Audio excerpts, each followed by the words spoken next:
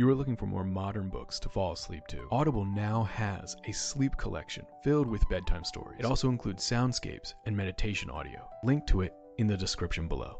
Welcome to Sleep Audiobooks. If you would like our Better Sleep Quick Guide filled with proven techniques to improve sleep, sign up to our mailing list at sleepaudiobooks.com and we'll send the PDF as a thank you. Subscribing and leaving a comment helps this channel more than you know. So please feel free to offer suggestions for future audiobooks or to just say hi. Thank you for listening. We hope you have an excellent night's sleep. This is Sleep Audiobooks.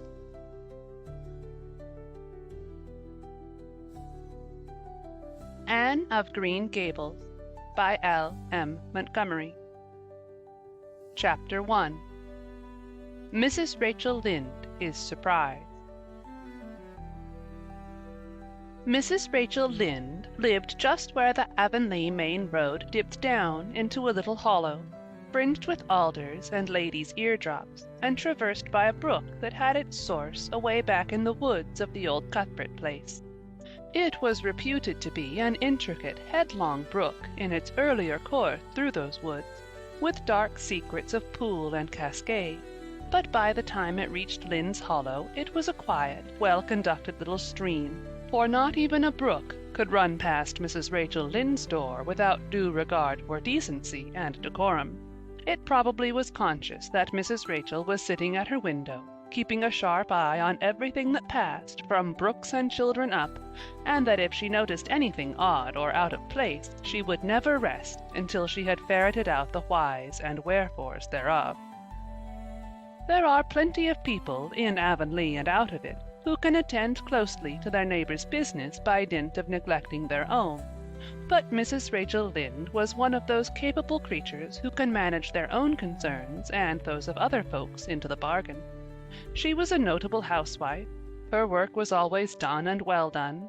She ran the sewing circle, helped run the Sunday school, and was the strongest prop of the Church Aid Society and Foreign Missions Auxiliary. Yet with all this, Mrs. Rachel found abundant time to sit for hours at her kitchen window, knitting cotton warp quilts. She had knitted 16 of them, as Avonlea housekeepers were wont to tell in awed voices, and keeping a sharp eye on the main road that crossed the hollow and wound up the steep red hill beyond. Since Avonlea occupied a little triangular peninsula jutting out into the Gulf of St. Lawrence, with water on two sides of it, anybody who went out of it or into it had to pass over that hill road and so run the unseen gauntlet of Mrs. Rachel's all-seeing eye. She was sitting there one afternoon in early June. The sun was coming in at the window warm and bright. The orchard on the slope below the house was in a bridal flush of pinky-white bloom, hummed over by a myriad of bees. Thomas Lynde, a meek little man whom Avonlea people called Rachel Lynde's husband, was sowing his late turnip seed on the hill field beyond the barn, and Matthew Cuthbert ought to have been sowing his on the big red brook field away over by Green Gables. Mrs. Rachel knew that he ought, because she had heard him tell Peter Morrison the evening before in William J. Blair's store over at Carmody that he meant to sow his turnip seed the next afternoon. Peter had asked him, of course, for Matthew Cuthbert had never been known to volunteer information about anything in his whole life. And yet here was Matthew Cuthbert, at 3:30 on the afternoon of a busy day, placidly driving over the hollow and up the hill. Moreover, he wore a white collar and his best suit of clothes, which was plain proof that he was going out of Avonlea, and he had the buggy and the sorrel mare, which betokened that he was going a considerable distance.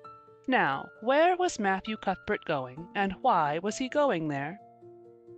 Had it been any other man in Avonlea, Mrs. Rachel, deftly putting this and that together, might have given a pretty good guess as to both questions.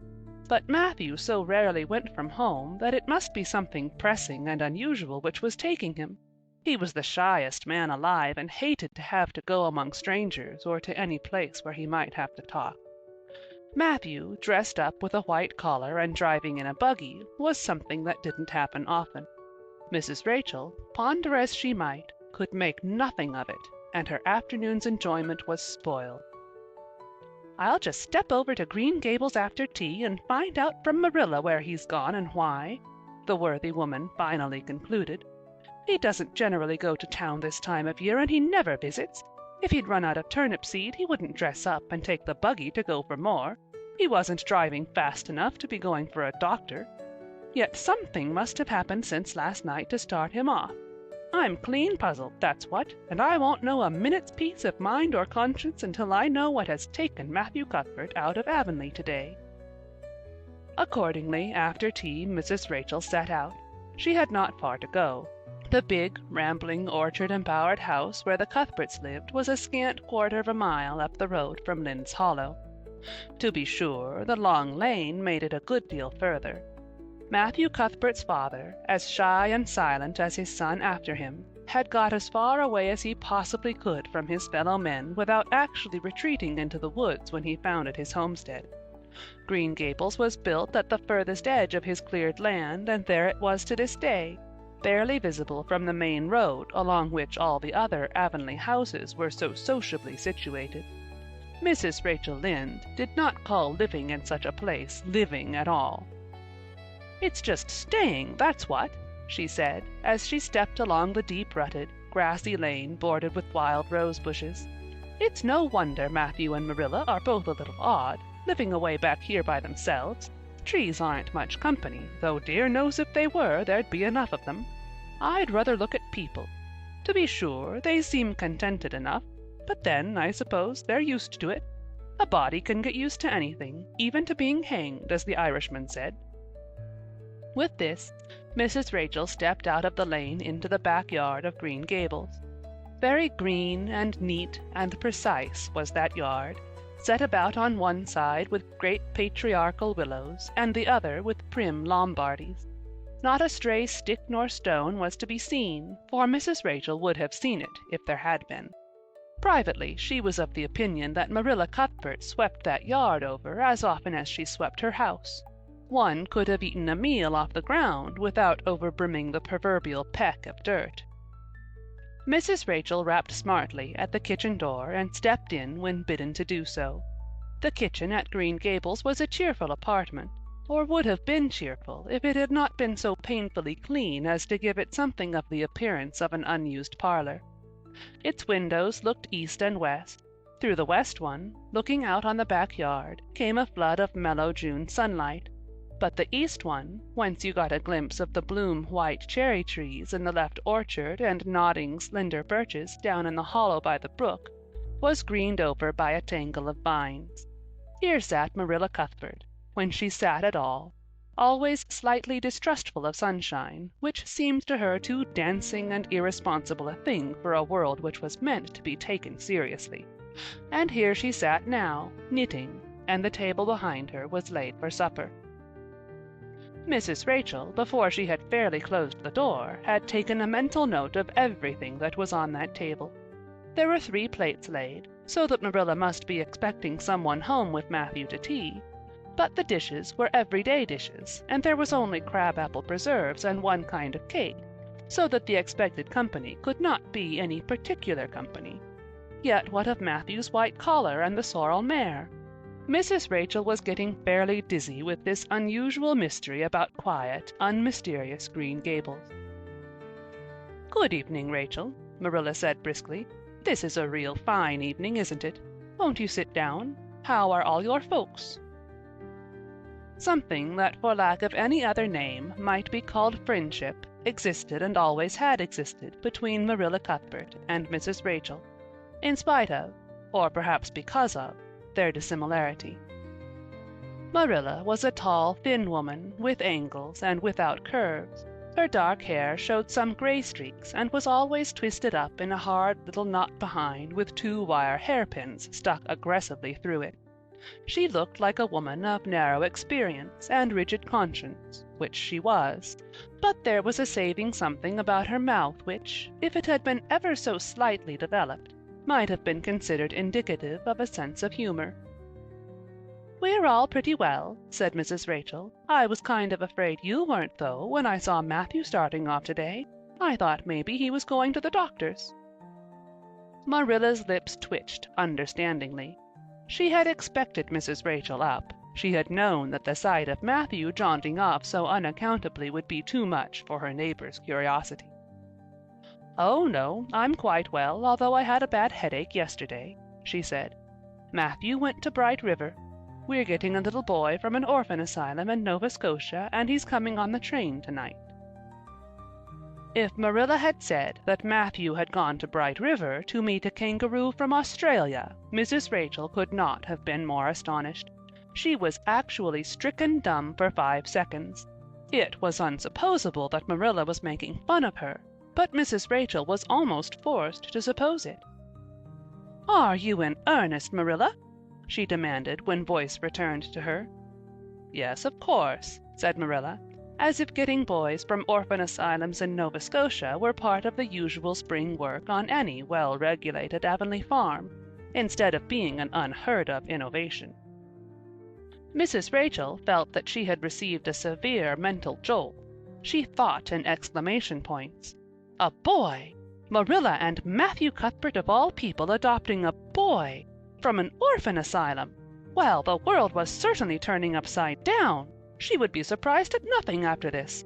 Nothing. "What on earth put such a notion into your head?" she demanded disapprovingly. This had been done without her advice being asked, and must perforce be disapproved. "Well, we've been thinking about it for some time, all winter in fact," returned Marilla. "Mrs. Alexander Spencer was up here one day before Christmas, and she said she was going to get a little girl from the asylum over in Hopeton in the spring. Her cousin lives there, and Mrs. Spencer has visited her and knows all about it. So Matthew and I have talked it over off and on ever since. We thought we'd get a boy. Matthew is getting up in years, you know. He's 60. And he isn't so spry as he once was. His heart troubles him a good deal. And you know how desperate hard it's got to be to get hired help. There's never anybody to be had but those stupid, half-grown little French boys. And as soon as you do get one broke into your ways and taught something, he's up and off to the lobster canneries or the States. At first Matthew suggested getting a home boy, but I said no flat to that. They may be all right. I'm not saying they're not, but no London street Arabs for me, I said. Give me a native-born at least. There'll be a risk, no matter who we get. But I'll feel easier in my mind and sleep sounder at nights if we get a born Canadian. So in the end we decided to ask Mrs. Spencer to pick us out one when she went over to get her little girl. We heard last week she was going, so we sent her word by Richard Spencer's folks at Carmody to bring us a smart, likely boy of about 10 or 11. We decided that would be the best age. Old enough to be of some use in doing chores right off, and young enough to be trained up proper. We mean to give him a good home and schooling. We had a telegram from Mrs. Alexander Spencer today. The mailman brought it from the station, saying they were coming on the 5:30 train tonight. So Matthew went to Bright River to meet him. Mrs. Spencer will drop him off there. Of course, she goes on to White Sands Station herself. Mrs. Rachel prided herself on always speaking her mind. She proceeded to speak it now, having adjusted her mental attitude to this amazing piece of news. "Well, Marilla, I'll just tell you plain that I think you're doing a mighty foolish thing. A risky thing, that's what. You don't know what you're getting. You're bringing a strange child into your house and home, and you don't know a single thing about him, nor what his disposition is like, nor what sort of parents he had, nor how he's likely to turn out. Why, it was only last week I read in the paper how a man and his wife up west of the island took a boy out of an orphan asylum, and he set fire to the house at night. Set it on purpose, Marilla, and nearly burnt them to a crisp in their beds. And I know another case where an adopted boy used to suck the eggs. They couldn't break him of it. If you had asked my advice in the matter, which you didn't do, Marilla, I'd have said for mercy's sake not to think of such a thing, that's what." This Job's comforting seemed neither to offend nor to alarm Marilla. She knitted steadily on. "I don't deny there's something in what you say, Rachel. I've had some qualms myself. But Matthew was terrible set on it. I could see that, so I gave in. It's so seldom Matthew sets his mind on anything that when he does I always feel it's my duty to give in. And as for the risk, there's risks in pretty near everything a body does in this world. There's risks in people having children of their own, if it comes to that. They don't always turn out well. And then Nova Scotia is right close to the island. It isn't as if we were getting him from England or the States. He can't be much different from ourselves." "Well, I hope it will turn out all right," said Mrs. Rachel in a tone that plainly indicated her painful doubts. "Only don't say I didn't warn you if he burns Green Gables down or puts strychnine in the well. I heard of a case over in New Brunswick where an orphan asylum child did that, and the whole family died in fearful agonies. Only it was a girl in that instance." "Well, we're not getting a girl," said Marilla, as if poisoning wells were a purely feminine accomplishment and not to be dreaded in the case of a boy. "I'd never dream of taking a girl to bring up. I wonder at Mrs. Alexander Spencer for doing it. But there, she wouldn't shrink from adopting a whole orphan asylum if she took it into her head." Mrs. Rachel would have liked to stay until Matthew came home with his imported orphan. But reflecting that it would be a good 2 hours at least before his arrival, she concluded to go up the road to Robert Bell's and tell the news. It would certainly make a sensation second to none, and Mrs. Rachel dearly loved to make a sensation. So she took herself away, somewhat to Marilla's relief, for the latter felt her doubts and fears reviving under the influence of Mrs. Rachel's pessimism. "Well, of all things that ever were or will be!" ejaculated Mrs. Rachel when she was safely out in the lane. "It does really seem as if I must be dreaming. Well, I'm sorry for that poor young one, and no mistake.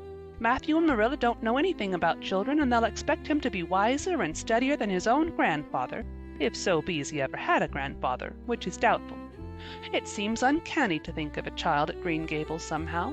There's never been one there, for Matthew and Marilla were grown up when the new house was built. If they ever were children, which is hard to believe when one looks at them. I wouldn't be in that orphan's shoes for anything. My, but I pity him, that's what." So said Mrs. Rachel to the wild rose bushes out of the fullness of her heart. But if she could have seen the child who was waiting patiently at the Bright River station at that very moment, her pity would have been still deeper and more profound. End of Chapter 1. Chapter 2. Matthew Cuthbert is surprised. Matthew Cuthbert and the sorrel mare jogged comfortably over the 8 miles to Bright River. It was a pretty road, running along between snug farmsteads, with now and again a bit of balsamy firwood to drive through, or a hollow where wild plums hung out their filmy bloom. The air was sweet with the breath of many apple orchards, and the meadows sloped away in the distance to horizon mists of pearl and purple, while the little birds sang as if it were the one day of summer in all the year. Matthew enjoyed the drive after his own fashion, except during the moments when he met women and had to nod to them, for in Prince Edward Island you are supposed to nod to all and sundry you meet on the road, whether you know them or not. Matthew dreaded all women except Marilla and Mrs. Rachel. He had an uncomfortable feeling that the mysterious creatures were secretly laughing at him. He may have been quite right in thinking so, for he was an odd-looking personage, with an ungainly figure and long iron-gray hair that touched his stooping shoulders, and a full, soft brown beard which he had worn ever since he was 20. In fact, he had looked at 20 very much as he looked at 60, lacking a little of the grayness. When he reached Bright River, there was no sign of any train. He thought he was too early, so he tied his horse in the yard of the small Bright River Hotel and went over to the station house. The long platform was almost deserted, the only living creature in sight being a girl who was sitting on a pile of shingles at the extreme end. Matthew, barely noting that it was a girl, sidled past her as quickly as possible without looking at her. Had he looked, he could hardly have failed to notice the tense rigidity and expectation of her attitude and expression.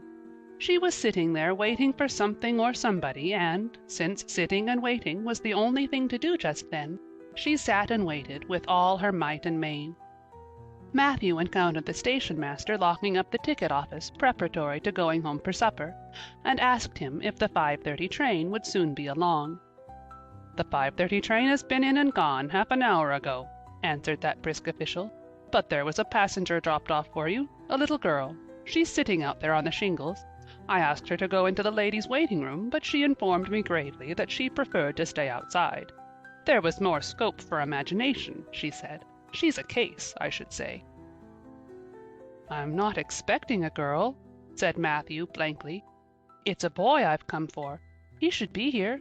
Mrs. Alexander Spencer was to bring him over from Nova Scotia for me." The station master whistled. "Guess there's been some mistake," he said. "Mrs. Spencer came off the train with that girl and gave her into my charge. Said you and your sister were adopting her from an orphan asylum and that you would be along for her presently. That's all I know about it, and I haven't got any more orphans concealed hereabouts." "I don't understand," said Matthew helplessly, wishing that Marilla was at hand to cope with the situation.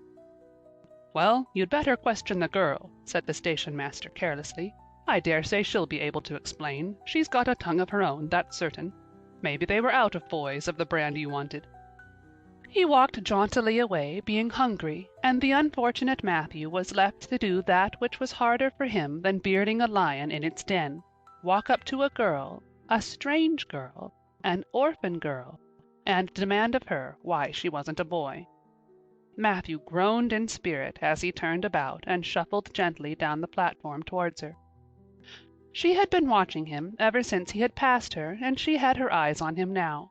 Matthew was not looking at her and would not have seen what she was really like if he had been, but an ordinary observer would have seen this: a child of about 11, garbed in a very short, very tight, very ugly dress of yellowish-gray wincey. She wore a faded brown sailor hat, and beneath the hat, extending down her back, were 2 braids of very thick, decidedly red hair.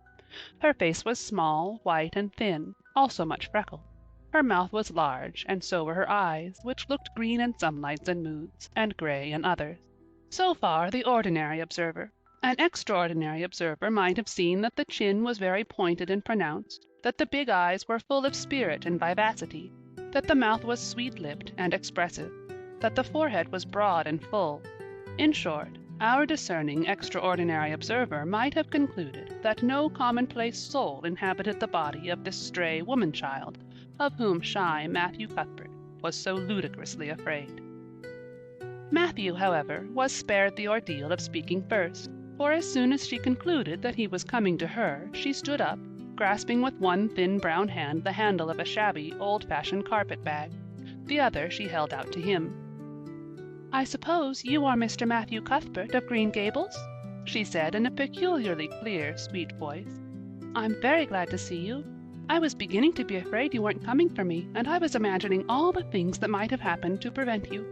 I had made up my mind that if you didn't come for me tonight, I'd go down the track to that big wild cherry tree at the bend and climb up into it to stay all night. I wouldn't be a bit afraid, and it would be lovely to sleep in a wild cherry tree all white with bloom in the moonshine, don't you think? You could imagine you were dwelling in marble halls, couldn't you? And I was quite sure you would come for me in the morning, if you didn't tonight." Matthew had taken the scrawny little hand awkwardly in his. Then and there he decided what to do. He could not tell this child with the glowing eyes that there had been a mistake. He would take her home and let Marilla do that. She couldn't be left at Bright River anyhow, no matter what mistake had been made, so all questions and explanations might as well be deferred until he was safely back at Green Gables. "I'm sorry I was late," he said shyly. "Come along. The horse is over in the yard. Give me your bag." "Oh, I can carry it," the child responded cheerfully. "It isn't heavy. I've got all my worldly goods in it, but it isn't heavy. And if it isn't carried in just a certain way, the handle pulls out, so I'd better keep it, because I know the exact knack of it. It's an extremely old carpet-bag. Oh, I'm so very glad you've come, even if it would have been nice to sleep in a wild cherry tree. We've got to drive a long piece, haven't we? Mrs. Spencer said it was 8 miles. I'm glad, because I love driving. Oh, it seems so wonderful that I'm going to live with you and belong to you. I've never belonged to anybody, not really. But the asylum was the worst. I've only been in it 4 months, but that was enough. I don't suppose you ever were an orphan in an asylum, so you can't possibly understand what it is like. It's worse than anything you could imagine. Mrs. Spencer said it was wicked of me to talk like that, but I didn't mean to be wicked. It's so easy to be wicked without knowing it, isn't it? They were good, you know, the asylum people. But there is so little scope for the imagination in an asylum, only just in the other orphans. It was pretty interesting to imagine things about them, To imagine that perhaps the girl who sat next to you was really the daughter of a belted earl, who had been stolen away from her parents in her infancy by a cruel nurse who died before she could confess. I used to lie awake at nights and imagine things like that, because I didn't have time in the day. I guess that's why I'm so thin. I am dreadful thin, ain't I? There isn't a pick on my bones. I do love to imagine I'm nice and plump, with dimples in my elbows." With this, Matthew's companion stopped talking, partly because she was out of breath, and partly because they had reached the buggy. Not another word did she say until they had left the village and were driving down a steep little hill, the road part of which had been cut so deeply into the soft soil that the banks, fringed with blooming wild cherry trees and slim white birches, were several feet above their heads. The child put out her hand and broke off a branch of wild plum that brushed against the side of the buggy. "Isn't that beautiful? What did that tree, leaning out from the bank, all white and lacy, make you think of?" she asked. "Well now, I dunno," said Matthew. "Why, a bride, of course. A bride all in white with a lovely misty veil. I've never seen one, but I can imagine what she would look like. I don't ever expect to be a bride myself. I'm so homely nobody will ever want to marry me, unless it might be a foreign missionary. I suppose a foreign missionary mightn't be very particular. But I do hope that some day I shall have a white dress. That is my highest ideal of earthly bliss. I just love pretty clothes, and I've never had a pretty dress in my life that I can remember. But of course it's all the more to look forward to, isn't it? And then I can imagine that I'm dressed gorgeously. This morning when I left the asylum I felt so ashamed because I had to wear this horrid old wincey dress. All the orphans had to wear them, you know. A merchant in Hopeton last winter donated 300 yards of wincey to the asylum. Some people said it was because he couldn't sell it, but I'd rather believe that it was out of the kindness of his heart, wouldn't you? When we got on the train I felt as if everybody must be looking at me and pitying me. But I just went to work and imagined that I had on the most beautiful pale blue silk dress, because when you are imagining you might as well imagine something worthwhile, and a big hat all flowers and nodding plumes, and a gold watch, and kid gloves and boots. I felt cheered up right away, and I enjoyed my trip to the island with all my might. I wasn't a bit sick coming over in the boat.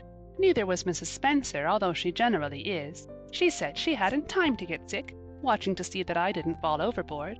She said she never saw the beat of me for prowling about.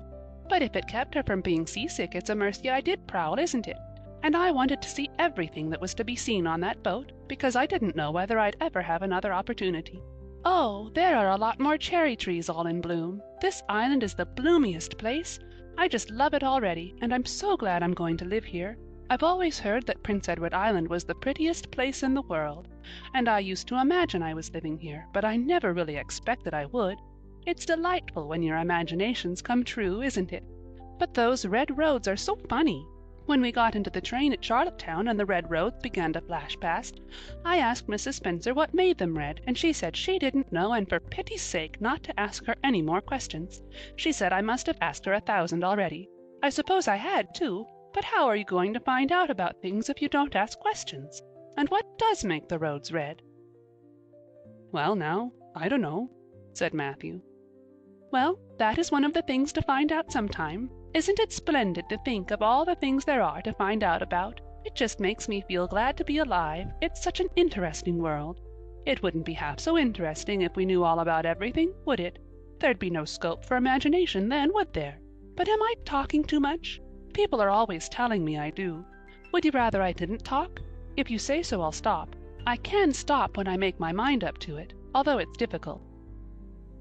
Matthew, much to his own surprise, was enjoying himself. Like most quiet folks, he liked talkative people when they were willing to do the talking themselves and did not expect him to keep up his end of it. But he had never expected to enjoy the society of a little girl. Women were bad enough in all conscience, but little girls were worse. He detested the way they had of sidling past him timidly, with sidewise glances, as if they expected him to gobble them up at a mouthful if they ventured to say a word. That was the Avonlea type of well-bred little girl.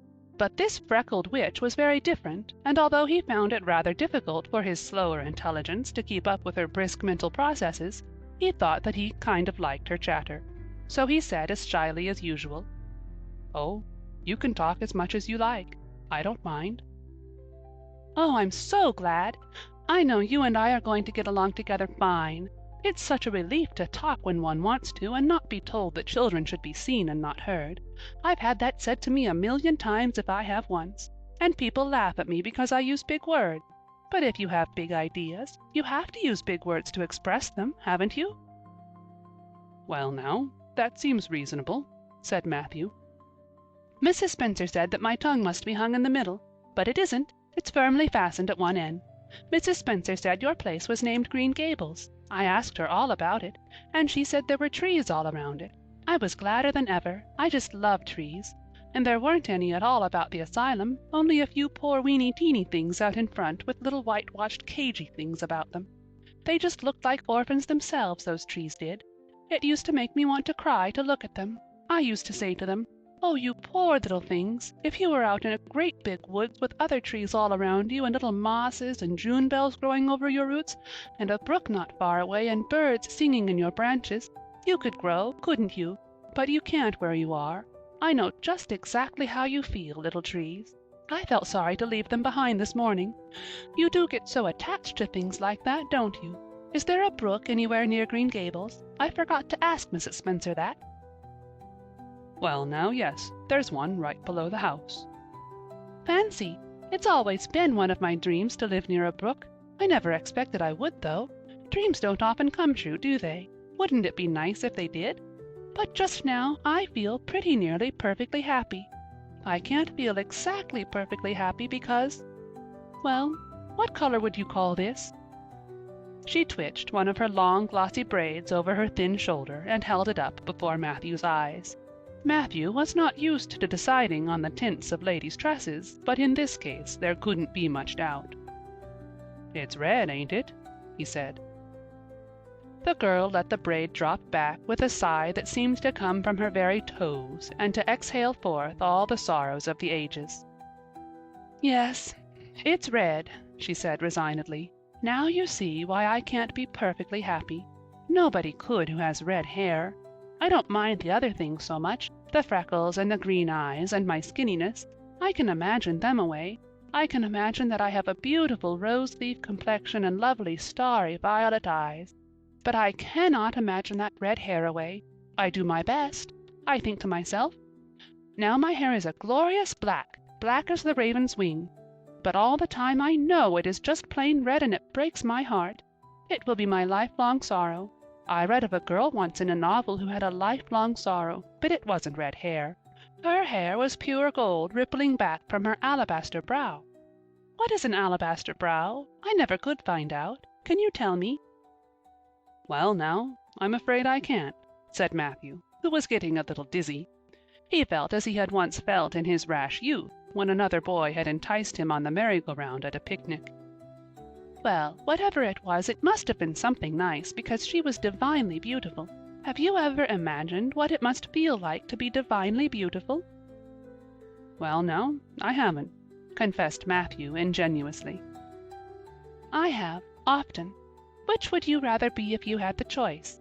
Divinely beautiful, or dazzlingly clever, or angelically good?" "Well now, I don't know exactly." "Neither do I. I can never decide. But it doesn't make much real difference, for it isn't likely I'll ever be either. It's certain I'll never be angelically good. Mrs. Spencer says, 'Oh, Mr. Cuthbert! Oh, Mr. Cuthbert! Oh, Mr. Cuthbert!'" That was not what Mrs. Spencer had said. Neither had the child tumbled out of the buggy, nor had Matthew done anything astonishing. They had simply rounded a curve in the road and found themselves in the Avenue. The Avenue, so called by the Newbridge people, was a stretch of road 400 or 500 yards long, completely arched over with huge, wide-spreading apple trees, planted years ago by an eccentric old farmer. Overhead was one long canopy of snowy, fragrant bloom. Below the boughs the air was full of a purple twilight, and far ahead a glimpse of painted sunset sky shone like a great rose window at the end of a cathedral aisle. Its beauty seemed to strike the child dumb. She leaned back in the buggy, her thin hands clasped before her, her face lifted rapturously to the white splendor above. Even when they had passed out and were driving down the long slope to Newbridge, she never moved or spoke. Still with rapt face she gazed afar into the sunset west, with eyes that saw visions trooping splendidly across that glowing background. Through Newbridge, a bustling little village where dogs barked at them and small boys hooted and curious faces peered from the windows, they drove, still in silence. When 3 more miles had dropped away behind them, the child had not spoken. She could keep silence, it was evident, as energetically as she could talk. "I guess you're feeling pretty tired and hungry," Matthew ventured to say at last, accounting for her long visitation of dumbness with the only reason he could think of. "But we haven't far to go now, only another mile." She came out of her reverie with a deep sigh and looked at him with the dreamy gaze of a soul that had been wandering afar, star-led. "Oh, Mr. Cuthbert," she whispered, "that place we came through, that white place, what was it?" "Well, now, you must mean the avenue," said Matthew, after a few moments' profound reflection. "It is a kind of pretty place." "Pretty? Oh, pretty doesn't seem the right word to use. Nor beautiful either. They don't go far enough. Oh, it was wonderful, wonderful. It's the first thing I ever saw that couldn't be improved upon by imagination. It just satisfies me here." She put one hand on her breast. "It made a queer, funny ache, and yet it was a pleasant ache. Did you ever have an ache like that, Mr. Cuthbert?" "Well, now, I can't recollect that I ever had." "I have it lots of times, whenever I see anything royally beautiful. But they shouldn't call that lovely place the Avenue. There is no meaning in a name like that. They should call it, let me see, the White Way of Delight. Isn't that a nice imaginative name? When I don't like the name of a place or a person, I always imagine a new one and always think of them so. There was a girl at the asylum whose name was Hepzibah Jenkins, but I always imagined her as Rosalia DeVere. Other people may call that place the Avenue, but I shall always call it the White Way of Delight. Have we really only another mile to go before we get home? I'm glad and I'm sorry. I'm sorry because this drive has been so pleasant, and I'm always sorry when pleasant things end. Something still pleasanter may come after, but you can never be sure. And it's so often the case that it isn't pleasanter. That has been my experience anyhow. But I'm glad to think of getting home. You see, I've never had a real home since I can remember. It gives me that pleasant ache again just to think of coming to a really truly home. Oh, isn't that pretty?" They had driven over the crest of a hill. Below them was a pond, looking almost like a river, so long and winding was it. A bridge spanned it midway, and from there to its lower end, where an amber-hued belt of sandhills shut it in from the dark blue gulf beyond, the water was a glory of many shifting hues, the most spiritual shadings of crocus and rose and ethereal green, with other elusive tintings for which no name has ever been found. Above the bridge the pond ran up into fringing groves of fir and maple, and lay all darkly translucent in their wavering shadows. Here and there a wild plum leaned out from the bank like a white-clad girl tiptoeing to her own reflection.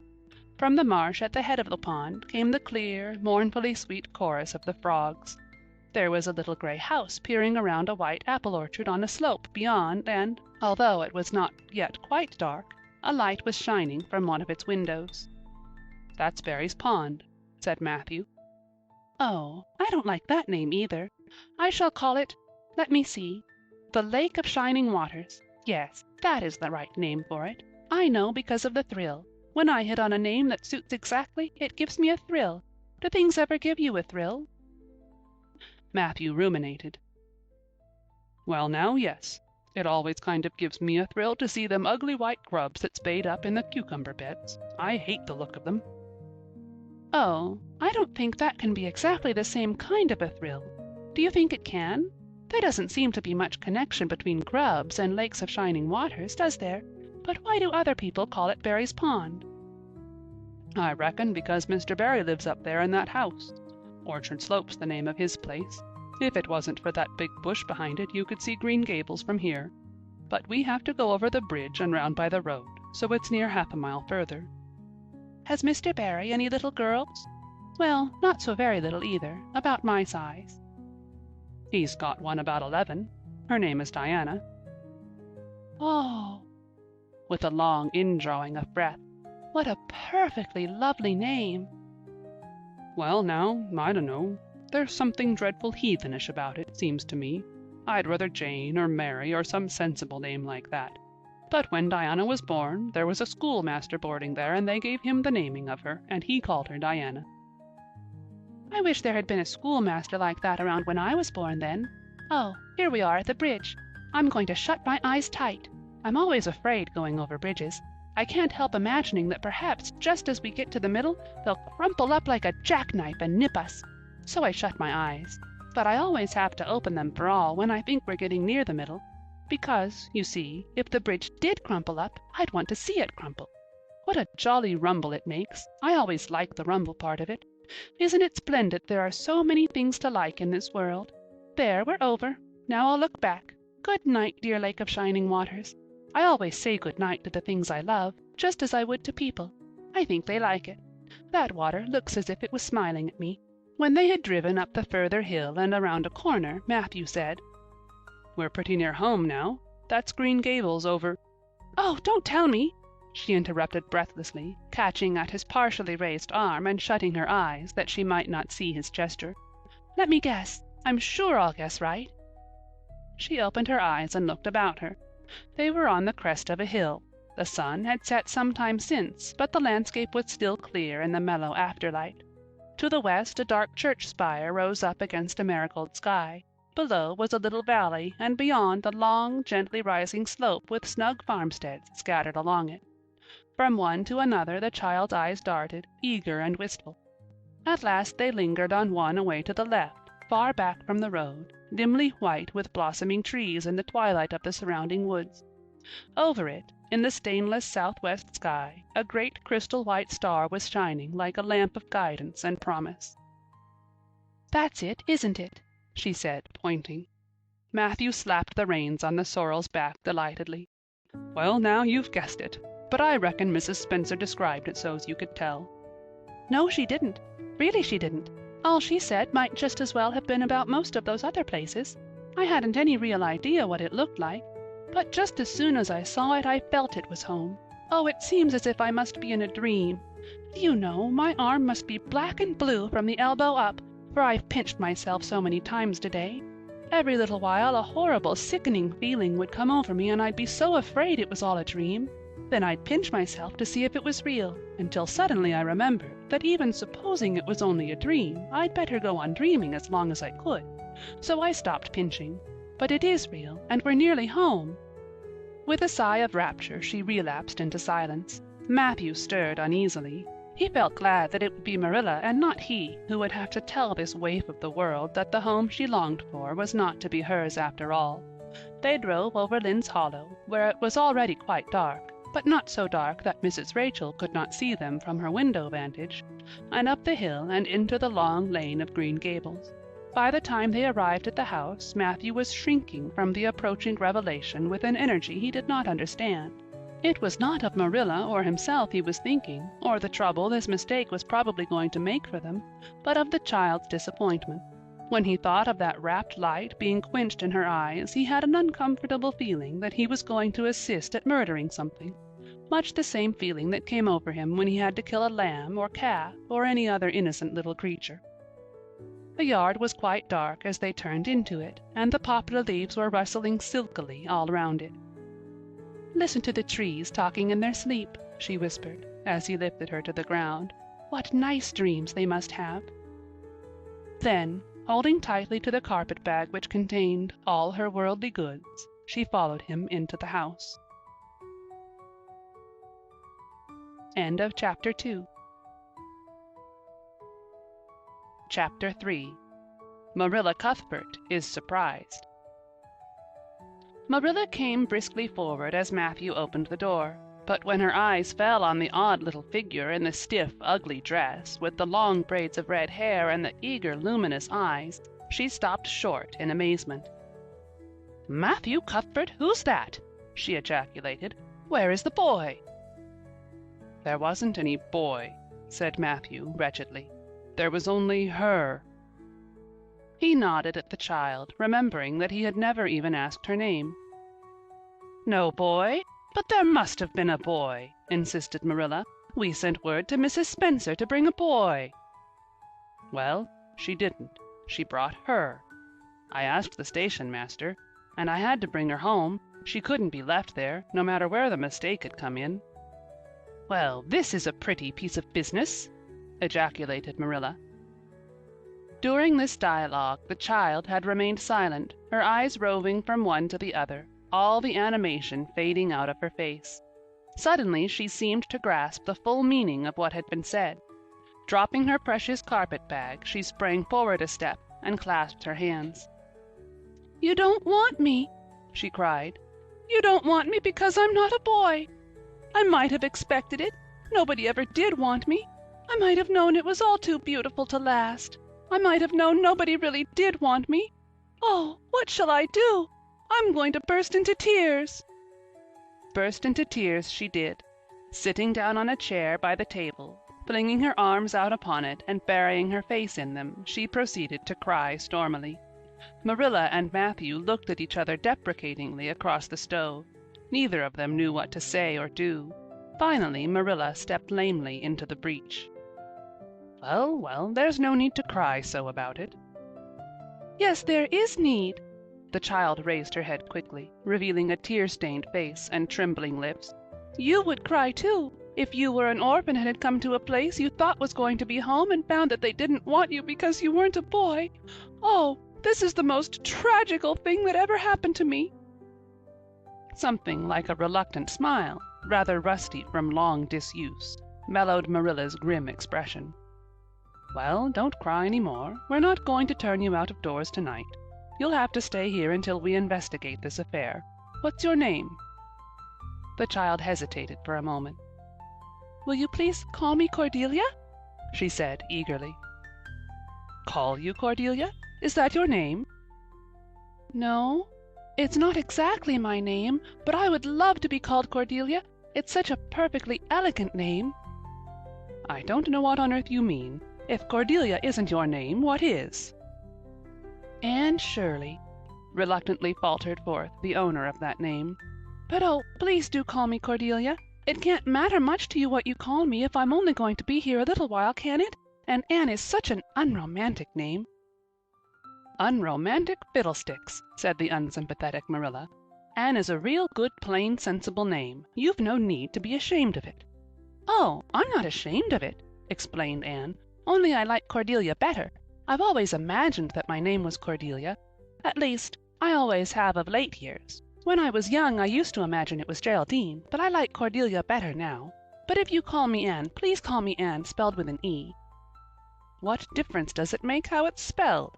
asked Marilla with another rusty smile as she picked up the teapot. "Oh, it makes such a difference. It looks so much nicer. When you hear a name pronounced, can't you always see it in your mind, just as if it was printed out? I can, and A-N-N looks dreadful, but A-N-N-E looks so much more distinguished. If you'll only call me Anne spelled with an E, I shall try to reconcile myself to not being called Cordelia." "Very well, then, Anne spelled with an E, can you tell us how this mistake came to be made? We sent word to Mrs. Spencer to bring us a boy. Were there no boys at the asylum?" "Oh, yes, there was an abundance of them. But Mrs. Spencer said distinctly that you wanted a girl about 11 years old, and the matron said she thought I would do. You don't know how delighted I was.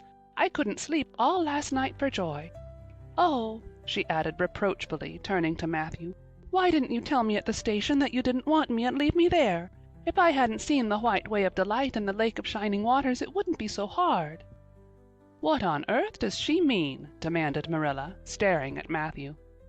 She's just referring to some conversation we had on the road," said Matthew hastily. "I'm going to put the mare in, Marilla. Have tea ready when I come back." "Did Mrs. Spencer bring anybody over besides you?" continued Marilla when Matthew had gone out. "She brought Lily Jones for herself. Lily is only 5 years old, and she is very beautiful and has nut brown hair. If I was very beautiful and had nut brown hair, would you keep me?" "No. We want a boy to help Matthew on the farm. A girl would be of no use to us. Take off your hat. I'll lay it in your bag on the hall table." Anne took off her hat meekly. Matthew came back presently and they sat down to supper, but Anne could not eat. In vain she nibbled at the bread and butter and pecked at the crab-apple preserve out of the little scalloped glass dish by her plate. She did not really make any headway at all. "You're not eating anything," said Marilla sharply, eyeing her as if it were a serious shortcoming. Anne sighed. "I can't. I'm in the depths of despair. Can you eat when you are in the depths of despair?" "I've never been in the depths of despair, so I can't say," responded Marilla. "Weren't you? Well, did you ever try to imagine you were in the depths of despair?" "No, I didn't." "Then I don't think you can understand what it's like. It's a very uncomfortable feeling indeed. When you try to eat, a lump comes right up in your throat and you can't swallow anything, not even if it was a chocolate caramel.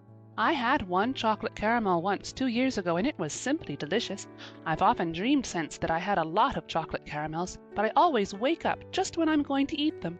I do hope you won't be offended because I can't eat. Everything is extremely nice, but still I cannot eat." "I guess she's tired," said Matthew, who hadn't spoken since his return from the barn. "Best put her to bed, Marilla." Marilla had been wondering where Anne should be put to bed. She had prepared a couch in the kitchen chamber for the desired and expected boy, but although it was neat and clean, it did not seem quite the thing to put a girl there somehow. But the spare room was out of the question for such a stray waif, so there remained only the east gable room.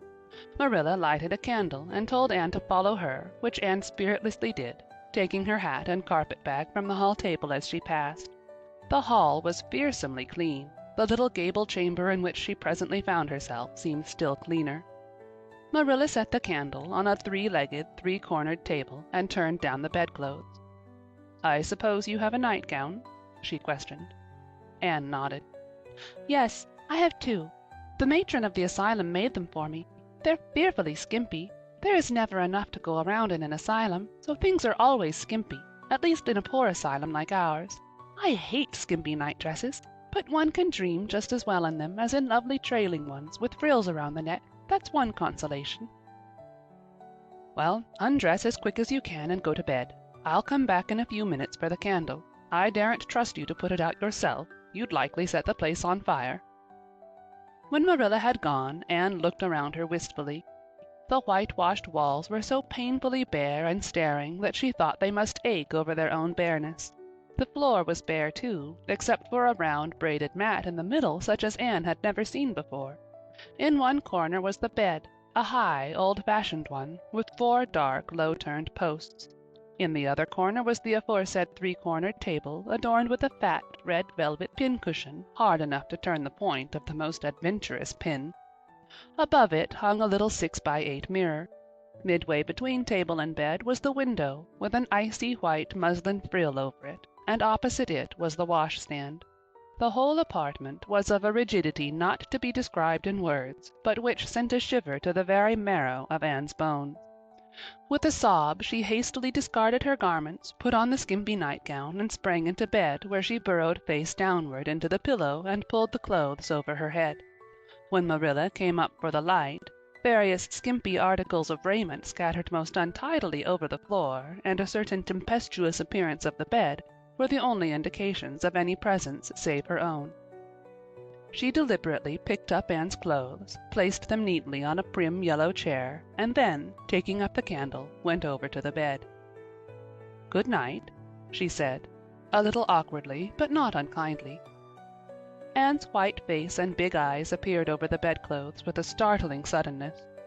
"How can you call it a good night when you know it must be the very worst night I've ever had?" she said reproachfully. Then she dived down into invisibility again. Marilla went slowly down to the kitchen and proceeded to wash the supper dishes. Matthew was smoking, a sure sign of perturbation of mind. He seldom smoked, for Marilla set her face against it as a filthy habit, but at certain times and seasons he felt driven to it, and then Marilla winked at the practice, realizing that a mere man must have some vent for his emotions. "Well, this is a pretty kettle of fish," she said wrathfully. "This is what comes of sending word instead of going ourselves. Robert Spencer's folks have twisted that message somehow. One of us will have to drive over and see Mrs. Spencer tomorrow, that's certain. This girl will have to be sent back to the asylum." "Yes, I suppose so," said Matthew reluctantly. "You suppose so? Don't you know it?" "Well now," She's a real nice little thing, Marilla. It's kind of a pity to send her back when she's so set on staying here." "Matthew Cuthbert, you don't mean to say you think we ought to keep her?" Marilla's astonishment could not have been greater if Matthew had expressed a predilection for standing on his head. "Well, now, no, I suppose not." "Not exactly," stammered Matthew, uncomfortably driven into a corner for his precise meaning. "I suppose we could hardly be expected to keep her." "I should say not. What good would she be to us?" "We might be some good to her," said Matthew suddenly and unexpectedly. "Matthew Cuthbert, I believe that child has bewitched you. I can see as plain that you want to keep her." "Well now, she's a real interesting little thing," persisted Matthew. "You should have heard her talk coming from the station." "Oh, she can talk fast enough. I saw that at once. It's nothing in her favor either. I don't like children who have so much to say. I don't want an orphan girl, and if I did, she isn't the style I'd pick out. There's something I don't understand about her. No, she's got to be dispatched straight away back to where she came from." "I could hire a French boy to help me," said Matthew, "and she'd be company for you." "I'm not suffering for company," said Marilla shortly, "and I'm not going to keep her." "Well now, it's just as you say, of course, Marilla," said Matthew, rising and putting his pipe away. "I'm going to bed." To bed went Matthew, and to bed, when she had put her dishes away, went Marilla, frowning most resolutely, and upstairs in the east gable a lonely, heart-hungry, friendless child cried herself to sleep. End of Chapter 3. Chapter 4. Morning at Green Gables. It was broad daylight when Anne awoke and sat up in bed, staring confusedly at the window through which a flood of cheery sunshine was pouring, and outside of which something white and feathery waved across glimpses of blue sky. For a moment she could not remember where she was. First came a delightful thrill, as something very pleasant, then a horrible remembrance. This was Green Gables, and they didn't want her because she wasn't a boy. But it was morning, and yes, it was a cherry tree in full bloom outside her window. With a bound she was out of bed and across the floor. She pushed up the sash. It went up stiffly and creakily as if it hadn't been opened for a long time, which was the case, and it stuck so tight that nothing was needed to hold it up. Anne dropped on her knees and gazed out into the June morning, her eyes glistening with delight. Oh, wasn't it beautiful? Wasn't it a lovely place? Suppose she wasn't really going to stay here. She would imagine she was. There was scope for imagination here. A huge cherry tree grew outside, so close that its boughs tapped against the house, and it was so thick-set with blossoms that hardly a leaf was to be seen. On both sides of the house was a big orchard, one of apple trees and one of cherry trees, also showered over with blossom, and their grass was all sprinkled with dandelions. In the garden below were lilac trees purple with flowers, and their dizzily sweet fragrance drifted up to the window on the morning wind. Below the garden, a green field lush with clover sloped down to the hollow where the brook ran, and where scores of white birches grew, upspringing airily out of an undergrowth suggestive of delightful possibilities in ferns and mosses and woodsy things generally.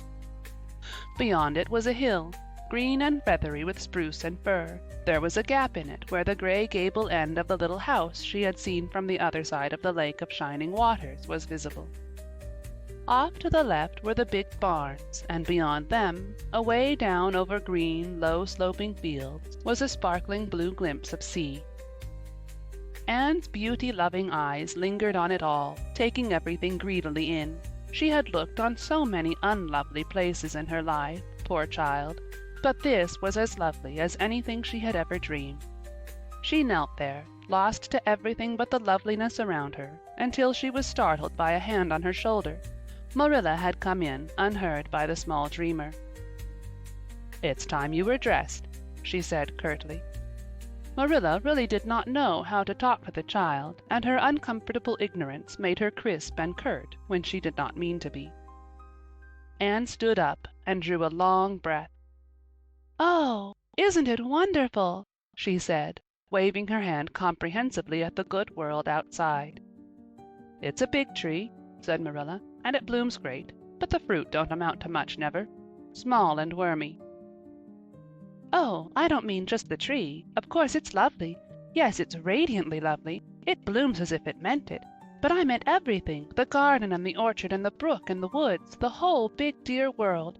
Don't you feel as if you just loved the world on a morning like this? And I can hear the brook laughing all the way up here. Have you ever noticed what cheerful things brooks are? They're always laughing. Even in winter time I've heard them under the ice. I'm so glad there's a brook near Green Gables. Perhaps you think it doesn't make any difference to me when you're not going to keep me, but it does. I shall always like to remember that there is a brook at Green Gables, even if I never see it again. If there wasn't a brook, I'd be haunted by the uncomfortable feeling that there ought to be one. I'm not in the depths of despair this morning. I never can be in the morning. Isn't it a splendid thing that there are mornings? But I feel very sad. I've just been imagining that it was really me you wanted after all, and that I was to stay here for ever and ever. It was a great comfort while it lasted. But the worst of imagining things is that the time comes when you have to stop, and that hurts. "You'd better get dressed and come downstairs and never mind your imaginings," said Marilla as soon as she could get a word in edgewise. "Breakfast is waiting. Wash your face and comb your hair. Leave the window up and turn your bedclothes back over the foot of the bed. Be as smart as you can." Anne could evidently be smart to some purpose, for she was downstairs in 10 minutes' time, with her clothes neatly on, her hair brushed and braided, her face washed, and a comfortable consciousness pervading her soul that she had fulfilled all Marilla's requirements. As a matter of fact, however, she had forgotten to turn back the bedclothes. "I'm pretty hungry this morning," she announced as she slipped into the chair Marilla placed for her. "The world doesn't seem such a howling wilderness as it did last night. I'm so glad it's a sunshiny morning. But I like rainy mornings real well, too. All sorts of mornings are interesting, don't you think? You don't know what's going to happen through the day, and there's so much scope for imagination. But I'm glad it's not rainy today, because it's easier to be cheerful and bear up under affliction on a sunshiny day. I feel that I have a good deal to bear up under. It's all very well to read about sorrows and imagine yourself living through them heroically, but it's not so nice when you really come to have them, is it?" "For pity's sake, hold your tongue," said Marilla. "You talk entirely too much for a little girl." Thereupon Anne held her tongue so obediently and thoroughly that her continued silence made Marilla rather nervous, as if in the presence of something not exactly natural. Matthew also held his tongue, but this was natural, so that the meal was a very silent one. As it progressed, Anne became more and more abstracted, eating mechanically, with her big eyes fixed unswervingly and unseeingly on the sky outside the window. This made Marilla more nervous than ever. She had an uncomfortable feeling that while this odd child's body might be there at the table, her spirit was far away in some remote, airy cloudland, borne aloft on the wings of imagination. Who would want such a child about the place? Yet Matthew wished to keep her, of all unaccountable things. Marilla felt that he wanted it just as much this morning as he had the night before, and that he would go on wanting it. That was Matthew's way, take a whim into his head and cling to it with the most amazing silent persistency, a persistency 10 times more potent and effectual in its very silence than if he had talked it out. When the meal was ended, Anne came out of her reverie and offered to wash the dishes. "Can you wash dishes right?" asked Marilla distrustfully. "Pretty well. I'm better at looking after children, though. I've had so much experience at that. It's such a pity you haven't any here for me to look after." "I don't feel as if I wanted any more children to look after than I've got at present. You're problem enough, in all conscience. What's to be done with you, I don't know. Matthew is a most ridiculous man." "I think he's lovely," said Anne reproachfully. "He is so very sympathetic. He didn't mind how much I talked. He seemed to like it. I felt that he was a kindred spirit as soon as ever I saw him." "You're both queer enough, if that's what you mean by kindred spirits," said Marilla with a sniff. "Yes, you may wash the dishes. Take plenty of hot water, and be sure you dry them well. I've got enough to attend to this morning, for I'll have to drive over to White Sands in the afternoon and see Mrs. Spencer. You'll come with me, and we'll settle what's to be done with you. After you've finished the dishes, go upstairs and make your bed." Anne washed the dishes deftly enough, as Marilla, who kept a sharp eye on the process, discerned. Later on, she made her bed less successfully, for she had never learned the art of wrestling with a feather tick. But it was done somehow and smoothed down, and then Marilla, to get rid of her, told her she might go out of doors and amuse herself until dinner time. Anne flew to the door, face alight, eyes glowing. On the very threshold she stopped short, wheeled about, came back and sat down by the table, light and glow as effectually blotted out as if someone had clapped an extinguisher on her. "What's the matter now?" demanded Marilla.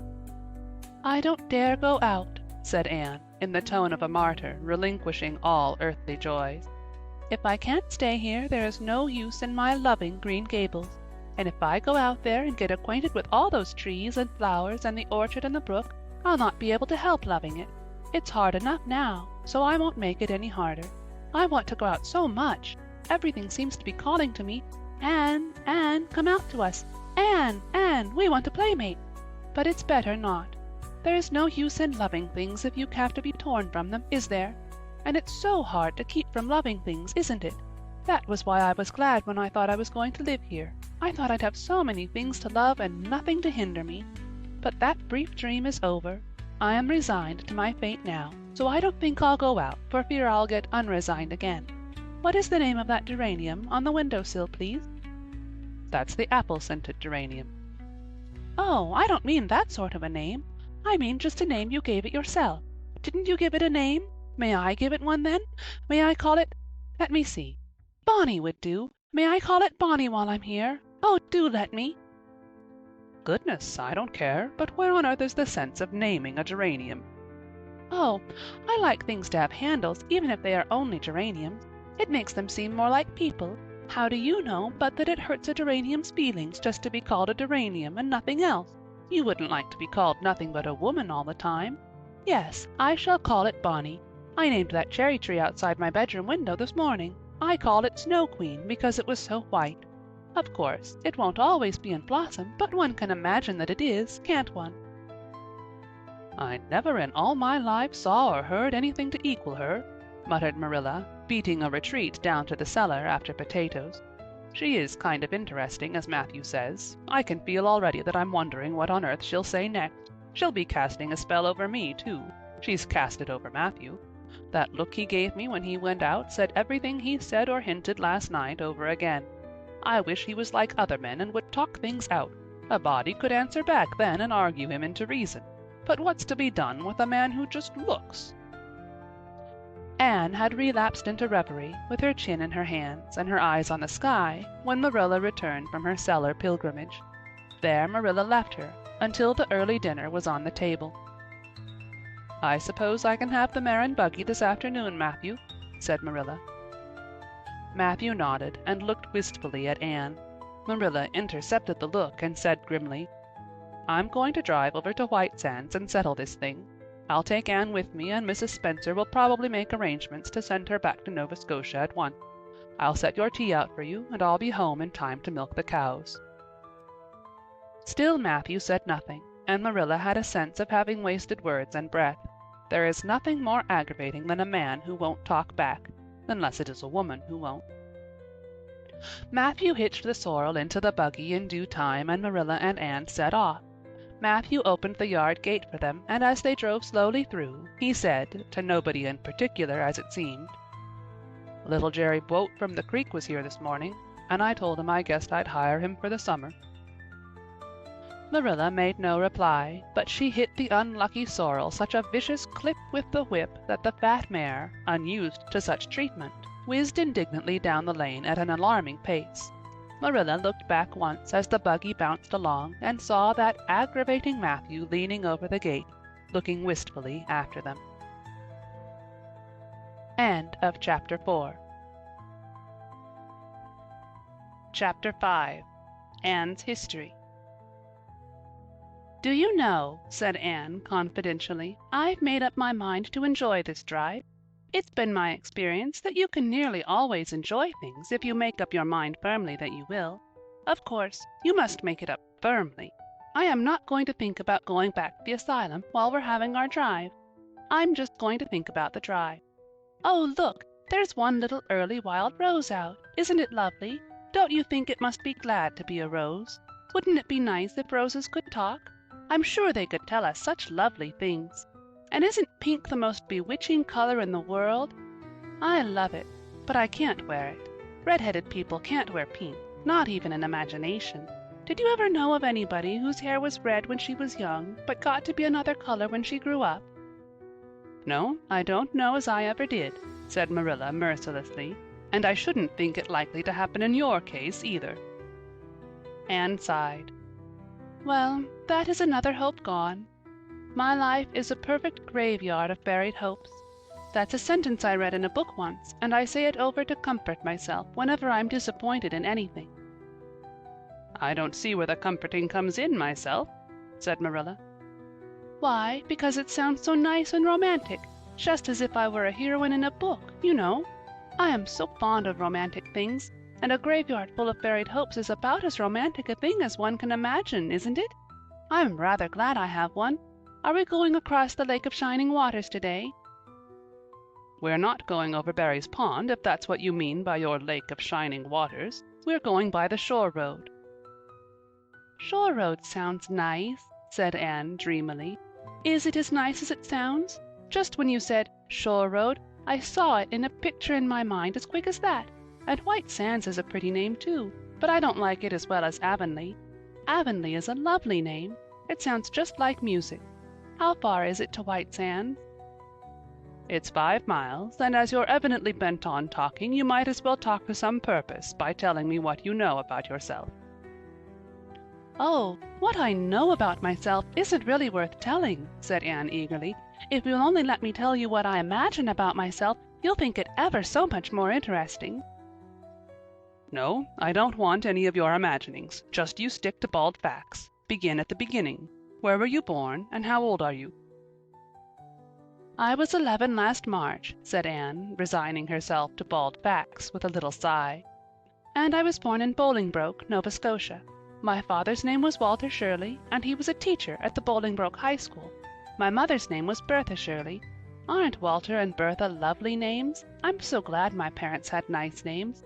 It would be a real disgrace to have a father named, well, say, Jedediah, wouldn't it?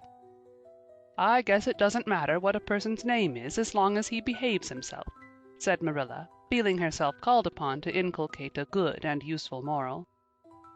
Well, I don't know. Anne looked thoughtful.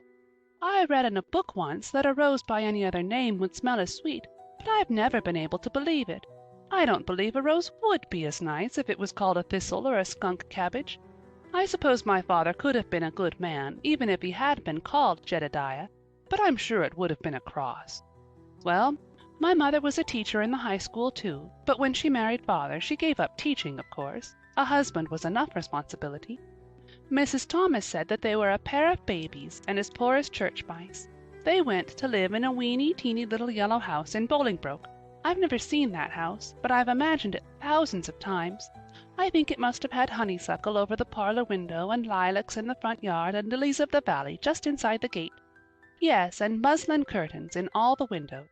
Muslin curtains give a house such an air. I was born in that house. Mrs. Thomas said I was the homeliest baby she ever saw, I was so scrawny and tiny and nothing but eyes, but that Mother thought I was perfectly beautiful. I should think a mother would be a better judge than a poor woman who came into scrub, wouldn't you? I'm glad she was satisfied with me anyhow. I would feel so sad if I thought I was a disappointment to her, because she didn't live very long after that, you see. She died of fever when I was just 3 months old. I do wish she'd lived long enough for me to remember calling her Mother. I think it would be so sweet to say Mother, don't you? And Father died 4 days afterward from fever too. That left me an orphan, and folks were at their wits' end, so Mrs. Thomas said, what to do with me. You see, nobody wanted me even then. It seems to be my fate. Father and Mother had both come from places far away, and it was well known they hadn't any relatives living. Finally, Mrs. Thomas said she'd take me, though she was poor and had a drunken husband. She brought me up by hand. Do you know if there is anything in being brought up by hand that ought to make people who are brought up that way better than other people? because whenever I was naughty, Mrs. Thomas would ask me how I could be such a bad girl when she had brought me up by hand, reproachful-like. Mr. and Mrs. Thomas moved away from Bolingbroke to Marysville, and I lived with them until I was 8 years old.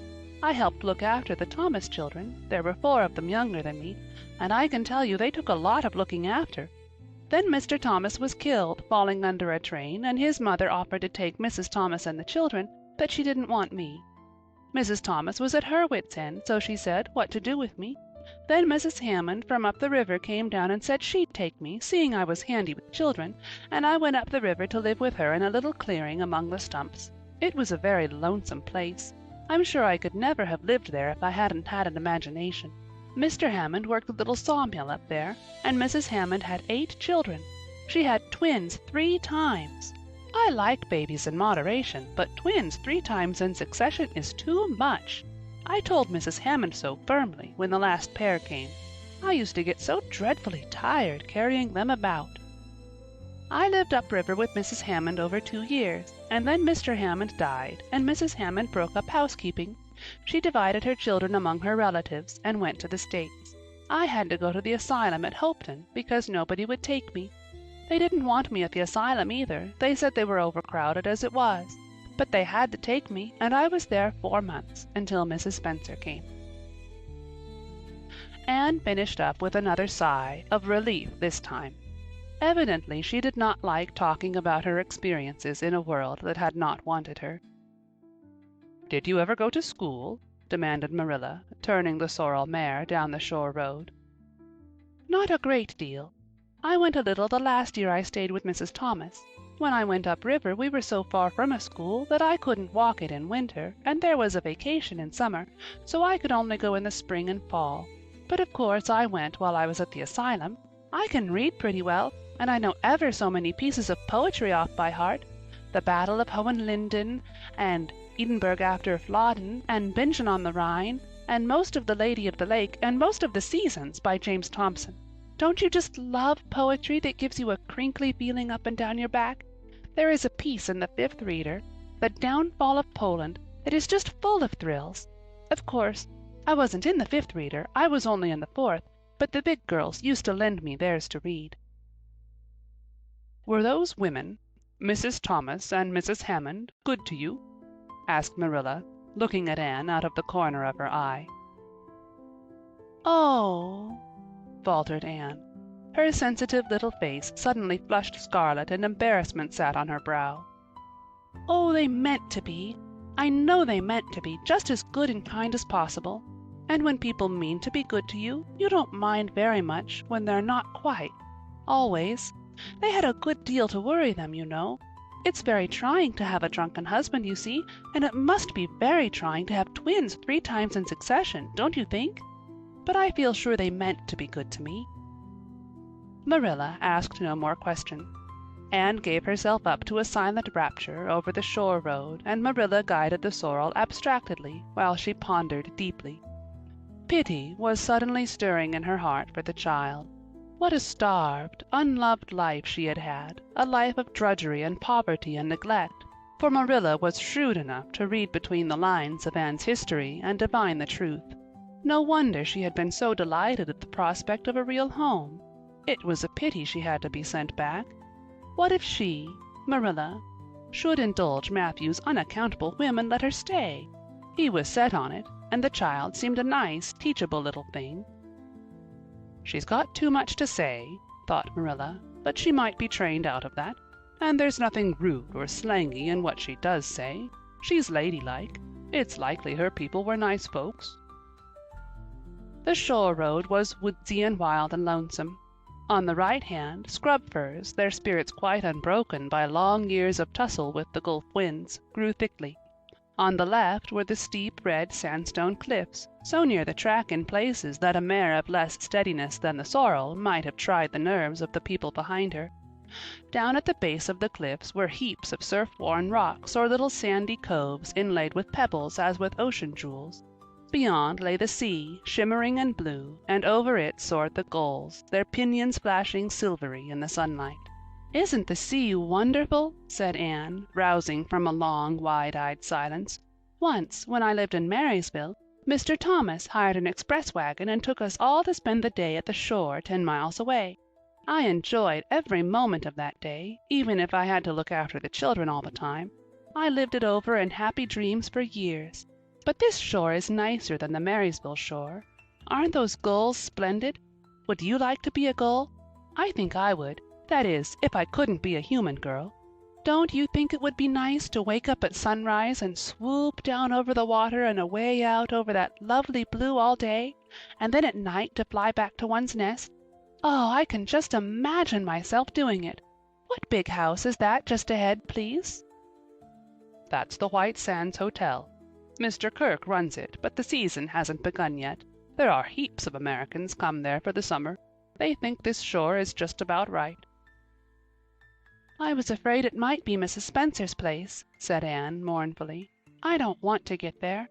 Somehow it will seem like the end of everything. End of chapter 5. Chapter 6. Marilla makes up her mind. Get there they did, however, in due season.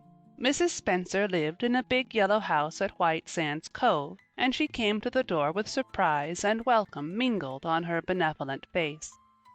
"Dear, dear!" she exclaimed. "You're the last folks I was looking for today, but I'm real glad to see you. You'll put your horse in. And how are you, Anne?" "I'm as well as can be expected, thank you," said Anne smilelessly. A blight seemed to have descended on her. "I suppose we'll stay a little while to rest the mare," said Marilla, "but I promised Matthew I'd be home early. The fact is, Mrs. Spencer, there's been a queer mistake somewhere, and I've come over to see where it is. We sent word, Matthew and I, for you to bring us a boy from the asylum. We told your brother Robert to tell you we wanted a boy 10 or 11 years old." "Marilla Cuthbert, you don't say so," said Mrs. Spencer in distress. "Why, Robert sent word down by his daughter Nancy, and she said you wanted a girl. Didn't she, Flora Jane?" appealing to her daughter, who had come out to the steps. "She certainly did, Miss Cuthbert," corroborated Flora Jane earnestly. "I'm dreadful sorry," said Mrs. Spencer. "It's too bad, but it certainly wasn't my fault, you see, Miss Cuthbert. I did the best I could and thought I was following your instructions. Nancy is a terrible flighty thing. I've often had to scold her well for her heedlessness." "It was our own fault," said Marilla resignedly. "We should have come to you ourselves and not left an important message to be passed along by word of mouth in that fashion. Anyhow, a mistake has been made and the only thing to do is to set it right. Can we send the child back to the asylum? I suppose they'll take her back, won't they?"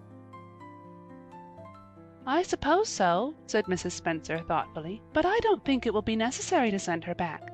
Mrs. Peter Blewett was up here yesterday, and she was saying to me how much she wished she'd sent by me for a little girl to help her. Mrs. Peter has a large family, you know, and she finds it hard to get help. Anne will be the very girl for her. I call it positively providential." Marilla did not look as if she thought Providence had much to do with the matter. Here was an unexpectedly good chance to get this unwelcome orphan off her hands, and she did not even feel grateful for it. She knew Mrs. Peter Blewett only by sight, as a small, shrewish-faced woman without an ounce of superfluous flesh on her bones, but she had heard of her. A terrible worker and driver Mrs. Peter was said to be, and discharged servant girls told fearsome tales of her temper and stinginess, and her family of pert, quarrelsome children. Marilla felt a qualm of conscience at the thought of handing Anne over to her tender mercies. "Well, I'll go in and we'll talk the matter over," she said. "And if there isn't Mrs. Peter coming up the lane this blessed minute!" exclaimed Mrs. Spencer, bustling her guests through the hall into the parlor, where a deadly chill struck on them, as if the air had been strained so long through dark green, closely drawn blinds that it had lost every particle of warmth it had ever possessed. "That is real lucky, for we can settle the matter right away. Take the armchair, Miss Cuthbert. Anne, you sit here on the ottoman and don't wiggle. Let me take your hats. Flora Jane, go out and put the kettle on. Good afternoon, Mrs. Blewett. We were just saying how fortunate it was you happened along. Let me introduce you two ladies. Mrs. Blewett, Miss Cuthbert, please excuse me for just a moment. I forgot to tell Flora Jane to take the buns out of the oven."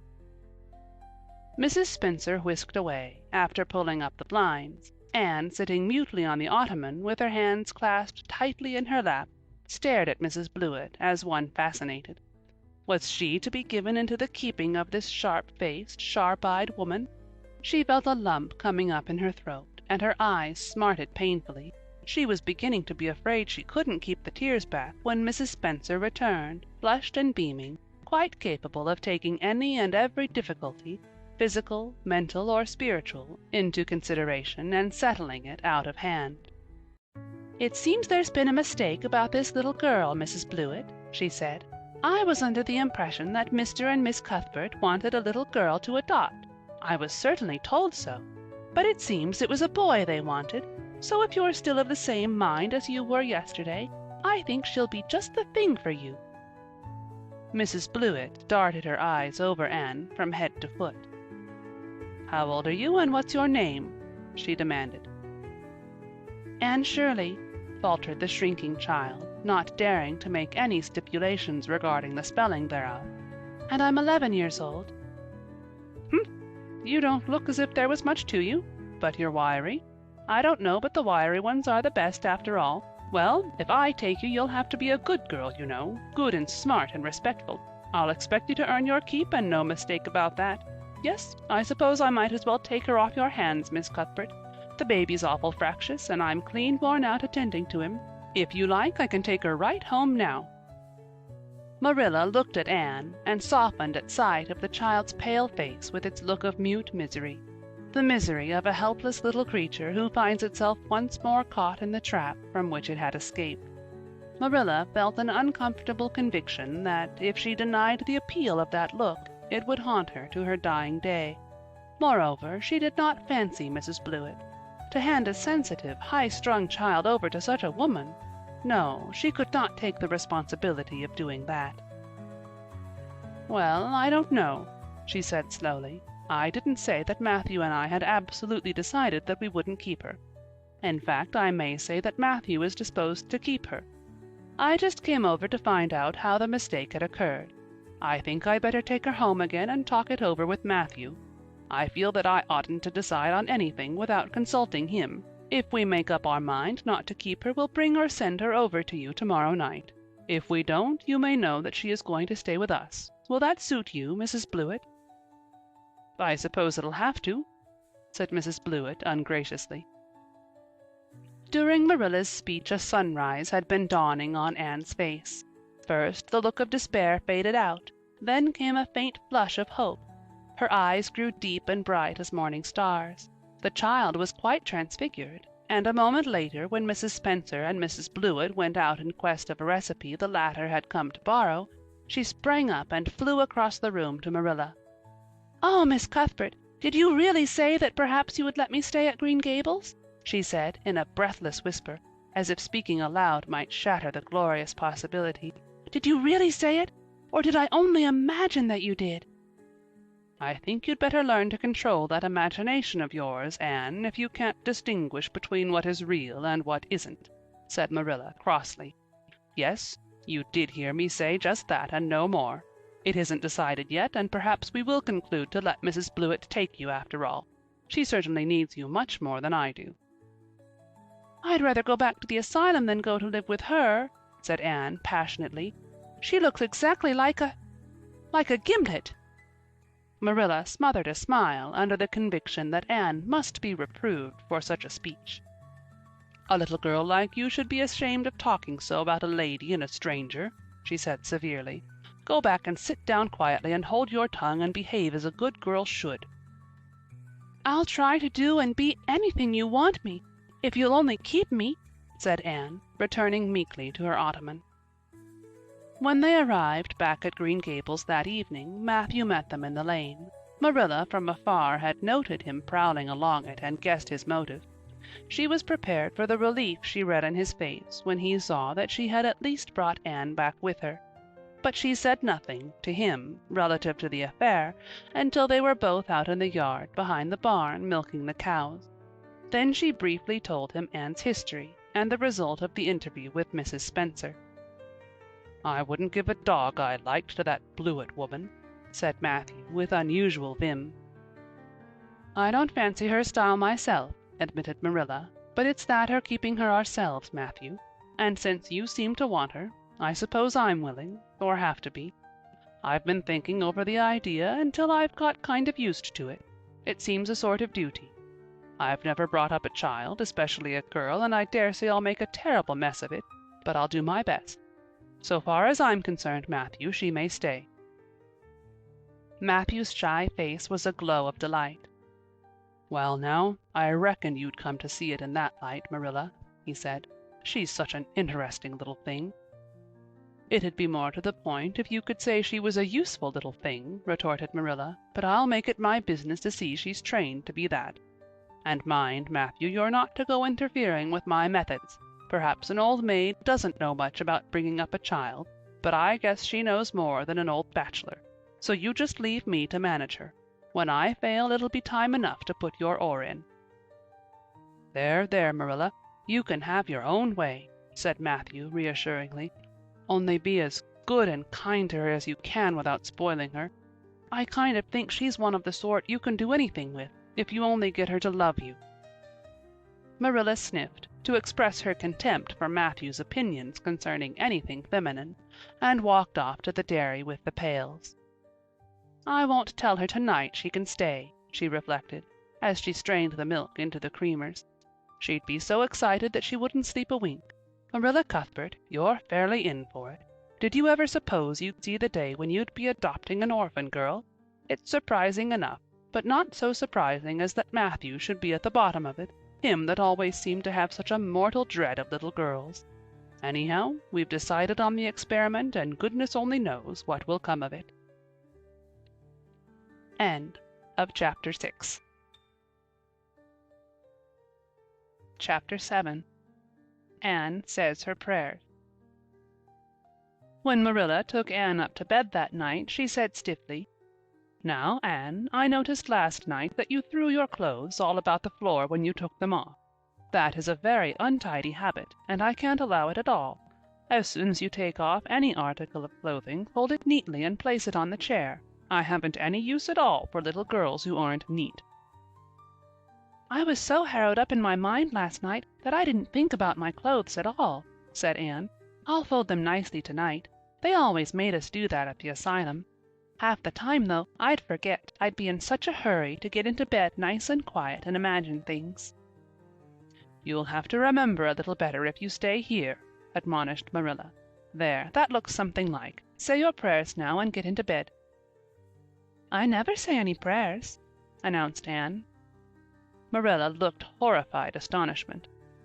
"Why, Anne, what do you mean? Were you never taught to say your prayers?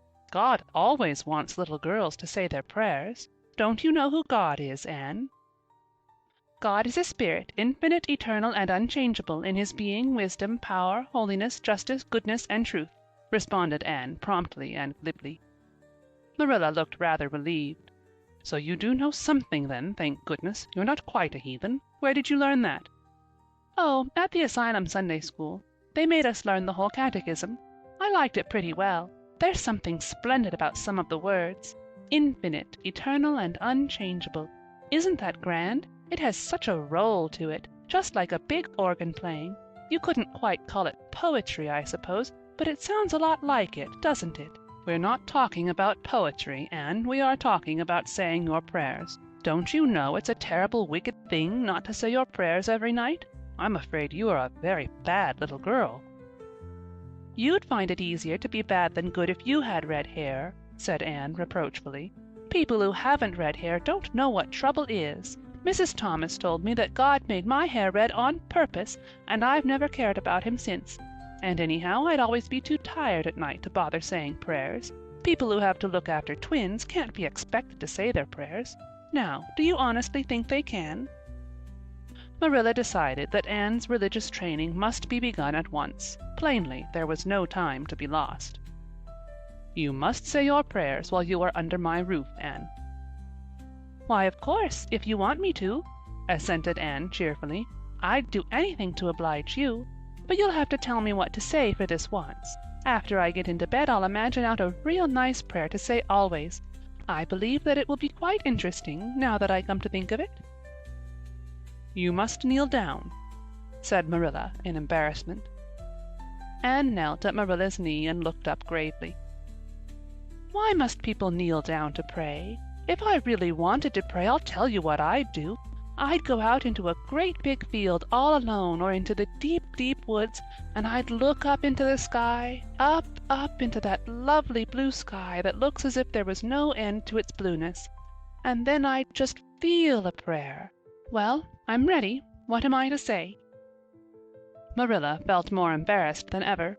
She had intended to teach Anne the childish classic, "Now I lay me down to sleep," but she had, as I have told you, the glimmerings of a sense of humor, which is simply another name for a sense of fitness of things, and it suddenly occurred to her that that simple little prayer, sacred to white-robed childhood lisping at motherly knees, was entirely unsuited to this freckled witch of a girl who knew and cared nothing about God's love, since she had never had it translated to her through the medium of human love. "You're old enough to pray for yourself, Anne," she said finally. "Just thank God for your blessings and ask him humbly for the things you want." "Well, I'll do my best," promised Anne, burying her face in Marilla's lap. "Gracious Heavenly Father," "That's the way the ministers say it in church, so I suppose it's all right in private prayer, isn't it?" she interjected, lifting her head for a moment. "Gracious Heavenly Father, I thank thee for the white way of delight, and the lake of shining waters, and Bonnie, and the Snow Queen. I'm really extremely grateful for them, and that's all the blessings I can think of just now to thank thee for. As for the things I want, they're so numerous that it would take a great deal of time to name them all, so I will only mention the two most important. Please let me stay at Green Gables, and please let me be good-looking when I grow up. I remain, yours respectfully, Anne Shirley." "There, did I do all right?" she asked eagerly, getting up. "I could have made it much more flowery if I'd had a little more time to think it over." Poor Marilla was only preserved from complete collapse by remembering that it was not irreverence, but simply spiritual ignorance on the part of Anne that was responsible for this extraordinary petition. She tucked the child up in bed, mentally vowing that she should be taught a prayer the very next day, and was leaving the room with the light when Anne called her back. "I've just thought of it now. I should have said Amen in place of yours respectfully, shouldn't I, the way the ministers do? I'd forgotten it, but I felt a prayer should be finished off in some way, so I put in the other. Do you suppose it will make any difference?" I don't suppose it will," said Marilla. "Go to sleep now like a good child. Good night." "I can say good night tonight with a clear conscience," said Anne, cuddling luxuriously down among her pillows. Marilla retreated to the kitchen, set the candle firmly on the table, and glared at Matthew. "Matthew Cuthbert, it's about time somebody adopted that child and taught her something. She's next door to a perfect heathen. Will you believe that she never said a prayer in her life till tonight? I'll send her to the manse tomorrow and borrow the Peep of Day series, that's what I'll do, and she shall go to Sunday school just as soon as I can get some suitable clothes made for her. I foresee that I shall have my hands full. Well, we can't get through this world without our share of trouble. I've had a pretty easy life of it so far, but my time has come at last, and I suppose I'll just have to make the best of it." End of Chapter 7. Chapter 8. Anne's bringing up is begun. For reasons best known to herself, Marilla did not tell Anne that she was to stay at Green Gables until the next afternoon. During the forenoon she kept the child busy with various tasks and watched over her with a keen eye while she did them. By noon she had concluded that Anne was smart and obedient, willing to work and quick to learn.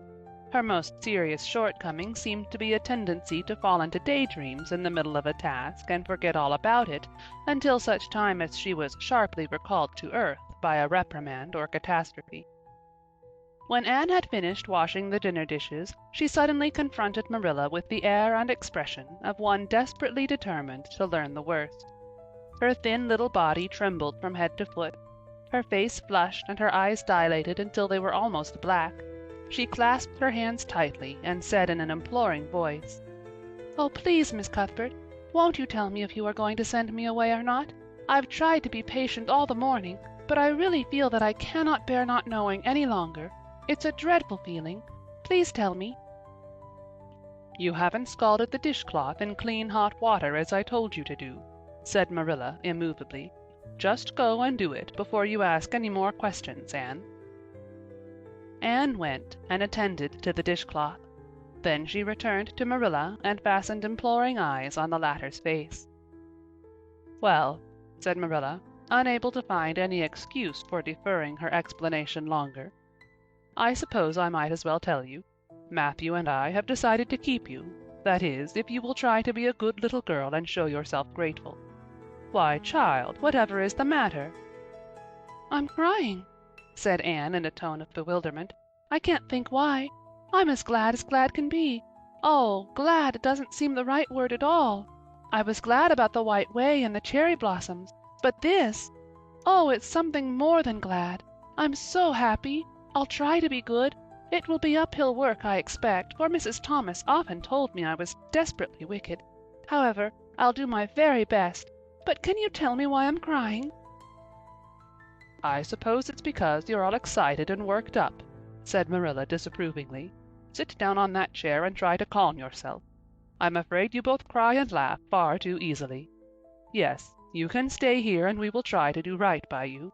You must go to school, but it's only a fortnight till vacation, so it isn't worthwhile for you to start before it opens again in September." "What am I to call you?" asked Anne. "Shall I always say Miss Cuthbert? Can I call you Aunt Marilla?" "No, you'll call me just plain Marilla. I'm not used to being called Miss Cuthbert, and it would make me nervous." "It sounds awfully disrespectful to just say Marilla," protested Anne. "I guess there'll be nothing disrespectful in it if you're careful to speak respectfully. Everybody, young and old, in Avonlea calls me Marilla except the minister. He says Miss Cuthbert when he thinks of it." "I'd love to call you Aunt Marilla," said Anne wistfully. "I've never had an aunt or any relation at all, not even a grandmother. It would make me feel as if I really belonged to you. Can't I call you Aunt Marilla?" "No, I'm not your aunt, and I don't believe in calling people names that don't belong to them." "But we could imagine you were my aunt." "I couldn't," said Marilla grimly.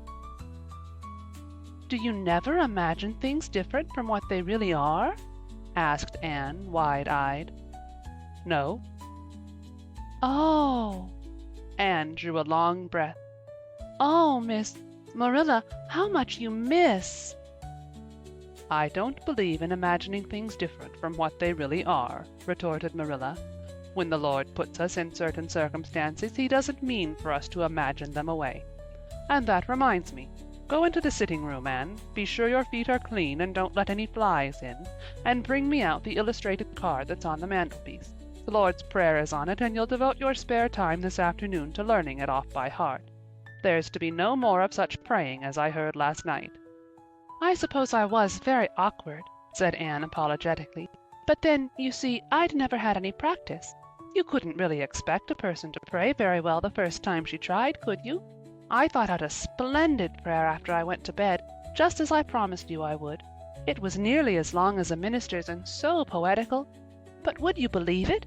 I couldn't remember one word when I woke up this morning, and I'm afraid I'll never be able to think out another one as good. Somehow, things are never so good when they're thought out a second time. Have you ever noticed that?" "Here is something for you to notice, Anne. When I tell you to do a thing, I want you to obey me at once and not stand stock still and discourse about it. Just you go and do as I bid you." Anne promptly departed for the sitting-room across the hall. She failed to return. After waiting 10 minutes, Marilla laid down her knitting and marched after her with a grim expression. She found Anne standing motionless before a picture hanging on the wall between the two windows, with her eyes astar with dream. The white and green light strained through apple trees and clustering vines outside fell over the rapt little figure with a half-unearthly radiance. "Anne, whatever are you thinking of?" demanded Marilla sharply. Anne came back to earth with a start. "That," she said, pointing to the picture, a rather vivid chromo entitled Christ Blessing Little Children. "And I was just imagining I was one of them. that I was the little girl in the blue dress, standing off by herself in the corner as if she didn't belong to anybody, like me. She looks lonely and sad, don't you think? I guess she hadn't any father or mother of her own, but she wanted to be blessed too, so she just crept shyly up on the outside of the crowd, hoping nobody would notice her, except him. I'm sure I know just how she felt. Her heart must have beat and her hands must have got cold, like mine did when I asked you if I could stay. She was afraid he mightn't notice her. But it's likely he did, don't you think? I've been trying to imagine it all out, her edging a little nearer all the time until she was quite close to him, and then he would look at her and put his hand on her hair, and oh, such a thrill of joy as would run over her. But I wish the artist hadn't painted him so sorrowful looking. All his pictures are like that, if you've noticed, but I don't believe he could have looked so sad, or the children would have been afraid of him." "Anne," said Marilla, wondering why she had not broken into this speech long before, "you shouldn't talk that way. It's irreverent, positively irreverent." Anne's eyes marveled. "Why, I felt just as reverent as could be. I'm sure I didn't mean to be irreverent." "Well, I don't suppose you did, but it doesn't sound right to talk so familiarly about such things. And another thing, Anne, when I send you after something you're to bring it at once and not fall into mooning and imagining before pictures. Remember that. Take that card and come right to the kitchen. Now, sit down in the corner and learn that prayer off by heart." Anne set the card up against the jug full of apple blossoms she had brought in to decorate the dinner table. Marilla had eyed that decoration askance, but had said nothing, propped her chin on her hands, and fell to studying it intently for several silent minutes. "I like this," she announced at length. "It's beautiful. I've heard it before. I heard the superintendent of the asylum Sunday school say it over once. But I didn't like it then. He had such a cracked voice, and he prayed it so mournfully. I really felt sure he thought praying was a disagreeable duty. This isn't poetry, but it makes me feel just the same way poetry does. Our Father, who art in heaven, hallowed be thy name. That is just like a line of music. Oh, I'm so glad you thought of making me learn this, Miss Marilla." "Well, learn it and hold your tongue," said Marilla shortly. Anne tipped the vase of apple blossoms near enough to bestow a soft kiss on a pink-cupped bud, and then studied diligently for some moments longer. "Marilla," she demanded presently, "do you think that I shall ever have a bosom friend in Avonlea?" A what kind of friend?" "A bosom friend. An intimate friend, you know, a really kindred spirit to whom I can confide my inmost soul. I've dreamed of meeting her all my life. I never really supposed I would, but so many of my loveliest dreams have come true all at once that perhaps this one will too. Do you think it's possible?" "Diana Barry lives over at Orchard Slope, and she's about your age. She's a very nice little girl, and perhaps she will be a playmate for you when she comes home. She's visiting her aunt over at Carmody just now. You'll have to be careful how you behave yourself, though. Mrs. Barry is a very particular woman. She won't let Diana play with any little girl who isn't nice and good."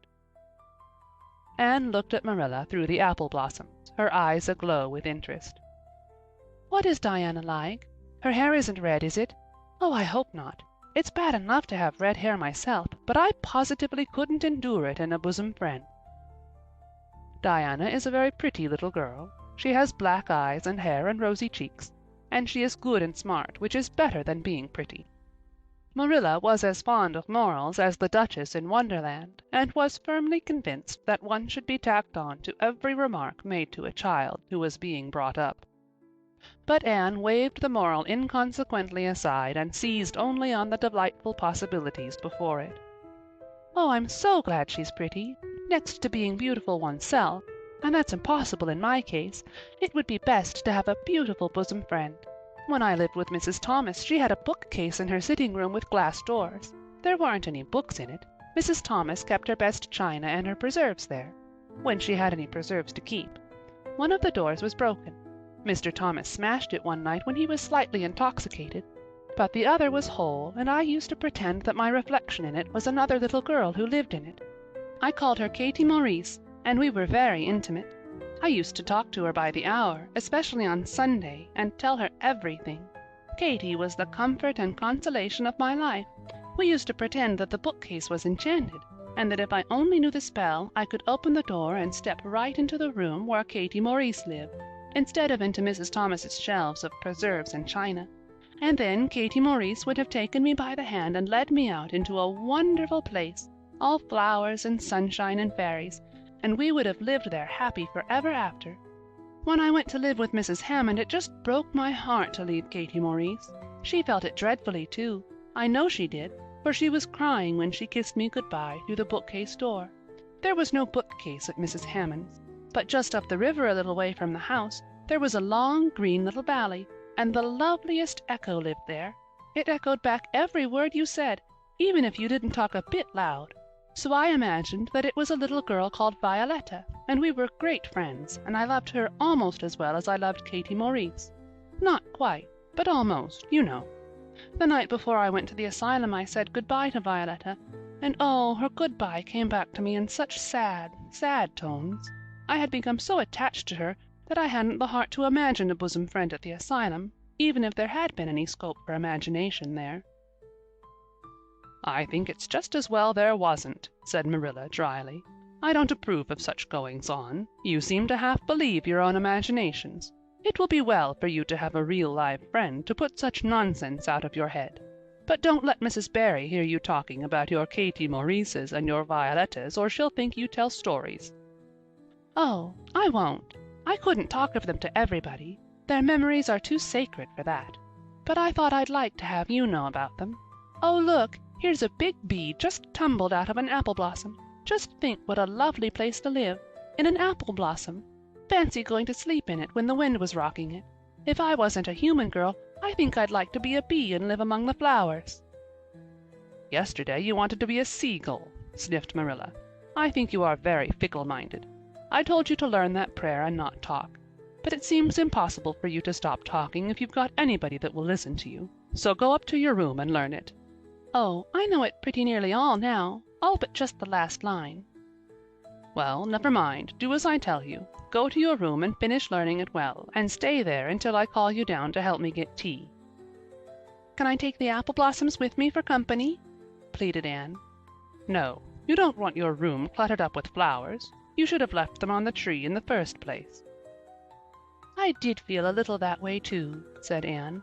"I kind of felt I shouldn't shorten their lovely lives by picking them. I wouldn't want to be picked if I were an apple blossom. But the temptation was irresistible. What do you do when you meet with an irresistible temptation?" "Anne, did you hear me tell you to go to your room?" Anne sighed, retreated to the east gable, and sat down in a chair by the window. "There, I know this prayer. I learned that last sentence coming upstairs. Now I'm going to imagine things into this room so that they'll always stay imagined. The floor is covered with a white velvet carpet with pink roses all over it, and there are pink silk curtains at the windows. The walls are hung with gold and silver brocade tapestry. The furniture is mahogany. I never saw any mahogany, but it does sound so luxurious. This is a couch all heaped with gorgeous silken cushions, pink and blue and crimson and gold, and I am reclining gracefully on it. I can see my reflection in that splendid big mirror hanging on the wall. I am tall and regal, clad in a gown of trailing white lace, with a pearl cross on my breast and pearls in my hair. My hair is of midnight darkness, and my skin is a clear ivory pallor. My name is the Lady Cordelia Fitzgerald. No, it isn't. I can't make that seem real." She danced up to the little looking-glass and peered into it. Her pointed freckled face and solemn gray eyes peered back at her. "You're only Anne of Green Gables," she said earnestly, "and I see you, just as you are looking now, whenever I try to imagine I'm the Lady Cordelia. But it's a million times nicer to be Anne of Green Gables than Anne of Nowhere in particular, isn't it?" She bent forward, kissed her reflection affectionately, and betook herself to the open window. "Dear Snow Queen, good afternoon. And good afternoon, dear birches down in the hollow. And good afternoon, dear gray house up on the hill. I wonder if Diana is to be my bosom friend. I hope she will, and I shall love her very much. But I must never quite forget Katy Maurice and Violetta. They would feel so hurt if I did, and I'd hate to hurt anybody's feelings. even a little bookcase girl's or a little echo girl. I must be careful to remember them and send them a kiss every day." Anne blew a couple of airy kisses from her fingertips past the cherry blossoms, and then, with her chin in her hands, drifted luxuriously out on a sea of daydreams. End of Chapter 8. Chapter 9. Mrs. Rachel Lynde is properly horrified. Anne had been a fortnight at Green Gables before Mrs. Lynde arrived to inspect her. Mrs. Rachel, to do her justice, was not to blame for this. A severe and unseasonable attack of grippe had confined that good lady to her house ever since the occasion of her last visit to Green Gables. Mrs. Rachel was not often sick, and had a well-defined contempt for people who were, but grippe, she asserted, was like no other illness on earth, and could only be interpreted as one of the special visitations of Providence. As soon as her doctor allowed her to put her foot out of doors, she hurried up to Green Gables, bursting with curiosity to see Matthew and Marilla's orphan, concerning whom all sorts of stories and suppositions had gone abroad in Avonlea. Anne had made good use of every waking moment of that fortnight. Already she was acquainted with every tree and shrub about the place. She had discovered that a lane opened out below the apple orchard and ran up through a belt of woodland, and she had explored it to its furthest end in all its delicious vagaries of brook and bridge, fir coppice and wild cherry arch, corners thick with fern, and branching byways of maple and mountain ash. She had made friends with the spring down in the hollow, that wonderful deep, clear, icy cold spring. It was set about with smooth red sandstones, and rimmed in by great palm-like clumps of water fern, and beyond it was a log bridge over the brook. That bridge led Anne's dancing feet up over a wooded hill beyond, where perpetual twilight reigned under the straight, thick-growing firs and spruces. The only flowers there were myriads of delicate June bells, those shyest and sweetest of woodland blooms, and a few pale, aerial star-flowers, like the spirits of last year's blossoms. Gossamers glimmered like threads of silver among the trees, and the fir boughs and tassels seemed to utter friendly speech. All these raptured voyages of exploration were made in the odd half-hours which she was allowed for play, and Anne talked Matthew and Marilla half-deaf over her discoveries. Not that Matthew complained, to be sure. He listened to it all with a wordless smile of enjoyment on his face. Marilla permitted the chatter until she found herself becoming too interested in it, whereupon she always promptly quenched Anne by a curt command to hold her tongue. Anne was out in the orchard when Mrs. Rachel came, wandering at her own sweet will through the lush, tremulous grasses splashed with ruddy evening sunshine, so that good lady had an excellent chance to talk her illness fully over, describing every ache and pulse-beat with such evident enjoyment that Marilla thought even grippe must bring its compensations. When details were exhausted, Mrs. Rachel introduced the real reason of her call. "I've been hearing some surprising things about you and Matthew." "I don't suppose you are any more surprised than I am myself," said Marilla. "I'm getting over my surprise now." "It was too bad there was such a mistake," said Mrs. Rachel sympathetically. "Couldn't you have sent her back?" "I suppose we could, but we decided not to. Matthew took a fancy to her, and I must say I like her myself, although I admit she has her faults. The house seems a different place already. She's a real bright little thing." Marilla said more than she had intended to say when she began, for she read disapproval in Mrs. Rachel's expression. "It's a great responsibility you've taken on yourself," said that lady gloomily, "especially when you've never had any experience with children. You don't know much about her or her real disposition, I suppose, and there's no guessing how a child like that will turn out. But I don't want to discourage you, I'm sure, Marilla." "I'm not feeling discouraged," was Marilla's dry response. "When I make up my mind to do a thing, it stays made up. I suppose you'd like to see Anne. I'll call her in." Anne came running in presently, her face sparkling with the delight of her orchard rovings. But abashed at finding herself in the unexpected presence of a stranger, she halted confusedly inside the door. She certainly was an odd-looking little creature in the short, tight, wincey dress she had worn from the asylum, below which her thin legs seemed ungracefully long. Her freckles were more numerous and obtrusive than ever, The wind had ruffled her hatless hair into over-brilliant disorder. It had never looked redder than at that moment. "Well, they didn't pick you for your looks, that's sure and certain," was Mrs. Rachel Lynde's emphatic comment. Mrs. Rachel was one of those delightful and popular people who pride themselves on speaking their mind without fear or favor. "She's terribly skinny and homely, Marilla. Come here, child, and let me have a look at you. Lawful heart, did anyone ever see such freckles? And hair as red as carrots. Come here, child, I say." Anne came there, but not exactly as Mrs. Rachel expected. With one bound she crossed the kitchen floor and stood before Mrs. Rachel, her face scarlet with anger, her lips quivering, and her whole slender form trembling from head to foot. "I hate you!" she cried in a choked voice, stamping her foot on the floor. "I hate you! I hate you! I hate you!" A louder stamp with each assertion of hatred. "How dare you call me skinny and ugly? How dare you say I'm freckled and red-headed? You are a rude, impolite, unfeeling woman!" "Anne!" exclaimed Marilla in consternation.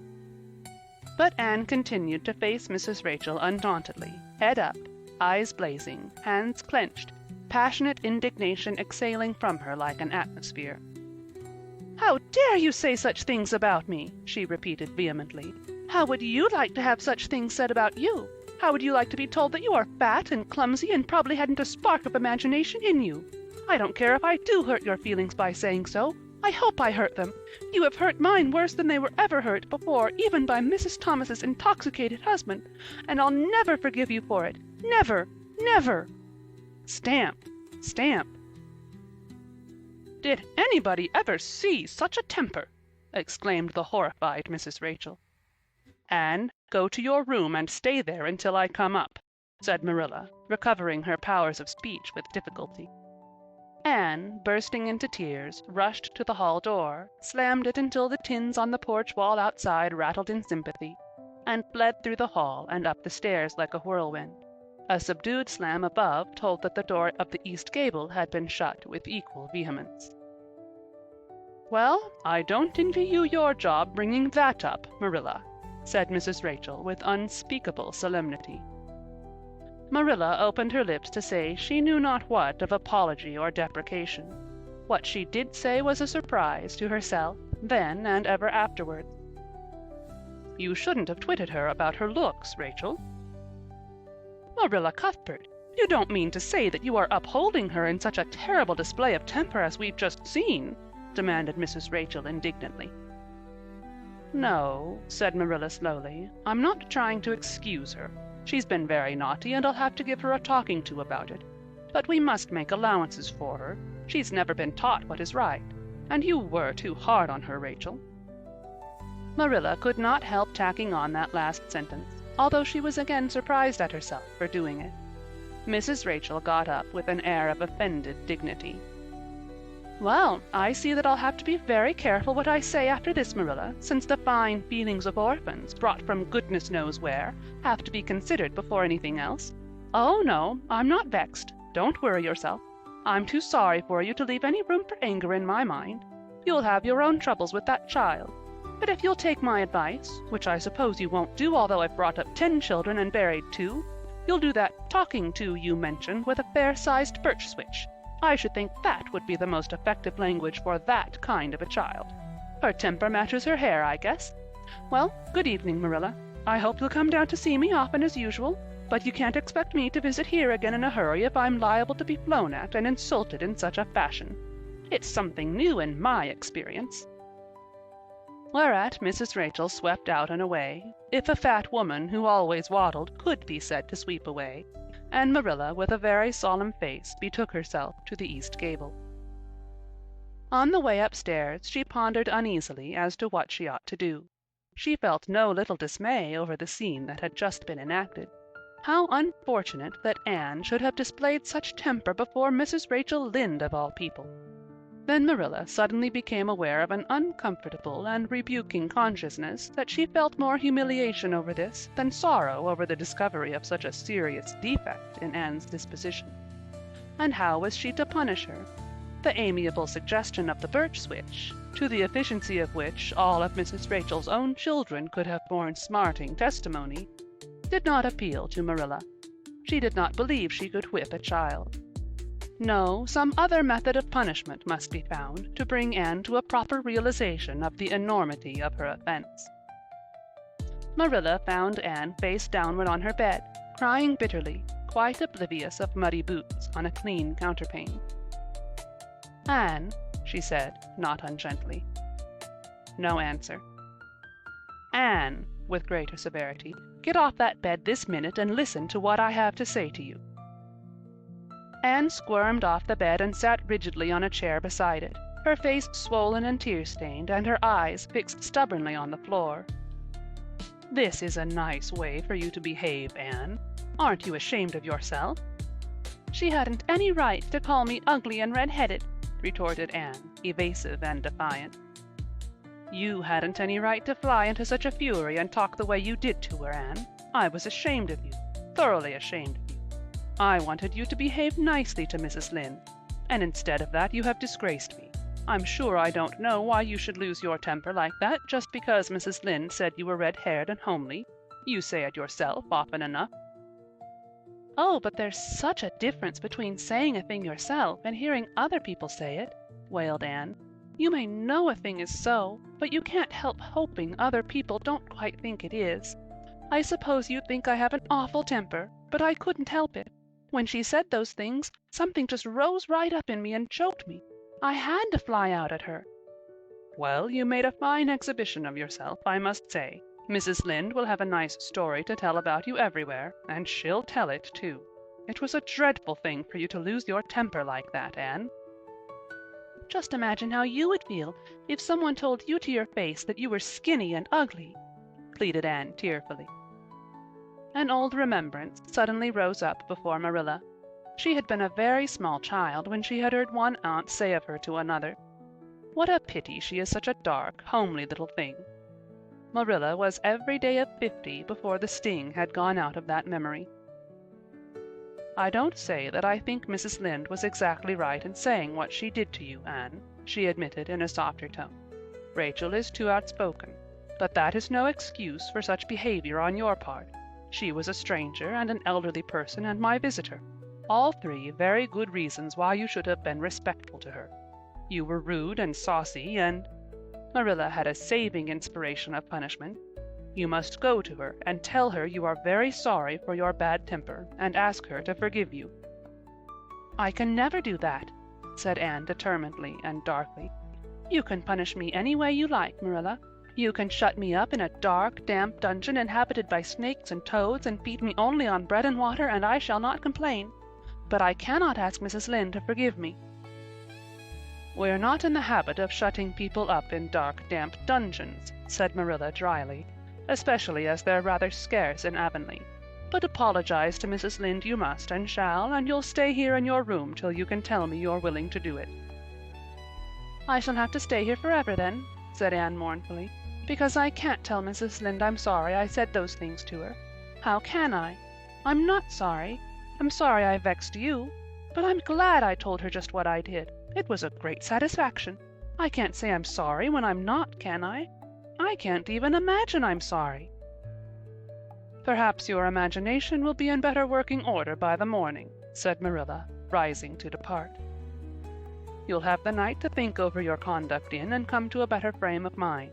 You said you would try to be a very good girl if we kept you at Green Gables, but I must say it hasn't seemed very much like it this evening." Leaving this Parthian shaft to rankle in Anne's stormy bosom, Marilla descended to the kitchen, grievously troubled in mind and vexed in soul. She was as angry with herself as with Anne, because whenever she recalled Mrs. Rachel's dumbfounded countenance, her lips twitched with amusement, and she felt a most reprehensible desire to laugh. End of Chapter 9. Chapter 10. Anne's Apology. Marilla said nothing to Matthew about the affair that evening, but when Anne proved still refractory the next morning, an explanation had to be made to account for her absence from the breakfast table. Marilla told Matthew the whole story, taking pains to impress him with a due sense of the enormity of Anne's behavior. "It's a good thing Rachel Lynde got a calling down. She's a meddlesome old gossip," was Matthew's consolatory rejoinder. "Matthew Cuthbert, I'm astonished at you. You know that Anne's behavior was dreadful, and yet you take her part. I suppose you'll be saying next thing that she oughtn't to be punished at all." "Well now, no, not exactly," said Matthew uneasily. "I reckon she ought to be punished a little. But don't be too hard on her, Marilla. Recollect she hasn't ever had anyone to teach her right. You're going to give her something to eat, aren't you?" "When did you ever hear of me starving people into good behavior?" demanded Marilla indignantly. "She'll have her meals regular, and I'll carry them up to her myself. But she'll stay up there until she's willing to apologize to Mrs. Lynde, and that's final, Matthew." Breakfast, dinner, and supper were very silent meals, for Anne still remained obdurate. After each meal Marilla carried a well-filled tray to the east gable, and brought it down later on, not noticeably depleted. Matthew eyed its last descent with a troubled eye. Had Anne eaten anything at all? When Marilla went out that evening to bring the cows from the back pasture, Matthew, who had been hanging about the barns and watching, slipped into the house with the air of a burglar and crept upstairs. As a general thing, Matthew gravitated between the kitchen and the little bedroom off the hall where he slept. Once in a while he ventured uncomfortably into the parlor or sitting room when the minister came to tea. But he had never been upstairs in his own house since the spring he helped Marilla paper the spare bedroom, and that was 4 years ago. He tiptoed along the hall and stood for several minutes outside the door of the east gable before he summoned courage to tap on it with his fingers and then open the door to peep in. Anne was sitting on the yellow chair by the window, gazing mournfully out into the garden. Very small and unhappy she looked, and Matthew's heart smote him. He softly closed the door and tiptoed over to her. "Anne," he whispered, as if afraid of being overheard, "how are you making it, Anne?" Anne smiled wanly. "Pretty well. I imagine a good deal, and that helps to pass the time. Of course, it's rather lonesome, but then I may as well get used to that." Anne smiled again, bravely facing the long years of solitary imprisonment before her. Matthew recollected that he must say what he had come to say without loss of time, lest Marilla return prematurely. "Well now, Anne, don't you think you'd better do it and have it over with?" he whispered. "It'll have to be done sooner or later, you know, for Marilla's a dreadful determined woman. Dreadful determined, Anne. Do it right off, I say, and have it over." "Do you mean apologize to Mrs. Lynde?" "Yes, apologize. That's the very word," said Matthew eagerly. "Just smooth it over, so to speak. That's what I was trying to get at." "I suppose I could do it to oblige you," said Anne thoughtfully. "It would be true enough to say I am sorry, because I am sorry now. I wasn't a bit sorry last night. I was mad clear through, and I stayed mad all night. I know I did because I woke up 3 times, and I was just furious every time. But this morning it was over. I wasn't in a temper any more, and it left a dreadful sort of goneness, too. I felt so ashamed of myself. But I just couldn't think of going and telling Mrs. Lynde so. It would be so humiliating. I made up my mind that I'd stay shut up here forever rather than do that. But still, I'd do anything for you, if you really want me to." "Well now, of course I do. It's terrible lonesome downstairs without you. Just go and smooth things over. That's a good girl." "Very well," said Anne resignedly. "I'll tell Marilla as soon as she comes in I've repented." That's right, Anne. But don't tell Marilla I said anything about it. She might think I was putting my oar in, and I promised not to do that." "Wild horses wouldn't drag the secret from me," promised Anne solemnly. "How would wild horses drag a secret from a person anyhow?" But Matthew was gone, scared at his own success. He fled hastily to the remotest corner of the horse pasture lest Marilla should suspect what he had been up to. Marilla herself, upon her return to the house, was agreeably surprised to hear a plaintive voice calling "Marilla" over the banisters. "Well?" she said, going into the hall. "I'm sorry I lost my temper and said rude things, and I'm willing to go and tell Mrs. Lynde so." "Very well." Marilla's crispness gave no sign of her relief. She had been wondering what under the canopy she should do if Anne did not give in. "I'll take you down after milking." Accordingly, after milking, behold Marilla and Anne walking down the lane, the former erect and triumphant, the latter drooping and dejected. But halfway down, Anne's dejection vanished as if by enchantment. She lifted her head and stepped lightly along, her eyes fixed on the sunset sky and an air of subdued exhilaration about her. Marilla beheld the change disapprovingly. This was no meek penitent, such as it behooved her to take into the presence of the offended Mrs. Lynde. "What are you thinking of, Anne?" she asked sharply. "I'm imagining out what I must say to Mrs. Lynde," answered Anne dreamily. This was satisfactory, or should have been so, but Marilla could not rid herself of the notion that something in her scheme of punishment was going askew. Anne had no business to look so rapt and radiant. Rapt and radiant Anne continued until they were in the very presence of Mrs. Lynde, who was sitting knitting by her kitchen window. Then the radiance vanished. Mournful penitence appeared on every feature. Before a word was spoken, Anne suddenly went down on her knees before the astonished Mrs. Rachel and held out her hands beseechingly. "Oh, Mrs. Lynde, I am so extremely sorry," she said with a quiver in her voice. "I could never express all my sorrow. No, not if I used up a whole dictionary. You must just imagine it. I behaved terribly to you, and I've disgraced the dear friends, Matthew and Marilla, who have let me stay at Green Gables, although I'm not a boy. I'm a dreadfully wicked and ungrateful girl, and I deserve to be punished and cast out by respectable people forever. It was very wicked of me to fly into a temper because you told me the truth. It was the truth. Every word you said was true. My hair is red, and I'm freckled and skinny and ugly. What I said to you was true, too, but I shouldn't have said it. Oh, Mrs. Lynde, please, please forgive me. If you refuse, it will be a lifelong sorrow. You wouldn't like to inflict a lifelong sorrow on a poor little orphan girl, would you, even if she had a dreadful temper? Oh, I am sure you wouldn't. Please say you forgive me, Mrs. Lynde." Anne clasped her hands together, bowed her head, and waited for the word of judgment. There was no mistaking her sincerity. It breathed in every tone of her voice. Both Marilla and Mrs. Lynde recognized its unmistakable ring. But the former understood in dismay that Anne was actually enjoying her valley of humiliation, was reveling in the thoroughness of her abasement. Where was the wholesome punishment upon which she, Marilla, had plumed herself? Anne had turned it into a species of positive pleasure. Good Mrs. Lynde, not being overburdened with perception, did not see this. She only perceived that Anne had made a very thorough apology, and all resentment vanished from her kindly, if somewhat officious, heart. "There, there, get up, child," she said heartily. "Of course I forgive you. I guess I was a little too hard on you anyway. But I'm such an outspoken person. You just mustn't mind me, that's what. It can't be denied your hair is terrible red, but I knew a girl once, went to school with her in fact, whose hair was every mite as red as yours when she was young, but when she grew up it darkened to a real handsome auburn. I wouldn't be a mite surprised if yours did too, not a mite." "Oh, Mrs. Lynde!" Anne drew a long breath as she rose to her feet. "You have given me a hope. I shall always feel that you are a benefactor. Oh, I could do anything if I only thought my hair would be a handsome auburn when I grew up. It would be so much easier to be good if one's hair was a handsome auburn, don't you think?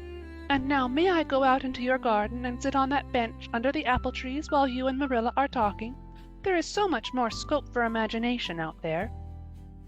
"Laws, yes, run along, child, and you can pick a bouquet of them white June lilies over in the corner if you like." As the door closed behind Anne, Mrs. Lynde got briskly up to light a lamp. "She's a real odd little thing. Take this chair, Marilla. It's easier than the one you've got. I just keep that for the hired boy to sit on. Yes, she certainly is an odd child, but there is something kind of taking about her after all. I don't feel so surprised at you and Matthew keeping her as I did, nor so sorry for you either. She may turn out all right. Of course, she has a queer way of expressing herself, a little too, well, too kind of forcible, you know, but she'll likely get over that now that she's come to live among civilized folks. And then, her temper's pretty quick, I guess. But there's one comfort, a child that has a quick temper just blaze up and cool down, ain't never likely to be sly or deceitful. Preserve me from a sly child, that's what. On the whole, Marilla, I kind of like her." When Marilla went home, Anne came out of the fragrant twilight of the orchard with a sheaf of white narcissi in her hands. "I apologized pretty well, didn't I?" she said proudly as they went down the lane. "I thought since I had to do it, I might as well do it thoroughly." "You did it thoroughly, all right enough," was Marilla's comment. Marilla was dismayed at finding herself inclined to laugh over the recollection. She had also an uneasy feeling that she ought to scold Anne for apologizing so well, but then that was ridiculous. She compromised with her conscience by saying severely, "I hope you won't have occasion to make many more such apologies. I hope you'll try to control your temper now, Anne." "That wouldn't be so hard if people wouldn't twit me about my looks," said Anne with a sigh. "I don't get cross about other things, but I'm so tired of being twitted about my hair, and it just makes me boil right over. Do you suppose my hair will really be a handsome auburn when I grow up?" "You shouldn't think so much about your looks, Anne. I'm afraid you are a very vain little girl." "How can I be vain when I know I'm homely?" protested Anne. "I love pretty things, and I hate to look in the glass and see something that isn't pretty. It makes me feel so sorrowful, just as I feel when I look at any ugly thing. I pity it because it isn't beautiful." "Handsome is as handsome does," quoted Marilla. "I've had that said to me before, but I have my doubts about it," remarked skeptical Anne, sniffing at her narcissi. "Oh, aren't these flowers sweet? It was lovely of Mrs. Lynde to give them to me. I have no hard feelings against Mrs. Lynde now. It gives you a lovely, comfortable feeling to apologize and be forgiven, doesn't it? Aren't the stars bright tonight? If you could live in a star, which one would you pick? I'd like that lovely clear big one away over there above that dark hill." "Anne, do hold your tongue," said Marilla, thoroughly worn out trying to follow the gyrations of Anne's thoughts. Anne said no more until they turned into their own lane. A little gypsy wind came down it to meet them, laden with the spicy perfume of young dew-wet ferns. Far up in the shadows a cheerful light gleamed out through the trees from the kitchen at Green Gables. Anne suddenly came close to Marilla and slipped her hand into the older woman's hard palm. "It's lovely to be going home and know it's home," she said. "I love Green Gables already, and I never loved any place before. No place ever seemed like home. Oh, Marilla, I'm so happy. I could pray right now and not find it a bit hard." Something warm and pleasant welled up in Marilla's heart at the touch of that thin little hand in her own. A throb of the maternity she had missed, perhaps. Its very unaccustomedness and sweetness disturbed her. She hastened to restore her sensations to their normal calm by inculcating a moral. "If you'll be a good girl, you'll always be happy, Anne, and you should never find it hard to say your prayers." "Saying one's prayers isn't exactly the same thing as praying," said Anne meditatively. "But I'm going to imagine that I'm the wind that is blowing up there in those treetops. When I get tired of the trees, I'll imagine I'm gently waving down here in the ferns, and then I'll fly over to Mrs. Lynde's garden and set the flowers dancing, and then I'll go with one great swoop over the clover field, and then I'll blow over the lake of shining waters and ripple it all up into little sparkling waves. Oh, there's so much scope for imagination in a wind, so I'll not talk any more just now, Marilla." "Thanks be to goodness for that," breathed Marilla in devout relief. End of chapter 10. Chapter 11. Anne's Impressions of Sunday School. "Well, how do you like them?" said Marilla. Anne was standing in the gable room, looking solemnly at 3 new dresses spread out on the bed. One was of snuffy-colored gingham, which Marilla had been tempted to buy from a peddler the preceding summer because it looked so serviceable. One was of black and white checkered sateen, which she had picked up at a bargain counter in the winter, and one was a stiff print of an ugly blue shade, which she had purchased that week at a Carmody store. She had made them up herself, and they were all made alike. Plain skirts fulled tightly to plain waists, with sleeves as plain as waist and skirt, and tight as sleeves could be. "I'll imagine that I like them," said Anne soberly. "I don't want you to imagine it," said Marilla, offended. "Oh, I can see you don't like the dresses. What is the matter with them? Aren't they neat and clean and new?" "Yes." "Then why don't you like them?" They're not pretty," said Anne reluctantly. "Pretty," Marilla sniffed. "I didn't trouble my head about getting pretty dresses for you. I don't believe in pampering vanity, Anne. I'll tell you that right off. Those dresses are good, sensible, serviceable dresses, without any frills or furbelows about them, and they're all you'll get this summer. The brown gingham and the blue print will do you for school when you begin to go. The sateen is for church and Sunday school. I'll expect you to keep them neat and clean, and not to tear them. I should think you'd be grateful to get most anything after those skimpy, wincey things you've been wearing." "Oh, I am grateful," protested Anne. "But I'd be ever so much gratefuler if you'd made just one of them with puffed sleeves. Puffed sleeves are so fashionable now. It would give me such a thrill, Marilla, just to wear a dress with puffed sleeves." "Well, you'll have to do without your thrill. I hadn't any material to waste on puffed sleeves. I think they are ridiculous-looking things anyhow. I prefer the plain, sensible ones."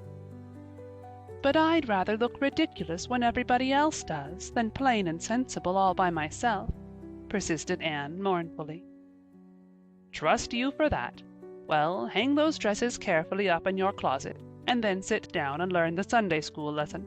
I got a quarterly from Mr. Bell for you, and you'll go to Sunday school tomorrow," said Marilla, disappearing downstairs in high dudgeon. Anne clasped her hands and looked at the dresses. "I did hope there would be a white one with puffed sleeves," she whispered disconsolately. "I prayed for one, but I didn't much expect it on that account. I didn't suppose God would have time to bother about a little orphan girl's dress. I knew I'd just have to depend on Marilla for it. Well, fortunately, I can imagine that one of them is of snow-white muslin with lovely lace frills and 3 puffed sleeves." The next morning warnings of a sick headache prevented Marilla from going to Sunday school with Anne. "You'll have to go down and call for Mrs. Lynde, Anne," she said. "She'll see that you get into the right class. Now mind you behave yourself properly. Stay to preaching afterwards and ask Mrs. Lynde to show you our pew. Here's a cent for collection. Don't stare at people, and don't fidget. I shall expect you to tell me the text when you come home." Anne started off irreproachably, arrayed in the stiff black and white sateen, which, while decent as regards length and certainly not open to the charge of skimpiness, contrived to emphasize every corner and angle of her thin figure. Her hat was a little, flat, glossy, new sailor, the extreme plainness of which had likewise much disappointed Anne, who had permitted herself secret visions of ribbon and flowers. The latter, however, were supplied before Anne reached the main road, for being confronted halfway down the lane with a golden frenzy of wind-stirred buttercups and a glory of wild roses, Anne promptly and liberally garlanded her hat with a heavy wreath of them. Whatever other people might have thought of the result, it satisfied Anne, and she tripped gaily down the road, holding her ruddy head with its decoration of pink and yellow very proudly. When she had reached Mrs. Lynde's house, she found that lady gone. Nothing daunted, Anne proceeded onward to the church alone. In the porch she found a crowd of little girls, all more or less gaily attired in whites and blues and pinks, and all staring with curious eyes at this stranger in their midst, with her extraordinary head adornment. Avonlea little girls had already heard queer stories about Anne. Mrs. Lynde said she had an awful temper. Jerry Buote, the hired boy at Green Gables, said she talked all the time to herself or to the trees and flowers like a crazy girl. They looked at her and whispered to each other behind their quarterlies. Nobody made any friendly advances, then or later on, when the opening exercises were over, and Anne found herself in Miss Rogerson's class. Miss Rogerson was a middle-aged lady who had taught a Sunday school class for 20 years. Her method of teaching was to ask the printed questions from the quarterly and look sternly over its edge at the particular little girl she thought ought to answer the question. She looked very often at Anne, and Anne, thanks to Marilla's drilling, answered promptly, but it may be questioned if she understood very much about either question or answer. She did not think she liked Miss Rogerson, and she felt very miserable. Every other girl in the class had puffed sleeves. Anne felt that life was really not worth living without puffed sleeves. "Well, how did you like Sunday school?" Marilla wanted to know when Anne came home. Her wreath having faded, Anne had discarded it in the lane, so Marilla was spared the knowledge of that for a time. "I didn't like it a bit. It was horrid." "Anne Shirley!" said Marilla rebukingly. Anne sat down on the rocker with a long sigh, kissed one of Bonny's leaves, and waved her hand to a blossoming fuchsia. "They might have been lonesome while I was away," she explained. "And now about the Sunday school. I behaved well, just as you told me. Mrs. Lynde was gone, but I went right on myself. I went into the church with a lot of other little girls, and I sat in the corner of a pew by the window while the opening exercises went on. Mr. Bell made an awfully long prayer. I would have been dreadfully tired before he got through if I hadn't been sitting by that window. But it looked right out on the lake of shining waters, so I just gazed at that and imagined all sorts of splendid things." "You shouldn't have done anything of the sort. You should have listened to Mr. Bell." "But he wasn't talking to me," protested Anne. "He was talking to God, and he didn't seem to be very much interested in it either. I think he thought God was too far off to make it worth while. I said a little prayer myself, though. There was a long row of white birches hanging over the lake, and the sunshine fell down through them, way, way down, deep into the water. Oh, Marilla, it was like a beautiful dream. It gave me a thrill, and I just said, 'Thank you for it, God,' 2 or 3 times. "Not out loud, I hope," said Marilla anxiously. "Oh, no, just under my breath. Well, Mr. Bell did get through at last, and they told me to go into the schoolroom with Miss Rogerson's class. There were 9 other girls in it. They all had puffed sleeves. I tried to imagine mine were puffed too, but I couldn't. Why couldn't I? It was as easy as could be to imagine they were puffed when I was alone in the east gable, but it was awfully hard there among the others who had really truly puffs." "You shouldn't have been thinking about your sleeves and Sunday school. You should have been attending to the lesson. I hope you knew it." "Oh, yes, and I answered a lot of questions. Miss Rogerson asked ever so many. I don't think it was fair for her to do all the asking. There were lots I wanted to ask her, but I didn't like to because I didn't think she was a kindred spirit. Then all the other little girls recited a paraphrase. She asked me if I knew any. I told her I didn't, but I could recite 'The Dog at His Master's Grave' if she liked. That's in the Third Royal Reader. It isn't a really truly religious piece of poetry, but it's so sad and melancholy that it might as well be. She said it wouldn't do, and she told me to learn the 19th paraphrase for next Sunday. I read it over in church afterward, and it's splendid. There are 2 lines in particular that just thrill me. 'Quick as the slaughtered squadrons fell in Midian's evil day.' I don't know what squadrons means, nor Midian either, but it sounds so tragical. I can hardly wait until next Sunday to recite it. I'll practice it all the week. After Sunday school, I asked Miss Rogerson, because Mrs. Lynde was too far away, to show me your pew. I sat just as still as I could, and the text was Revelation, 3rd chapter, 2nd and 3rd verses. It was a very long text. If I was a minister, I'd pick the short, snappy one. The sermon was awfully long, too. I suppose the minister had to match it to the text. I didn't think he was a bit interesting.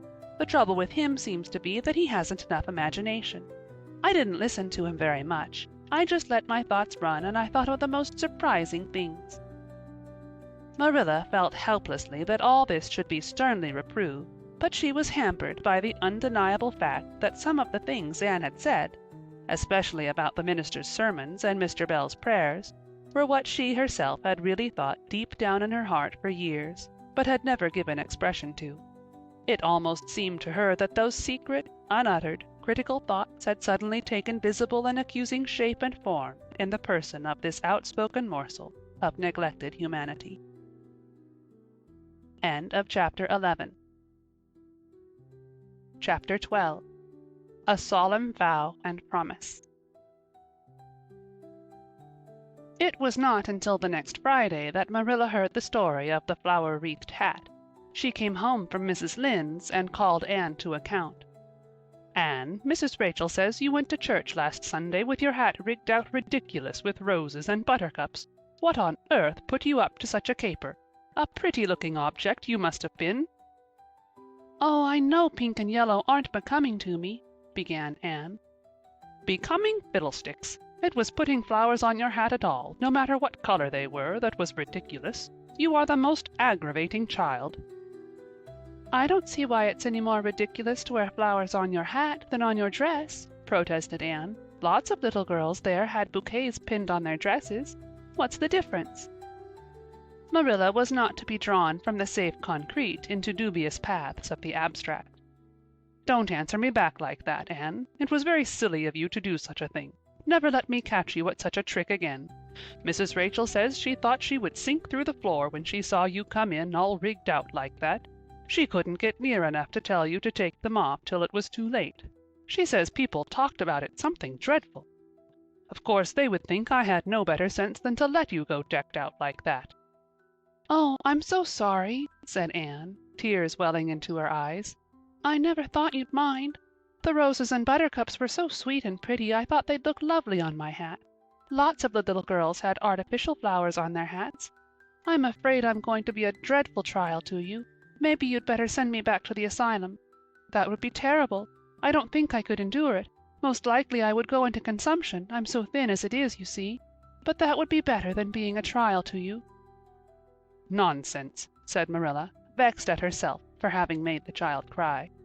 "I don't want to send you back to the asylum, I'm sure. All I want is that you should behave like other little girls and not make yourself ridiculous. Don't cry any more. I've got some news for you. Diana Barry came home this afternoon.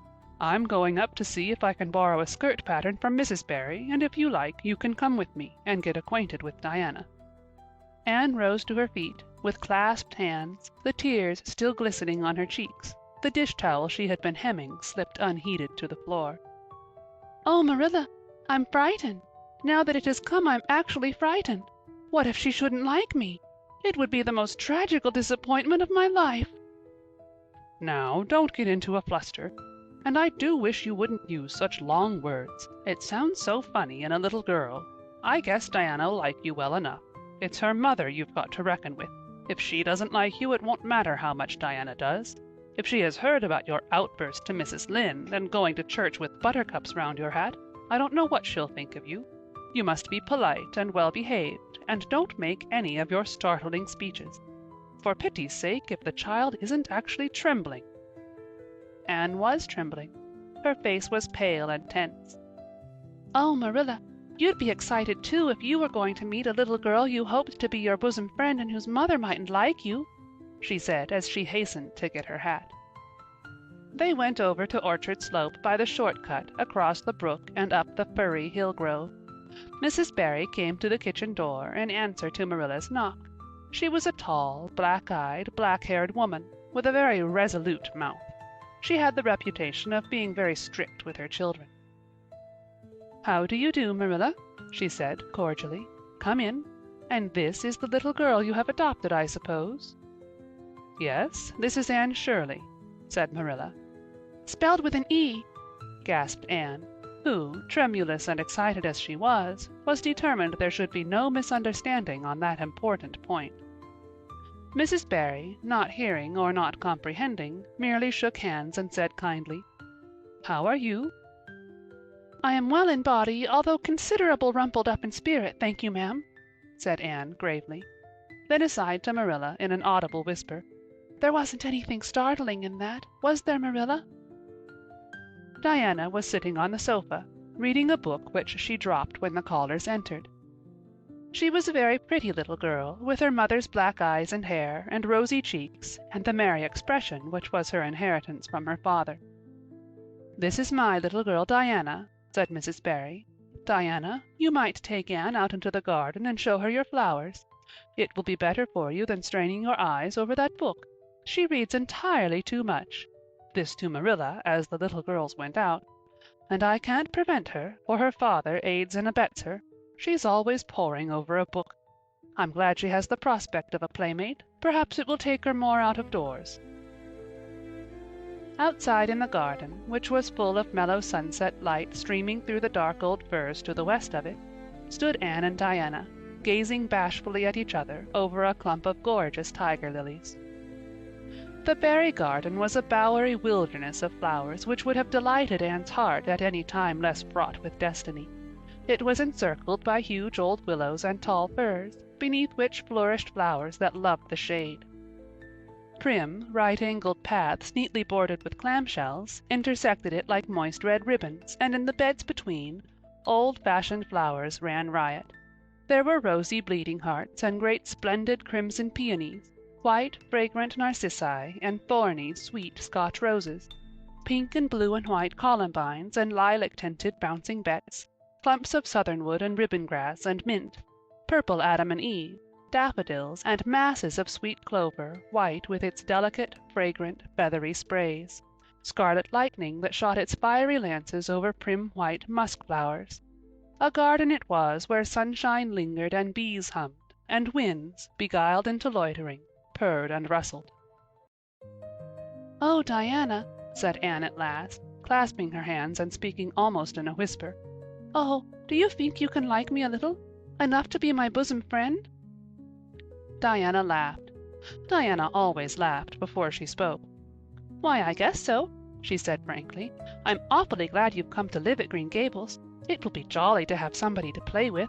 There isn't any other girl who lives near enough to play with, and I've no sisters big enough." "Will you swear to be my friend forever and ever?" demanded Anne eagerly. Diana looked shocked. "Why, it's dreadfully wicked to swear," she said rebukingly. "Oh, no, not my kind of swearing. There are two kinds, you know."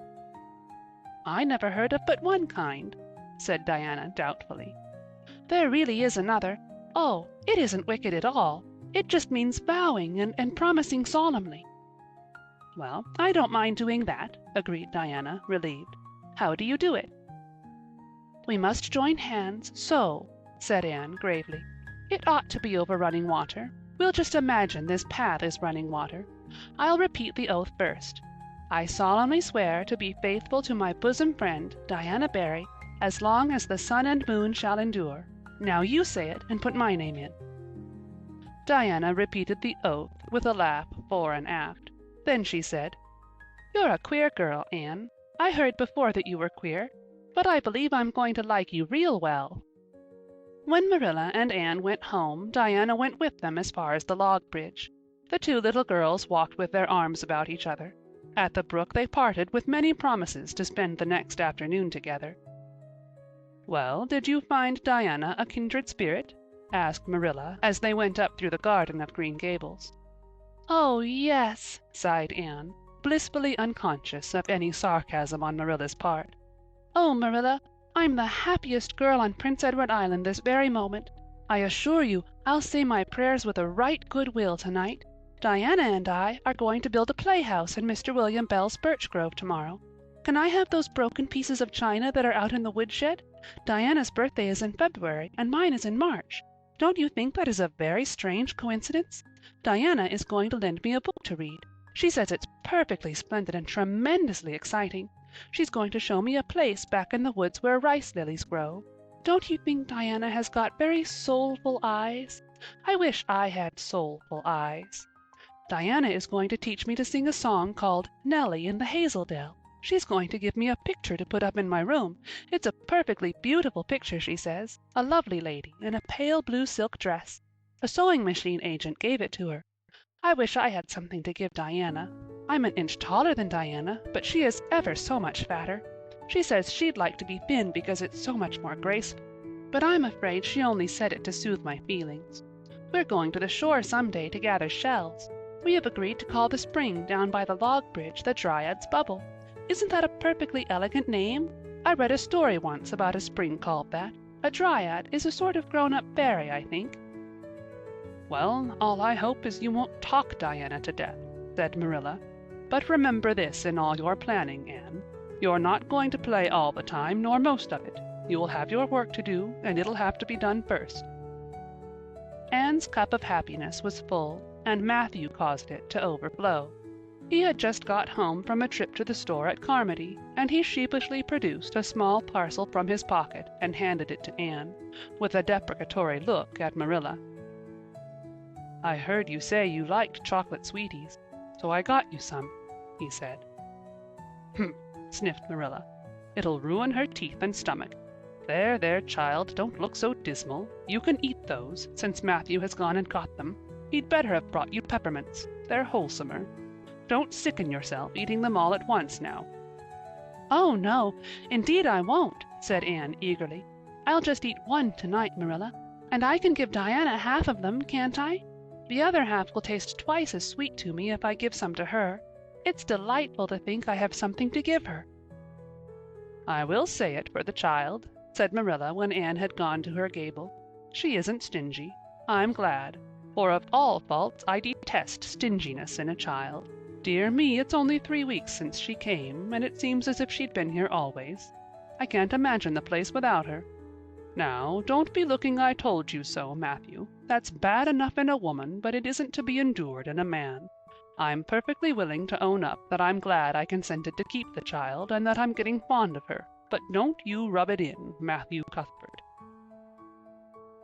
End of chapter 12. Chapter 13. The Delights of Anticipation. "It's time Anne was in to do her sewing," said Marilla, glancing at the clock and then out into the yellow August afternoon where everything drowsed in the heat. "She stayed playing with Diana more than half an hour more'n I gave her leave to, and now she's perched out there on the woodpile talking to Matthew, 19 to the dozen, when she knows perfectly well she ought to be at her work. And of course he's listening to her like a perfect ninny. I never saw such an infatuated man. The more she talks and the odder the things she says, the more he's delighted, evidently. Anne Shirley, you come right in here this minute, do you hear me?" A series of staccato taps on the west window brought Anne flying in from the yard, eyes shining, cheeks faintly flushed with pink, unbraided hair streaming behind her in a torrent of brightness. "Oh, Marilla," she exclaimed breathlessly, "there's going to be a Sunday school picnic next week in Mr. Harmon Andrews' field right near the Lake of Shining Waters, and Mrs. Superintendent Bell and Mrs. Rachel Lynde are going to make ice cream. Think of it, Marilla, ice cream! And oh, Marilla, can I go to it?" "Just look at the clock, if you please, Anne. What time did I tell you to come in?" 2 o'clock. But isn't it splendid about the picnic, Marilla? Please can I go? Oh, I've never been to a picnic. I've dreamed of picnics, but I've never— "Yes, I told you to come at 2 o'clock, and it's 2:45. I'd like to know why you didn't obey me, Anne." Why, I meant to, Marilla, as much as could be, but you have no idea how fascinating Idlewild is, and then, of course, I had to tell Matthew about the picnic. Matthew was such a sympathetic listener. Please can I go?"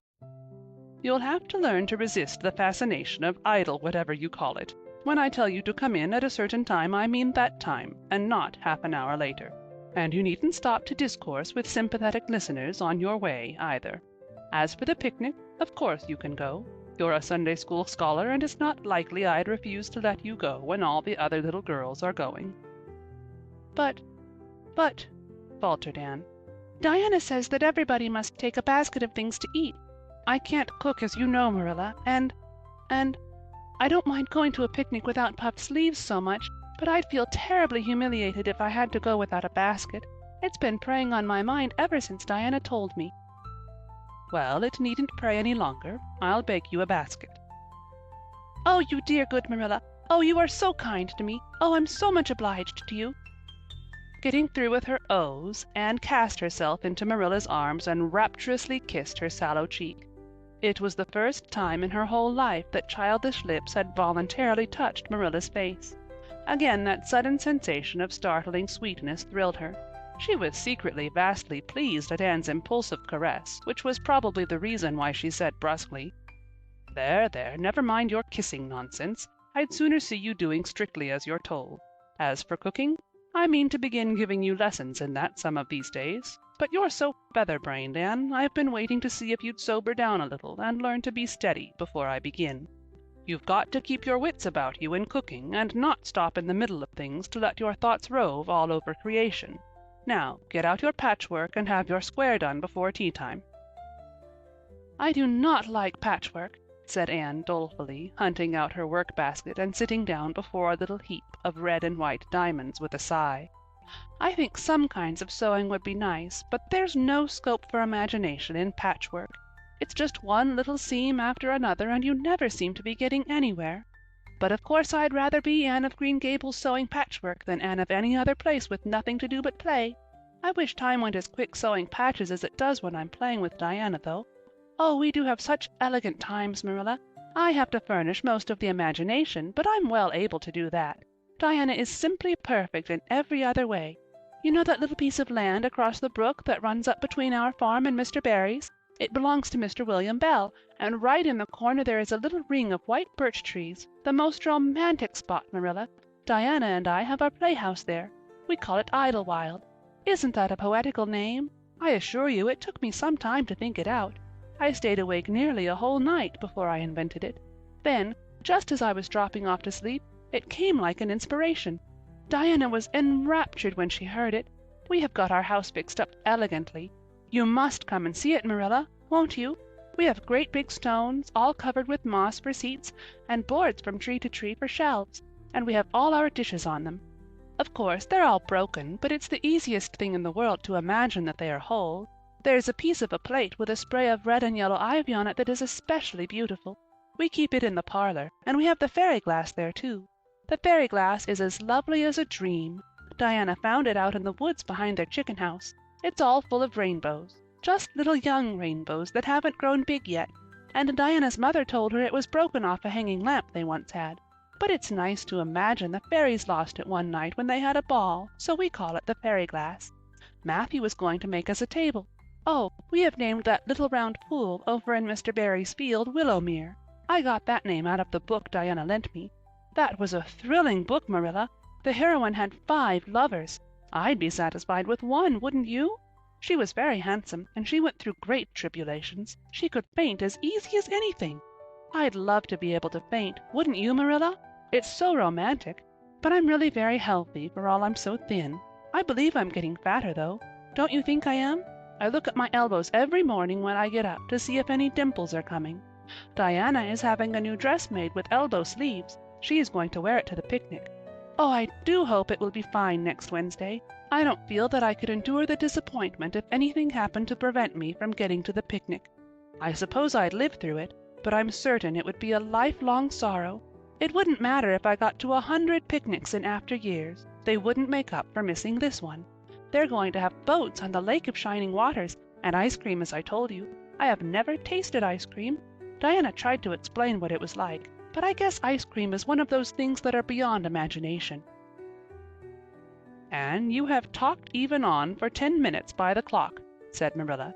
"Now, just for curiosity's sake, see if you can hold your tongue for the same length of time." Anne held her tongue as desired, but for the rest of the week she talked picnic and thought picnic and dreamed picnic. On Saturday it rained, and she worked herself up into such a frantic state, lest it should keep on raining until and over Wednesday, that Marilla made her sew an extra patchwork square by way of steadying her nerves. On Sunday Anne confided to Marilla on the way home from church that she grew actually cold all over with excitement when the minister announced the picnic from the pulpit. "Such a thrill as went up and down my back, Marilla. I don't think I'd ever really believed until then that there was honestly going to be a picnic. I couldn't help fearing I'd only imagined it. But when a minister says a thing in the pulpit, you just have to believe it." "You set your heart too much on things, Anne," said Marilla with a sigh. "I'm afraid there'll be a great many disappointments in store for you through life." "Oh, Marilla, looking forward to things is half the pleasure of them," exclaimed Anne. "You mayn't get the things themselves, but nothing can prevent you from having the fun of looking forward to them. Mrs. Lynde says, 'Blessed are they who expect nothing, for they shall not be disappointed.' But I think it would be worse to expect nothing than to be disappointed." Marilla wore her amethyst brooch to church that day as usual. Marilla always wore her amethyst brooch to church. She would have thought it rather sacrilegious to leave it off, as bad as forgetting her Bible or her collection dime.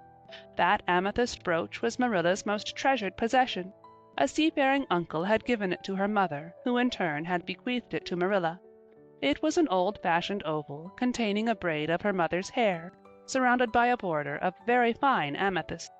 Marilla knew too little about precious stones to realize how fine the amethysts actually were, but she thought them very beautiful, and was always pleasantly conscious of their violet shimmer at her throat, above her good brown satin dress, even although she could not see it. Anne had been smitten with delighted admiration when she first saw that brooch. "Oh, Marilla, it's a perfectly elegant brooch. I don't know how you can pay attention to the sermon or the prayers when you have it on. I couldn't, I know. I think amethysts are just sweet. They are what I used to think diamonds were like. Long ago, before I had ever seen a diamond, I read about them and I tried to imagine what they would be like. I thought they would be lovely glimmering purple stones. When I saw a real diamond in a lady's ring one day I was so disappointed I cried. Of course, it was very lovely, but it wasn't my idea of a diamond. Will you let me hold the brooch for 1 minute, Marilla? Do you think amethysts can be the souls of good violets?" End of chapter 13. Chapter 14. Anne's Confession. On the Monday evening before the picnic, Marilla came down from her room with a troubled face.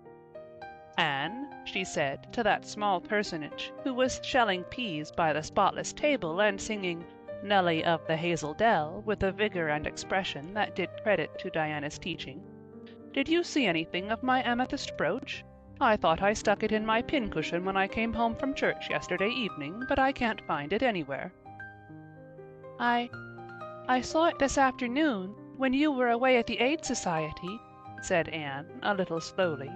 "I was passing your door when I saw it on the cushion, so I went in to look at it." "Did you touch it?" said Marilla sternly. "Yes," admitted Anne. "I took it up and I pinned it on my breast just to see how it would look." "You had no business to do anything of the sort. It's very wrong in a little girl to meddle. You shouldn't have gone into my room in the first place, and you shouldn't have touched a brooch that didn't belong to you in the second. Where did you put it?" "Oh, I put it back on the bureau. I hadn't it on a minute. Truly, I didn't mean to meddle, Marilla. I didn't think about its being wrong to go in and try on the brooch, but I see now that it was, and I'll never do it again. That's one good thing about me. I never do the same naughty thing twice." "You didn't put it back," said Marilla. "That brooch isn't anywhere on the bureau. You've taken it out or something, Anne." "I did put it back," said Anne quickly, pertly, Marilla thought. "I just don't remember whether I stuck it on the pincushion or laid it in the china tray, but I'm perfectly certain I put it back." "I'll go and have another look," said Marilla, determining to be just. "If you put that brooch back, it's there still. If it isn't, I'll know you didn't, that's all." Marilla went to her room and made a thorough search, not only over the bureau, but in every other place she thought the brooch might possibly be. It was not to be found, and she returned to the kitchen. "Anne, the brooch is gone. By your own admission you were the last person to handle it. Now, what have you done with it? Tell me the truth at once. Did you take it out and lose it?" "No, I didn't," said Anne solemnly, meeting Marilla's angry gaze squarely. "I never took the brooch out of your room, and that is the truth, if I was to be led to the block for it, although I'm not very certain what a block is. So there, Marilla." Anne's "so there" was only intended to emphasize her assertion, but Marilla took it as a display of defiance. "I believe you are telling me a falsehood, Anne," she said sharply. "I know you are. There now, don't say anything more unless you are prepared to tell the whole truth. Go to your room and stay there until you are ready to confess." "Will I take the peas with me?" said Anne meekly. "No, I'll finish shelling them myself. Do as I bid you." When Anne had gone, Marilla went about her evening tasks in a very disturbed state of mind. She was worried about her valuable brooch. What if Anne had lost it? And how wicked of the child to deny having taken it, when anybody could see she must have, with such an innocent face, too. "I don't know what I wouldn't sooner have had happen," thought Marilla as she nervously shelled the peas. "Of course, I don't suppose she meant to steal it or anything like that. She's just taken it to play with or help along that imagination of hers. She must have taken it, that's clear, for there hasn't been a soul in that room since she was in it, by her own story, until I went up tonight. And the brooch is gone, there's nothing surer. I suppose she has lost it and is afraid to own up for fear she'll be punished. It's a dreadful thing to think she tells falsehoods. It's a far worse thing than her fit of temper. It's a fearful responsibility to have a child in your house you can't trust. Slyness and untruthfulness, that's what she has displayed. I declare I feel worse about that than about the brooch. If she'd only have told the truth about it, I wouldn't mind so much." Marilla went to her room at intervals all through the evening and searched for the brooch without finding it. A bedtime visit to the east gable produced no result. Anne persisted in denying that she knew anything about the brooch, but Marilla was only the more firmly convinced that she did. She told Matthew the story the next morning. Matthew was confounded and puzzled. He could not so quickly lose faith in Anne, but he had to admit that circumstances were against her. "You're sure it hasn't fell down behind the bureau?" was the only suggestion he could offer. "I've moved the bureau and I've taken out the drawers and I've looked in every crack and cranny," was Marilla's positive answer. "The brooch is gone and that child has taken it and lied about it. That's the plain, ugly truth, Matthew Cuthbert, and we might as well look it in the face." "Well now, what are you going to do about it?" Matthew asked forlornly, feeling secretly thankful that Marilla and not he had to deal with the situation. He felt no desire to put his oar in this time. "She'll stay in her room until she confesses," said Marilla grimly, remembering the success of this method in the former case. "Then we'll see. Perhaps we'll be able to find the brooch if she'll only tell where she took it. But in any case, she'll have to be severely punished, Matthew." "Well now, you'll have to punish her," said Matthew, reaching for his hat. "I've nothing to do with it, remember. You warned me off yourself." Marilla felt deserted by everyone. She could not even go to Mrs. Lynde for advice. She went up to the east gable with a very serious face, and left it with a face more serious still. Anne steadfastly refused to confess. She persisted in asserting that she had not taken the brooch. The child had evidently been crying, and Marilla felt a pang of pity which she sternly repressed. By night she was, as she expressed it, beat out. "You'll stay in this room until you confess, Anne. You can make up your mind to that," she said firmly. "But the picnic is tomorrow, Marilla," cried Anne. "You won't keep me from going to that, will you? You'll just let me out for the afternoon, won't you?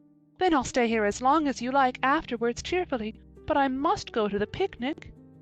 "You'll not go to picnics nor anywhere else until you've confessed, Anne."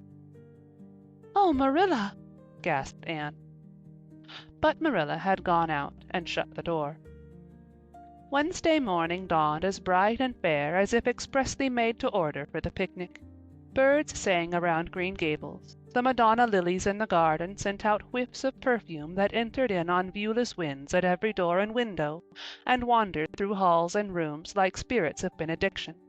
The birches in the hollow waved joyful hands as if watching for Anne's usual morning greeting from the east gable. But Anne was not at her window. When Marilla took her breakfast up to her, she found the child sitting primly on her bed, pale and resolute, with tight-shut lips and gleaming eyes. "Marilla, I'm ready to confess." "Ah!" Marilla laid down her tray. Once again her method had succeeded, but her success was very bitter to her. "Let me hear what you have to say then, Anne." "I took the amethyst brooch," said Anne, as if repeating a lesson she had learned. "I took it just as you said. I didn't mean to take it when I went in, but it did look so beautiful, Marilla, when I pinned it on my breast, that I was overcome by an irresistible temptation. I imagined how perfectly thrilling it would be to take it to Idlewild and play I was the Lady Cordelia Fitzgerald. It would be so much easier to imagine I was the Lady Cordelia if I had a real amethyst brooch on. Diana and I make necklaces of roseberries, but what are roseberries compared to amethysts? So I took the brooch. I thought I could put it back before you came home. I went all the way around by the road to lengthen out the time. When I was going over the bridge across the Lake of Shining Waters, I took the brooch off to have another look at it. Oh, how it did shine in the sunlight!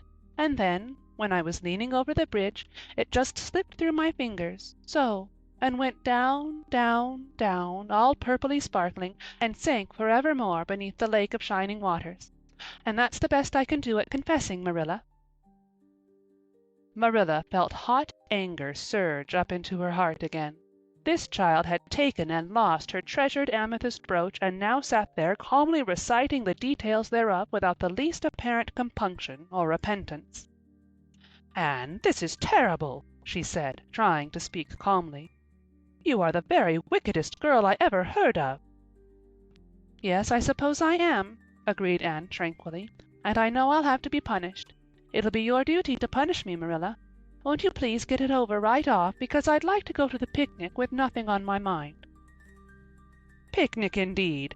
You'll go to no picnic today, Anne Shirley. That shall be your punishment, and it isn't half severe enough either for what you've done." "Not go to the picnic!" Anne sprang to her feet and clutched Marilla's hand.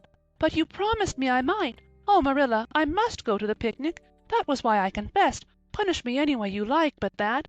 Oh, Marilla, please, please let me go to the picnic. Think of the ice cream. For anything you know, I may never have a chance to taste ice cream again." Marilla disengaged Anne's clinging hands stonily. "You needn't plead, Anne. You are not going to the picnic, and that's final. No, not a word." Anne realized that Marilla was not to be moved.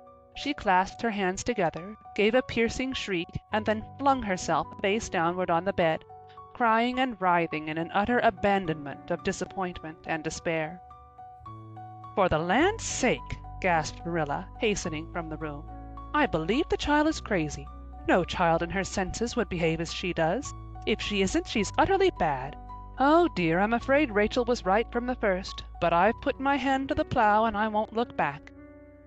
That was a dismal morning. Marilla worked fiercely and scrubbed the porch floor and the dairy shelves when she could find nothing else to do. Neither the shelves nor the porch needed it, but Marilla did. Then she went out and raked the yard. When dinner was ready, she went to the stairs and called Anne. A tear-stained face appeared, looking tragically over the banisters. "Come down to your dinner, Anne." "I don't want any dinner, Marilla," said Anne sobbingly. "I couldn't eat anything. My heart is broken. You'll feel remorse of conscience some day, I expect, for breaking it, Marilla, but I forgive you. Remember when the time comes that I forgive you. But please don't ask me to eat anything, especially boiled pork and greens. Boiled pork and greens are so unromantic when one is in affliction." Exasperated, Marilla returned to the kitchen and poured out her tale of woe to Matthew, who, between his sense of justice and his unlawful sympathy with Anne, was a miserable man. "Well, now, she shouldn't have taken the brooch, Marilla, or told stories about it," he admitted, mournfully surveying his plateful of unromantic pork and greens as if he, like Anne, thought it a food unsuited to crises of feeling. "But she's such a little thing, such an interesting little thing. Don't you think it's pretty rough not to let her go to the picnic when she's so set on it?" "Matthew Cuthbert, I'm amazed at you. I think I've let her off entirely too easy, and she doesn't appear to realize how wicked she's been at all. That's what worries me most. If she'd really felt sorry, it wouldn't be so bad. And you don't seem to realize it neither. You're making excuses for her all the time to yourself. I can see that." "Well, now, she's such a little thing," feebly reiterated Matthew. "And there should be allowances made, Marilla. You know she's never had any bringing up." "Well, she's having it now," retorted Marilla. The retort silenced Matthew, if it did not convince him. That dinner was a very dismal meal. The only cheerful thing about it was Jerry Buote, the hired boy, and Marilla resented his cheerfulness as a personal insult.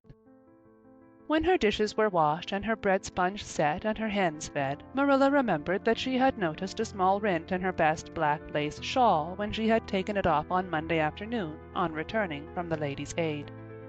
She would go and mend it. The shawl was in a box in her trunk.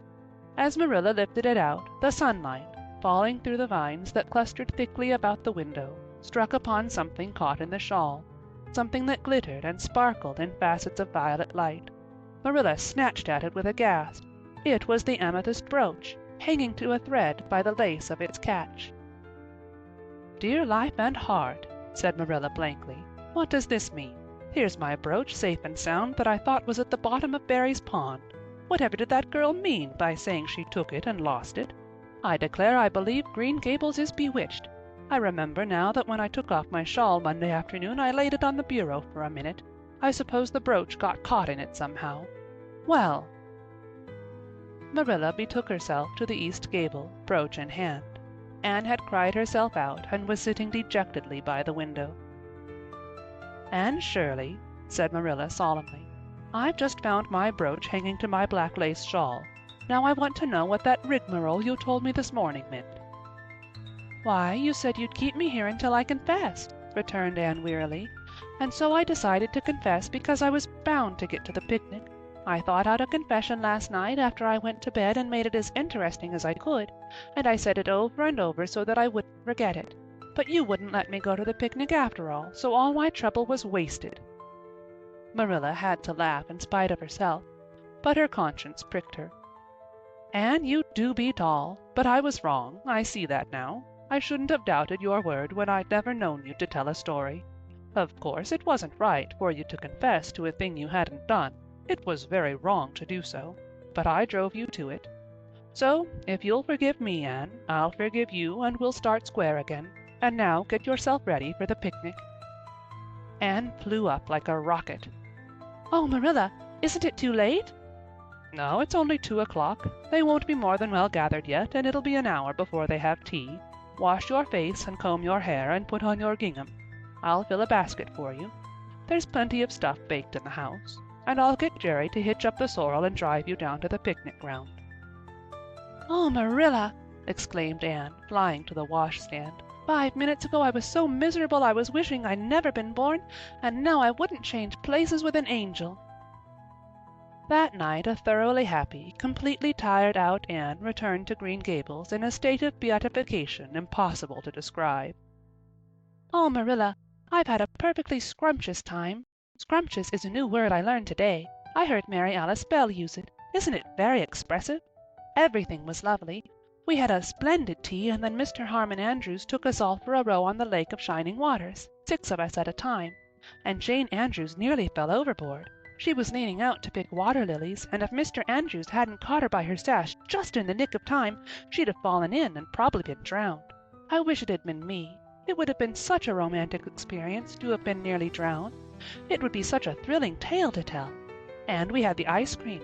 Words fail me to describe that ice cream. Marilla, I assure you it was sublime." That evening Marilla told the whole story to Matthew over her stocking basket. "I'm willing to own up that I made a mistake," she concluded candidly. "But I've learned a lesson. I have to laugh when I think of Anne's confession, although I suppose I shouldn't, for it really was a falsehood. But it doesn't seem as bad as the other would have been, somehow, and anyhow I'm responsible for it. That child is hard to understand in some respects, but I believe she'll turn out all right yet. And there's one thing certain, no house will ever be dull that she's in." End of chapter 14. Chapter 15. A Tempest in the School Teapot. "What a splendid day!" said Anne, drawing a long breath. "Isn't it good just to be alive on a day like this? I pity the people who aren't born yet for missing it. They may have good days, of course, but they can never have this one. And it's splendider still to have such a lovely way to go to school by, isn't it?" "It's a lot nicer than going round by the road. That is so dusty and hot," said Diana practically, peeping into her dinner basket and mentally calculating if the 3 juicy, toothsome raspberry tarts reposing there were divided among 10 girls, how many bites each girl would have.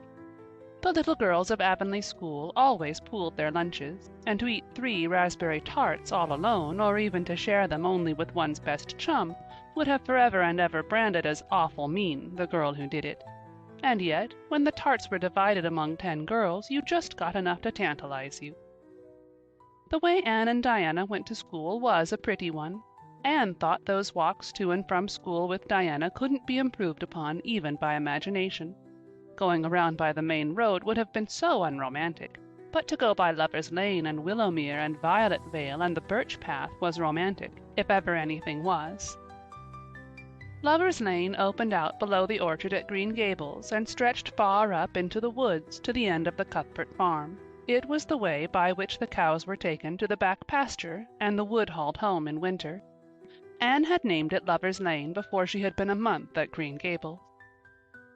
Not that lovers ever really walk there, she explained to Marilla, but Diana and I are reading a perfectly magnificent book, and there's a lover's lane in it, so we want to have one too.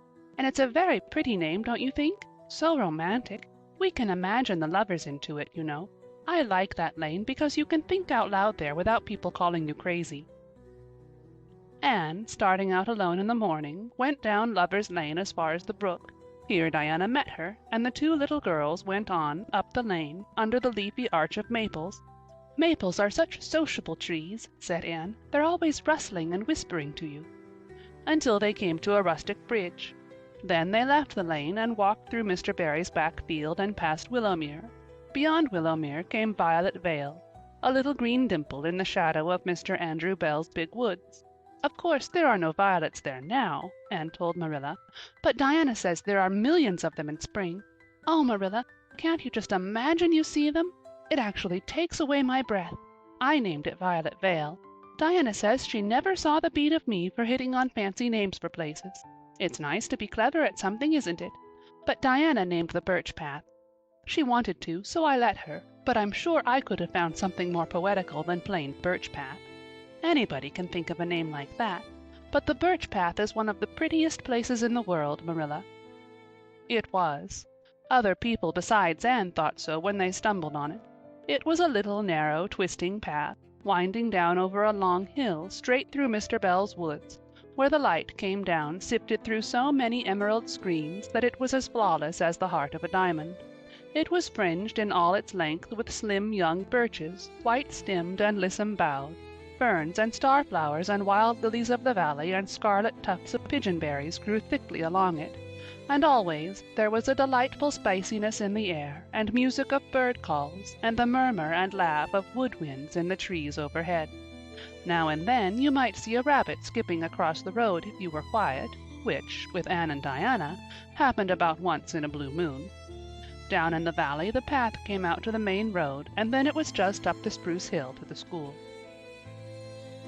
The Avonlea School was a whitewashed building, low in the eaves and wide in the windows, furnished inside with comfortable, substantial, old-fashioned desks that opened and shut, and were carved all over their lids with the initials and hieroglyphics of 3 generations of school-children.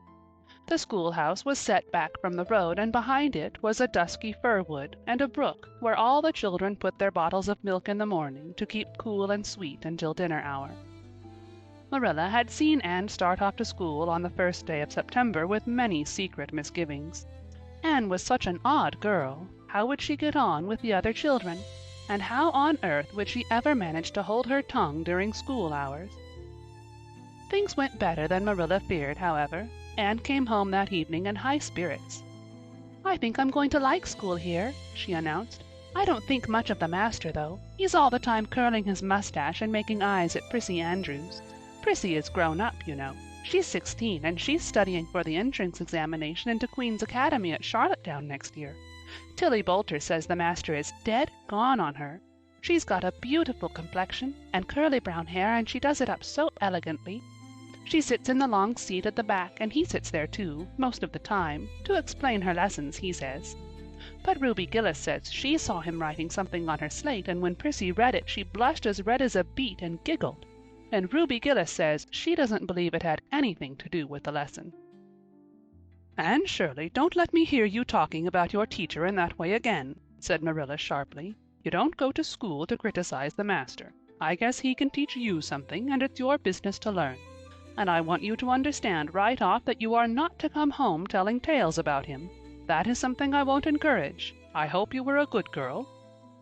"Indeed I was," said Anne comfortably. "It wasn't so hard as you might imagine, either. I sit with Diana. Our seat is right by the window, and we can look down to the lake of shining waters. There are a lot of nice girls in school, and we had scrumptious fun playing at dinner time. It's so nice to have a lot of little girls to play with. But of course I like Diana best and always will. I adore Diana. I'm dreadfully far behind the others. They're all in the 5th book, and I'm only in the 4th. I feel that it's kind of a disgrace. But there's not one of them has such an imagination as I have, and I soon found that out. We had reading and geography and Canadian history and dictation today. Mr. Phillips said my spelling was disgraceful, and he held up my slate so that everybody could see it, all marked over. I felt so mortified, Marilla. You might have been politer to a stranger, I think. Ruby Gillis gave me an apple, and Sophia Sloane lent me a lovely pink card with 'May I see you home' on it. I'm to give it back to her tomorrow. And Tilly Boulter let me wear her bead ring all the afternoon. Can I have some of those pearl beads off the old pincushion in the garret to make myself a ring? And oh, Marilla, Jane Andrews told me that Minnie MacPherson told her that she heard Prissy Andrews tell Sarah Gillis that I had a very pretty nose. Marilla, that is the first compliment I have ever had in my life, and you can't imagine what a strange feeling it gave me. Marilla, have I really a pretty nose? I know you'll tell me the truth." "Your nose is well enough," said Marilla shortly. Secretly she thought Anne's nose was a remarkably pretty one, but she had no intention of telling her so. That was 3 weeks ago, and all had gone smoothly so far. And now, this crisp September morning, Anne and Diana were tripping blithely down the birch path, two of the happiest little girls in Avonlea. "I guess Gilbert Blythe will be in school today," said Diana. "He's been visiting his cousins over in New Brunswick all summer, and he only came home Saturday night. He's awfully handsome, Anne, and he teases the girls something terrible. He just torments our lives out." Diana's voice indicated that she rather liked having her life tormented out than not. "Gilbert Blythe," said Anne. "Isn't it his name that's written up on the porch wall with Julia Bell's and a big 'Take Notice' over them?" "Yes," said Diana, tossing her head. "But I'm sure he doesn't like Julia Bell very much. I've heard him say he studied the multiplication table by her freckles." "Oh, don't speak about freckles to me," implored Anne. "It isn't delicate when I've got so many. But I do think that writing 'take notices' up on the wall about the boys and girls is the silliest ever. I should just like to see anybody dare to write my name up with a boy's. Not, of course," she hastened to add, "that anybody would." Anne sighed. She didn't want her name written up, but it was a little humiliating to know that there was no danger of it. "Nonsense," said Diana, whose black eyes and glossy tresses had played such havoc with the hearts of Avonlea schoolboys that her name figured on the porch walls and half a dozen take notices. "It's only meant as a joke, and don't you be too sure your name won't ever be written up. Charlie Sloane is dead gone on you. He told his mother, mind you, that you were the smartest girl in school. That's better than being good-looking." "No, it isn't," said Anne, feminine to the core. "I'd rather be pretty than clever. And I hate Charlie Sloane. I can't bear a boy with goggle eyes. If anyone wrote my name up with his, I'd never get over it, Diana Barry. But it is nice to keep head of your class." "You'll have Gilbert in your class after this," said Diana, "and he's used to being head of his class, I can tell you. He's only in the 4th book, although he's nearly 14. 4 years ago his father was sick and had to go out to Alberta for his health, and Gilbert went with him. They were there 3 years, and Gil didn't go to school hardly any until they came back. You won't find it so easy to keep head after this, Anne." "I'm glad," said Anne quickly. "I couldn't really feel proud of keeping head of little boys and girls of just 9 or 10. I got up yesterday spelling ebullition. Josie Pye was head, and mind you, she peeped in her book. Mr. Phillips didn't see her. He was looking at Prissy Andrews. But I did. I just swept her a look of freezing scorn, and she got as red as a beet and spelled it wrong after all." "Those Pye girls are cheats all round," said Diana indignantly, as they climbed the fence of the main road. "Gertie Pye actually went and put her milk bottle in my place in the brook yesterday. Did you ever? I don't speak to her now." When Mr. Phillips was in the back of the room, hearing Prissy Andrews's Latin, Diana whispered to Anne, "That's Gilbert Blythe sitting right across the aisle from you, Anne. Just look at him and see if you don't think he's handsome." Anne looked accordingly. She had a good chance to do so, for the said Gilbert Blythe was absorbed in stealthily pinning the long yellow braid of Ruby Gillis, who sat in front of him, to the back of her seat. He was a tall boy, with curly brown hair, roguish hazel eyes, and a mouth twisted into a teasing smile. Presently Ruby Gillis started up to take a sum to the master. She fell back into her seat with a little shriek, believing that her hair was pulled out by the roots. Everybody looked at her, and Mr. Phillips glared so sternly that Ruby began to cry. Gilbert had whisked the pin out of sight and was studying his history with the soberest face in the world, but when the commotion subsided he looked at Anne and winked with inexpressible drollery. "I think your Gilbert Blythe is handsome," confided Anne to Diana, "but I think he's very bold. It isn't good manners to wink at a strange girl." But it was not until the afternoon that things really began to happen. Mr. Phillips was back in the corner explaining a problem in algebra to Prissy Andrews, and the rest of the scholars were doing pretty much as they pleased, eating green apples, whispering, drawing pictures on their slates, and driving crickets harnessed to strings up and down the aisle. Gilbert Blythe was trying to make Anne Shirley look at him, and failing utterly, because Anne was at that moment totally oblivious, not only to the very existence of Gilbert Blythe, but of every other scholar in Avonlea school itself. With her chin propped on her hands, and her eyes fixed on the blue glimpse of the lake of shining waters that the west window afforded, she was far away in a gorgeous dreamland, hearing and seeing nothing save her own wonderful visions. Gilbert Blythe wasn't used to putting himself out to make a girl look at him and meeting with failure. She should look at him, that red-haired Shirley girl with the little pointed chin and the big eyes that weren't like the eyes of any other girl in Avonlea school. Gilbert reached across the aisle, picked up the end of Anne's long red braid, held it out at arm's length, and said in a piercing whisper, "Carrots! Carrots!" Then Anne looked at him with a vengeance. She did more than look. She sprang to her feet, her bright fancies fallen into careless ruin. She flashed one indignant glance at Gilbert, from eyes whose angry sparkle was swiftly quenched in equally angry tears. "You mean, hateful boy!" she exclaimed passionately. "How dare you!" And then, thwack! Anne had brought her slate down on Gilbert's head and cracked it, slate not head, clear across. Avonlea school always enjoyed a scene. This was an especially enjoyable one. Everybody said, "Oh!" in horrified delight. Diana gasped. Ruby Gillis, who was inclined to be hysterical, began to cry. Tommy Sloane let his team of crickets escape him altogether while he stared open-mouthed at the tableau. Mr. Phillips stalked down the aisle and laid his hand heavily on Anne's shoulder. "Anne Shirley, what does this mean?" he said angrily. Anne returned no answer. It was asking too much of flesh and blood to expect her to tell before the whole school that she had been called carrots. Gilbert it was who spoke up stoutly. "It was my fault, Mr. Phillips. I teased her." Mr. Phillips paid no heed to Gilbert.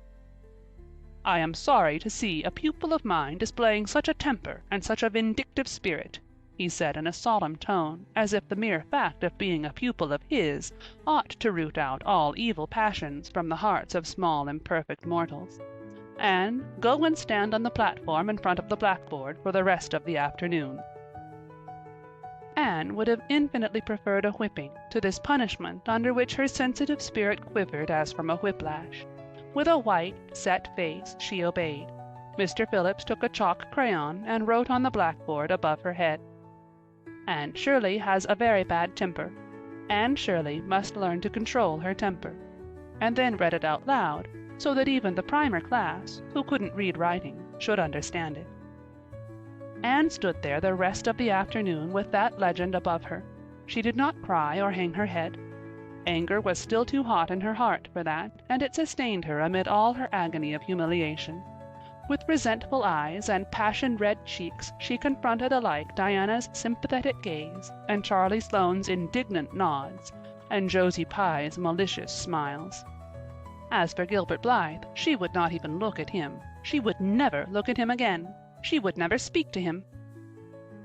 When school was dismissed, Anne marched out with her red head held high. Gilbert Blythe tried to intercept her at the porch door. "I'm awfully sorry I made fun of your hair, Anne," he whispered contritely. "Honest I am. Don't be mad for keeps now." Anne swept by disdainfully, without look or sign of hearing. "Oh, how could you, Anne?" breathed Diana, as they went down the road, half reproachfully, half admiringly. Diana felt that she could never have resisted Gilbert's plea. "I shall never forgive Gilbert Blythe," said Anne firmly. "And Mr. Phillips spelled my name without an E, too. The iron has entered into my soul, Diana." Diana hadn't the least idea what Anne meant, but she understood it was something terrible. "You mustn't mind Gilbert making fun of your hair," she said soothingly. "Why, he makes fun of all the girls. He laughs at mine because it's so black. He's called me a crow a dozen times, and I never heard him apologize for anything before, either." "There's a great deal of difference between being called a crow and being called carrots," said Anne with dignity. "Gilbert Blythe has hurt my feelings excruciatingly, Diana." It is possible the matter might have blown over without more excruciation if nothing else had happened. But when things begin to happen, they are apt to keep on. Avonlea scholars often spent noon hour picking gum in Mr. Bell's spruce grove over the hill and across his big pasture field. From there they could keep an eye on Eben Wright's house, where the master boarded. When they saw Mr. Phillips emerging therefrom, they ran for the schoolhouse, but the distance being about 3 times longer than Mr. Wright's lane, they were very apt to arrive there, breathless and gasping, some 3 minutes too late. On the following day Mr. Phillips was seized with one of his spasmodic fits of reform, and announced before going home to dinner that he should expect to find all the scholars in their seats when he returned. Anyone who came in late would be punished. All the boys and some of the girls went to Mr. Bell's spruce grove as usual, fully intending to stay only long enough to pick a chew. But spruce groves are seductive, and yellow nuts of gum beguiling. They picked and loitered and strayed, and as usual the first thing that recalled them to a sense of the flight of time was Jimmy Glover shouting from the top of a patriarchal old spruce, "Master's coming!" The girls, who were on the ground, started first and managed to reach the schoolhouse in time, but without a second to spare. The boys, who had to wriggle hastily down the trees, were later, and Anne, who had not been picking gum at all but was wandering happily in the far end of the grove, waist deep among the bracken, singing softly to herself, with a wreath of rice lilies on her hair as if she were some wild divinity of the shadowy places, was latest of all. Anne could run like a deer, however. Run she did, with the impish result that she overtook the boys at the door and was swept into the schoolhouse among them, just as Mr. Phillips was in the act of hanging up his hat. Mr. Phillips's brief reforming energy was over.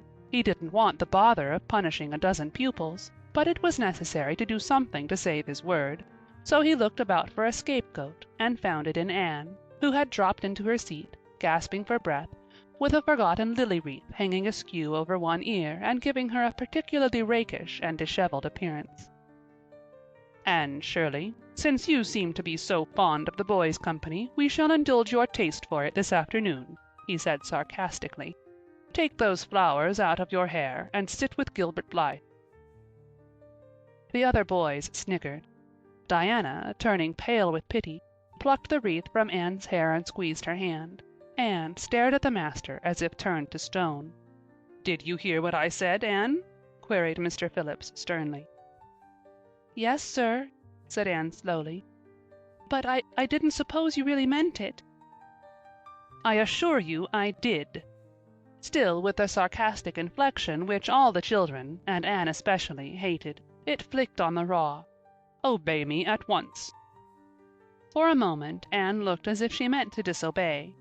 Then, realizing that there was no help for it, she rose haughtily, stepped across the aisle, sat down beside Gilbert Blythe, and buried her face in her arms on the desk. Ruby Gillis, who got a glimpse of it as it went down, told the others going home from school that she'd "actually never seen anything like it. It was so white, with awful little red spots in it." To Anne, this was the end of all things. It was bad enough to be singled out for punishment from among a dozen equally guilty ones. It was worse still to be sent to sit with a boy. But that boy should be Gilbert Blythe was heaping insult on injury to a degree utterly unbearable. Anne felt that she could not bear it, and it would be of no use to try.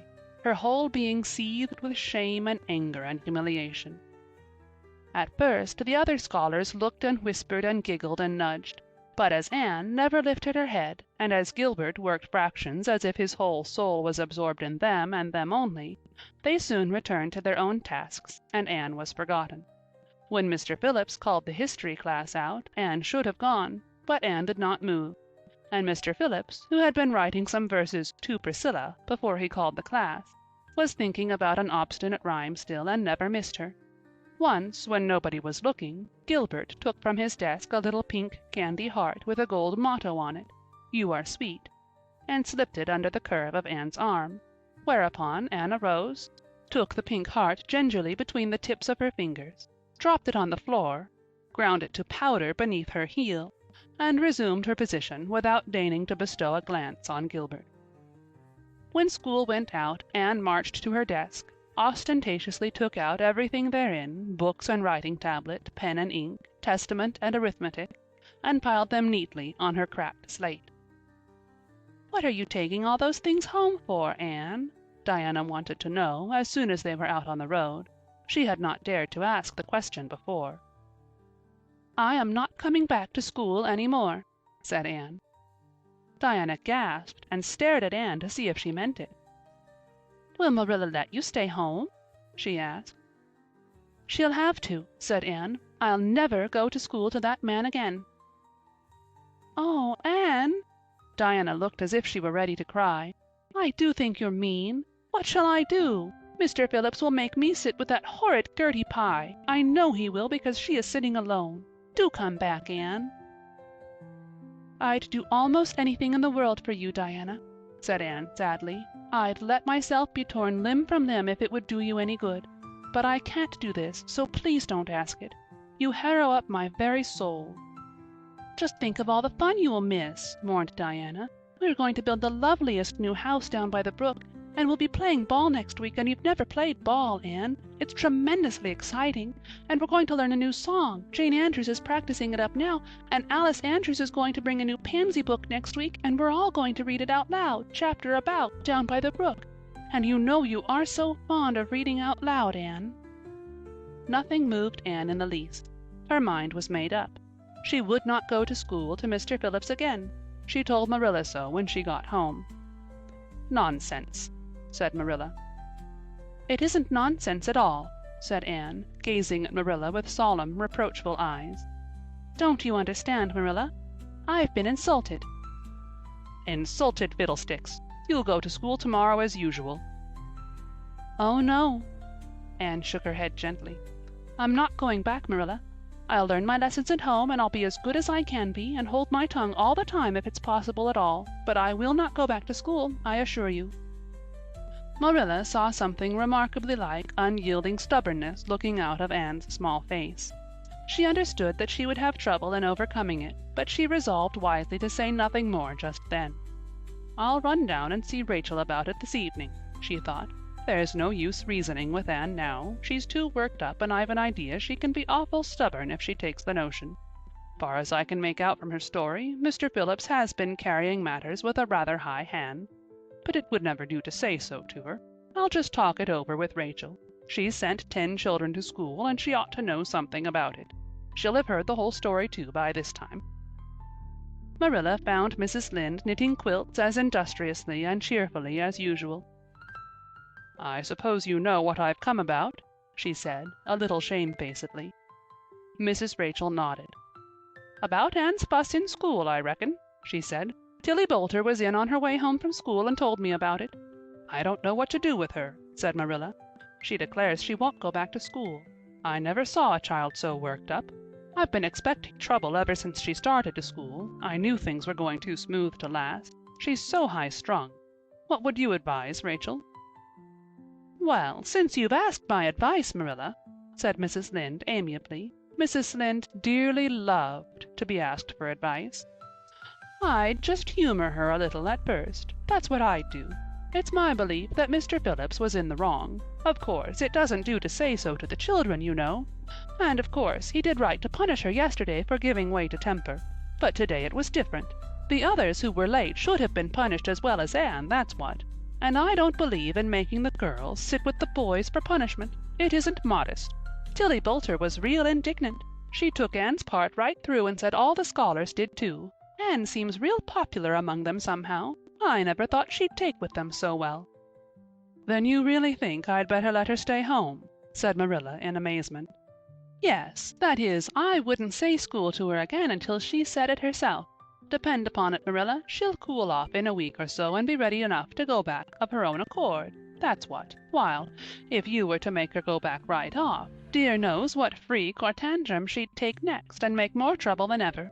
The less fuss made the better, in my opinion. She won't miss much by not going to school as far as that goes. Mr. Phillips isn't any good at all as a teacher. The order he keeps is scandalous, that's what, and he neglects the young fry and puts all his time on those big scholars he's getting ready for queens. He'd never have got to school for another year if his uncle hadn't been a trustee. The trustee, for he just leads the other two around by the nose, that's what.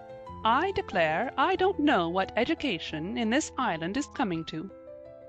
Mrs. Rachel shook her head, as much as to say if she were only at the head of the educational system of the province, things would be much better managed. Marilla took Mrs. Rachel's advice, and not another word was said to Anne about going back to school. She learned her lessons at home, did her chores, and played with Diana in the chilly purple autumn twilights. But when she met Gilbert Blythe on the road or encountered him in Sunday school, she passed him by with an icy contempt that was no whit thawed by his evident desire to appease her. Even Diana's efforts as a peacemaker were of no avail. Anne had evidently made up her mind to hate Gilbert Blythe to the end of life. As much as she hated Gilbert, however, did she love Diana, with all the love of her passionate little heart, equally intense in its likes and dislikes. One evening Marilla, coming in from the orchard with a basket of apples, found Anne sitting alone by the east window in the twilight, crying bitterly. "Whatever's the matter now, Anne?" she asked. "It's about Diana," sobbed Anne luxuriously. "I love Diana so, Marilla. I cannot ever live without her. But I know very well when we grow up that Diana will get married and go away and leave me. And oh, what shall I do? I hate her husband. I just hate him furiously. I've been imagining it all out, the wedding and everything, Diana dressed in snowy garments, with a veil, and looking as beautiful and regal as a queen, and me the bridesmaid, with a lovely dress too, and puffed sleeves, but with a breaking heart hid beneath my smiling face, and then bidding Diana good-bye." Here Anne broke down entirely and wept with increasing bitterness. Marilla turned quickly away to hide her twitching face, but it was no use. She collapsed on the nearest chair and burst into such a hearty and unusual peal of laughter that Matthew, crossing the yard outside, halted in amazement. When had he heard Marilla laugh like that before? "Well, Anne Shirley," said Marilla as soon as she could speak, "if you must borrow trouble, for pity's sake borrow it handier home. I should think you had an imagination, sure enough." End of chapter 15. Chapter 16. Diana is invited to tea with tragic results. October was a beautiful month at Green Gables, when the birches in the hollow turned as golden as sunshine, and the maples behind the orchard were royal crimson, and the wild cherry trees along the lane put on the loveliest shades of dark red and bronzy green, while the fields sunned themselves in aftermath.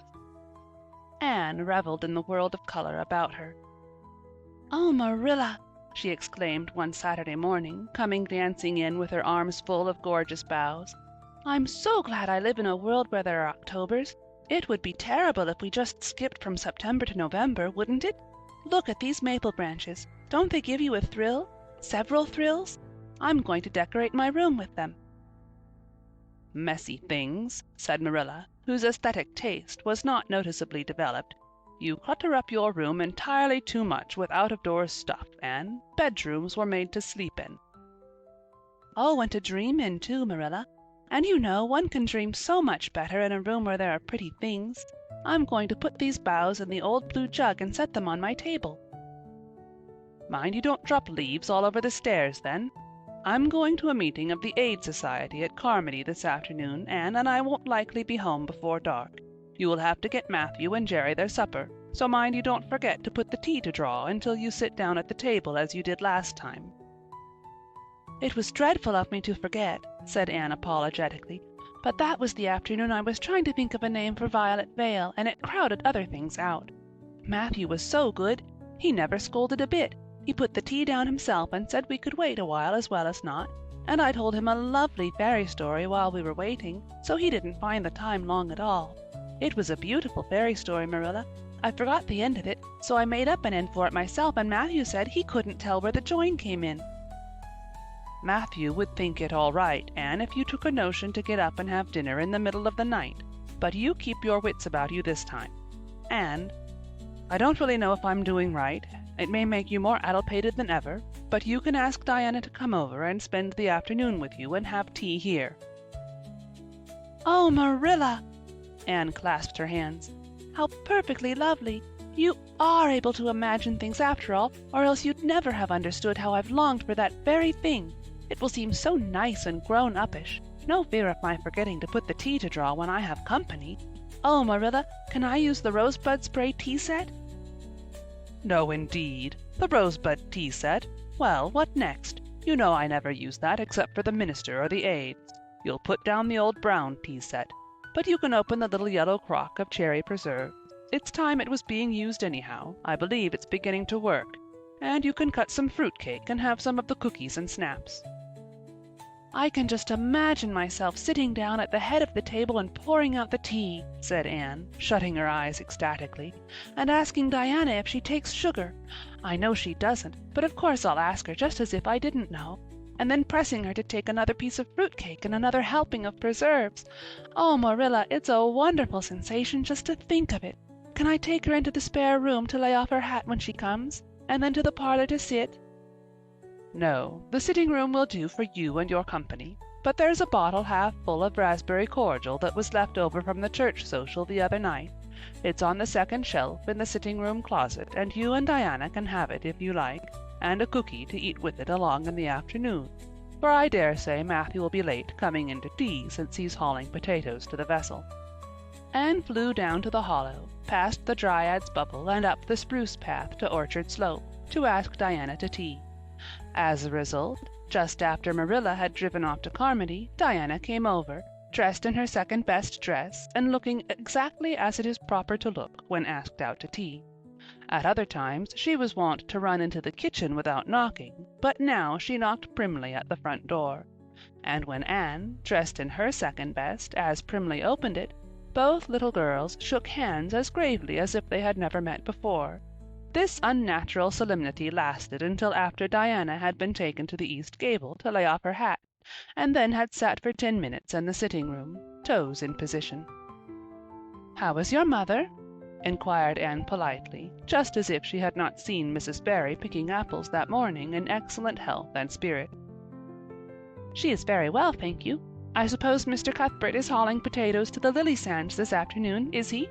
said Diana, who had ridden down to Mr. Harmon Andrews that morning in Matthew's cart. "Yes, our potato crop is very good this year. I hope your father's crop is good too." "It is fairly good, thank you. Have you picked many of your apples yet?" "Oh, ever so many," said Anne, forgetting to be dignified and jumping up quickly. "Let's go out to the orchard and get some of the red sweetings, Diana. Marilla says we can have all that are left on the tree. Marilla is a very generous woman. She said we can have fruit cake and cherry preserves for tea. But it isn't good manners to tell your company what you are going to give them to eat, so I won't tell you what she said we could have to drink. Only it begins with an R and a C, and it's bright red color. I love bright red drinks, don't you? They taste twice as good as any other color."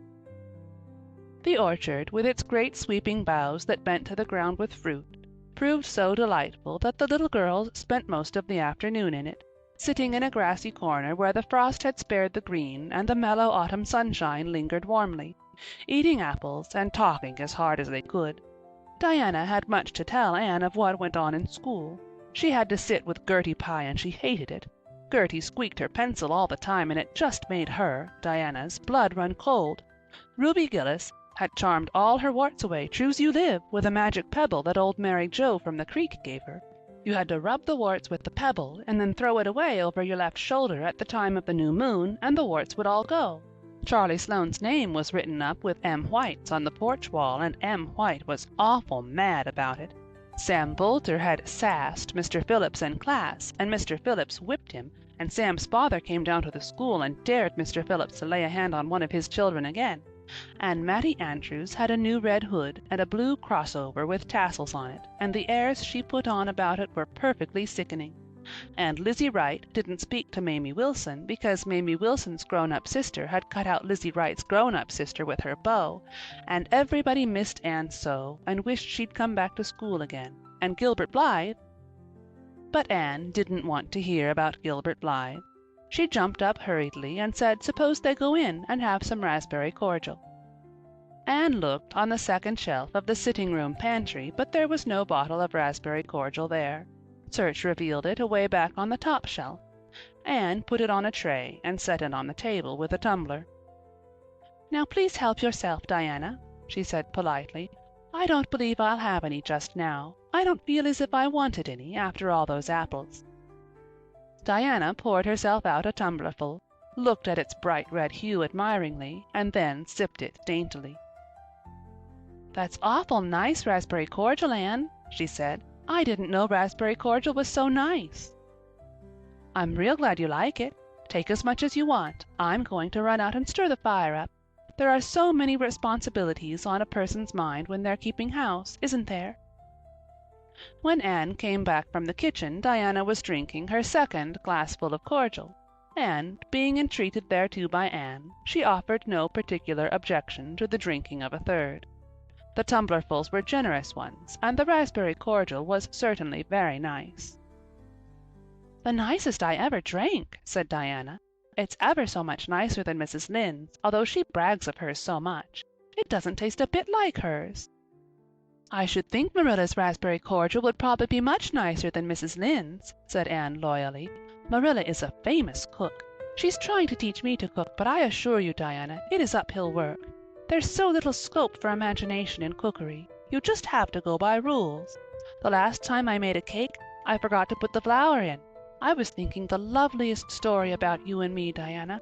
I thought you were desperately ill with smallpox and everybody deserted you, but I went boldly to your bedside and nursed you back to life, and then I took the smallpox and died and was buried under those poplar trees in the graveyard, and you planted a rose bush by my grave and watered it with your tears, and you never forgot the friend of your youth who sacrificed her life for you. Oh, it was such a pathetic tale, Diana. The tears just rained down over my cheeks while I mixed the cake. But I forgot the flour, and the cake was a dismal failure. Flour is so essential to cakes, you know. Marilla was very cross, and I don't wonder. I'm a great trial to her. She was terribly mortified about the pudding sauce last week. We had a plum pudding for dinner on Tuesday, and there was half the pudding and a pitcherful of sauce left over. Marilla said there was enough for another dinner and told me to set it on the pantry shelf and cover it. I meant to cover it just as much as could be, Diana, but when I carried it in I was imagining I was a nun. Of course I'm a Protestant, but I imagined I was Catholic, taking the veil to bury a broken heart in cloistered seclusion, and I forgot all about covering the pudding sauce. I thought of it next morning and ran to the pantry. Diana, fancy if you can my extreme horror at finding a mouse drowned in that pudding sauce. I lifted the mouse out with a spoon and threw it out into the yard, and then I washed the spoon in 3 waters. Marilla was out milking, and I fully intended to ask her when she came in if I should give the sauce to the pigs, but when she did come in, I was imagining that I was a frost fairy going through the woods turning the trees red and yellow, whichever they wanted to be, so I never thought about the pudding sauce again, and Marilla sent me out to pick apples. Well, Mr. and Mrs. Chester Ross from Spencervale came here that morning. You know they're very stylish people, especially Mrs. Chester Ross. When Marilla called me in, dinner was all ready and everybody was at the table. I tried to be as polite and dignified as I could be, for I wanted Mrs. Chester Ross to think I was a ladylike girl, even if I wasn't pretty. Everything went right until I saw Marilla coming in with the plum pudding in one hand and the pitcher of pudding sauce warmed up in the other. Diana, that was a terrible moment. I remembered everything and I just stood up in my place and shrieked out, "Marilla, you mustn't use that pudding sauce. There was a mouse drowned in it. I forgot to tell you before." Oh, Diana, I shall never forget that awful moment if I live to be 100. Mrs. Chester Ross just looked at me, and I thought I would sink through the floor with mortification. She is such a perfect housekeeper, and fancy what she must have thought of us. Marilla turned red as fire, but she never said a word. Then she just carried that sauce and pudding out and brought in some strawberry preserves. She even offered me some, but I couldn't swallow a mouthful. It was like heaping coals of fire on my head. After Mrs. Chester Ross went away, Marilla gave me a dreadful scolding. Why, Diana, what is the matter? Diana had stood up very unsteadily. Then she sat down again, putting her hands to her head. I'm awful sick," she said, a little thickly. I I must go right home."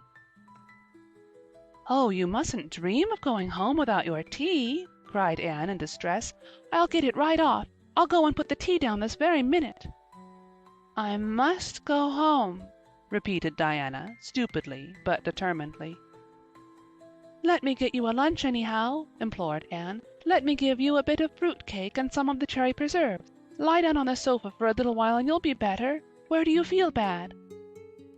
"I must go home," said Diana, and that was all she would say. In vain Anne pleaded. "I never heard of company going home without tea," she mourned.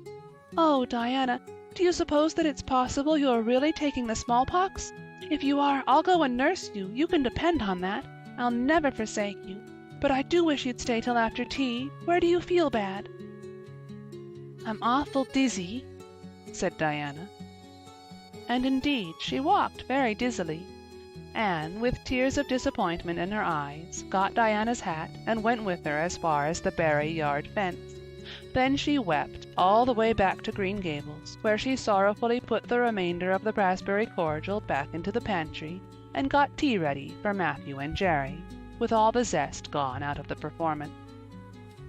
The next day was Sunday, and as the rain poured down in torrents from dawn till dusk, Anne did not stir abroad from Green Gables. Monday afternoon Marilla sent her down to Mrs. Lynde's on an errand. In a very short space of time Anne came flying back up the lane with tears rolling down her cheeks. Into the kitchen she dashed and flung herself face downward on the sofa in an agony. "Whatever has gone wrong now, Anne?" queried Marilla in doubt and dismay. "I hope you haven't gone and been saucy to Mrs. Lynde again." No answer from Anne save more tears and stormier sobs.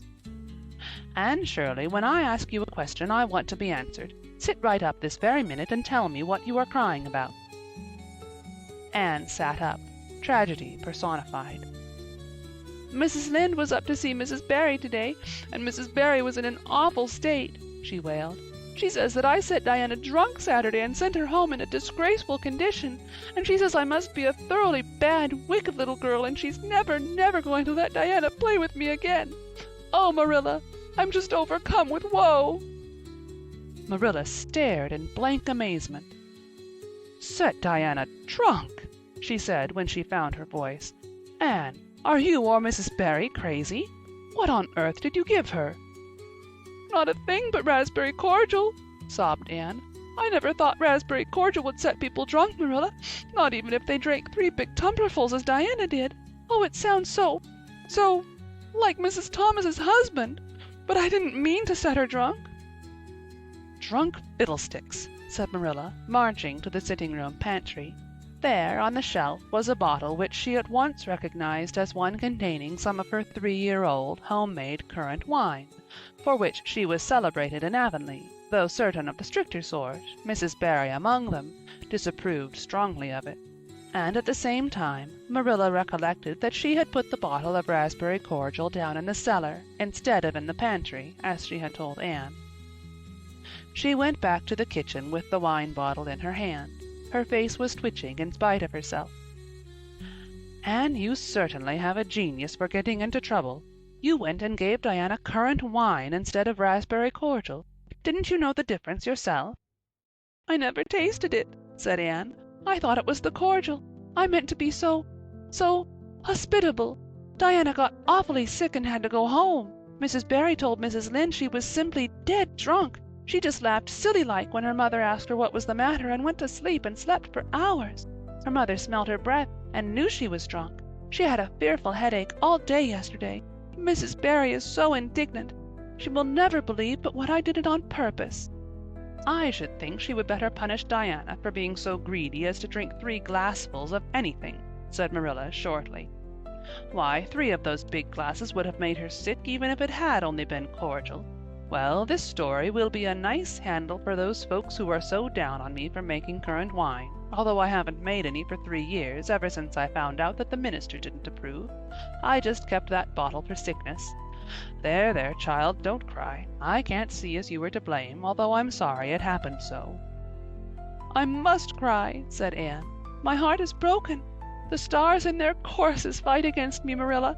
Diana and I are parted forever. Oh, Marilla, I little dreamed of this when we first swore our vows of friendship." "Don't be foolish, Anne. Mrs. Barry will think better of it when she finds you're not to blame. I suppose she thinks you've done it for a silly joke or something of that sort. You'd best go up this evening and tell her how it was." "My courage fails me at the thought of facing Diana's injured mother," sighed Anne. "I wish you'd go, Marilla. You're so much more dignified than I am.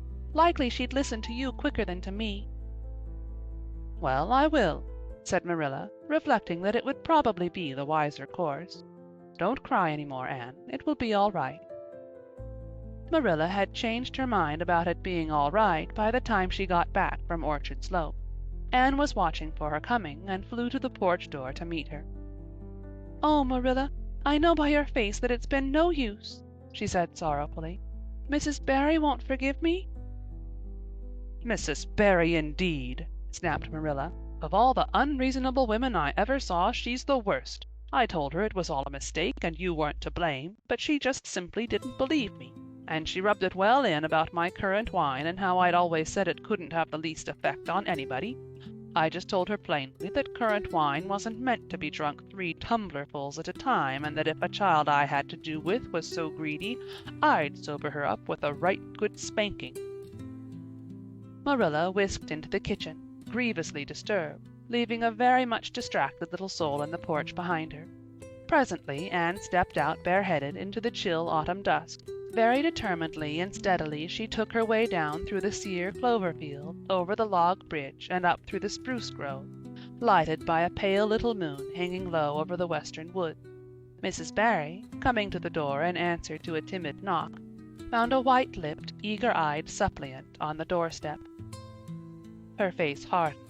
Mrs. Barry was a woman of strong prejudices and dislikes, and her anger was of the cold, sullen sort which is always hardest to overcome.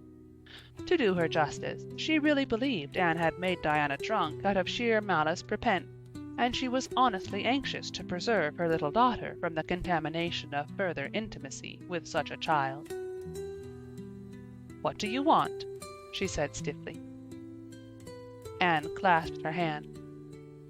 "Oh, Mrs. Barry, please forgive me. I did not mean to intoxicate Diana. How could I?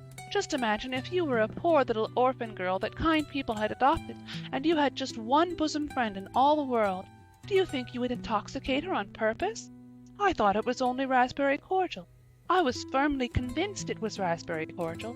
Oh, please don't say that you won't let Diana play with me any more. If you do, you will cover my life with a dark cloud of woe." This speech, which would have softened good Mrs. Lynde's heart in a twinkling, had no effect on Mrs. Barry except to irritate her still more. She was suspicious of Anne's big words and dramatic gestures, and imagined that the child was making fun of her. So she said, coldly and cruelly, "I don't think you are a fit little girl for Diana to associate with. You'd better go home and behave yourself." Anne's lips quivered.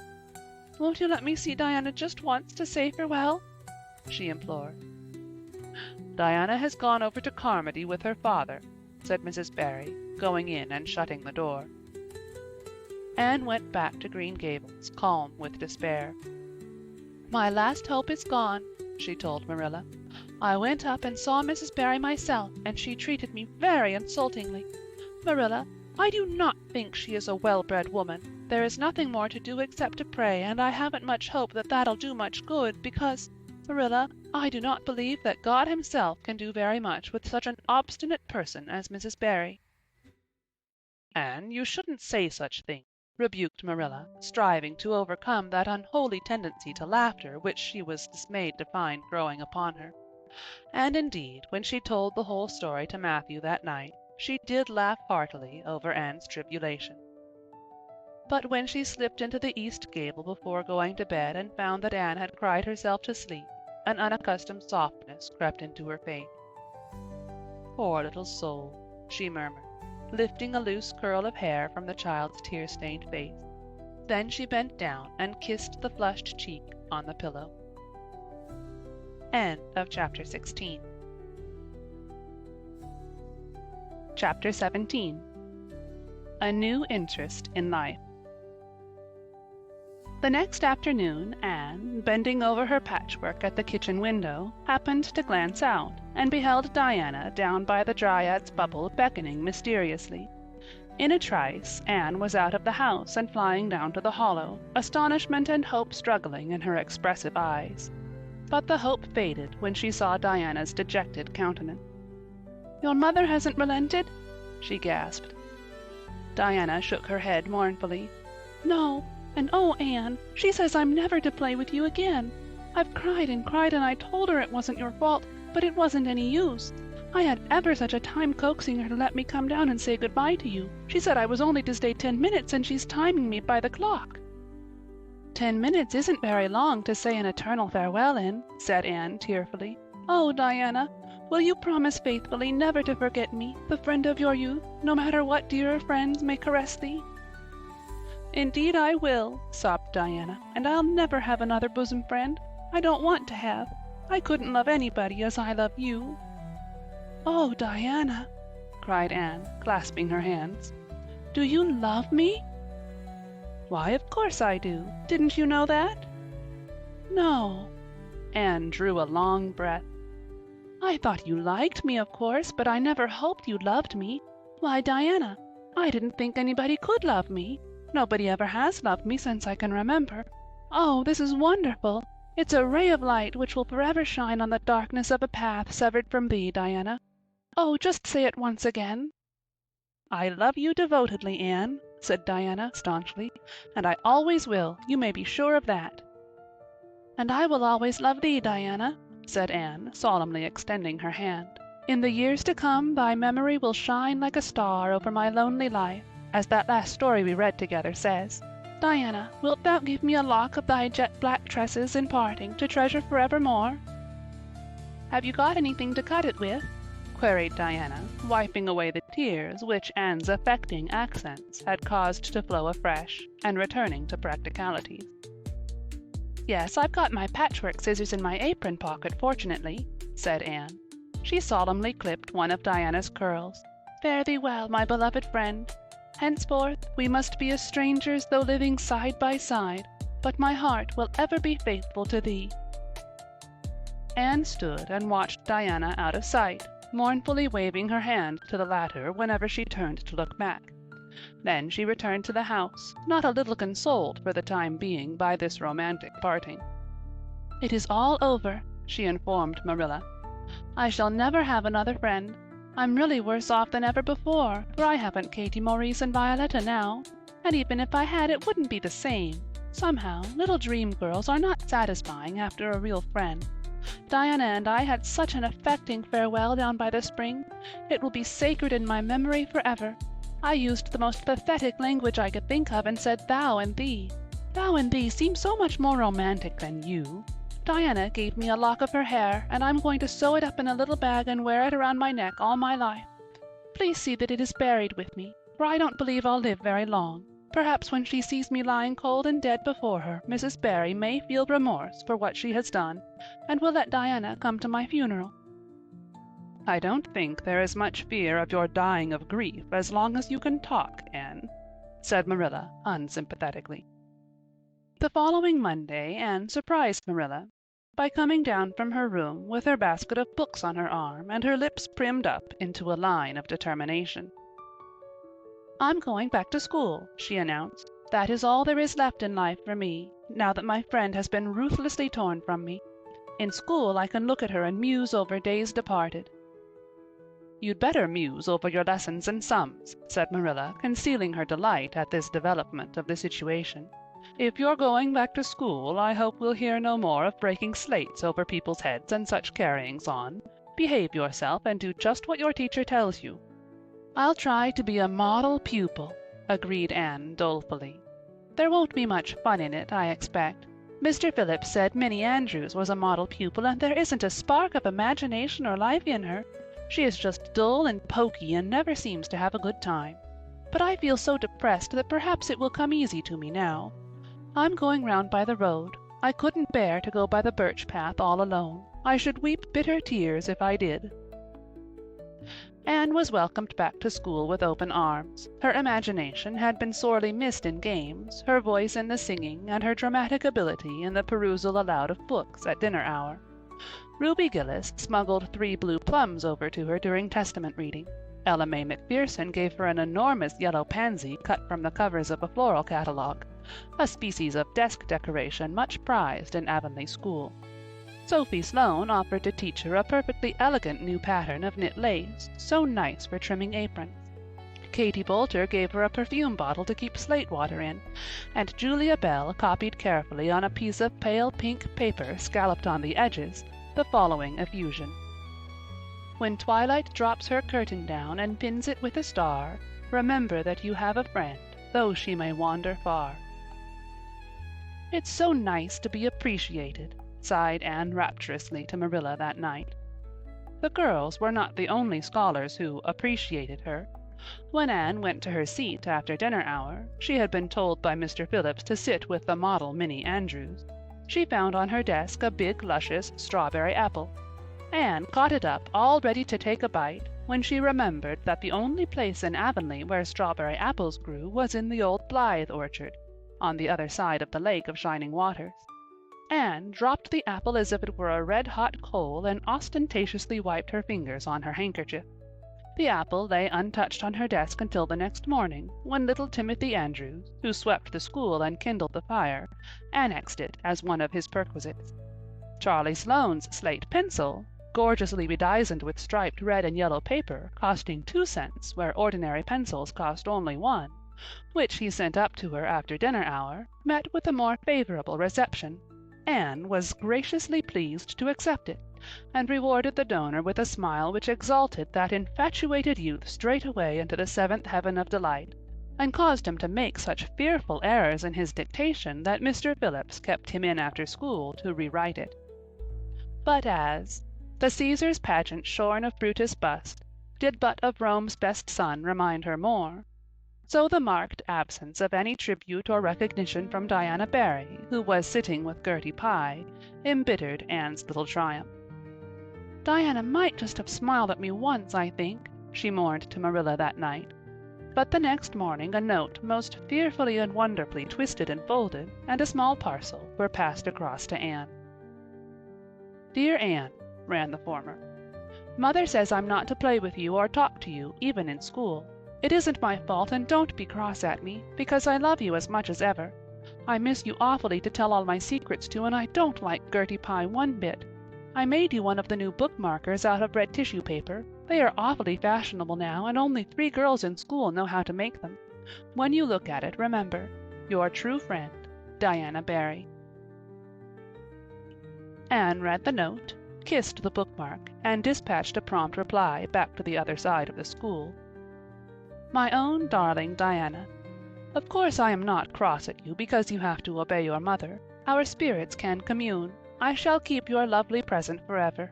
Minnie Andrews is a very nice little girl, although she has no imagination, but after having been Diana's bosom friend, I cannot be Minnie's. Please excuse mistakes because my spelling isn't very good yet, although much improved. Yours until death do us part, Anne or Cordelia Shirley. P.S. I shall sleep with your letter under my pillow tonight. A or C.S." Marilla pessimistically expected more trouble since Anne had again begun to go to school, but none developed. Perhaps Anne caught something of the model spirit from Minnie Andrews. At least she got on very well with Mr. Phillips thenceforth. She flung herself into her studies heart and soul, determined not to be outdone in any class by Gilbert Blythe. The rivalry between them was soon apparent. It was entirely good-natured on Gilbert's side, but it is much to be feared that the same thing cannot be said of Anne, who had certainly an unpraiseworthy tenacity for holding grudges. She was as intense in her hatreds as in her loves. She would not stoop to admit that she meant to rival Gilbert in schoolwork, because that would have been to acknowledge his existence, which Anne persistently ignored. But the rivalry was there, and honors fluctuated between them. Now Gilbert was head of the spelling class. Now Anne, with a toss of her long red braids, spelled him down. One morning Gilbert had all his sums done correctly and had his name written on the blackboard on the roll of honor. The next morning Anne, having wrestled wildly with decimals the entire evening before, would be first. One awful day they were ties, and their names were written up together.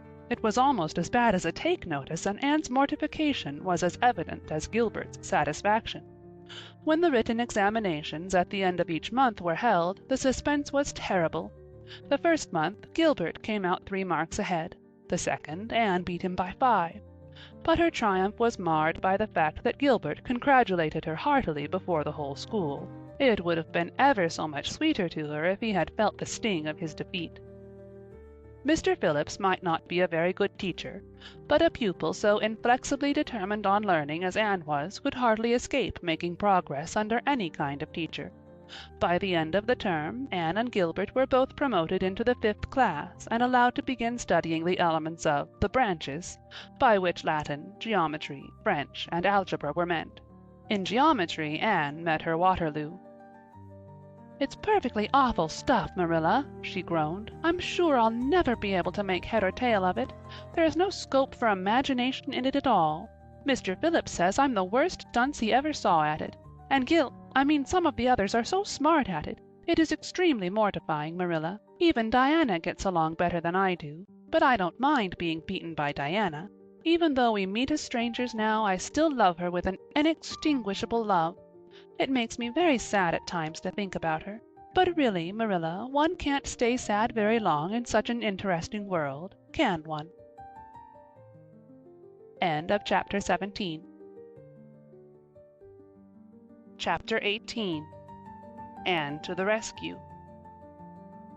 All things great are wound up with all things little.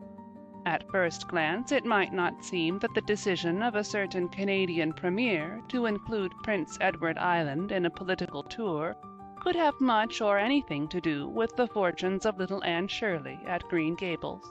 But it had. It was in January the premier came to address his loyal supporters and such of his non-supporters as chose to be present at the monster mass meeting held in Charlottetown. Most of the Avonlea people were on the premier's side of politics. Hence, on the night of the meeting, nearly all the men and a goodly proportion of the women had gone to town 30 miles away. Mrs. Rachel Lynde had gone too. Mrs. Rachel Lynde was a red-hot politician and couldn't have believed that the political rally could be carried through without her, although she was on the opposite side of politics. So she went to town and took her husband, Thomas would be useful in looking after the horse, and Marilla Cuthbert with her. Marilla had a sneaking interest in politics herself, and as she thought it might be her only chance to see a real live premier, she promptly took it, leaving Anne and Matthew to keep house until her return the following day.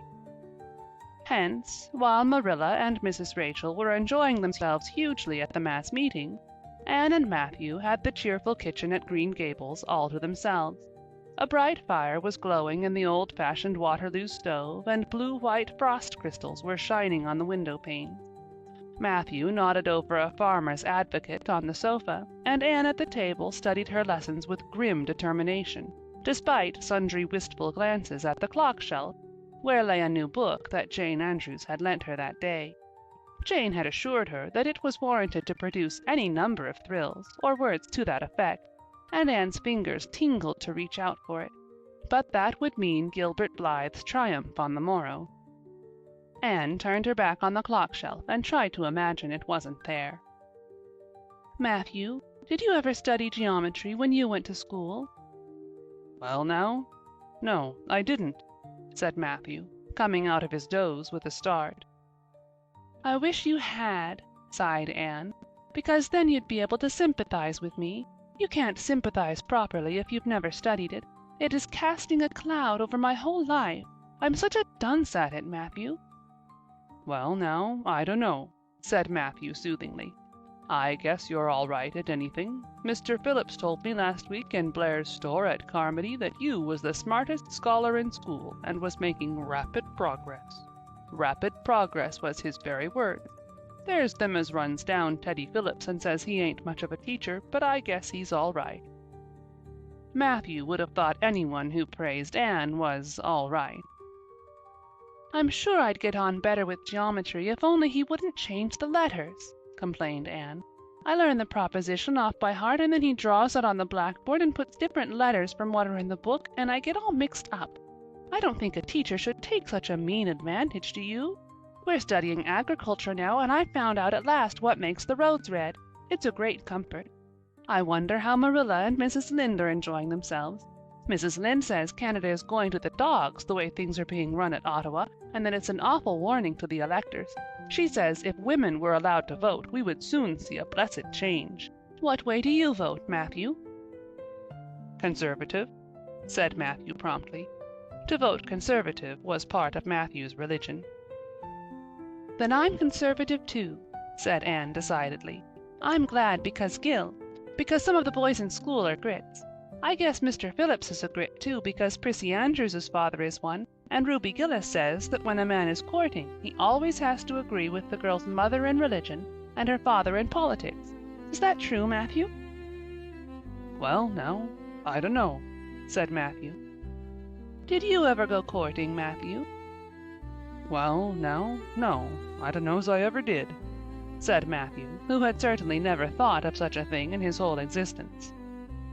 Anne reflected, with her chin in her hands. It must be rather interesting, don't you think, Matthew? Ruby Gillis says when she grows up she's going to have ever so many bows on the string and have them all crazy about her. But I think that would be too exciting. I'd rather just have one in his right mind. But Ruby Gillis knows a great deal about such matters because she has so many big sisters, and Mrs. Lynde says the Gillis girls have gone off like hotcakes. Mr. Phillips goes up to see Prissy Andrews nearly every evening. He says it is to help her with her lessons, but Miranda Sloane is studying for Queen's too, and I should think she needed help a lot more than Prissy, because she's ever so much stupider. But he never goes to help her in the evenings at all. There are a great many things in this world that I can't understand very well, Matthew. Well, now, I don't know as I comprehend them all myself, acknowledged Matthew. Well, I suppose I must finish up my lessons. I won't allow myself to open that new book Jane lent me until I'm through. But it's a terrible temptation, Matthew. Even when I turn my back on it, I can see it there just as plain. Jane said she cried herself sick over it. I love a book that makes me cry. But I think I'll carry that book into the sitting room and lock it in the jam closet and give you the key. And you must not give it to me, Matthew, until my lessons are done, not even if I implore you on my bended knees. It's all very well to say resist temptation, but it's ever so much easier to resist it if you can't get the key. And then shall I run down the cellar and get some russets, Matthew? Wouldn't you like some russets? Well, now, I don't know but what I would, said Matthew, who never ate russets, but knew Anne's weakness for them. Just as Anne emerged triumphantly from the cellar with her plate full of russets, came the sound of flying footsteps on the icy board walk outside, and the next moment the kitchen door was flung open and in rushed Diana Barry, white-faced and breathless, with a shawl wrapped hastily around her head. Anne promptly let go of her candle and plate in her surprise, and plate, candle, and apples crashed together down the cellar ladder, and were found at the bottom embedded in melted grease the next day by Marilla, who gathered them up and thanked mercy the house hadn't been set on fire. "Whatever is the matter, Diana?" cried Anne. "Has your mother relented at last?" "Oh, Anne, do come quick," implored Diana nervously. "Minnie May is awful sick. She's got croup, young Mary Joe says, and father and mother are away to town and there's nobody to go for the doctor. Minnie May is awful bad and young Mary Joe doesn't know what to do. And oh, Anne, I'm so scared." Matthew, without a word, reached out for cap and coat, slipped past Diana and away into the darkness of the yard. "He's gone to harness the sorrel mare to go to Carmody for the doctor," said Anne, who was hurrying on hood and jacket. "I know it as well as if he'd said so. Matthew and I are such kindred spirits, I can read his thoughts without words at all." "I don't believe he'll find the doctor at Carmody," sobbed Diana. "I know that Dr. Blair went to town, and I guess Dr. Spencer would go too. Young Mary Joe never saw anybody with croup, and Mrs. Lynde is away. Oh, Anne!" "Don't cry, Di," said Anne cheerily. "I know exactly what to do for croup. You forget that Mrs. Hammond had twins 3 times. When you look after 3 pairs of twins, you naturally get a lot of experience. They all had croup regularly. Just wait till I get the ipecac bottle. You mayn't have any at your house. Come on now." The two little girls hastened out hand in hand and hurried through Lover's Lane and across the crusted field beyond, for the snow was too deep to go by the shorter woodway. Anne, although sincerely sorry for Minnie May, was far from being insensible to the romance of the situation and to the sweetness of once more sharing that romance with a kindred spirit. The night was clear and frosty, all ebony of shadow and silver of snowy slope. Big stars were shining over the silent fields. Here and there the dark pointed firs stood up with snow powdering their branches and the wind whistling through them. Anne thought it was truly delightful to go skimming through all this mystery and loveliness with your bosom friend who had been so long estranged. Minnie May, aged 3, was really very sick. She lay on the kitchen sofa feverish and restless, while her hoarse breathing could be heard all over the house. Young Mary Joe, a buxom, broad-faced French girl from the creek, whom Mrs. Barry had engaged to stay with the children during her absence, was helpless and bewildered, quite incapable of thinking what to do, or doing it if she thought of it. Anne went to work with skill and promptness. "Minnie May has croup all right. She's pretty bad, but I've seen them worse. First we must have lots of hot water. I declare, Diana, there isn't more than a cupful in the kettle. There, I've filled it up, and Mary Joe, you may put some wood in the stove. I don't want to hurt your feelings, but it seems to me you might have thought of this before if you'd any imagination. Now, I'll undress Minnie May and put her to bed, and you try to find some soft flannel cloths, Diana. I'm going to give her a dose of ipecac first of all." Minnie May did not take kindly to the ipecac, but Anne had not brought up 3 pairs of twins for nothing.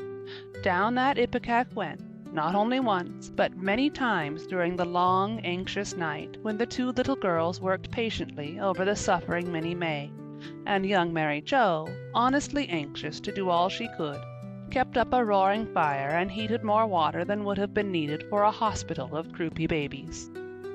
It was 3 o'clock when Matthew came with the doctor, for he had been obliged to go all the way to Spencervale for one, but the pressing need for assistance was past. Minnie May was much better, and was sleeping soundly. "I was awfully near giving up in despair," explained Anne. "She got worse and worse until she was sicker than ever the Hammond twins were, even the last pair. I actually thought she was going to choke to death. I gave her every drop of ipecac in that bottle, and when the last dose went down I said to myself, not to Diana or young Mary Joe, because I didn't want to worry them any more than they were worried, but I had to say it to myself just to relieve my feelings. This is the last lingering hope, and I fear 'tis a vain one. But in about 3 minutes she coughed up the phlegm and began to get better right away. You must just imagine my relief, doctor, because I can't express it in words. You know there are some things that cannot be expressed in words." "Yes, I know," nodded the doctor. He looked at Anne as if he were thinking some things about her that couldn't be expressed in words. Later on, however, he expressed them to Mr. and Mrs. Barry. "That little red-headed girl they have over at Cuthberts is as smart as they make 'em. I tell you she saved that baby's life, for it would have been too late by the time I got there. She seems to have a skill and presence of mind perfectly wonderful in a child of her age. I never saw anything like the eyes of her when she was explaining the case to me." Anne had gone home in the wonderful, white-frosted winter morning, heavy-eyed from loss of sleep, but still talking unweariedly to Matthew as they crossed the long white field and walked under the glittering fairy arch of the Lover's Lane maples. "Oh, Matthew, isn't it a wonderful morning? The world looks like something God had just imagined for his own pleasure, doesn't it? Those trees look as if I could blow them away with a breath. Poof! I'm so glad I live in a world where there are white frosts, aren't you? And I'm so glad Mrs. Hammond had 3 pairs of twins after all. If she hadn't, I mightn't have known what to do for Minnie May. I'm real sorry I was ever cross with Mrs. Hammond for having twins. But oh, Matthew, I'm so sleepy. I can't go to school. I just know I couldn't keep my eyes open, and I'd be so stupid. But I hate to stay home, for some of the others will get head of the class, and it's so hard to get up again, although of course the harder it is the more satisfaction you have when you do get up, haven't you?" "Well, now, I guess you'll manage all right," said Matthew, looking at Anne's white little face and the dark shadows under her eyes. "You just go right to bed and have a good sleep. I'll do all the chores." Anne accordingly went to bed and slept so long and soundly that it was well on in the white and rosy winter afternoon when she awoke and descended to the kitchen where Marilla, who had arrived home in the meantime, was sitting knitting. "Oh, did you see the premier?" exclaimed Anne at once. "What did he look like, Marilla?" "Well, he never got to be premier on account of his looks," said Marilla. "Such a nose as that man had! But he can speak. I was proud of being a conservative. Rachel Lynde, of course, being a liberal, had no use for him. Your dinner is in the oven, Anne, and you can get yourself some blue plum preserve out of the pantry. I guess you're hungry. Matthew has been telling me about last night. I must say it was fortunate you knew what to do. I wouldn't have had any idea myself, for I never saw a case of croup. There now, never mind talking till you've had your dinner. I can tell by the look of you that you're just full up with speeches, but they'll keep." Marilla had something to tell Anne, but she did not tell it just then, for she knew if she did, Anne's consequent excitement would lift her clear out of the region of such material matters as appetite or dinner. Not until Anne had finished her saucer of blue plum did Marilla say, "Mrs. Barry was here this afternoon, Anne. She wanted to see you, but I wouldn't wake you up. She says you saved Minnie May's life, and she is very sorry she acted as she did in that affair of the currant wine. She says she knows now that you didn't mean to set Diana drunk, and she hopes you'll forgive her and be good friends with Diana again. You're to go over this evening if you like, for Diana can't stir outside the door on account of a bad cold she caught last night. Now, Anne Shirley, for pity's sake, don't fly up into the air." The warning seemed not unnecessary, so uplifted and aerial was Anne's expression and attitude as she sprang to her feet, her face irradiated with the flame of her spirit. "Oh, Marilla, can I go right now, without washing my dishes? I'll wash them when I come back, but I cannot tie myself down to anything so unromantic as dishwashing at this thrilling moment." "Yes, yes, run along," said Marilla indulgently. "Anne Shirley, are you crazy? Come back this instant and put something on you. I might as well call to the wind. She's gone without a cap or wrap. Look at her tearing through the orchard with her hair streaming. It'll be a mercy if she doesn't catch her death of cold." Anne came dancing home in the purple winter twilight across the snowy places. Afar in the southwest was the great shimmering, pearl-like sparkle of an evening star in a sky that was pale golden, an ethereal rose over gleaming white spaces and dark glens of spruce. The tinkles of sleigh bells among the snowy hills came like elfin chimes through the frosty air, but their music was not sweeter than the song in Anne's heart and on her lips. "You see before you a perfectly happy person, Marilla," she announced. "I'm perfectly happy. Yes, in spite of my red hair. Just at present I have a soul above red hair. Mrs. Barry kissed me and cried and said she was so sorry and she could never repay me. I felt fearfully embarrassed, Marilla, but I just said as politely as I could, 'I have no hard feelings for you, Mrs. Barry. I assure you once and for all that I did not mean to intoxicate Diana, and henceforth I shall cover the past with the mantle of oblivion.' That was a pretty dignified way of speaking, wasn't it, Marilla? I felt that I was heaping coals of fire on Mrs. Barry's head. And Diana and I had a lovely afternoon. Diana showed me a new fancy crochet stitch her aunt over at Carmody taught her. Not a soul in Avonlea knows it but us, and we pledged a solemn vow never to reveal it to anyone else. Diana gave me a beautiful card with a wreath of roses on it and a verse of poetry. 'If you love me as I love you, nothing but death can part us two.' And that is true, Marilla.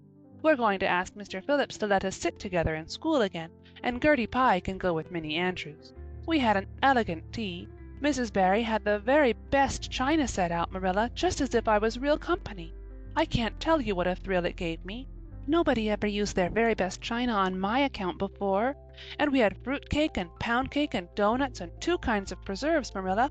And Mrs. Barry asked me if I took tea and said, 'Pa, why did you pass the biscuits to Anne?' It must be lovely to be grown up, Marilla, when just being treated as if you were is so nice." "I don't know about that," said Marilla with a brief sigh. "Well, anyway, when I am grown up," said Anne decidedly, "I'm always going to talk to little girls as if they were too, and I'll never laugh when they use big words. I know from sorrowful experience how that hurts one's feelings. After tea Diana and I made taffy. The taffy wasn't very good, I suppose because neither Diana nor I had ever made any before. Diana left me to stir it while she buttered the plates, and I forgot and let it burn. And then when we set it out on the platform to cool, the cat walked over one plate, and that had to be thrown away. But the making of it was splendid fun. Then when I came home, Mrs. Barry asked me to come over as often as I could, and Diana stood at the window and threw kisses to me all the way down to Lover's Lane. I assure you, Marilla, that I feel like praying tonight, and I'm going to think out a special brand new prayer in honor of the occasion. End of chapter 18. Chapter 19. A concert, a catastrophe, and a confession. Marilla, can I go over to see Diana just for a minute? Asked Anne, running breathlessly down from the east gable one February evening. I don't see what you want to be traipsing about after dark for, said Marilla shortly. You and Diana walked home from school together and then stood down there in the snow for half an hour more, your tongues going the whole blessed time, clickety-clack. So I don't think you're very badly off to see her again. But she wants to see me, pleaded Anne. She has something very important to tell me. How do you know she has? Because she just signaled to me from her window. We have arranged a way to signal with our candles and cardboard. We set the candle on the windowsill and make flashes by passing the cardboard back and forth. So many flashes mean a certain thing. It was my idea, Marilla. I'll warrant you it was, said Marilla emphatically. And the next thing you'll be setting fire to the curtains with your signaling nonsense. Oh, we're very careful, Marilla, and it's so interesting. 2 flashes mean, are you there? 3 mean, yes, and 4, no. 5 mean, come over as soon as possible because I have something important to reveal. Diana has just signaled 5 flashes, and I'm really suffering to know what it is. Well, you needn't suffer any longer, said Marilla sarcastically. You can go, but you're to be back here in just 10 minutes. Remember that. Anne did remember it, and was back in the stipulated time, although probably no mortal will ever know just what it cost her to confine the discussion of Diana's important communication within the limits of 10 minutes. But at least she had made good use of them. Oh, Marilla, what do you think? You know tomorrow is Diana's birthday. Well, her mother told her she could ask me to go home with her from school and stay all night with her, and her cousins are coming over from Newbridge in a big pung sleigh to go to the debating club concert at the hall tomorrow night, and they are going to take Diana and me to the concert, if you'll let me go, that is. You will, won't you, Marilla? Oh, I feel so excited. You can calm down then, because you're not going. You're better at home in your own bed. And as for that club concert, it's all nonsense, and little girls should not be allowed to go out to such places at all. I'm sure the debating club is a most respectable affair, pleaded Anne. I'm not saying it isn't, but you're not going to begin gadding about to concerts and staying out all hours of the night. Pretty doings for children. I'm surprised at Mrs. Barry's letting Diana go. But it's such a very special occasion, mourned Anne, on the verge of tears. Diana has only 1 birthday in a year. It isn't as if birthdays were common things, Marilla. Prissy Andrews is going to recite Curfew Must Not Ring tonight. That is such a good moral piece, Marilla. I'm sure it would do me lots of good to hear it. And the choir are going to sing 4 lovely pathetic songs that are pretty near as good as hymns. And oh, Marilla, the minister is going to take part. Yes, indeed he is. He's going to give an address. That will be just about the same thing as a sermon. Please, mayn't I go, Marilla? You heard what I said, Anne, didn't you? Take off your boots now and go to bed. It's past 8. There's just one more thing, Marilla, said Anne, with the air of producing the last shot in her locker. Mrs. Barry told Diana that we might sleep in the spare room bed.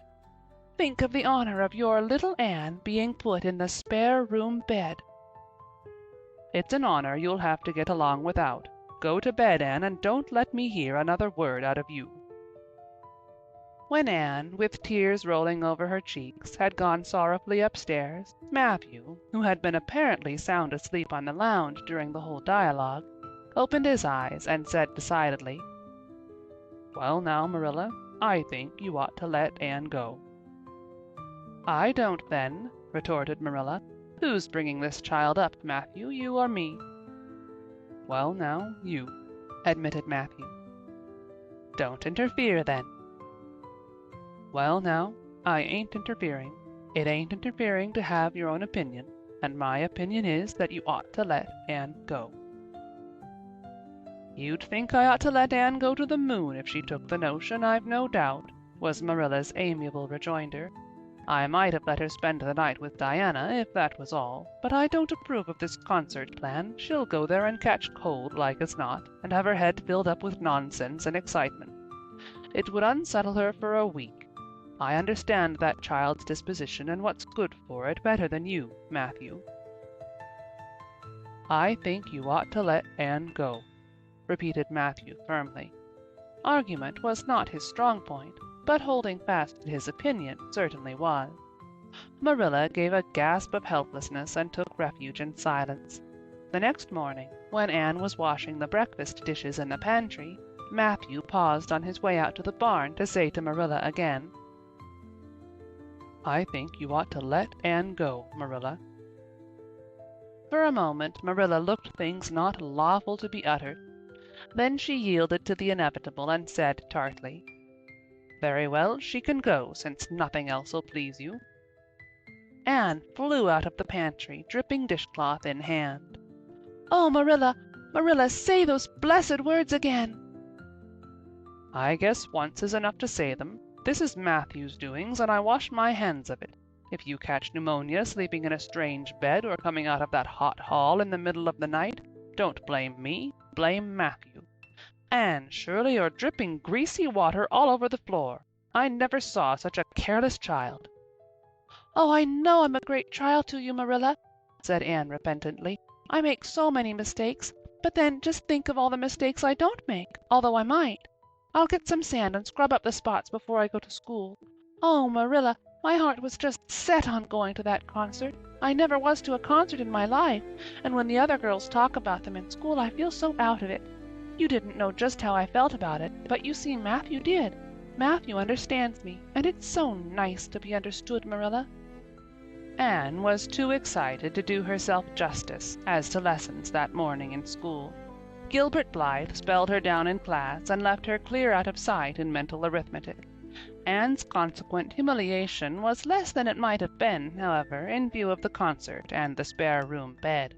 She and Diana talked so constantly about it all day that with a stricter teacher than Mr. Phillips, dire disgrace must inevitably have been their portion. Anne felt that she could not have borne it if she had not been going to the concert, for nothing else was discussed that day in school. The Avonlea Debating Club, which met fortnightly all winter, had had several smaller free entertainments, but this was to be a big affair, admission 10 cents, in aid of the library. The Avonlea young people had been practicing for weeks, and all the scholars were especially interested in it by reason of older brothers and sisters who were going to take part. Everybody in school over 9 years of age expected to go, except Carrie Sloane, whose father shared Marilla's opinions about small girls going out to night concert. Carrie Sloane cried into her grammar all the afternoon and felt that life was not worth living. For Anne, the real excitement began with the dismissal of school and increased therefrom in crescendo until it reached to a crash of positive ecstasy in the concert itself. They had a perfectly elegant tea, and then came the delicious occupation of dressing in Diana's little room upstairs. Diana did Anne's front hair in the new pompadour style, and Anne tied Diana's bows with the especial knack she possessed, and they experimented with at least half a dozen different ways of arranging their back hair. At last they were ready, cheeks scarlet and eyes glowing with excitement. True, Anne could not help a little pang when she contrasted her plain black tam and shapeless, tight-sleeved, homemade gray cloth coat with Diana's jaunty fur cap and smart little jacket. But she remembered in time that she had an imagination and could use it. Then Diana's cousins, the Murrays from Newbridge, came. They all crowded into the big pung sleigh, among straw and furry robes. Anne reveled in the drive to the hall, slipping along over the satin-smooth roads with the snow crisping under the runner. There was a magnificent sunset, and the snowy hills and deep blue water of the St. Lawrence Gulf seemed to rim in the splendor like a huge bowl of pearl and sapphire, brimmed with wine and fire. Tinkles of sleigh bells and distant laughter that seemed like the mirth of wood elves came from every quarter.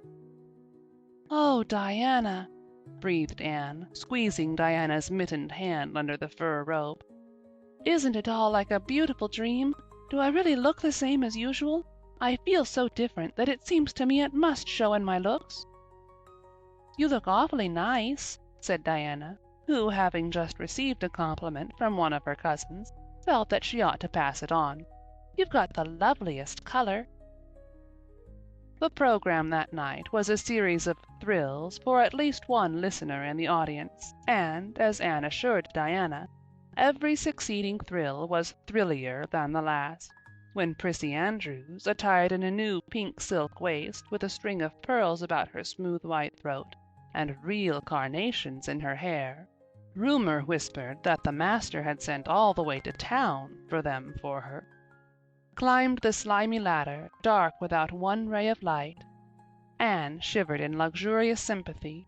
When the choir sang "Far Above the Gentle Daisies," Anne gazed at the ceiling as if it were frescoed with angels. When Sam Sloane proceeded to explain and illustrate "How Sockery Set a Hen," Anne laughed until people sitting near her laughed too, more out of sympathy with her than with amusement at a selection that was rather threadbare even in Avonlea. And when Mr. Phillips gave Mark Antony's oration over the dead body of Caesar in the most heart-stirring tone, looking at Prissy Andrews at the end of every sentence, Anne felt that she could rise and mutiny on the spot if but one Roman citizen led the way. Only one number on the program failed to interest her. When Gilbert Blythe recited "Bingen on the Rhine," Anne picked up Rhoda Murray's library book and read it until he had finished, when she sat rigidly stiff and motionless while Diana clapped her hands until they tingled. It was 11 when they got home, sated with dissipation, but with the exceeding sweet pleasure of talking it all over still to come. Everybody seemed asleep and the house was dark and silent. Anne and Diana tiptoed into the parlor, a long, narrow room out of which the spare room opened. It was pleasantly warm and dimly lighted by the embers of a fire in the grate.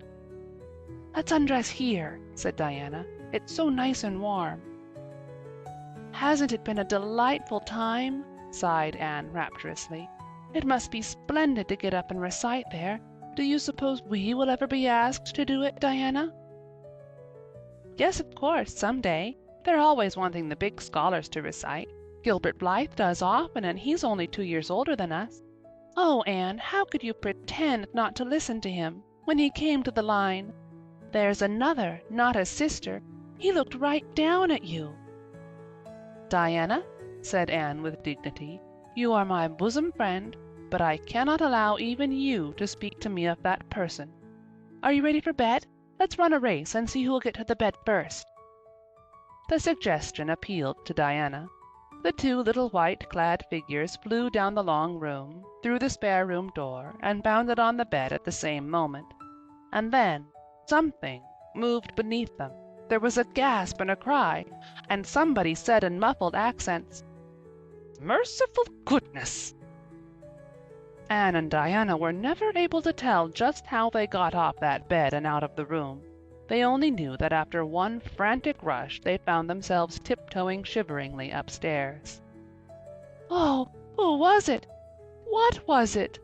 whispered Anne, her teeth chattering with cold and fright. "It was Aunt Josephine," said Diana, gasping with laughter. "Oh, Anne, it was Aunt Josephine, however she came to be there.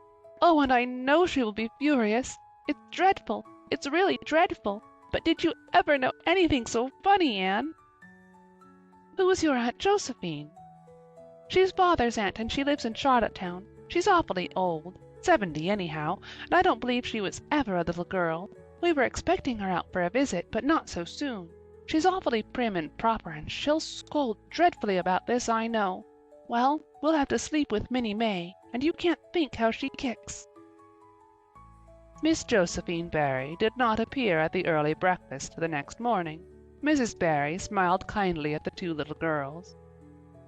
"Did you have a good time last night? I tried to stay awake until you came home, for I wanted to tell you Aunt Josephine had come and that you would have to go upstairs after all, but I was so tired I fell asleep. I hope you didn't disturb your aunt, Diana." Diana preserved a discreet silence, but she and Anne exchanged furtive smiles of guilty amusement across the table. Anne hurried home after breakfast and so remained in blissful ignorance of the disturbance which presently resulted in the Barry household until the late afternoon, when she went down to Mrs. Lynde's on an errand for Marilla. "So you and Diana nearly frightened poor old Miss Barry to death last night," said Mrs. Lynde severely, but with a twinkle in her eye. "Mrs. Barry was here a few minutes ago on her way to Carmody. She's feeling real worried over it. Old Miss Barry was in a terrible temper when she got up this morning, and Josephine Barry's temper is no joke, I can tell you that. She wouldn't speak to Diana at all." "It wasn't Diana's fault," said Anne contritely. "It was mine. I suggested racing to see who would get into bed first." "I knew it," said Mrs. Lynde with the exultation of a correct guesser. "I knew that idea came out of your head. Well, it's made a nice lot of trouble, that's what. Old Miss Barry came out to stay for a month, but she declares she won't stay another day and is going right back to town tomorrow, Sunday and all as it is. She'd have gone today if they could have taken her. She had promised to pay for a quarter's music lessons for Diana, but now she's determined to do nothing for such a tomboy. Oh, I guess they had a lively time of it there this morning. The Barrys must feel cut up. Old Miss Barry is rich and they'd like to keep on the good side of her. Of course, Mrs. Barry didn't say just that to me, but I'm a pretty good judge of human nature, that's what." "I'm such an unlucky girl," mourned Anne. "I'm always getting into scrapes myself and getting my best friends, people I'd shed my heart's blood for, into them too. Can you tell me why it is so, Mrs. Lynde?"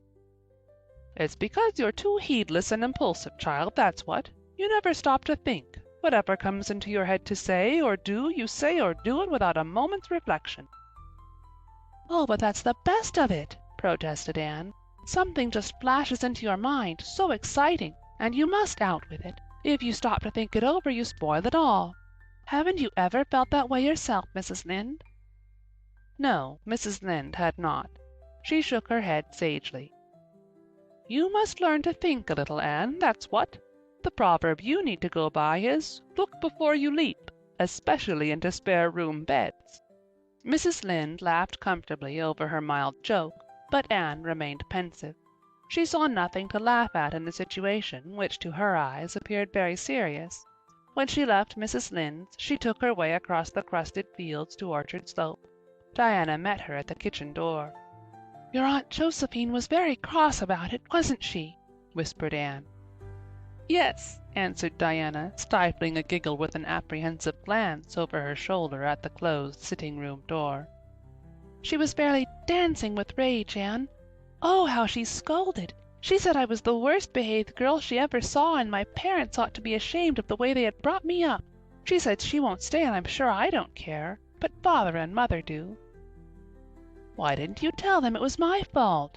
demanded Anne. "It's likely I'd do such a thing, isn't it?" said Diana with just scorn. "I'm no telltale, Anne Shirley, and anyhow I was just as much to blame as you." "Well, I'm going in to tell her myself," said Anne resolutely. Diana stared. "Anne Shirley, you'd never! Why, she'll eat you alive!" "Don't frighten me any more than I am frightened," implored Anne. "I'd rather walk up to a cannon's mouth. But I've got to do it, Diana. It was my fault and I've got to confess. I've had practice in confessing, fortunately." "Well, she's in the room," said Diana. "You can go in if you want to. I wouldn't dare, and I don't believe you'll do a bit of good." With this encouragement Anne bearded the lion in its den, that is to say, walked resolutely up to the sitting-room door and knocked faintly. A sharp "Come in" followed. Miss Josephine Barry, thin, prim, and rigid, was knitting fiercely by the fire, her wrath quite unappeased and her eyes snapping through her gold-rimmed glasses. She wheeled round in her chair, expecting to see Diana, and beheld a white-faced girl whose great eyes were brimmed up with a mixture of desperate courage and shrinking terror. "Who are you?" demanded Miss Josephine Barry without ceremony.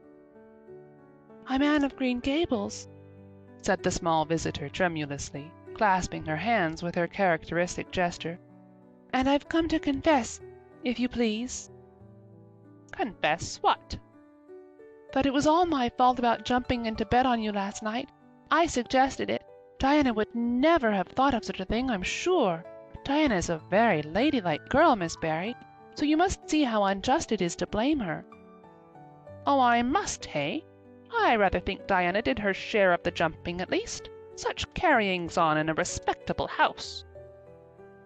"But we were only in fun," persisted Anne. "I think you ought to forgive us, Miss Barry, now that we've apologized. And anyhow, please forgive Diana, and let her have her music lessons. Diana's heart is set on her music lessons, Miss Barry, and I know too well what it is to set your heart on a thing and not get it. If you must be cross with anyone, be cross with me. I've been so used in my early days to having people cross at me that I can endure it much better than Diana can." Much of the snap had gone out of the old lady's eyes by this time and was replaced by a twinkle of amused interest. But she still said severely, "I don't think it is any excuse for you that you were only in fun. Little girls never indulged in that kind of fun when I was young. You don't know what it is to be awakened out of a sound sleep, after a long and arduous journey, by two great girls coming pounce down on you." "I don't know, but I can imagine," said Anne eagerly. "I'm sure it must have been very disturbing. But then, there is our side of it too. Have you any imagination, Miss Barry?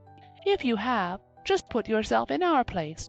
We didn't know there was anybody in that bed, and you nearly scared us to death. It was simply awful the way we felt. And then we couldn't sleep in the spare room after being promised. I suppose you are used to sleeping in spare rooms. But just imagine what you would feel like if you were a little orphan girl who had never had such an honor." All the snap had gone by this time. Miss Barry actually laughed, a sound which caused Diana, waiting in speechless anxiety in the kitchen outside, to give a great gasp of relief. "I'm afraid my imagination is a little rusty. It's so long since I used it," she said. "I dare say your claim to sympathy is just as strong as mine. It all depends on the way we look at it. Sit down here and tell me about yourself." "I'm very sorry I can't," said Anne firmly. "I would like to, because you seem like an interesting lady, and you might even be a kindred spirit, although you don't look very much like it. But it is my duty to go home to Miss Marilla Cuthbert. Miss Marilla Cuthbert is a very kind lady who has taken me to bring up properly. She is doing her best, but it is very discouraging work. You must not blame her because I jumped on the bed. But before I go, I do wish you would tell me if you will forgive Diana and stay just as long as you meant to in Avonlea." "I think perhaps I will, if you will come over and talk to me occasionally," said Miss Barry.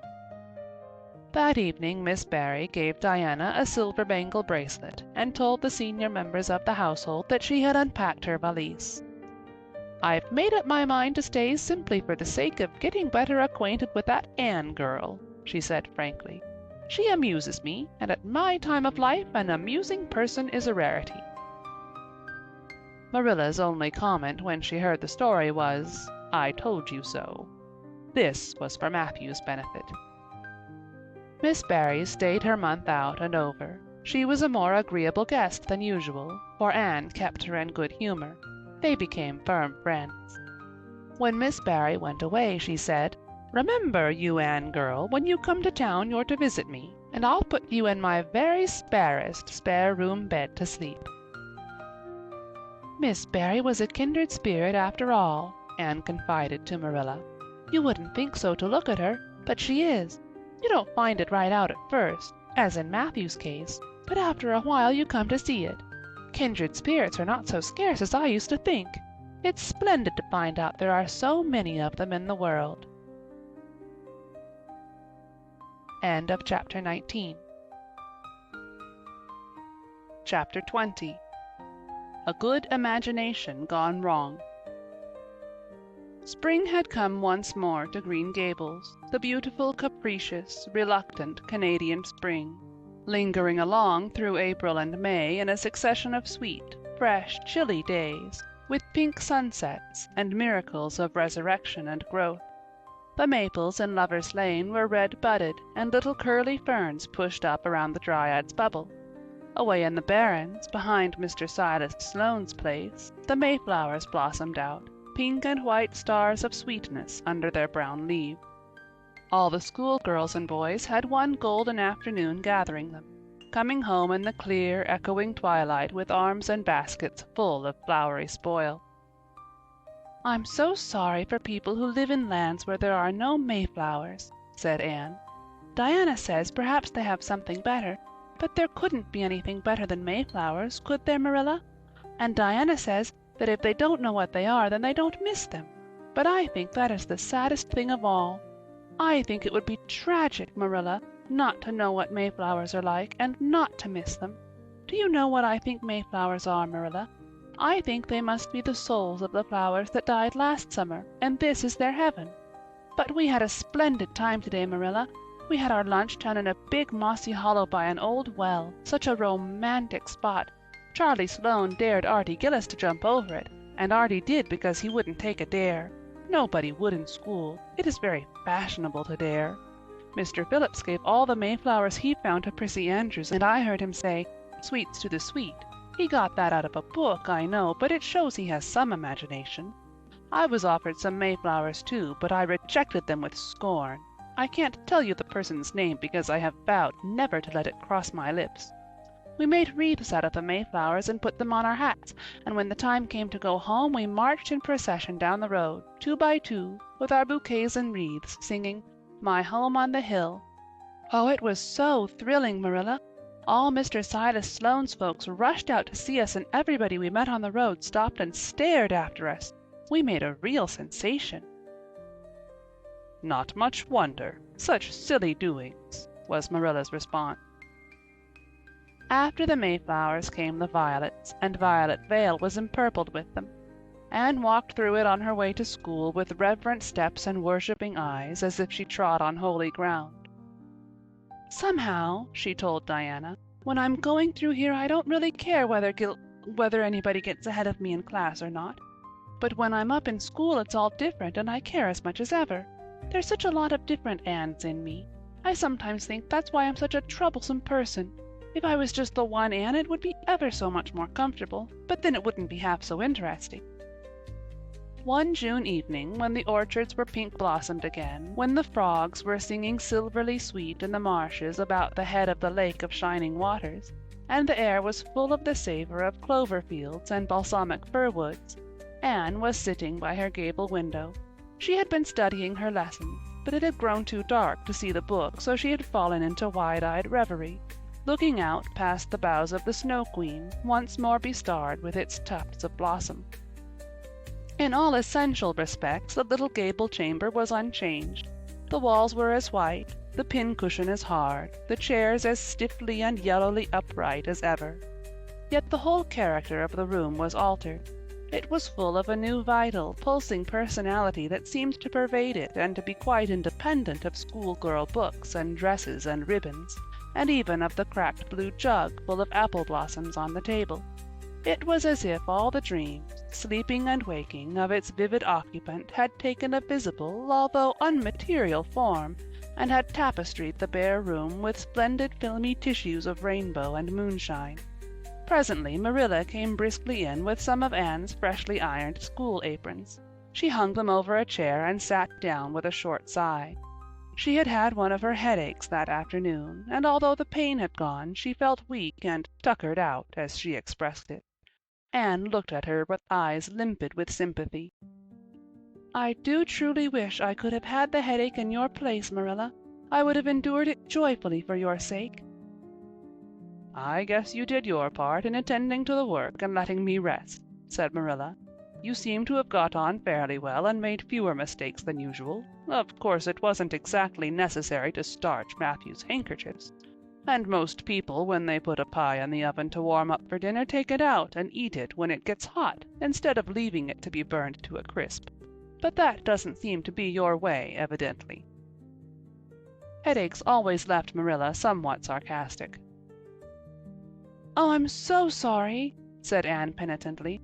"I never thought about that pie from the moment I put it in the oven till now, although I felt instinctively that there was something missing on the dinner table.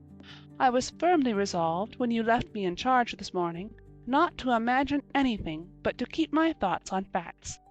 I did pretty well until I put the pie in, and then an irresistible temptation came to me to imagine I was an enchanted princess shut up in a lonely tower with a handsome knight riding to my rescue on a coal-black steed.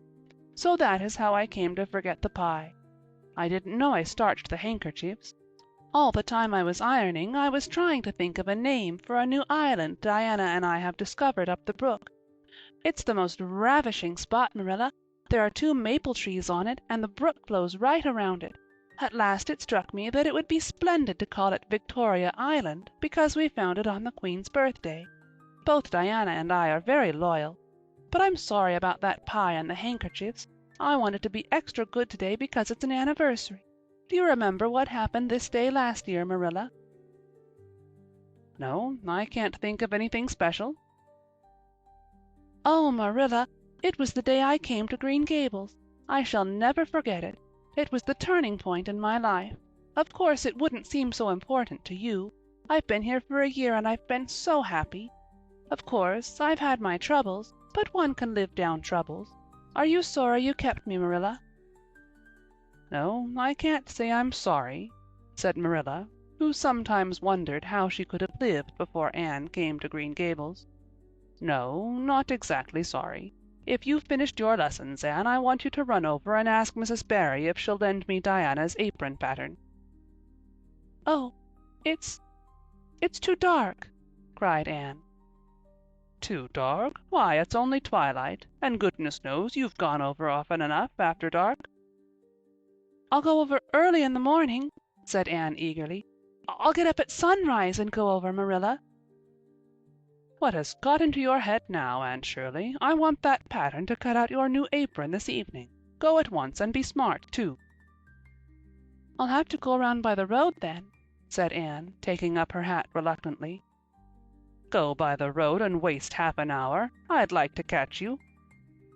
"I can't go through the haunted wood, Marilla," cried Anne desperately. Marilla stared. "The haunted wood? Are you crazy? What under the canopy is the haunted wood?" "The spruce wood over the brook," said Anne in a whisper. "Fiddlesticks! There is no such thing as a haunted wood anywhere. Who has been telling you such stuff?" "Nobody," confessed Anne. "Diana and I just imagined the wood was haunted. All the places around here are so commonplace. We just got this up for our own amusement. We began it in April. A haunted wood is so very romantic, Marilla. We chose the spruce grove because it's so gloomy. Oh, we have imagined the most harrowing things. There's a white lady walks along the brook just about this time of the night and wrings her hands and utters wailing cries. She appears when there is to be a death in the family. And the ghost of a little murdered child haunts the corner up by Idlewild. It creeps up behind you and lays its cold fingers on your hand. So. Oh, Marilla, it gives me a shudder to think of it. And there's a headless man stalks up and down the path, and skeletons glower at you between the boughs. Oh, Marilla, I wouldn't go through the haunted wood after dark now for anything. I'd be sure that white things would reach out from behind the trees and grab me." "Did ever anyone hear the like?" ejaculated Marilla, who had listened in dumb amazement. "Anne Shirley, do you mean to tell me you believe all that wicked nonsense of your own imagination?" "Not believe exactly," faltered Anne. "At least, I don't believe it in daylight. But after dark, Marilla, it's different. That is when ghosts walk." "There are no such thing as ghosts, Anne." "Oh, but there are, Marilla," cried Anne eagerly. "I know people who have seen them, and they are respectable people. Charlie Sloane says that his grandmother saw his grandfather driving home the cows one night after he'd been buried for a year. You know Charlie Sloane's grandmother wouldn't tell a story for anything. She's a very religious woman, and Mrs. Thomas's father was pursued home one night by a lamb of fire with its head cut off, hanging by a strip of skin. He said he knew it was the spirit of his brother and that it was a warning he would die within 9 days. He didn't, but he died 2 years after, so you see it was really true. And Ruby Gillis says—" "Anne Shirley," interrupted Marilla firmly, "I never want to hear you talking in this fashion again. I've had my doubts about that imagination of yours right along, and if this is going to be the outcome of it, I won't countenance any such doing. You'll go right over to Barry's, and you'll go through that spruce grove just for a lesson and a warning to you, and never let me hear a word out of your head about haunted woods again." Anne might plead and cry as she liked, and did, for her terror was very real. Her imagination had run away with her, and she held the spruce grove in mortal dread after nightfall. But Marilla was inexorable.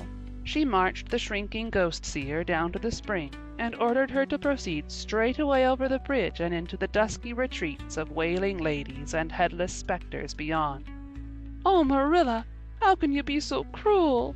sobbed Anne. "What would you feel like if a white thing did snatch me up and carry me off?" "I'll risk it," said Marilla unfeelingly. "You know I always mean what I say. I'll cure you of imagining ghosts into places. March now." Anne marched. That is, she stumbled over the bridge and went shuddering up the horrible dim path beyond. Anne never forgot that walk. Bitterly did she repent the license she had given to her imagination. The goblins of her fancy lurked in every shadow about her, reaching out their cold, fleshless hands to grasp the terrified small girl who had called them into being. A white strip of birch bark blowing up from the hollow over the brown floor of the grove made her heart stand still.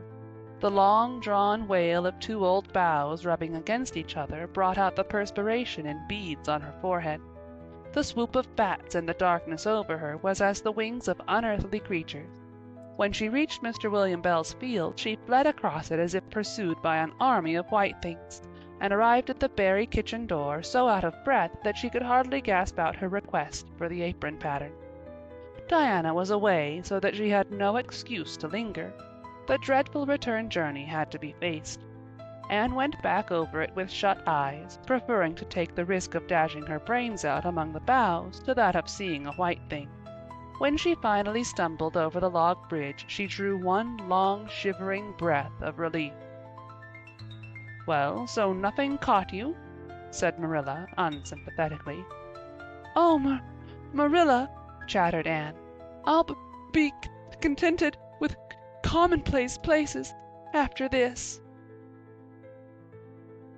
End of chapter 20. Chapter 21. A New Departure in Flavorings. "Dear me, there is nothing but meetings and partings in this world, as Mrs. Lynde says," remarked Anne plaintively, putting her slate and books down on the kitchen table on the last day of June, and wiping her red eyes with a very damp handkerchief. "Wasn't it fortunate, Marilla, that I took an extra handkerchief to school today? I had a presentiment that it would be needed." "I never thought you were so fond of Mr. Phillips that you'd require 2 handkerchiefs to dry your tears just because he was going away," said Marilla. "I don't think I was crying because I was really so very fond of him," reflected Anne. "I just cried because all the others did. It was Ruby Gillis started it. Ruby Gillis has always declared she hated Mr. Phillips, but just as soon as he got up to make his farewell speech she burst into tears. Then all the girls began to cry, one after the other. I tried to hold out, Marilla. I tried to remember the time Mr. Phillips made me sit with a boy, and the time he spelled my name without an E on the blackboard, and how he said I was the worst dunce he ever saw at geometry and laughed at my spelling, and all the times he had been so horrid and sarcastic. But somehow I couldn't, Marilla, and I just had to cry too.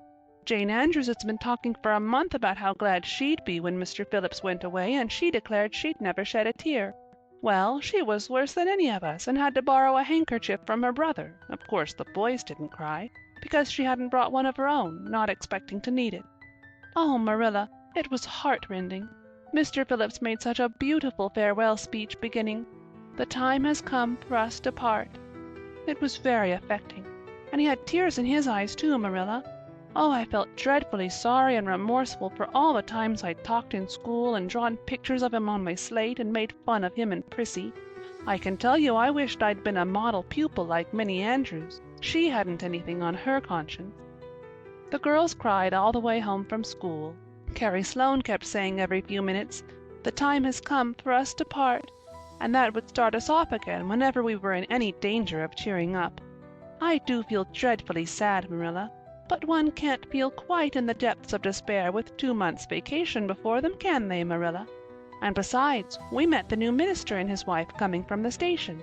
For all I was feeling so bad about Mr. Phillips going away, I couldn't help feeling a little interest in a new minister, could I? His wife is very pretty. Not exactly regally lovely, of course. It wouldn't do, I suppose, for a minister to have a regally lovely wife, because it might set a bad example. Mrs. Lynde says the minister's wife over at Newbridge sets a very bad example because she dresses so fashionably. Our new minister's wife was dressed in blue muslin with lovely puffed sleeves and a hat trimmed with roses.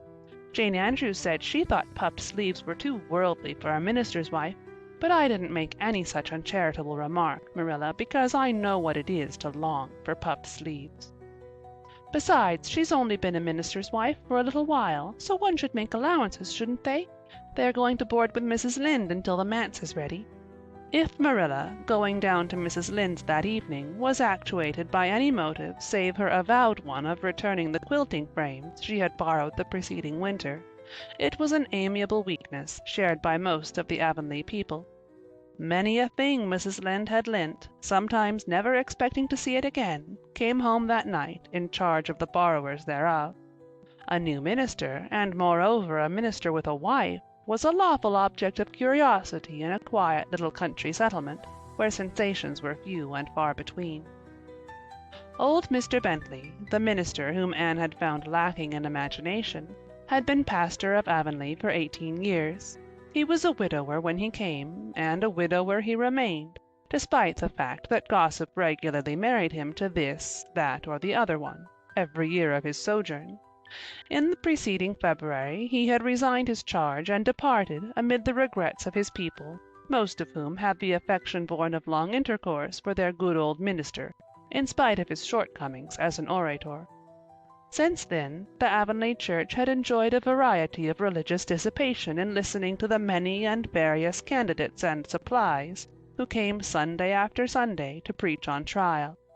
These stood or fell by the judgment of the fathers and mothers in Israel, but a certain small, red-haired girl who sat meekly in the corner of the old Cuthbert pew also had her opinions about them, and discussed the same in full with Matthew, Marilla always declining from principle to criticize ministers in any shape or form.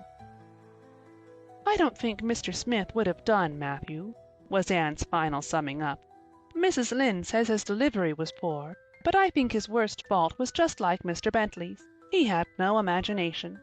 And Mr. Terry had too much. He let it run away with him just as I did mine in the matter of the haunted wood. Besides, Mrs. Lynde says his theology wasn't sound. Mr. Gresham was a very good man and a very religious man, but he told too many funny stories and made the people laugh in church. He was undignified, and you must have some dignity about a minister, mustn't you, Matthew? I thought Mr. Marshall was decidedly attractive, but Mrs. Lynde says he isn't married, or even engaged, because she made special inquiries about him, and she says it would never do to have a young unmarried minister in Avonlea, because he might marry in the congregation and that would make trouble. Mrs. Lynde is a very far-seeing woman, isn't she, Matthew? I'm very glad they've called Mr. Allen. I liked him because his sermon was interesting and he prayed as if he meant it, and not just as if he did it because he was in the habit of it. Mrs. Lynde says he isn't perfect, but she says she supposes we couldn't expect a perfect minister for $750 a year. And anyhow his theology is sound because she questioned him thoroughly on all the points of doctrine. And she knows his wife's people, and they are most respectable, and the women are all good housekeepers. Mrs. Lynde says that sound doctrine in the man and good housekeeping in the woman make an ideal combination for a minister's family. The new minister and his wife were a young, pleasant-faced couple, still on their honeymoon, and full of good and beautiful enthusiasms for their chosen life work. Avonlea opened its heart to them from the start. Old and young liked the frank, cheerful young man with his high ideals, and the bright, gentle little lady who assumed the mistress-ship of the manse. With Mrs. Allan, Anne fell promptly and wholeheartedly in love. She had discovered another kindred spirit. "Mrs. Allan is perfectly lovely," she announced one Sunday afternoon. "She's taken our class, and she's a splendid teacher. She said right away she didn't think it was fair for the teacher to ask all the questions. And you know, Marilla, that is exactly what I've always thought. She said we could ask her any question we liked, and I asked ever so many. I'm good at asking questions, Marilla." "I believe you," was Marilla's emphatic comment. "Nobody else asked any except Ruby Gillis, and she asked if there was to be a Sunday school picnic this summer. I didn't think that was a very proper question to ask because that hadn't any connection with the lesson. The lesson was about Daniel in the lion's den, but Mrs. Allan just smiled and said she thought there would be. Mrs. Allan has a lovely smile. She has such exquisite dimples in her cheeks. I wish I had dimples in my cheeks, Marilla. I'm not half so skinny as I was when I came here, but I have no dimples yet. If I had, perhaps I could influence people for good. Mrs. Allan said we ought always to try to influence other people for good. She talked so nice about everything. I never knew before that religion was such a cheerful thing. I always thought it was kind of melancholy. But Mrs. Allan's isn't, and I'd like to be a Christian if I could be one like her. I wouldn't want to be one like Mr. Superintendent Bell."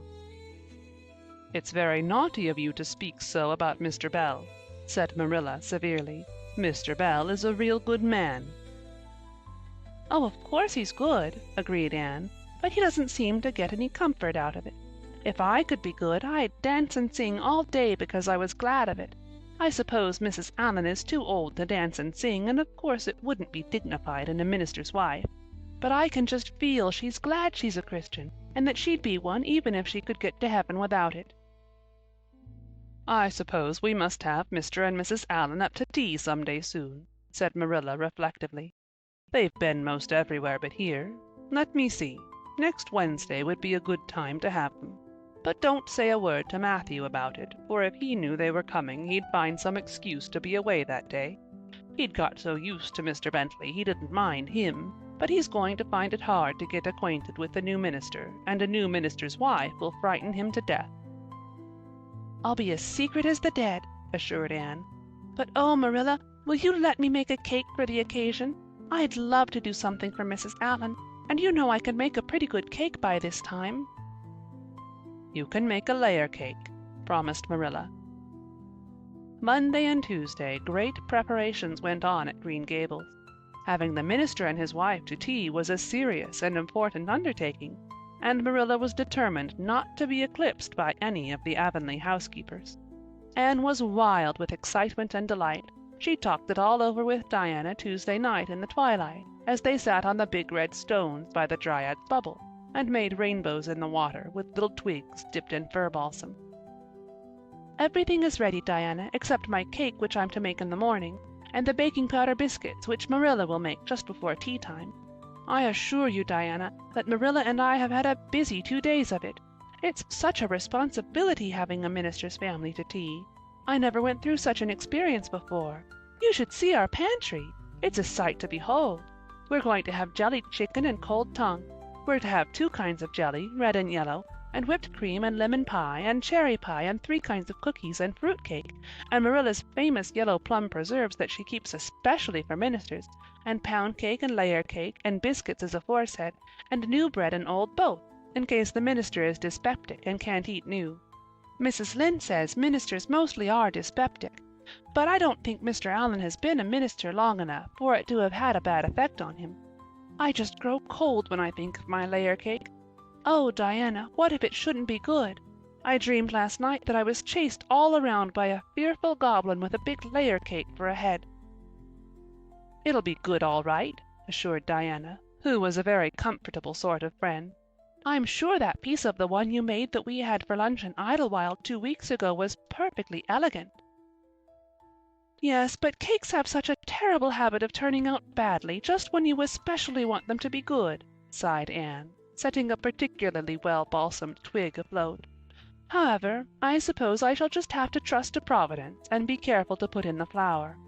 "Oh, look, Diana, what a lovely rainbow! Do you suppose the Dryad will come out after we go away and take it for a scarf?" "You know there's no such thing as a Dryad," said Diana. Diana's mother had found out about the haunted wood and had been decidedly angry over it. As a result, Diana had abstained from any further imitative flights of imagination, and did not think it prudent to cultivate a spirit of belief even in harmless Dryads. "But it's so easy to imagine there is," said Anne. "Every night before I go to bed, I look out of my window and wonder if the Dryad is really sitting here, combing her locks with the spring for a mirror. Sometimes I look for her footprints in the dew in the morning. Oh, Diana, don't give up your faith in the Dryad." Wednesday morning came. Anne got up at sunrise because she was too excited to sleep. She had caught a severe cold in the head by reason of her dabbling in the spring on the preceding evening. But nothing short of absolute pneumonia could have quenched her interest in culinary matters that morning. After breakfast she proceeded to make her cake. When she finally shut the oven door upon it she drew a long breath. "I'm sure I haven't forgotten anything this time, Marilla. But do you think it will rise? Just suppose perhaps the baking powder isn't good. I used it out of the new can, and Mrs. Lynde says you can never be sure of getting good baking powder nowadays when everything is so adulterated. Mrs. Lynde says the government ought to take the matter up, but she says we'll never see the day when a Tory government will do it. Marilla, what if that cake doesn't rise?" "We'll have plenty without it," was Marilla's unimpassioned way of looking at the subject. The cake did rise, however, and came out of the oven as light and feathery as golden foam.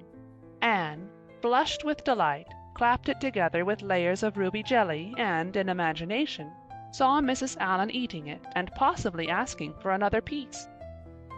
"You'll be using the best tea set, of course, Marilla," she said. "Can I fix the table with ferns and wild roses?" "I think that's all nonsense," sniffed Marilla. "In my opinion it's the eatables that matter and not flummery decorations." "Mrs. Barry had her table decorated," said Anne, who was not entirely guiltless of the wisdom of the serpent, "and the minister paid her an elegant compliment. He said it was a feast for the eyes as well as the palate." "Well, do as you like," said Marilla, who was quite determined not to be surpassed by Mrs. Barry or anybody else. "Only mind you leave enough room for the dishes and the food." Anne laid herself out to decorate in a manner and after a fashion that should leave Mrs. Barry's nowhere. Having abundance of roses and ferns and a very artistic taste of her own, she made that tea table such a thing of beauty that when the minister and his wife sat down to it they exclaimed in chorus over its loveliness. "It's Anne's doings," said Marilla, grimly just, and Anne felt that Mrs. Allan's approving smile was almost too much happiness for this world. Matthew was there, having been inveigled into the party only goodness and Anne knew how. He had been in such a state of shyness and nervousness that Marilla had given him up in despair, but Anne took him in hand so successfully that he now sat at the table in his best clothes and white collar, and talked to the minister not uninterestingly. He never said a word to Mrs. Allan, but that perhaps was not to be expected. All went merry as a marriage bell until Anne's layer cake was passed. Mrs. Allan, having already been helped to a bewildering variety, declined it. But Marilla, seeing the disappointment on Anne's face, said smilingly, "Oh, you must take a piece of this, Mrs. Allan. Anne made it on purpose for you." "In that case I must sample it," laughed Mrs. Allan, helping herself to a plump triangle, as did the minister and Marilla. Mrs. Allan took a mouthful of hers and a most peculiar expression crossed her face. Not a word did she say, however, but steadily ate away at it. Marilla saw the expression and hastened to taste the cake. "Anne Shirley," she exclaimed, "what on earth did you put into that cake?" "Nothing but what the recipe said, Marilla," cried Anne with a look of anguish. "Oh, isn't it all right?" "All right? It's simply horrible. Mrs. Allan, don't try to eat it. Anne, taste it yourself. What flavoring did you use?"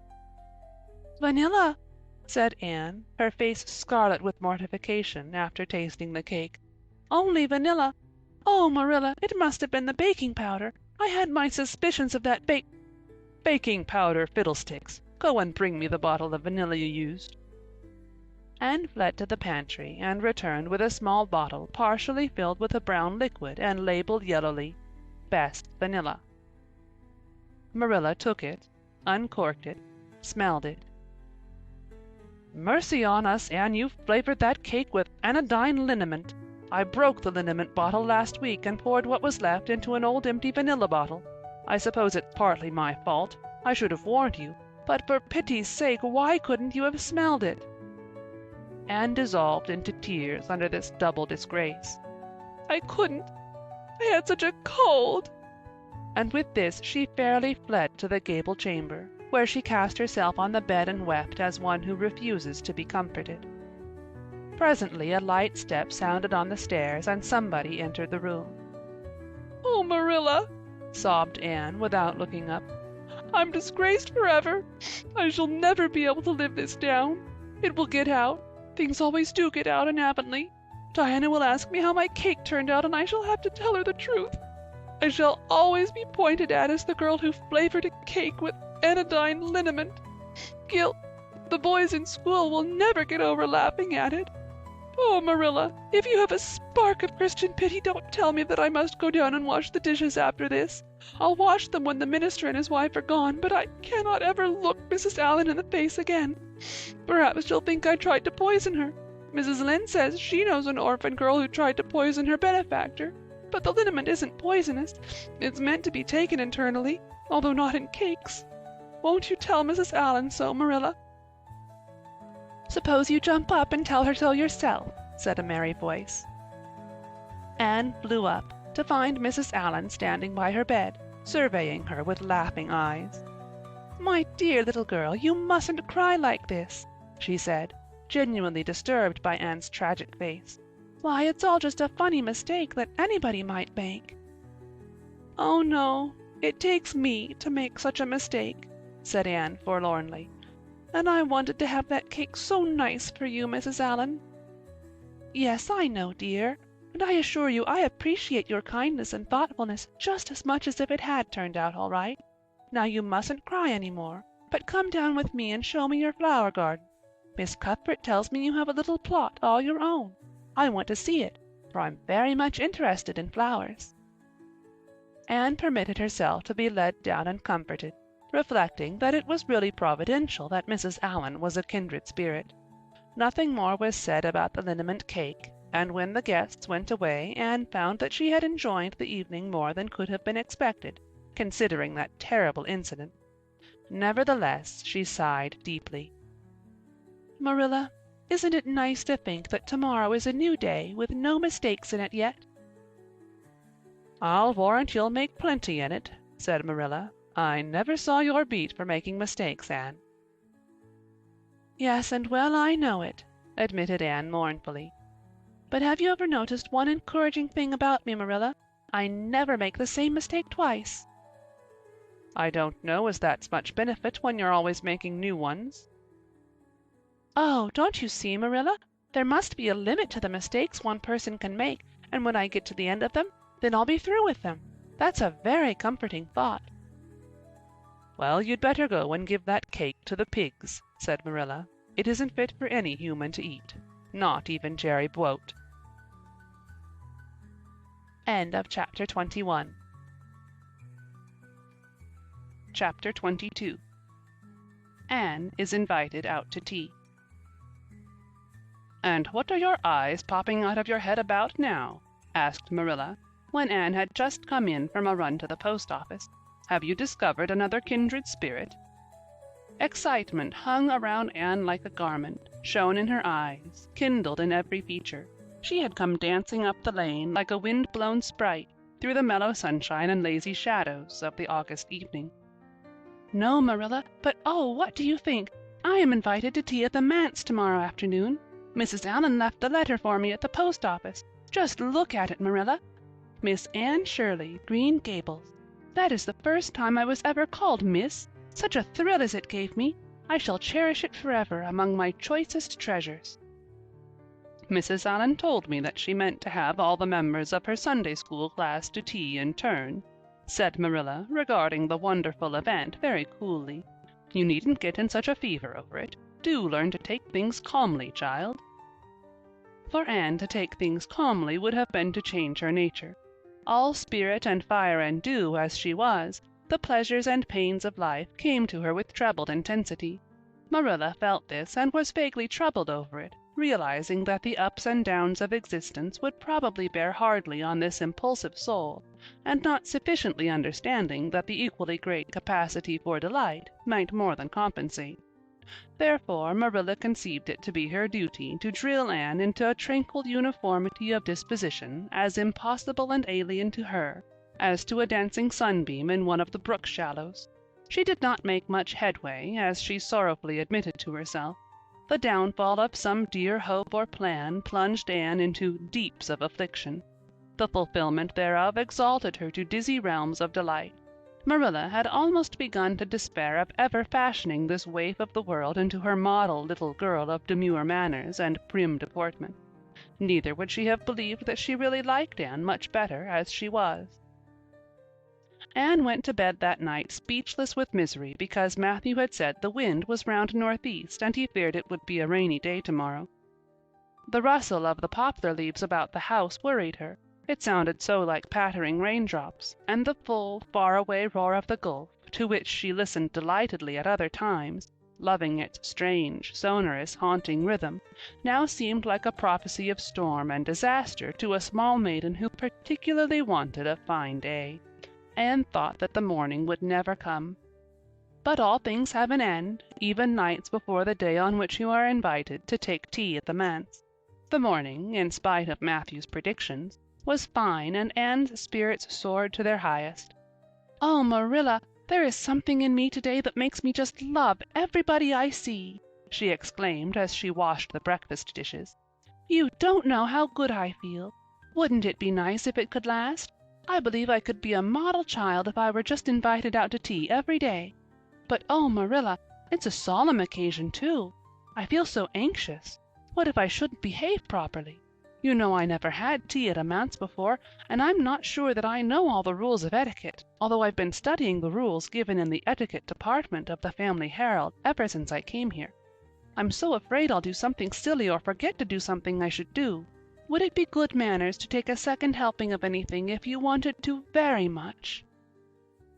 "The trouble with you, Anne, is that you're thinking too much about yourself.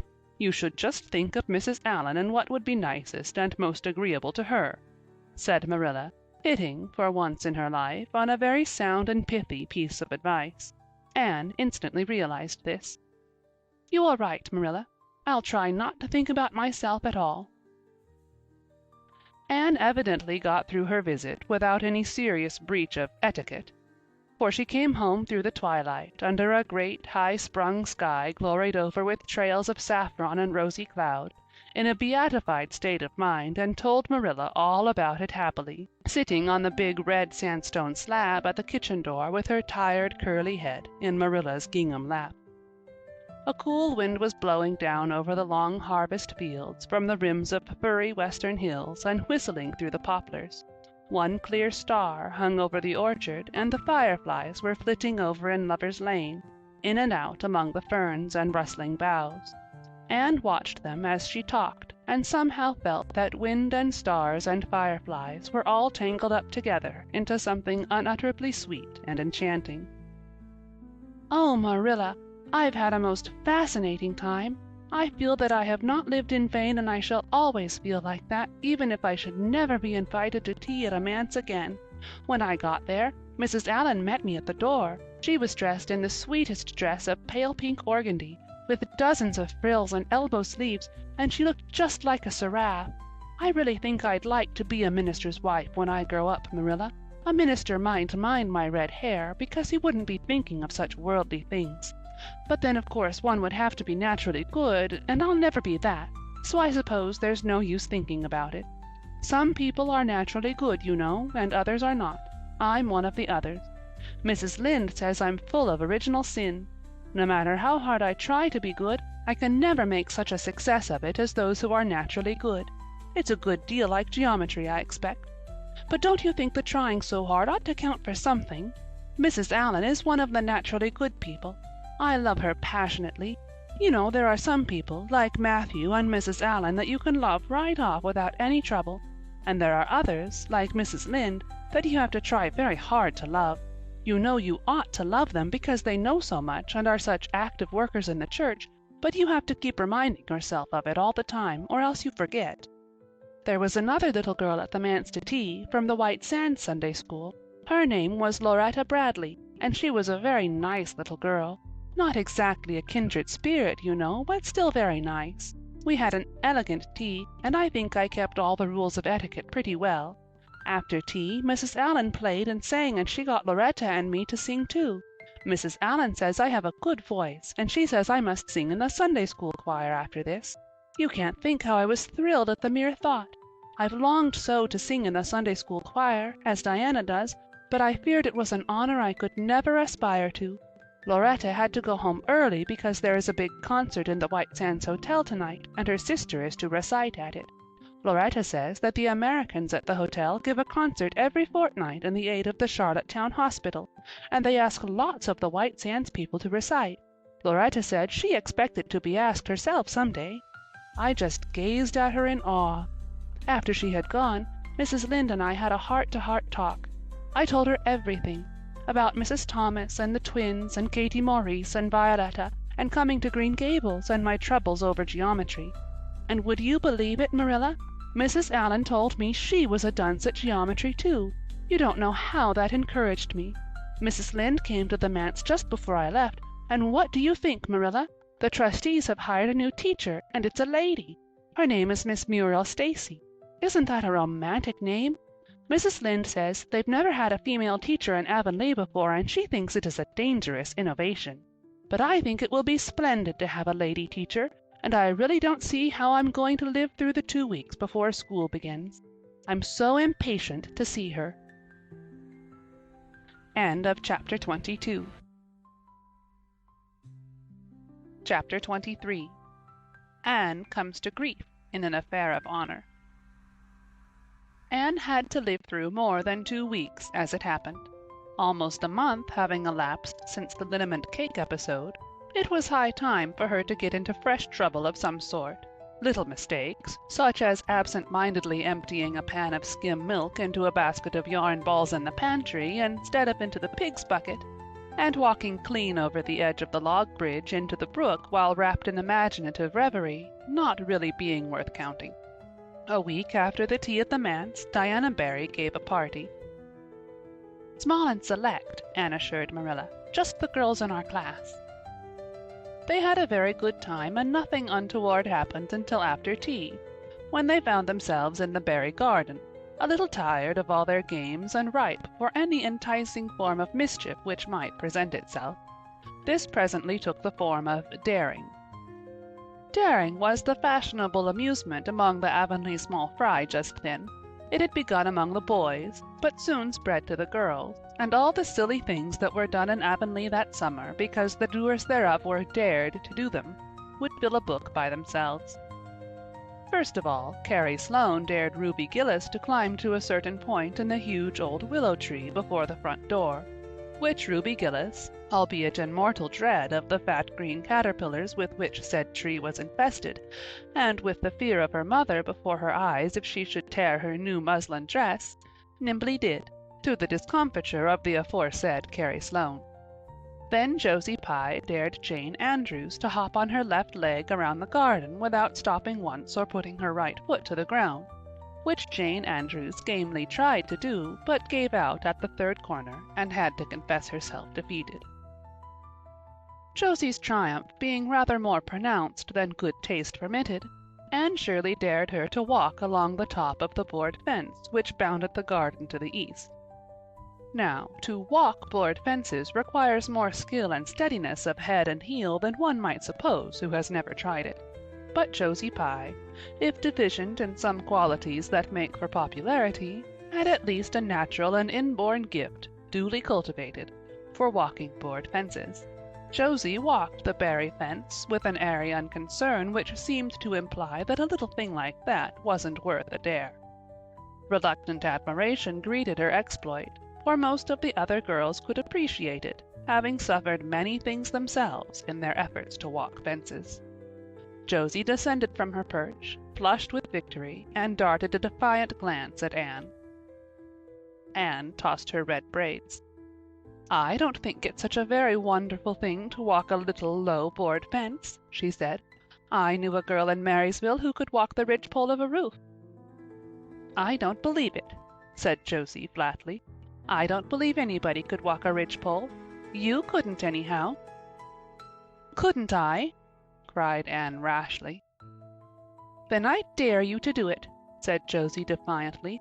"I dare you to climb up there and walk the ridgepole of Mrs. Barry's kitchen roof."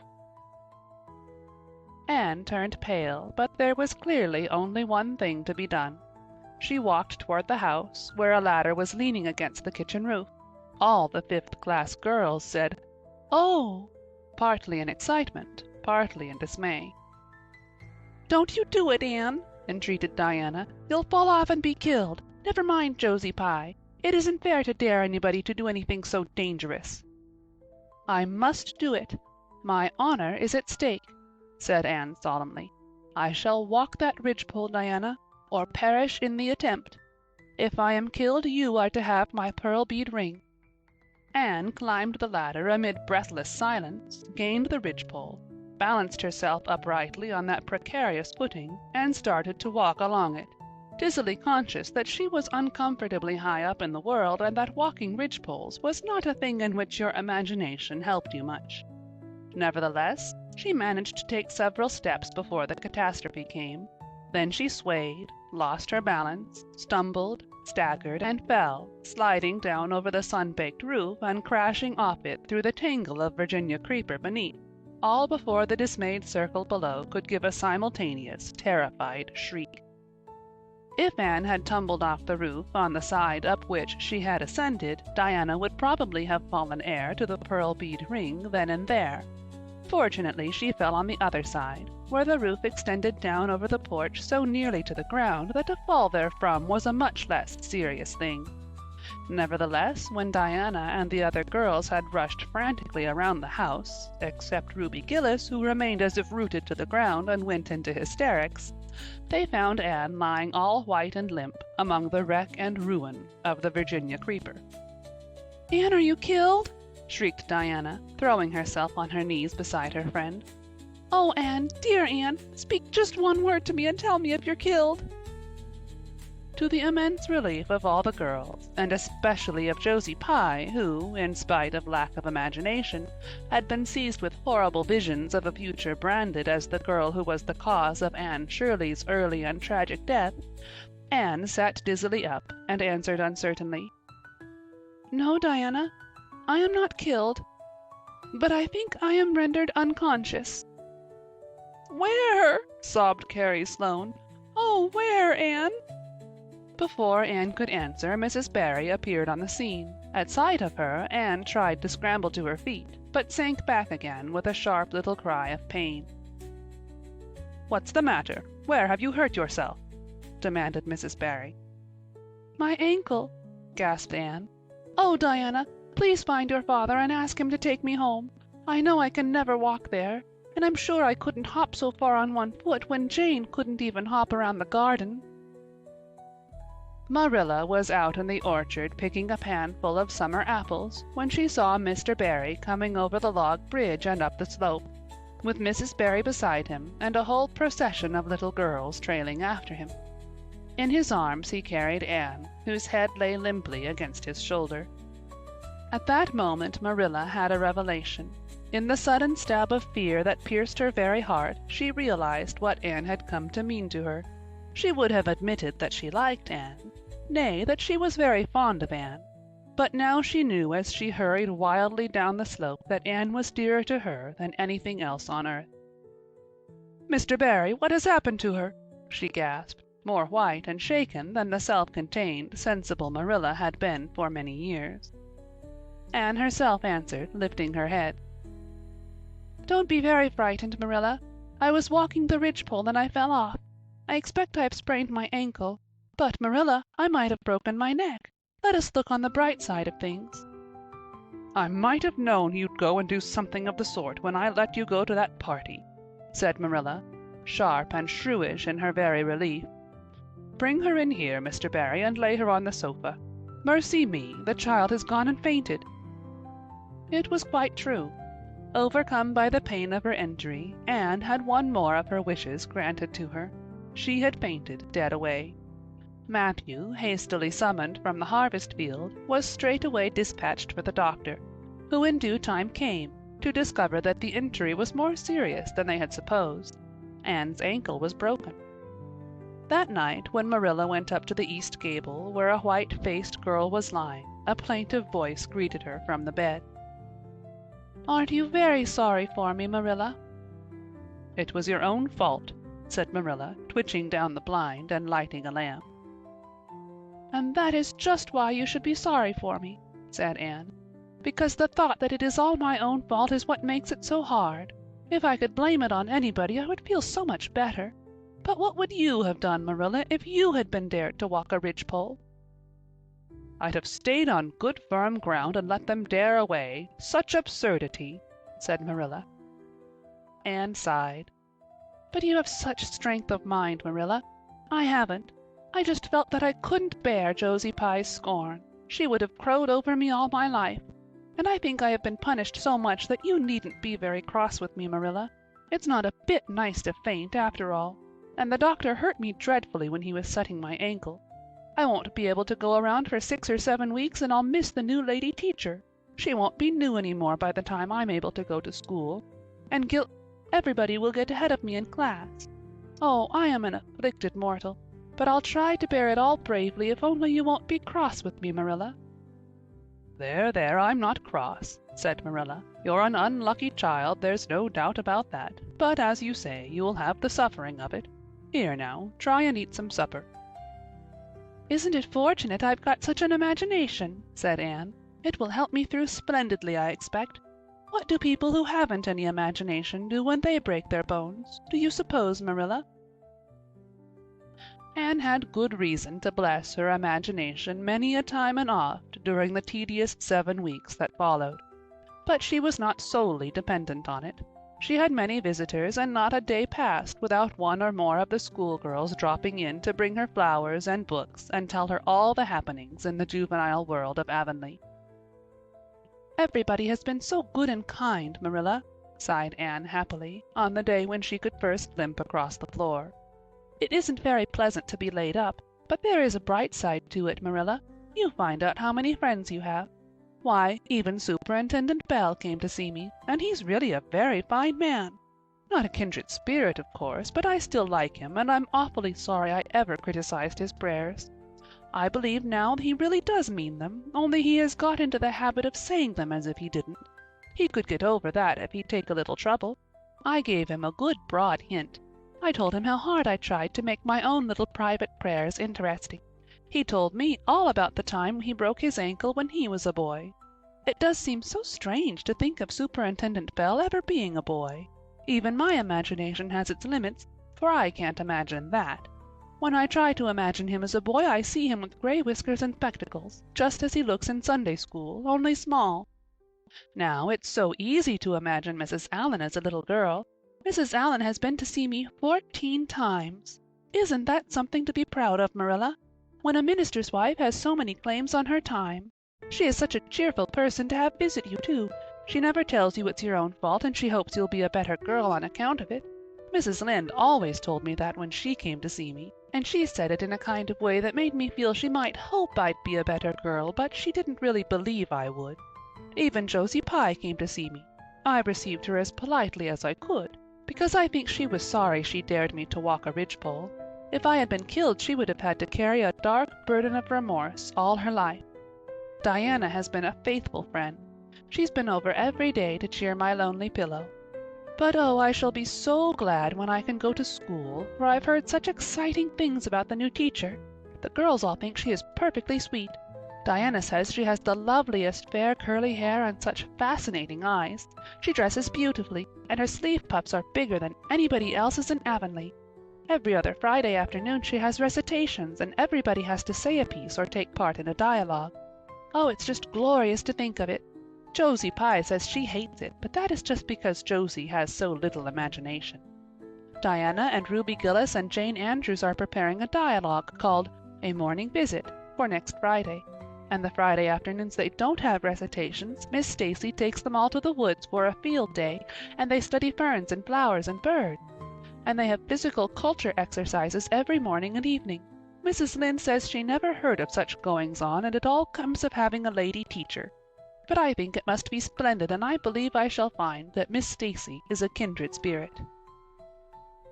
"There's one thing plain to be seen, Anne," said Marilla, "and that is that your fall off the berry roof hasn't injured your tongue at all." End of chapter 23. Chapter 24. Miss Stacy and her pupils get up a concert. It was October again when Anne was ready to go back to school. A glorious October, all red and gold, with mellow mornings when the valleys were filled with delicate mists, as if the spirit of autumn had poured them in for the sun to drain.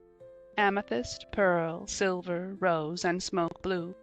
The dews were so heavy that the fields glistened like cloth of silver, and there were such heaps of rustling leaves in the hollows of many-stemmed woods to run crisply through.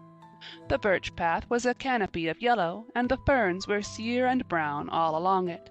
There was a tang in the very air that inspired the hearts of small maidens tripping, unlike snails, swiftly and willingly to school, and it was jolly to be back again at the little brown desk beside Diana, with Ruby Gillis nodding across the aisle, and Carrie Sloane sending up notes, and Julia Bell passing a chew of gum down from the back seat. Anne drew a long breath of happiness as she sharpened her pencil and arranged her picture cards in her desk. Life was certainly very interesting. In the new teacher she found another true and helpful friend. Miss Stacy was a bright, sympathetic young woman with the happy gift of winning and holding the affections of her pupils, and bringing out the best that was in them mentally and morally. Anne expanded like a flower under this wholesome influence, and carried home to the admiring Matthew and the critical Marilla glowing accounts of schoolwork and aims. "I love Miss Stacy with my whole heart, Marilla. She is so ladylike, and she has such a sweet voice. When she pronounces my name, I feel instinctively that she's spelling it with an E. We had recitations this afternoon. I just wish you could have been there to hear me recite Mary, Queen of Scots. I just put my whole soul into it. Ruby Gillis told me coming home that the way I said the line, 'Now for my father's arms,' she said, 'my woman's heart farewell,' just made her blood run cold." "Well now, you might recite it for me some of these days, out in the barn," suggested Matthew. "Of course I will," said Anne meditatively, "but I won't be able to do it so well, I know. It won't be so exciting as it is when you have a whole schoolful before you hanging breathlessly on your words. I know I won't be able to make your blood run cold." "Mrs. Lynde says it made her blood run cold to see the boys climbing to the very tops of those big trees on Bell's Hill after crow's nests last Friday," said Marilla. "I wonder at Miss Stacy for encouraging it." "But we wanted a crow's nest for nature study," explained Anne. "That was on our field afternoon. Field afternoons are splendid, Marilla, and Miss Stacy explains everything so beautifully. We have to write compositions on our field afternoons, and I write the best ones." "It's very vain of you to say so, then. You'd better let your teacher say it." "But she did say it, Marilla, and indeed I'm not vain about it. How can I be when I'm such a dunce at geometry? Although I'm really beginning to see through it a little too. Miss Stacy makes it so clear. Still, I'll never be good at it, and I assure you it is a humbling reflection. But I love writing compositions. Mostly Miss Stacy lets us choose our own subjects, but next week we are to write a composition on some remarkable person. It's hard to choose among so many remarkable people who have lived. Mustn't it be splendid to be remarkable and have compositions written about you after you're dead? Oh, I would dearly love to be remarkable. I think when I grow up, I'll be a trained nurse and go with the Red Crosses to the field of battle as a messenger of mercy. That is, if I don't go out as a foreign missionary. That would be very romantic, but one would have to be very good to be a missionary, and that would be a stumbling block. We have physical culture exercises every day, too. They make you graceful and promote digestion." "Promote fiddlesticks," said Marilla, who honestly thought it was all nonsense. But all the field afternoons and recitation Fridays and physical culture contortions paled before a project which Miss Stacy brought forward in November. This was that the scholars of Avonlea School should get up a concert and hold it in the hall on Christmas night, for the laudable purpose of helping to pay for a schoolhouse flag. The pupils, one and all, taking graciously to this plan, the preparations for a program were begun at once. And of all the excited performers-elect, none was so excited as Anne Shirley, who threw herself into the undertaking heart and soul, hampered as she was by Marilla's disapproval. Marilla thought it all rank foolishness. "It's just filling your heads up with nonsense and taking time that ought to be put on your lessons," she grumbled. "I don't approve of children's getting up concerts and racing about to practices. It makes them vain and forward and fond of gadding." "But think of the worthy object," pleaded Anne. "A flag will cultivate a spirit of patriotism, Marilla." "Fudge! There's precious little patriotism in the thoughts of any of you. All you want is a good time."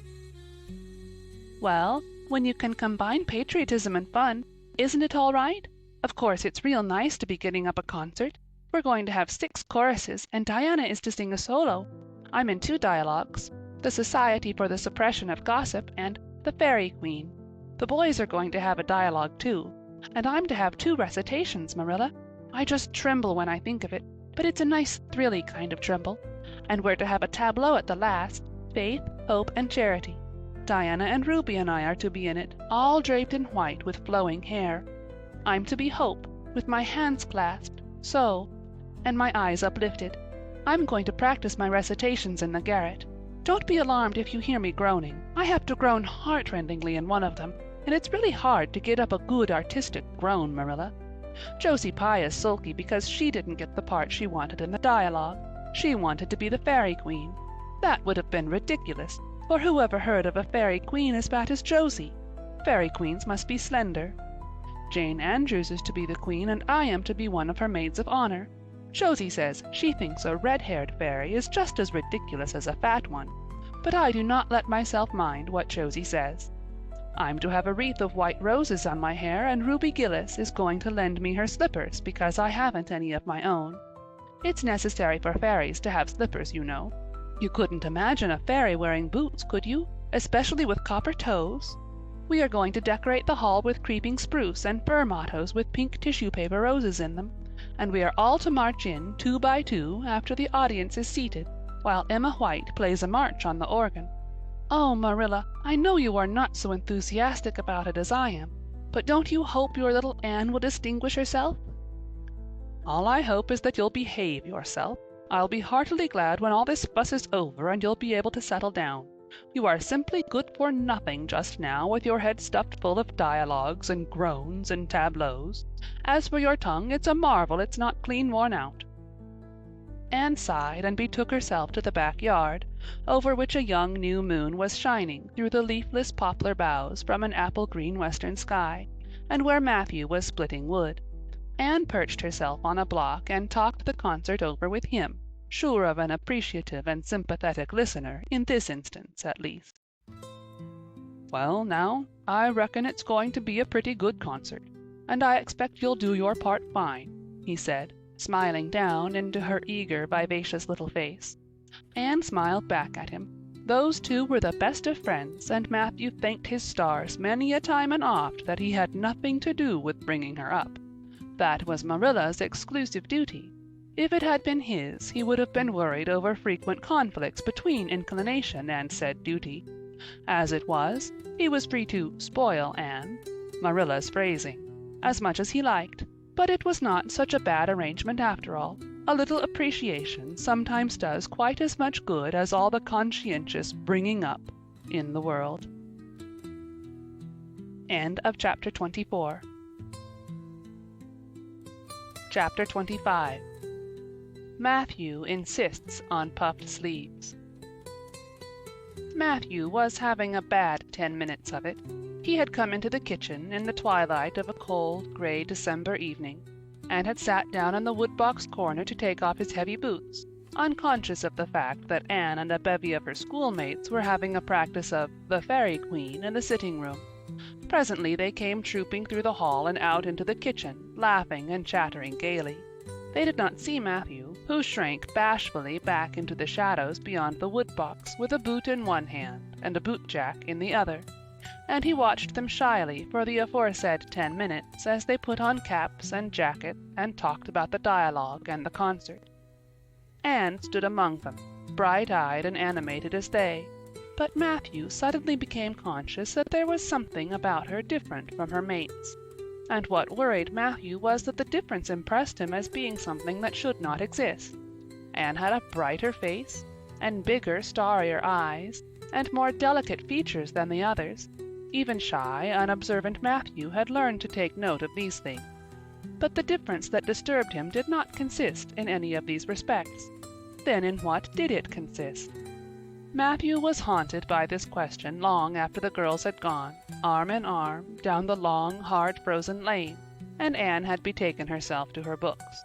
He could not refer it to Marilla, who, he felt, would be quite sure to sniff scornfully and remark that the only difference she saw between Anne and the other girls was that they sometimes kept their tongues quiet, while Anne never did. This, Matthew felt, would be no great help. He had recourse to his pipe that evening to help him study it out, much to Marilla's disgust.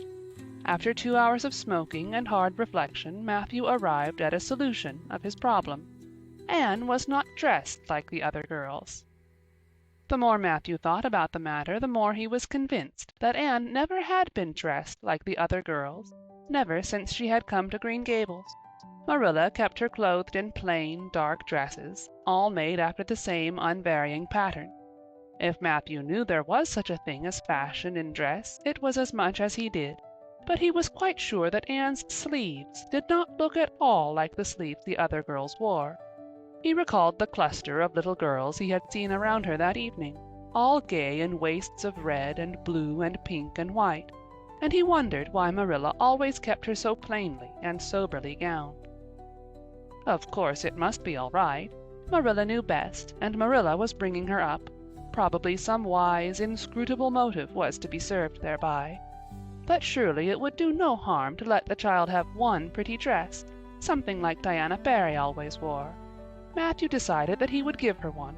That surely could not be objected to as an unwarranted putting in of his oar.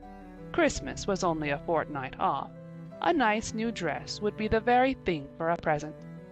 Matthew, with a sigh of satisfaction, put away his pipe and went to bed, while Marilla opened all the doors and aired the house. The very next evening Matthew betook himself to Carmody to buy the dress, determined to get the worst over and have done with it. It would be, he felt assured, no trifling ordeal. There were some things Matthew could buy and prove himself no mean bargainer, but he knew he would be at the mercy of shopkeepers when it came to buying a girl's dress. After much cogitation, Matthew resolved to go to Samuel Lawson's store instead of William Blair's. To be sure, the Cuthberts always had gone to William Blair's. It was almost as much a matter of conscience with them as to attend the Presbyterian church and vote conservative. But William Blair's 2 daughters frequently waited on customers there, and Matthew held them in absolute dread. He could contrive to deal with them when he knew exactly what he wanted and could point it out. But in such a matter as this, requiring explanation and consultation, Matthew felt that he must be sure of a man behind the counter, so he would go to Lawson's, where Samuel or his son would wait on him. Alas, Matthew did not know that Samuel, in the recent expansion of his business, had set up a lady clerk also. She was a niece of his wife's, and a very dashing young person indeed, with a huge, drooping pompadour, big, rolling brown eyes, and a most extensive and bewildering smile. She was dressed with exceeding smartness, and wore several bangle bracelets that glittered and rattled and tinkled with every movement of her hand. Matthew was covered with confusion at finding her there at all, and those bangles completely wrecked his wits at one fell swoop. "What can I do for you this evening, Mr. Cuthbert?" Miss Lucilla Harris inquired, briskly and ingratiatingly, tapping the counter with both hands. "Have you any? Well now, say any garden rakes," stammered Matthew. Miss Harris looked somewhat surprised, as well she might, to hear a man inquiring for garden rakes in the middle of December. "I believe we have one or two left over," she said, "but they're upstairs in the lumber room. I'll go and see." During her absence, Matthew collected his scattered senses for another effort. When Miss Harris returned with the rake and cheerfully inquired, "Anything else tonight, Mr. Cuthbert?" Matthew took his courage in both hands and replied, "Well now, since you suggest it, I might as well buy some hayseed." Miss Harris had heard Matthew Cuthbert called odd. She now concluded that he was entirely crazy. "We only keep hayseed in the spring," she explained loftily. "We've none on hand just now." "Oh, certainly, just as you say," stammered unhappy Matthew, seizing the rake and making for the door. At the threshold he recollected that he had not paid for it, and he turned miserably back. While Miss Harris was counting out his change, he rallied his powers for a final desperate attempt. "Well now, if it isn't too much trouble, I might as well, I'd like to look at some sugar." "White or brown?" queried Miss Harris patiently. "Oh, well now, brown," said Matthew feebly. "There's a barrel of it over there," said Miss Harris, shaking her bangles at it. "It's the only kind we have." I'll take 20 pounds of it," said Matthew, with beads of perspiration standing out on his forehead. Matthew had driven halfway home before he was his own man again. It had been a gruesome experience, but it served him right, he thought, for committing the heresy of going to a strange store. When he reached home, he hid the rake in the tool-house, but the sugar he carried in to Marilla. "Brown sugar!" exclaimed Marilla. "Whatever possessed you to get so much? You know I never use it except for the hired man's porridge or black fruit cake. Jerry's gone, and I've made my cake long ago. It's not good sugar either. It's coarse and dark. William Blair doesn't usually keep sugar like that." I thought it might come in handy sometime," said Matthew, making good his escape. When Matthew came to think the matter over, he decided that a woman was required to cope with the situation. Marilla was out of the question. Matthew felt sure she would throw cold water on his project at once. Remained only Mrs. Lynde, for of no other woman in Avonlea would Matthew have dared to ask advice. To Mrs. Lynde he went accordingly, and that good lady promptly took the matter out of the harassed man's hands. "Pick out a dress for you to give Anne? To be sure I will. I'm going to Carmody tomorrow, and I'll attend to it.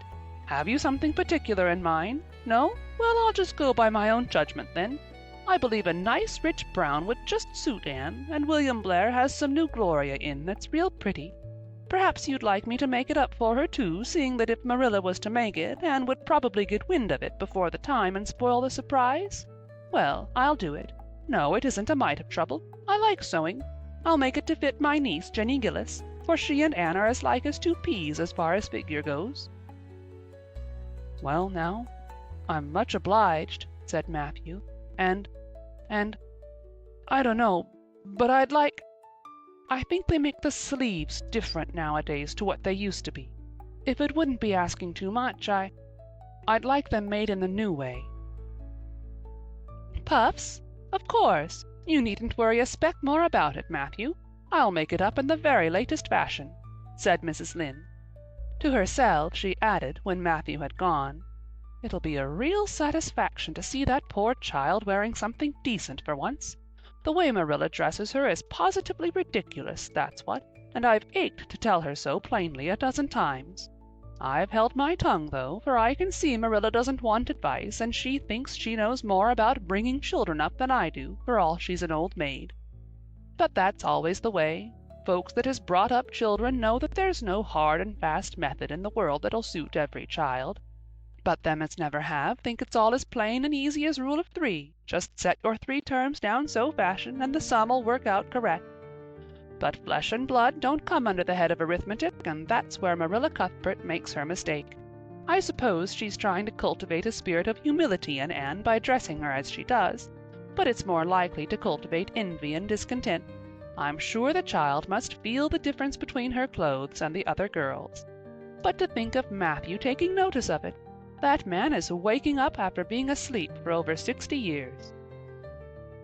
Marilla knew all the following fortnight that Matthew had something on his mind, but what it was she could not guess, until Christmas Eve, when Mrs. Lynde brought up the new dress.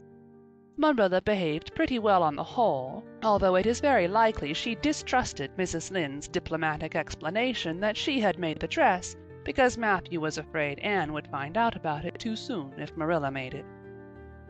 "So this is what Matthew has been looking so mysterious over and grinning about to himself for 2 weeks, is it?"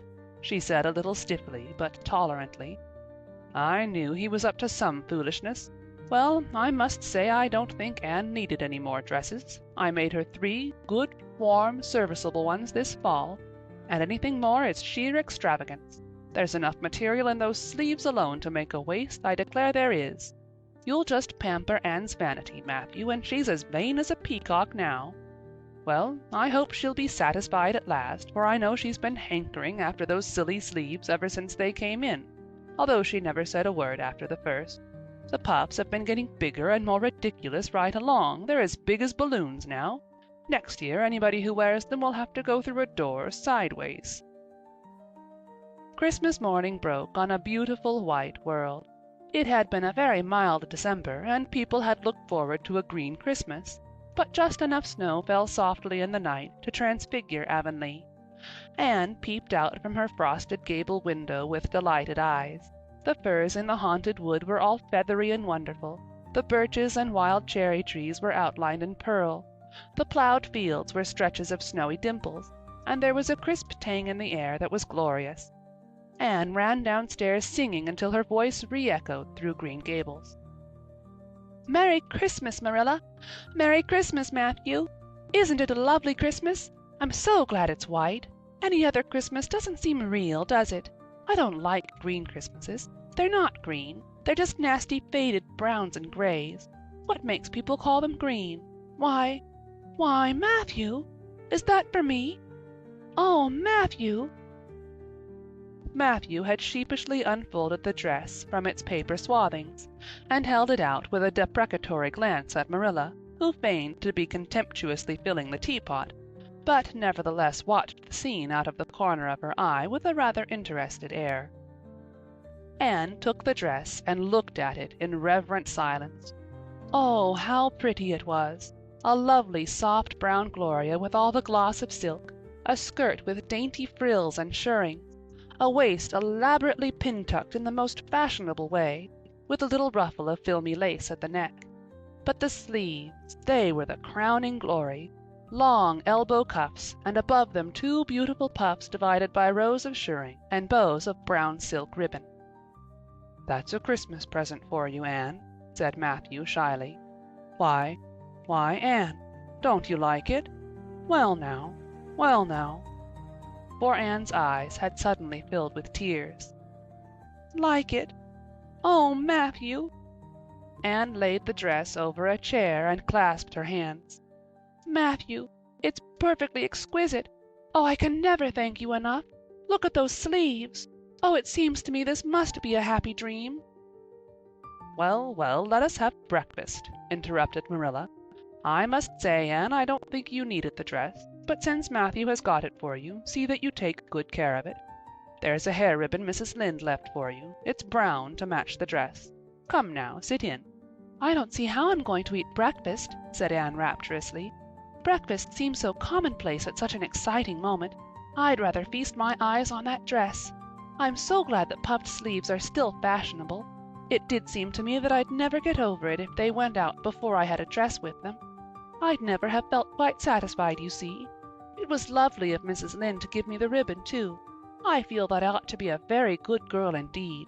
It's at times like this I'm sorry I'm not a model little girl, and I always resolve that I will be in future, but somehow it's hard to carry out your resolutions when irresistible temptations come. Still, I really will make an extra effort after this." When the commonplace breakfast was over, Diana appeared, crossing the white log bridge in the hollow, a gay little figure in her crimson ulster. Anne flew down the slope to meet her. Merry Christmas, Diana! And oh, it's a wonderful Christmas! I've something splendid to show you. Matthew has given me the loveliest dress with such sleeves. I couldn't even imagine any nicer. I've got something more for you, said Diana breathlessly. Here, this box. Aunt Josephine sent us out a big box with ever so many things in it, and this is for you. I'd have brought it over last night, but it didn't come until after dark, and I never feel very comfortable coming through the haunted wood in the dark now. Anne opened the box and peeped in. First a card with, "For the Anne girl and Merry Christmas," written on it, and then a pair of the daintiest little kid slippers, with beaded toes and satin bows and glistening buckles. "Oh," said Anne, "Diana, this is too much. I must be dreaming." "I call it providential," said Diana. "You won't have to borrow Ruby's slippers now, and that's a blessing, for they're 2 sizes too big for you, and it would be awful to hear a fairy shuffling. Josie Pye would be delighted. Mind you, Rob Wright went home with Gertie Pye from practice the night before last. Did you ever hear anything equal to that?" All the Avonlea scholars were in a fever of excitement that day, for the hall had to be decorated and a last grand rehearsal held. The concert came off in the evening and was a pronounced success. The little hall was crowded. All the performers did excellently well, but Anne was the bright particular star of the occasion, as even envy, in the shape of Josie Pye, dared not deny. "Oh, hasn't it been a brilliant evening?" sighed Anne, when it was all over and she and Diana were walking home together under a dark, starry sky. "Everything went off very well," said Diana practically. "I guess we must have made as much as $10. Mind you, Mr. Allen is going to send an account of it to the Charlottetown papers." "Oh, Diana, will we really see our names in print? It makes me thrill to think of it. Your solo was perfectly elegant, Diana.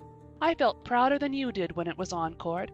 I just said to myself, 'It is my dear bosom friend who is so honored.'" "Well, your recitations just brought down the house, Anne. That sad one was simply splendid." "Oh, I was so nervous, Diana. When Mr. Allen called out my name, I really cannot tell how I ever got up on that platform.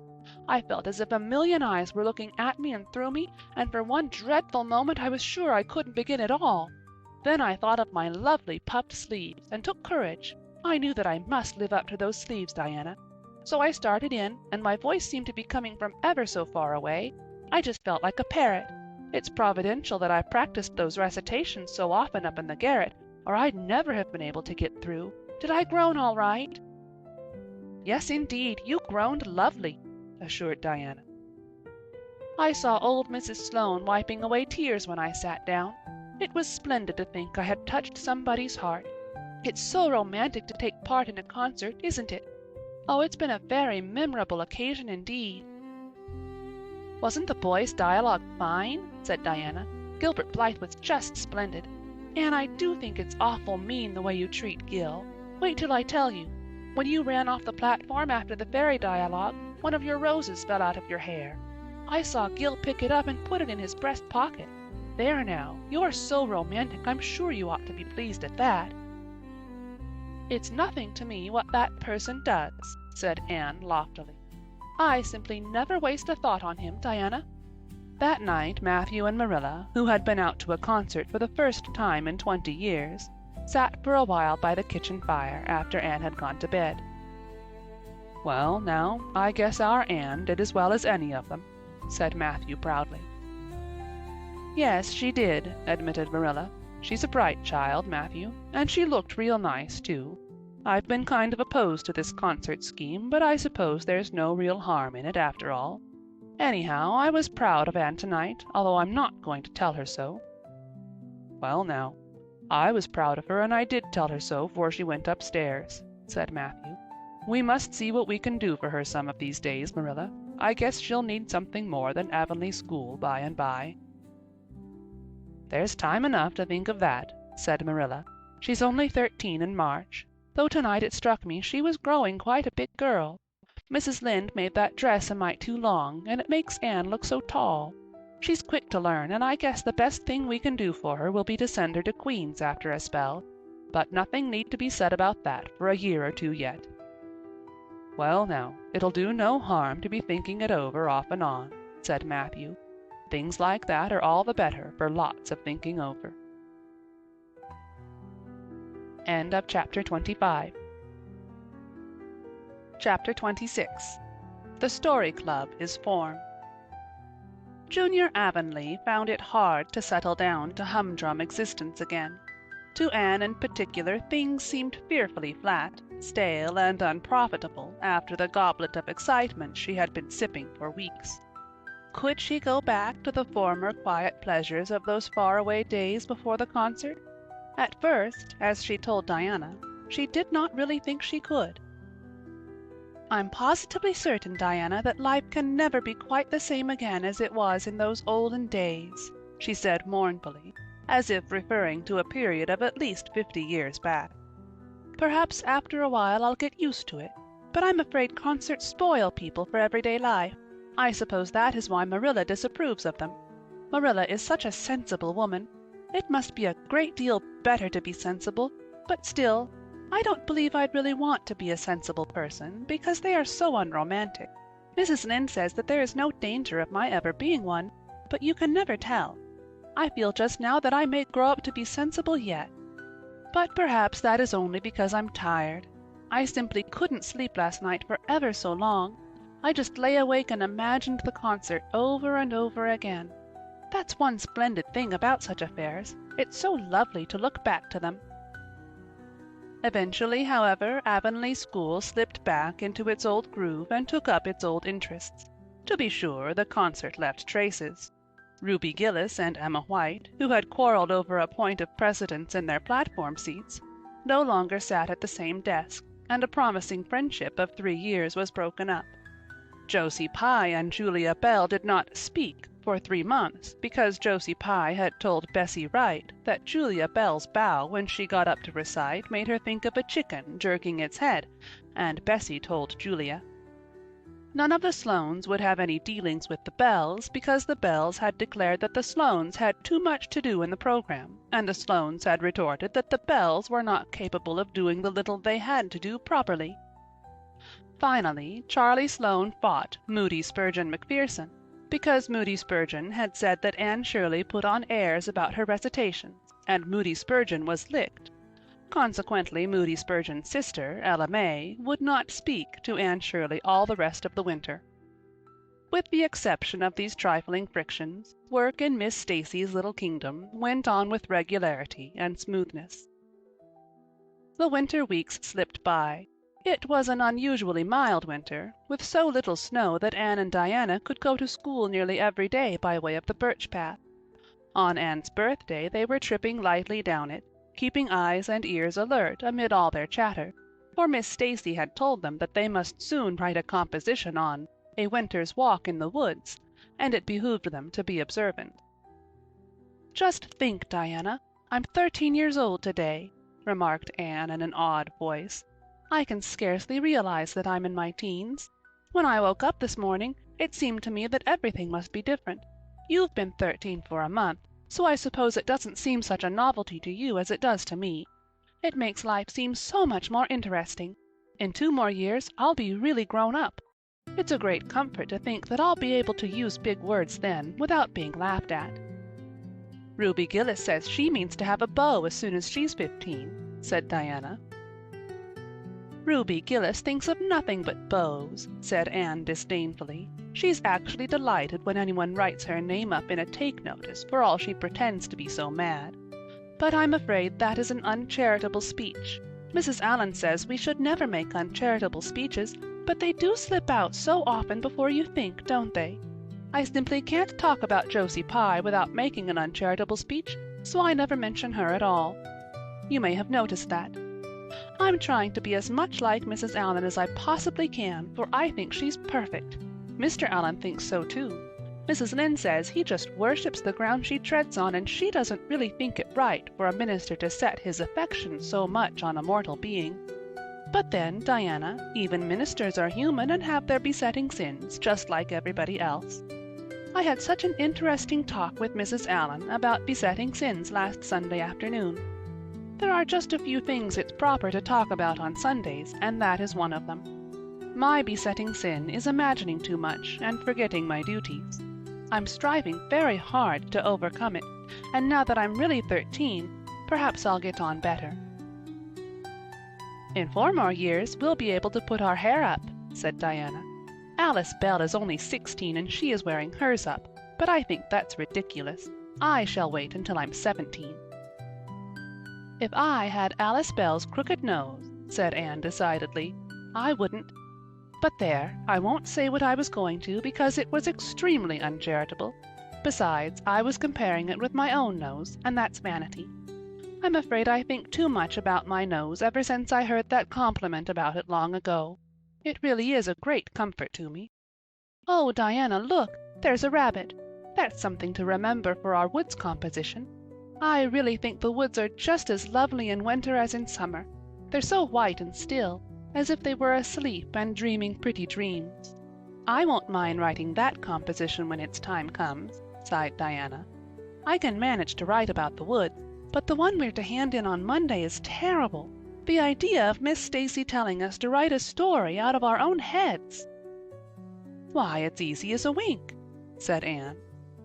It's easy for you because you have an imagination, retorted Diana. But what would you do if you had been born without one? I suppose you have your composition all done?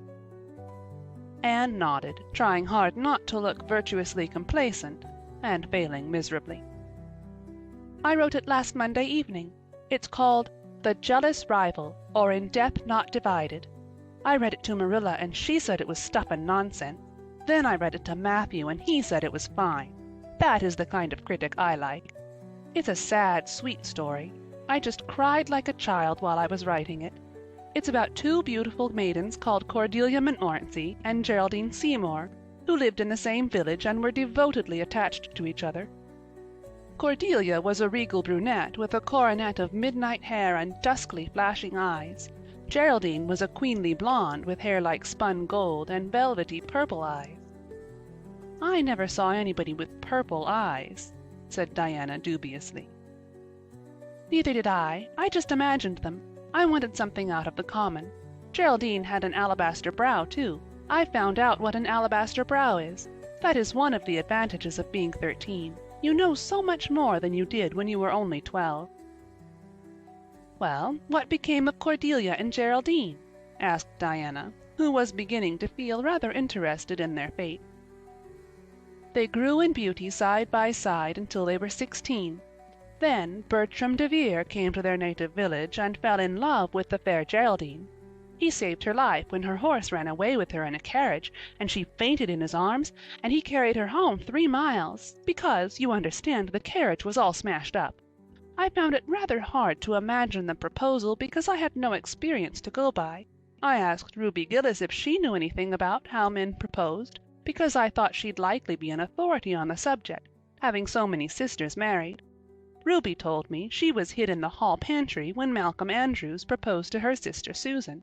She said Malcolm told Susan that his dad had given him the farm in his own name, and then said, "What do you say, darling pet, if we get hitched this fall?" And Susan said, "Yes, no, I don't know, let me see." And there they were, engaged as quick as that. But I didn't think that sort of a proposal was a very romantic one, so in the end I had to imagine it out as well as I could. I made it very flowery and poetical, and Bertram went on his knees, although Ruby Gillis says it isn't done nowadays. Geraldine accepted him in a speech a page long. I can tell you I took a lot of trouble with that speech. I rewrote it 5 times, and I look upon it as my masterpiece. Bertram gave her a diamond ring and a ruby necklace, and told her they would go to Europe for a wedding tour, for he was immensely wealthy. But then, alas, shadows began to darken over their path. Cordelia was secretly in love with Bertram herself, and when Geraldine told her about the engagement she was simply furious, especially when she saw the necklace and the diamond ring. All her affection for Geraldine turned to bitter hate, and she vowed that she should never marry Bertram. But she pretended to be Geraldine's friend the same as ever. One evening they were standing on the bridge over a rushing, turbulent stream, and Cordelia, thinking they were alone, pushed Geraldine over the brink with a wild, mocking "Ha, ha, ha!" But Bertram saw it all, and he at once plunged into the current, exclaiming, "I will save thee, my peerless Geraldine!" But alas, he had forgotten he couldn't swim, and they were both drowned, clasped in each other's arms. Their bodies were washed ashore soon afterward. They were buried in the one grave, and their funeral was most imposing, Diana. It's so much more romantic to end a story up with a funeral than a wedding. As for Cordelia, she went insane with remorse and was shut up in a lunatic asylum. I thought that was a poetical retribution for her crime. "How perfectly lovely," sighed Diana, who belonged to Matthew's school of critics. "I don't see how you can make up such thrilling things out of your own head, Anne. I wish my imagination was as good as yours." "It would be if you'd only cultivate it," said Anne cheeringly. "I've just thought of a plan, Diana. Let you and me have a story club all our own and write stories for practice. I'll help you along until you can do them by yourself. You ought to cultivate your imagination, you know. Miss Stacy said so. Only we must take the right way. I told her about the haunted wood, but she said we went the wrong way about it in that." This was how the Story Club came into existence. It was limited to Diana and Anne at first, but soon it was extended to include Jane Andrews and Ruby Gillis, and one or two others who felt that their imaginations needed cultivating. No boys were allowed in it, although Ruby Gillis opined that their admission would make it more exciting, and each member had to produce one story a week.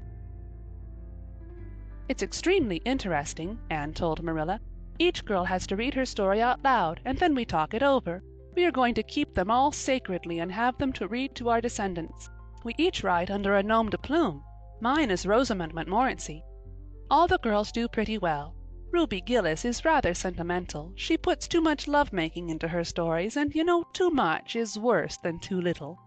Jane never puts any because she says it makes her feel so silly when she has to read it out loud. Jane's stories are extremely sensible. Then Diana puts too many murders into hers. She says most of the time she doesn't know what to do with the people, so she kills them off to get rid of them. I mostly have to tell them what to write about, but that isn't hard, for I've millions of ideas." "I think this story-writing business is the foolishest yet," scoffed Marilla. "You'll get a pack of nonsense into your heads and waste time that should be put on your lessons. Reading stories is bad enough, but writing them is worse." "But we're so careful to put a moral into them all, Marilla," explained Anne. "I insist upon that. All the good people are rewarded, and all the bad ones are suitably punished. I'm sure that must have a wholesome effect. The moral is the great thing. Mr. Allen says so. I read one of my stories to him and Mrs. Allen, and they both agreed that the moral was excellent. Only they laughed in the wrong places. I like it better when people cry. Jane and Ruby almost always cry when I come to the pathetic part. Diana wrote her Aunt Josephine about our club, and her Aunt Josephine wrote back that we were to send her some of our stories. So we copied out 4 of our very best and sent them. Miss Josephine Barry wrote back that she had never read anything so amusing in her life. That kind of puzzled us, because the stories were all very pathetic and almost everybody died. But I'm glad Miss Barry liked them. It shows our club is doing some good in the world. Mrs. Allen says that ought to be our object in everything. I do really try to make my object, but I forget so often when I'm having fun. I hope I shall be a little like Mrs. Allen when I grow up. Do you think there is any prospect of it, Marilla?" "I shouldn't say there was a great deal," was Marilla's encouraging answer. "I'm sure Mrs. Allen was never such a silly, forgetful little girl as you are." "No, but she wasn't always so good as she is now either," said Anne seriously. "She told me so herself. That is, she said she was a dreadful mischief when she was a girl and was always getting into scrapes. I felt so encouraged when I heard that. Is it very wicked of me, Marilla, to feel encouraged when I hear that other people have been bad and mischievous? Mrs. Lynde says it is. Mrs. Lynde says she always feels shocked when she hears of anyone ever having been naughty, no matter how small they were. Mrs. Lynde says she once heard a minister confess that when he was a boy he stole a strawberry tart out of his aunt's pantry, and she never had any respect for that minister again. Now, I wouldn't have felt that way. I'd have thought that it was real noble of him to confess it, and I'd have thought what an encouraging thing it would be for small boys nowadays, who do naughty things and are sorry for them, to know that perhaps they may grow up to be ministers in spite of it. That's how I'd feel, Marilla." "The way I feel at present, Anne," said Marilla, "is that it's high time you had those dishes washed. You've taken half an hour longer than you should with all your chattering. Learn to work first and talk afterwards." End of chapter 26. Chapter 27. Vanity and Vexation of Spirit. Marilla, walking home one late April evening from an aid meeting, realized that the winter was over and gone with the thrill of delight that spring never fails to bring to the oldest and saddest, as well as to the youngest and merriest. Marilla was not given to subjective analysis of her thoughts and feelings. She probably imagined that she was thinking about the aids and their missionary box and the new carpet for the vestry room. But under these reflections was a harmonious consciousness of red fields smoking into pale purply mists in the declining sun, of long, sharp-pointed fir shadows falling over the meadow beyond the brook, of still, crimson-budded maples around a mirror-like wood-pool, of awakening in the world and a stir of hidden pulses under the gray sod. The spring was abroad in the land, and Marilla's sober, middle-aged step was lighter and swifter because of its deep, primal gladness. Her eyes dwelt affectionately on Green Gables, peering through its network of trees and reflecting the sunlight back from its windows in several little coruscations of glory. Marilla, as she picked her steps along the damp lane, thought that it was really a satisfaction to know that she was going home to a briskly snapping wood fire and a table nicely spread for tea, instead of to the cold comfort of old aid-meeting evenings before Anne had come to Green Gables. Consequently, when Marilla entered her kitchen and found the fire black out, with no sign of Anne anywhere, she felt justly disappointed and irritated. She had told Anne to be sure and have tea ready at 5 o'clock, but now she must hurry to take off her second-best dress and prepare the meal herself against Matthew's return from plowing. "I'll settle Miss Anne when she comes home," said Marilla grimly, as she shaved up kindlings with a carving knife and with more vim than was strictly necessary. Matthew had come in and was waiting patiently for his tea in the corner. "She's gadding off somewhere with Diana, writing stories or practicing dialogues or some such tomfoolery, and never thinking once about the time or her duties. She's just got to be pulled up short and sudden on this sort of thing. I don't care if Mrs. Allan does say she's the brightest and sweetest child she ever knew. She may be bright and sweet enough, but her head is full of nonsense and there's never any knowing what shape it'll break out in next. Just as soon as she grows out of one freak she takes up with another. But there, here I am saying the very thing I was so riled with Rachel Lynde for saying at the aid today. I was real glad when Mrs. Allan spoke up for Anne, for if she hadn't I know I'd have said something too sharp to Rachel before everybody. Anne's got plenty of faults, goodness knows, and far be it from me to deny it. But I'm bringing her up, and not Rachel Lynde, who'd pick faults in the angel Gabriel himself if he lived in Avonlea. Just the same, Anne has no business to leave the house like this when I told her she was to stay home this afternoon and look after things. I must say, with all her faults, I never found her disobedient or untrustworthy before, and I'm real sorry to find her so now." "Well, now, I dunno," said Matthew, who, being patient and wise and, above all, hungry, had deemed it best to let Marilla talk her wrath out unhindered, having learned by experience that she got through with whatever work was on hand much quicker if not delayed by untimely argument. "Perhaps you're judging her too hasty, Marilla. Don't call her untrustworthy until you're sure she has disobeyed you. Maybe it can all be explained. Anne's a great hand at explaining." "She's not here when I told her to stay," retorted Marilla. "I reckon she'll find it hard to explain that to my satisfaction. Of course I knew you'd take her part, Matthew, but I'm bringing her up, not you." It was dark when supper was ready, and still no sign of Anne, coming hurriedly over the log bridge or up Lover's Lane, breathless and repentant with a sense of neglected duties. Marilla washed and put away the dishes grimly. Then, wanting a candle to light her way down the cellar, she went up to the east gable, for the one that generally stood on Anne's table. Lighting it, she turned around to see Anne herself lying on the bed, face downward among the pillows. "Mercy on us!" said astonished Marilla. "Have you been asleep, Anne?" "No," was the muffled reply. "Are you sick, then?"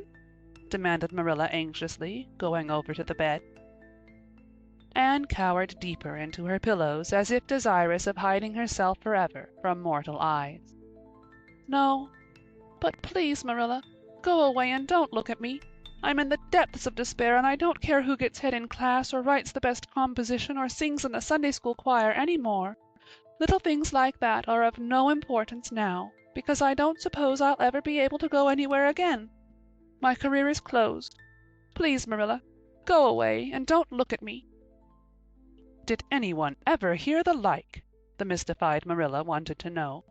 "Anne Shirley, whatever is the matter with you? What have you done? Get right up this minute and tell me. This minute, I say. There now, what is it?" Anne had slid to the floor in despairing obedience. "Look at my hair, Marilla," she whispered. Accordingly, Marilla lifted her candle and looked scrutinizingly at Anne's hair, flowing in heavy masses down her back. It certainly had a very strange appearance. "Anne Shirley, what have you done to your hair? Why, it's green!" Green it might be called if it were any earthly color, a queer, dull, bronzy green, with streaks here and there of the original red to heighten the ghastly effect.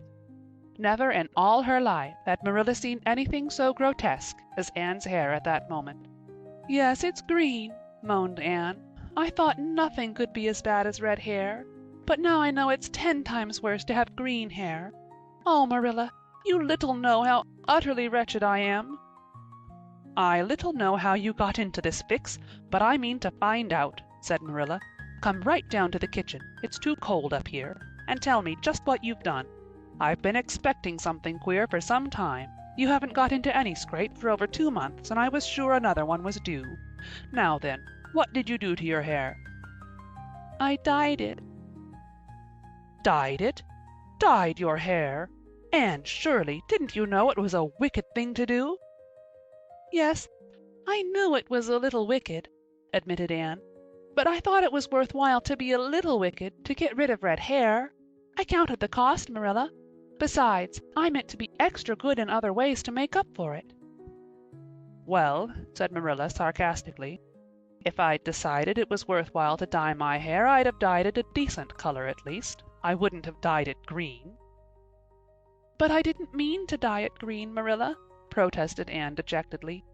"If I was wicked, I meant to be wicked to some purpose. He said it would turn my hair a beautiful raven black. He positively assured me that it would. How could I doubt his word, Marilla? I know what it feels like to have your word doubted. And Mrs. Allan says we should never suspect anyone of not telling us the truth unless we have proof that they're not. I have proof now. Green hair is proof enough for anybody. But I hadn't then, and I believed every word he said implicitly." "Who said? Who are you talking about?" "The peddler that was here this afternoon. I bought the dye from him." "Anne Shirley, how often have I told you never to let one of those Italians in the house? I don't believe in encouraging them to come around at all." "Oh, I didn't let him in the house. I remembered what you told me, and I went out, carefully shut the door, and looked at his things on the step. Besides, he wasn't an Italian. He was a German Jew. He had a big box full of very interesting things, and he told me he was working hard to make enough money to bring his wife and children out from Germany.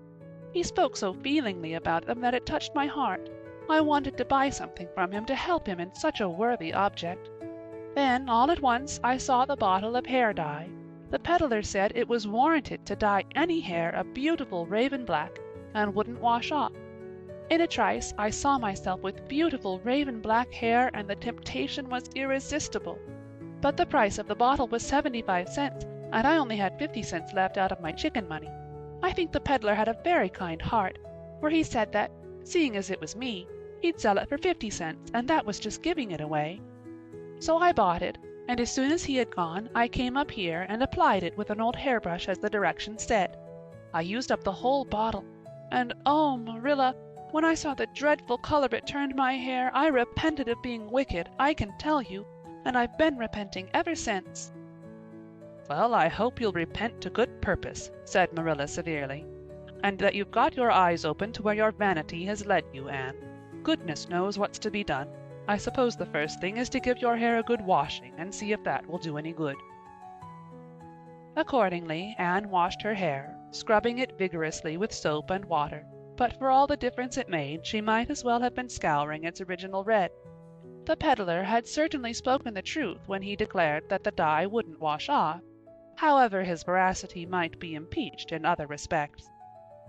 "Oh, Marilla, what shall I do?" questioned Anne in tears.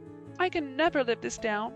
People have pretty well forgotten my other mistake, the liniment cake and second Diana drunk, and flying into a temper with Mrs. Lynde, but they'll never forget this. They will think I am not respectable. Oh, Marilla, what a tangled web we weave when first we practice to deceive. That is poetry, but it is true. And oh, how Josie Pye will laugh! Marilla, I cannot face Josie Pye. I am the unhappiest girl in Prince Edward Island." Anne's unhappiness continued for a week. During that time she went nowhere and shampooed her hair every day. Diana alone of outsiders knew the fatal secret, but she promised solemnly never to tell, and it may be stated here and now that she kept her word. At the end of the week Marilla said decidedly, "It's no use, Anne. That is fast dye if ever there was any. Your hair must be cut off. There is no other way. You can't go out with it looking like that."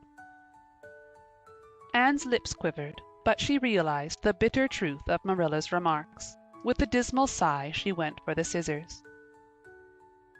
"Please cut it off at once, Marilla, and have it over. Oh, I feel that my heart is broken. This is such an unromantic affliction. The girls in books lose their hair in fevers, or sell it to get money for some good deed, and I'm sure I wouldn't mind losing my hair in some such fashion half so much. But there is nothing comforting in having your hair cut off because you've dyed it a dreadful color, is there? I'm going to weep all the time you're cutting it off, if it won't interfere. It seems such a tragic thing." Anne wept then, but later on, when she went upstairs and looked in the glass, she was calm with despair. Marilla had done her work thoroughly, and it had been necessary to shingle the hair as closely as possible. The result was not becoming, to state the case as mildly as may be. Anne promptly turned her glass to the wall. "I'll never, never look at myself again until my hair grows," she exclaimed passionately. Then she suddenly righted the glass. "Yes, I will too. I'll do penance for being wicked that way. I'll look at myself every time I come to my room and see how ugly I am, and I won't try to imagine it away either. I never thought I was vain about my hair of all things, but now I know I was, in spite of its being red, because it was so long and thick and curly. I expect something will happen to my nose next." Anne's clipped head made a sensation in school on the following Monday, but to her relief nobody guessed the real reason for it, not even Josie Pye, who, however, did not fail to inform Anne that she looked like a perfect scarecrow. "I didn't say anything when Josie said that to me," Anne confided that evening to Marilla, who was lying on the sofa after one of her headaches, "because I thought it was part of my punishment, and I ought to bear it patiently. It's hard to be told you look like a scarecrow, and I wanted to say something back, but I didn't. I just swept her one scornful look, and then I forgave her. It makes you feel very virtuous when you forgive people, doesn't it? I mean to devote all my energies to being good after this, and I shall never try to be beautiful again. Of course it's better to be good. I know it is, but it's sometimes so hard to believe a thing, even when you know it. I do really want to be good, Marilla, like you and Mrs. Allan and Miss Stacy, and grow up to be a credit to you. Diana says when my hair begins to grow to tie a black velvet ribbon around my head with a bow at one side. She says she thinks it will be very becoming. I will call it a snood. That sounds so romantic.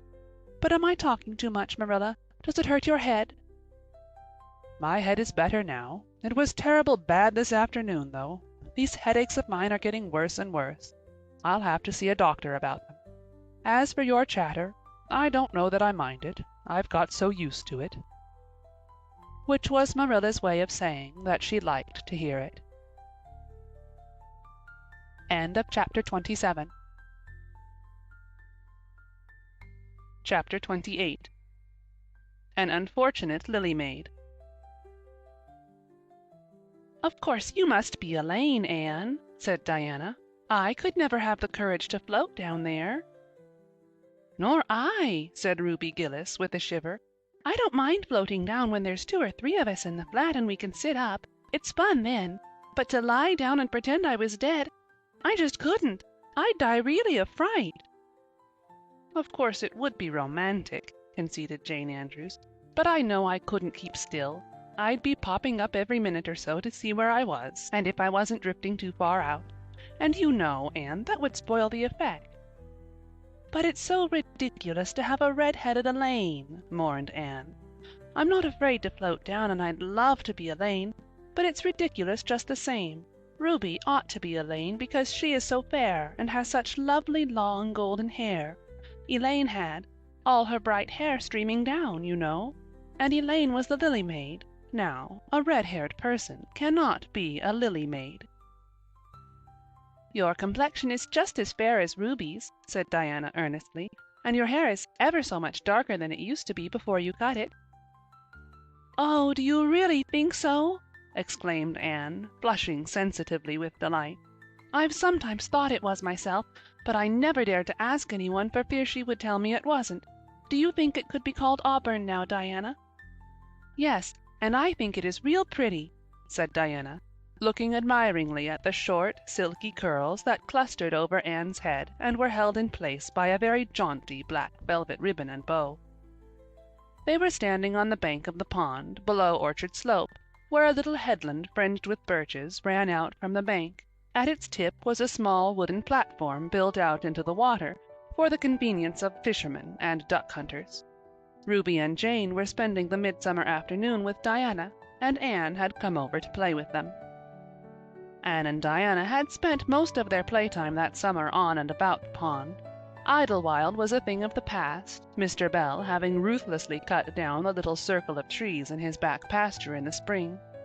Anne had sat among the stumps and wept, not without an eye to the romance of it, but she was speedily consoled, for, after all, as she and Diana said, big girls of 13, going on 14, were too old for such childish amusements as playhouses, and there were more fascinating sports to be found about the pond. It was splendid to fish for trout over the bridge, and the 2 girls learned to row themselves about in the little flat-bottomed dory Mr. Barry kept for duck shooting. It was Anne's idea that they dramatize Elaine.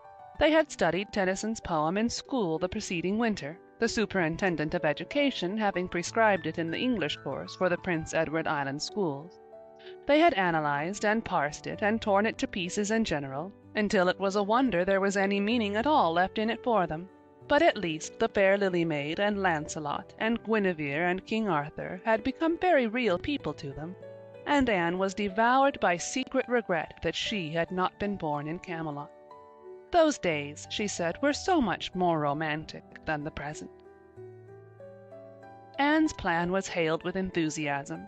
The girls had discovered that if the flat were pushed off from the landing place, it would drift down with the current under the bridge and finally strand itself on another headland lower down, which ran out at a curve in the pond. They had often gone down like this, and nothing could be more convenient for playing Elaine. "Well, I'll be Elaine," said Anne, yielding reluctantly, for, although she would have been delighted to play the principal character, yet her artistic sense demanded fitness for it, and this, she felt, her limitations made impossible. "Ruby, you must be King Arthur, and Jane will be Guinevere, and Diana must be Lancelot. But first you must be the brothers and the father. We can't have the old dumb servitor because there isn't room for 2 in the flat when one is lying down. We must pall the barge all its length in blackest samite. That old black shawl of your mother's will be just the thing, Diana." The black shawl having been procured, Anne spread it over the flat and then lay down on the bottom, with closed eyes and hands folded over her breast. "Oh, she does look really dead," whispered Ruby Gillis nervously, watching the still, white little face under the flickering shadows of the birches. "It makes me feel frightened, girls. Do you suppose it's really right to act like this? Mrs. Lynde says that all play acting is abominably wicked." "Ruby, you shouldn't talk about Mrs. Lynde," said Anne severely. "It spoils the effect because this is hundreds of years before Mrs. Lynde was born. Jane, you arrange this. It's silly for Elaine to be talking when she's dead." Jane rose to the occasion. Cloth of gold for coverlet there was none, but an old piano scarf of yellow Japanese crepe was an excellent substitute. A white lily was not obtainable just then, but the effect of a tall blue iris placed in one of Anne's folded hands was all that could be desired. "Now she's all ready," said Jane. "We must kiss her quiet brows, and Diana, you say, 'Sister, farewell forever,' and Ruby, you say, 'Farewell, sweet sister,' both of you as sorrowfully as you possibly can. Anne, for goodness sake, smile a little. You know Elaine lay as though she smiled. That's better. Now push the flat off." The flat was accordingly pushed off, scraping roughly over an old embedded stake in the process. Diana and Jane and Ruby only waited long enough to see it caught in the current and headed for the bridge before scampering up through the woods, across the road, and down to the lower headland where, as Lancelot and Guinevere and the king, they were to be in readiness to receive the Lily Maid. For a few minutes Anne, drifting slowly down, enjoyed the romance of her situation to the full. Then something happened not at all romantic. The flat began to leak. In a very few moments it was necessary for Elaine to scramble to her feet, pick up her cloth of gold coverlet and pall of blackest samite, and gaze blankly at a big crack in the bottom of her barge through which the water was literally pouring. That sharp stake at the landing had torn off the strip of batting nailed on the flat. Anne did not know this, but it did not take her long to realize that she was in a dangerous plight. At this rate the flat would fill and sink long before it could drift to the lower headland. Where were the oars, left behind at the landing? Anne gave one gasping little scream which nobody ever heard. She was white to the lips, but she did not lose her self-possession. There was one chance, just one. "I was horribly frightened," she told Mrs. Allan the next day, "and it seemed like years while the flat was drifting down to the bridge and the water rising in it every moment. I prayed, Mrs. Allan, most earnestly, but I didn't shut my eyes to pray, for I knew the only way God could save me was to let the flat float close enough to one of the bridge piles for me to climb up on it. You know the piles are just old tree trunks, and there are lots of knots and old branch stubs on them. It was proper to pray, but I had to do my part by watching out, and right well I knew it. I just said, 'Dear God, please take the flat close to a pile and I'll do the rest,' over and over again. Under such circumstances, you don't think much about making a flowery prayer. But mine was answered, for the flat bumped right into a pile for a minute, and I flung the scarf and the shawl over my shoulder and scrambled up on a big providential stub. And there I was, Mrs. Allan, clinging to that slippery old pile with no way of getting up or down. It was a very unromantic position, but I didn't think about that at the time. You don't think much about romance when you have just escaped from a watery grave. I said a grateful prayer at once, and then I gave all my attention to holding on tight, for I knew I should probably have to depend on human aid to get back to dry land. The flat drifted under the bridge and then promptly sank in midstream. Ruby, Jane, and Diana, already awaiting it on the lower headland, saw it disappear before their very eyes and had not a doubt but that Anne had gone down with it. For a moment they stood still, white as sheets, frozen with horror at the tragedy. Then, shrieking at the tops of their voices, they started on a frantic run up through the woods, never pausing as they crossed the main road to glance the way of the bridge. Anne, clinging desperately to her precarious foothold, saw their flying forms and heard their shrieks. Help would soon come, but meanwhile her position was a very uncomfortable one. The minutes passed by, each seeming an hour to the unfortunate Lily Maid. Why didn't somebody come? Where had the girls gone? Suppose they had fainted one and all? Suppose nobody ever came? Suppose she grew so tired and cramped that she could hold on no longer? Anne looked at the wicked green depths below her, wavering with long, oily shadows, and shivered. Her imagination began to suggest all manner of gruesome possibilities to her. Then, just as she thought she really could not endure the ache in her arms and wrists another moment, Gilbert Blythe came rowing under the bridge in Harmon Andrew's dory. Gilbert glanced up and, much to his amazement, beheld a little white, scornful face looking down upon him with big, frightened, but also scornful, gray eyes. "Anne Shirley! How on earth did you get there?" he exclaimed. Without waiting for an answer, he pulled close to the pile and extended his hand. There was no help for it. Anne, clinging to Gilbert Blythe's hand, scrambled down into the dory, where she sat, drabbled and furious, in the stern, with her arms full of dripping shawl and wet crepe. It was certainly extremely difficult to be dignified under the circumstances. "What has happened, Anne?" asked Gilbert, taking up his oars. "We were playing Elaine," explained Anne frigidly, without even looking at her rescuer. "And I had to drift down to Camelot in the barge, I mean the flat. The flat began to leak and I climbed out on the pile. The girls went for help. Will you be kind enough to row me to the landing?" Gilbert obligingly rowed to the landing, and Anne, disdaining assistance, sprang nimbly on shore. "I'm very much obliged to you," she said haughtily as she turned away. But Gilbert had also sprung from the boat, and now laid a detaining hand on her arm. "Anne," he said hurriedly, "look here. Can't we be good friends? I'm awfully sorry I made fun of your hair that time. I didn't mean to vex you, and I only meant it for a joke. Besides, it's so long ago.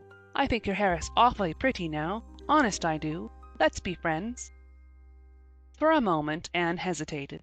She had an odd, newly awakened consciousness under all her outraged dignity that the half-shy, half-eager expression in Gilbert's hazel eyes was something that was very good to see.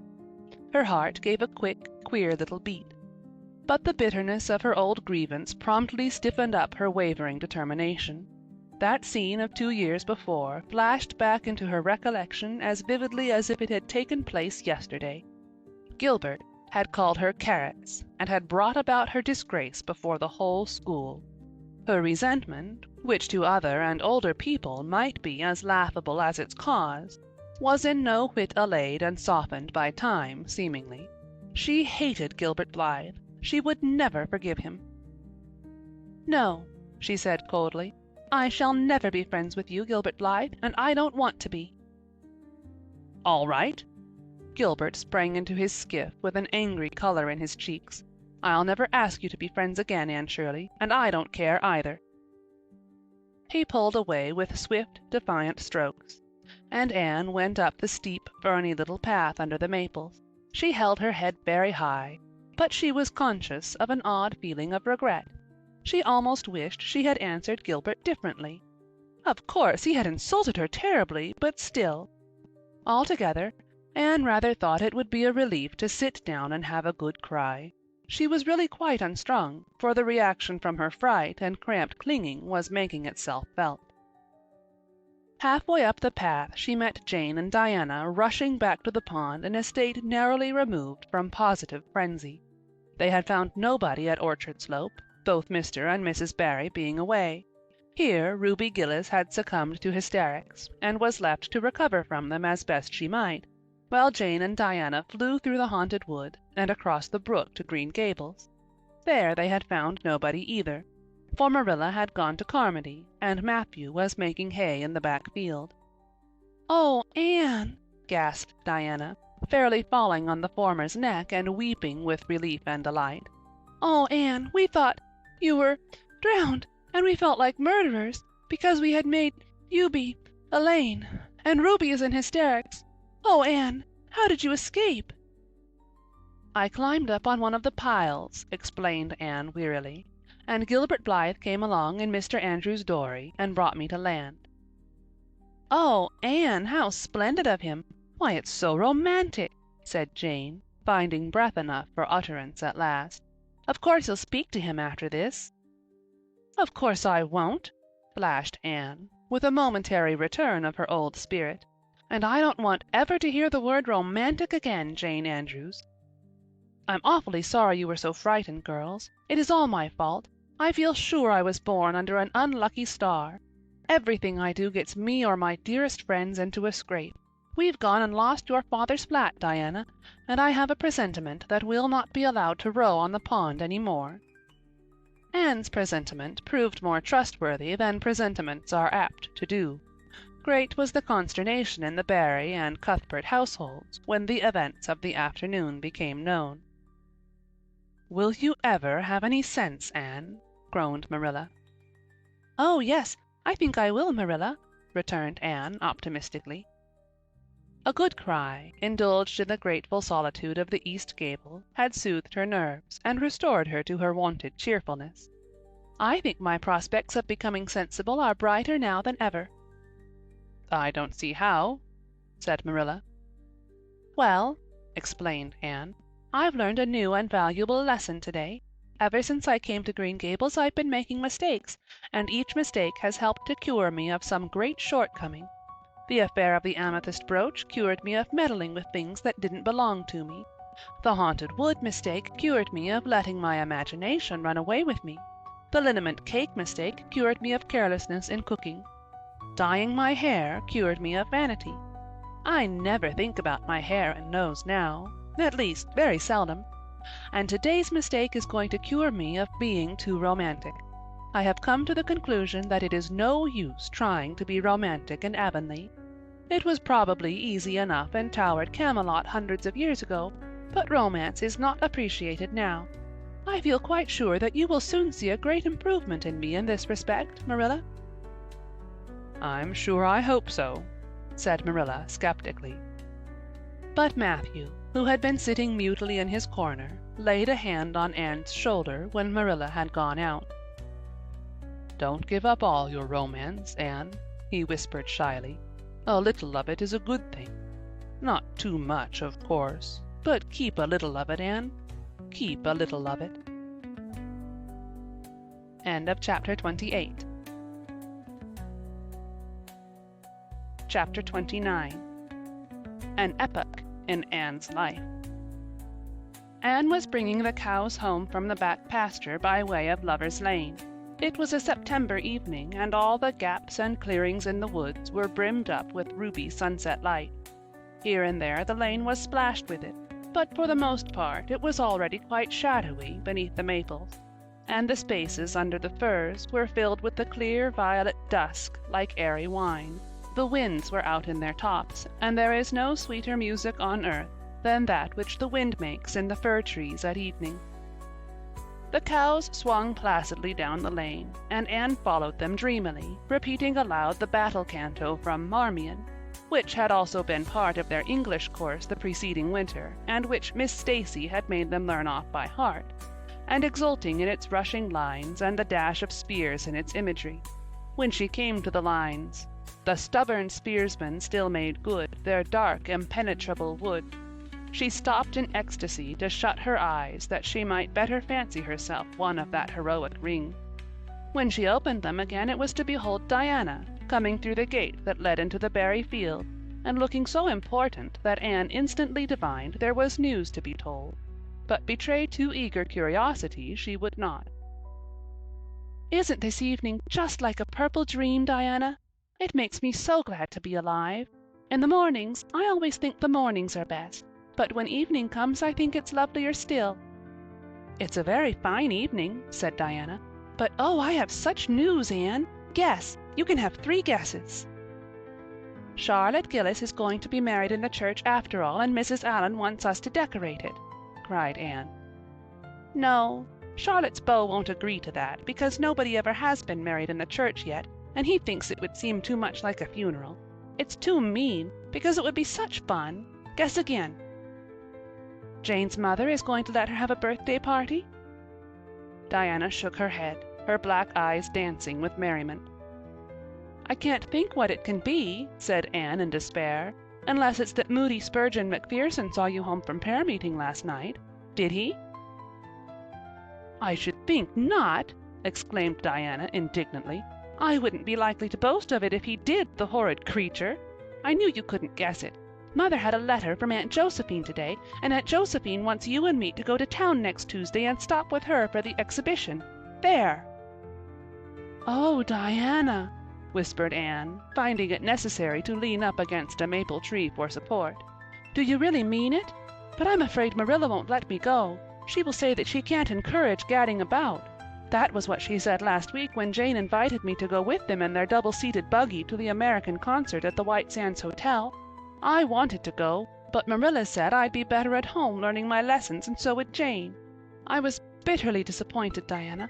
I felt so heartbroken that I wouldn't say my prayers when I went to bed, but I repented of that and got up in the middle of the night and said them. "I'll tell you," said Diana. "We'll get Mother to ask Marilla. She'll be more likely to let you go then, and if she does we'll have the time of our lives, Anne. I've never been to an exhibition, and it's so aggravating to hear the other girls talking about their trips. Jane and Ruby have been twice, and they're going this year again." "I'm not going to think about it at all until I know whether I can go or not," said Anne resolutely. "If I did and then was disappointed, it would be more than I could bear. But in case I do go, I'm very glad my new coat will be ready by that time. Marilla didn't think I needed a new coat. She said my old one would do very well for another winter, and that I ought to be satisfied with having a new dress. The dress is very pretty, Diana. Navy blue and made so fashionably. Marilla always makes my dresses fashionably now, because she says she doesn't intend to have Matthew going to Mrs. Lynde to make them. I'm so glad. It is ever so much easier to be good if your clothes are fashionable. At least, it is easier for me. I suppose it doesn't make such a difference to naturally good people. But Matthew said I must have a new coat, so Marilla bought a lovely piece of blue broadcloth, and it's being made by a real dressmaker over at Carmody.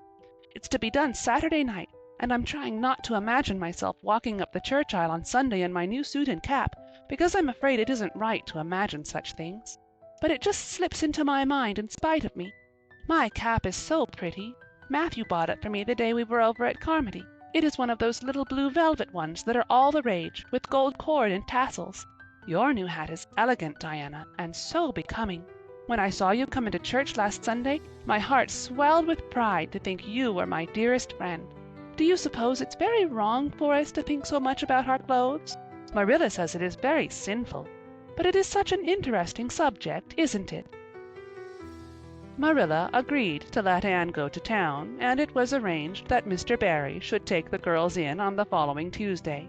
As Charlottetown was 30 miles away, and Mr. Barry wished to go and return the same day, it was necessary to make a very early start. But Anne counted it all joy, and was up before sunrise on Tuesday morning. A glance from her window assured her that the day would be fine, for the eastern sky behind the firs of the haunted wood was all silvery and cloudless. Through the gap in the trees a light was shining in the western gable of Orchard Slope, a token that Diana was also up. Anne was dressed by the time Matthew had the fire on and had the breakfast ready when Marilla came down, but for her own part was much too excited to eat. After breakfast the jaunty new cap and jacket were donned, and Anne hastened over the brook and up through the firs to Orchard Slope. Mr. Barry and Diana were waiting for her, and they were soon on the road. It was a long drive, but Anne and Diana enjoyed every minute of it. It was delightful to rattle along over the moist roads in the early red sunlight that was creeping across the shorn harvest fields.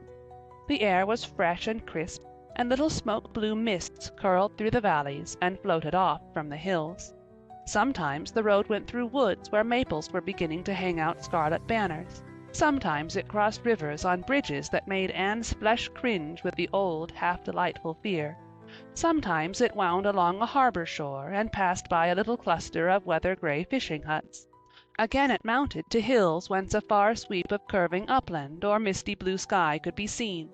But wherever it went, there was much of interest to discuss. It was almost noon when they reached town and found their way to Beechwood. It was quite a fine old mansion, set back from the street in a seclusion of green elms and branching beeches. Miss Barry met them at the door with a twinkle in her sharp black eyes. "So you've come to see me at last, you Anne girl," she said. "Mercy, child, how you have grown! You're taller than I am, I declare. And you're ever so much better looking than you used to be, too. But I dare say you know that without being told." "Indeed I didn't," said Anne radiantly. "I know I'm not so freckled as I used to be, so I've much to be thankful for, but I really hadn't dared to hope that there was any other improvement. I'm so glad you think there is, Miss Barry." Miss Barry's house was furnished with great magnificence, as Anne told Marilla afterward. The two little country girls were rather abashed by the splendor of the parlor where Miss Barry left them when she went to see about dinner. "Isn't it just like a palace?" whispered Diana. "I never was in Aunt Josephine's house before, and I'd no idea it was so grand. I just wish Julia Bell could see this. She puts on such airs about her mother's parlor." "Velvet carpet," sighed Anne luxuriously, "and silk curtains. I've dreamed of such things, Diana. But do you know, I don't believe I feel very comfortable with them after all. There are so many things in this room, and all so splendid, that there is no scope for imagination. That is one consolation when you are poor.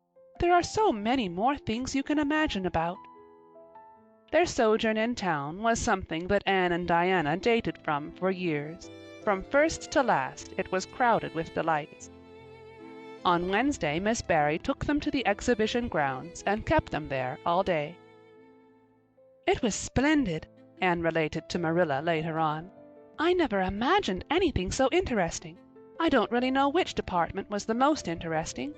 I think I liked the horses and the flowers and the fancy work best. Josie Pye took first prize for knitted lace. I was real glad she did. And I was glad that I felt glad, for it shows I'm improving, don't you think, Marilla, when I can rejoice in Josie's success? Mr. Harmon Andrews took second prize for Gravenstein apples, and Mr. Bell took first prize for a pig. Diana said she thought it was ridiculous for a Sunday school superintendent to take a prize in pigs, but I don't see why. Do you? She said she would always think of it after this when he was praying so solemnly. Clara Louise McPherson took a prize for painting, and Mrs. Lynde got first prize for homemade butter and cheese. So Avonlea was pretty well represented, wasn't it? Mrs. Lynde was there that day, and I never knew how much I really liked her until I saw her familiar face among all those strangers. There were thousands of people there, Marilla. It made me feel dreadfully insignificant. And Miss Barry took us up to the grandstand to see the horse races. Mrs. Lynde wouldn't go. She said horse racing was an abomination, and, she being a church member, thought it her bounden duty to set a good example by staying away. But there were so many there, I don't believe Mrs. Lynde's absence would ever be noticed. I don't think, though, that I ought to go very often to horse races, because they are awfully fascinating. Diana got so excited that she offered to bet me 10 cents that the red horse would win. I didn't believe he would, but I refused to bet because I wanted to tell Mrs. Allan all about everything, and I felt sure it wouldn't do to tell her that. It's always wrong to do anything you can't tell the minister's wife. It's as good as an extra conscience to have a minister's wife for your friend. And I was very glad I didn't bet, because the red horse did win, and I would have lost 10 cents. So you see that virtue was its own reward. We saw a man go up in a balloon. I'd love to go up in a balloon, Marilla. It would be simply thrilling, and we saw a man selling fortunes. You paid him 10 cents, and a little bird picked out your fortune for you. Miss Barry gave Diana and me 10 cents each to have our fortunes told. Mine was that I would marry a dark-complected man who was very wealthy, and I would go across water to live. I looked carefully at all the dark men I saw after that, but I didn't care much for any of them, and anyhow I suppose it's too early to be looking out for him yet. Oh, it was a never-to-be-forgotten day, Marilla. I was so tired I couldn't sleep at night. Miss Barry put us in the spare room, according to promise. It was an elegant room, Marilla, but somehow sleeping in a spare room isn't what I used to think it was. That's the worst of growing up, and I'm beginning to realize it. The things you wanted so much when you were a child don't seem half so wonderful to you when you get them. Thursday the girls had a drive in the park, and in the evening Miss Barry took them to a concert in the Academy of Music, where a noted prima donna was to sing. To Anne the evening was a glittering vision of delight. Oh, Marilla, it was beyond description. I was so excited I couldn't even talk, so you may know what it was like. I just sat in enraptured silence. Madame Selitsky was perfectly beautiful and wore white satin and diamonds, but when she began to sing I never thought about anything else. Oh, I can't tell you how I felt, but it seemed to me that it could never be hard to be good any more. I felt like I do when I look up to the stars. Tears came into my eyes, but oh, they were such happy tears. I was so sorry when it was all over, and I told Miss Barry I didn't see how I was ever to return to common life again. She said she thought if we went over to the restaurant across the street and had an ice cream, it might help me. That sounded so prosaic, but to my surprise I found it true. The ice cream was delicious, Marilla, and it was so lovely and dissipated to be sitting there eating it at 11 o'clock at night. Diana said she believed she was born for city life. Miss Barry asked me what my opinion was, but I said I would have to think it over very seriously before I could tell her what I really thought. So I thought it over after I went to bed. That is the best time to think things out. And I came to the conclusion, Marilla, that I wasn't born for city life, and that I was glad of it. It's nice to be eating ice cream at brilliant restaurants at 11 o'clock at night once in a while, but as a regular thing I'd rather be in the East Gable at 11, sound asleep, but kind of knowing even in my sleep that the stars were shining outside, and that the wind was blowing in the firs across the brook. I told Miss Barry so at breakfast the next morning, and she laughed. Miss Barry generally laughed at anything I said, even when I said the most solemn things. I don't think I liked it, Marilla, because I wasn't trying to be funny, but she is a most hospitable lady and treated us royally. Friday brought going home time, and Mr. Barry drove in for the girls. "Well, I hope you've enjoyed yourselves," said Miss Barry as she bade them good-bye. "Indeed we have," said Diana. "And you, Anne girl?" "I've enjoyed every minute of the time," said Anne, throwing her arms impulsively about the old woman's neck and kissing her wrinkled cheek. Diana would never have dared to do such a thing and felt rather aghast at Anne's freedom. But Miss Barry was pleased, and she stood on her veranda and watched the buggy out of sight. Then she went back into her big house with a sigh. It seemed very lonely, lacking those fresh young lives. Miss Barry was a rather selfish old lady, if the truth must be told, and had never cared much for anybody but herself. She valued people only as they were of service to her or amused her. Anne had amused her, and consequently stood high in the old lady's good graces. But Miss Barry found herself thinking less about Anne's quaint speeches than of her fresh enthusiasm, her transparent emotions, her little winning ways, and the sweetness of her eyes and lips. "I thought Marilla Cuthbert was an old fool when I heard she'd adopted a girl out of an orphan asylum," she said to herself. "But I guess she didn't make much of a mistake after all. If I'd a child like Anne in the house all the time, I'd be a better and happier woman." Anne and Diana found the drive home as pleasant as the drive in, pleasanter, indeed, since there was the delightful consciousness of home waiting at the end of it. It was sunset when they passed through White Sands and turned into the shore road. Beyond, the Avonlea hills came out darkly against the saffron sky. Behind them the moon was rising out of the sea that grew all radiant and transfigured in her light. Every little cove along the curving road was a marvel of dancing ripples. The waves broke with a soft swish on the rocks below them, and the tang of the sea was in the strong, fresh air. "Oh, but it's good to be alive and to be going home," breathed Anne.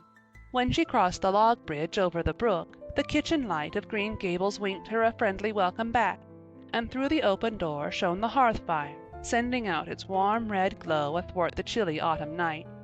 Anne ran blithely up the hill and into the kitchen, where a hot supper was waiting on the table. "So you've got back," said Marilla, folding up her knitting. "Yes, and it's so good to be back," said Anne joyously. "I could kiss everything, even to the clock. Marilla, a broiled chicken? You don't mean to say you cooked that for me?" "Yes, I did," said Marilla. "I thought you'd be hungry after such a drive and need something real appetizing. Hurry and take off your things and we'll have supper as soon as Matthew comes in. I'm glad you've got back, I must say. It's been fearful lonesome here without you, and I never put in 4 longer days." After supper, Anne sat before the fire between Matthew and Marilla and gave them a full account of her visit. "I've had a splendid time," she concluded happily, "and I feel that it marks an epoch in my life, but the best of it all was the coming home." End of chapter 29. Chapter 30. The Queen's Class is Organized. Marilla laid her knitting on her lap and leaned back in her chair. Her eyes were tired, and she thought vaguely that she must see about having her glasses changed the next time she went to town, for her eyes had grown tired very often of late. It was nearly dark, for the full November twilight had fallen around Green Gables, and the only light in the kitchen came from the dancing red flames in the stove. Anne was curled up Turk fashion on the hearthrug, gazing into that joyous glow where the sunshine of 100 summers was being distilled from the maple cordwood. She had been reading, but her book had slipped to the floor, and now she was dreaming, with a smile on her parted lip. Glittering castles in Spain were shaping themselves out of the mists and rainbows of her lively fancy. Adventures wonderful and enthralling were happening to her in Cloudland, adventures that always turned out triumphantly and never involved her in scrapes like those of actual life. Marilla looked at her with a tenderness that would never have been suffered to reveal itself in any clearer light than that soft mingling of fireshine and shadow. The lesson of a love that should display itself easily in spoken word and open look was one Marilla could never learn. But she had learned to love this slim, gray-eyed girl with an affection all the deeper and stronger from its very undemonstrativeness. Her love made her afraid of being unduly indulgent, indeed. She had an uneasy feeling that it was rather sinful to set one's heart so intensely on any human creature as she had set hers on Anne, and perhaps she performed a sort of unconscious penance for this by being stricter and more critical than if the girl had been less dear to her. Certainly Anne herself had no idea how Marilla loved her. She sometimes thought wistfully that Marilla was very hard to please and distinctly lacking in sympathy and understanding. But she always checked the thought reproachfully, remembering what she owed to Marilla.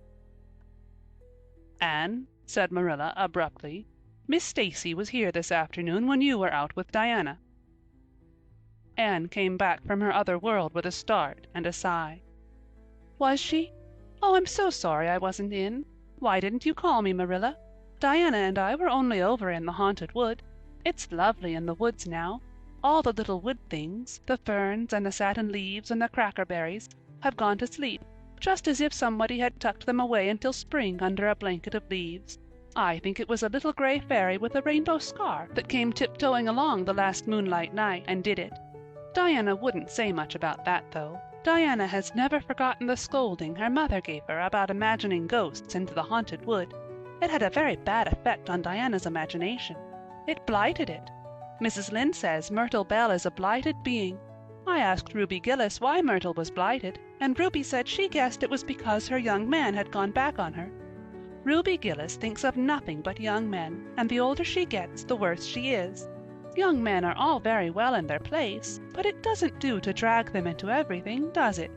Diana and I are thinking seriously of promising each other that we will never marry, but be nice old maids and live together forever. Diana hasn't quite made up her mind, though, because she thinks perhaps it would be nobler to marry some wild, dashing, wicked young man and reform him. Diana and I talk a great deal about serious subjects now, you know. We feel that we are so much older than we used to be that it isn't becoming to talk of childish matters. It's such a solemn thing to be almost 14, Marilla. Miss Stacy took all us girls who are in our teens down to the brook last Wednesday and talked to us about it. She said we couldn't be too careful what habits we formed and what ideals we acquired in our teens, because by the time we were 20 our characters would be developed and the foundation laid for our whole future life. And she said if the foundation was shaky, we could never build anything really worthwhile on it.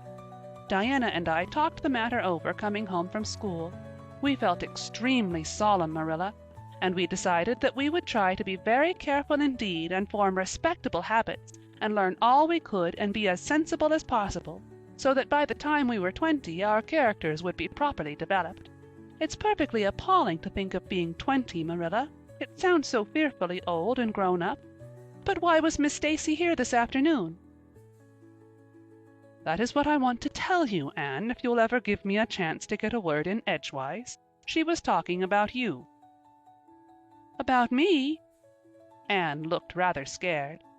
Then she flushed and exclaimed, "Oh, I know what she was saying. I meant to tell you, Marilla. Honestly I did, but I forgot. Miss Stacy caught me reading Ben-Hur in school yesterday afternoon when I should have been studying my Canadian history. Jane Andrews lent it to me. I was reading it at dinner hour, and I had just got to the chariot race when school went in. I was simply wild to know how it turned out, although I felt sure Ben-Hur must win because it wouldn't be poetical justice if he didn't. So I spread the history open on my desk lid, and then tucked Ben-Hur between the desk and my knee. It just looked as if I were studying Canadian history, you know, while all the while I was reveling in Ben-Hur. I was so interested in it that I never noticed Miss Stacy coming down the aisle until all at once I just looked up and there she was, looking down at me, so reproachful-like. I can't tell you how ashamed I felt, Marilla, especially when I heard Josie Pye giggling. Miss Stacy took Ben-Hur away, but she never said a word then. She kept me in at recess and talked to me. She said I had done very wrong in 2 respects.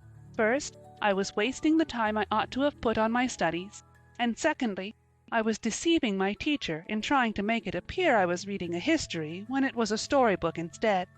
I had never realized until that moment, Marilla, that what I was doing was deceitful. I was shocked. I cried bitterly and asked Miss Stacy to forgive me, and I'd never do such a thing again, and I offered to do penance by never so much looking at Ben-Hur for a whole week, not even to see how the chariot race turned out. But Miss Stacy said she wouldn't require that, and she forgave me freely, so I think it wasn't very kind of her to come up here to talk to you about it after all. Miss Stacy never mentioned such a thing to me, Anne, and it's only your guilty conscience that's the matter with you. You have no business to be taking storybooks to school. You read too many novels anyhow. When I was a girl, I wasn't so much as allowed to look at a novel. Oh, how could you call Ben-Hur a novel when it's really such a religious book? Protested Anne. Of course, it's a little too exciting to be proper reading for Sunday, and I only read it on weekdays. And I never read any book now unless either Miss Stacy or Mrs. Allan thinks it is a proper book for a girl 13 3/4 to read. Miss Stacy made me promise that. She found me reading a book one day called The Lurid Mystery of the Haunted Hall. It was one Ruby Gillis had lent me, and oh, Marilla, it was so fascinating and creepy. It just curdled the blood in my veins. But Miss Stacy said it was a very silly, unwholesome book, and she asked me not to read any more of it or any like it. I didn't mind promising not to read any more like it, but it was agonizing to give back that book without knowing how it turned out. But my love for Miss Stacy stood the test, and I did. It's really wonderful, Marilla, what you can do when you're truly anxious to please a certain person. Well, I guess I'll light the lamp and get to work, said Marilla. I see plainly that you don't want to hear what Miss Stacy had to say. You're more interested in the sound of your own tongue than in anything else. Oh, indeed, Marilla, I do want to hear it, cried Anne contritely. I won't say another word, not one. I know I talk too much, but I am really trying to overcome it, and although I say far too much, yet if you only knew how many things I want to say and don't, you'd give me some credit for it. Please tell me, Marilla. Well, Miss Stacy wants to organize a class among her advanced students who mean to study for the entrance examination into Queen's. She intends to give them extra lessons for an hour after school, and she came to ask Matthew and me if we would like to have you join it. What do you think about it yourself, Anne? Would you like to go to Queen's and pass for a teacher? Oh, Marilla! Anne straightened to her knees and clasped her hands. It's been the dream of my life. That is, for the last 6 months, ever since Ruby and Jane began to talk of studying for the entrance. But I didn't say anything about it, because I supposed it would be perfectly useless. I'd love to be a teacher, but won't it be dreadfully expensive? Mr. Andrews says it cost him $150 to put Prissy through, and Prissy wasn't a dunce in geometry. I guess you needn't worry about that part of it. When Matthew and I took you to bring up, we resolved we would do the best we could for you and give you a good education. I believe in a girl being fitted to earn her own living, whether she ever has to or not.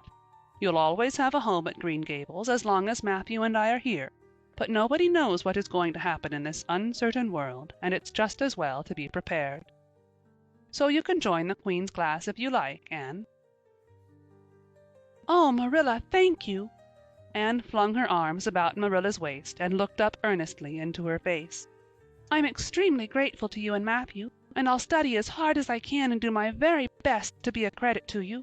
I warn you not to expect much in geometry, but I think I can hold my own in anything else if I work hard." "I dare say you'll get along well enough. Miss Stacy says you are bright and diligent."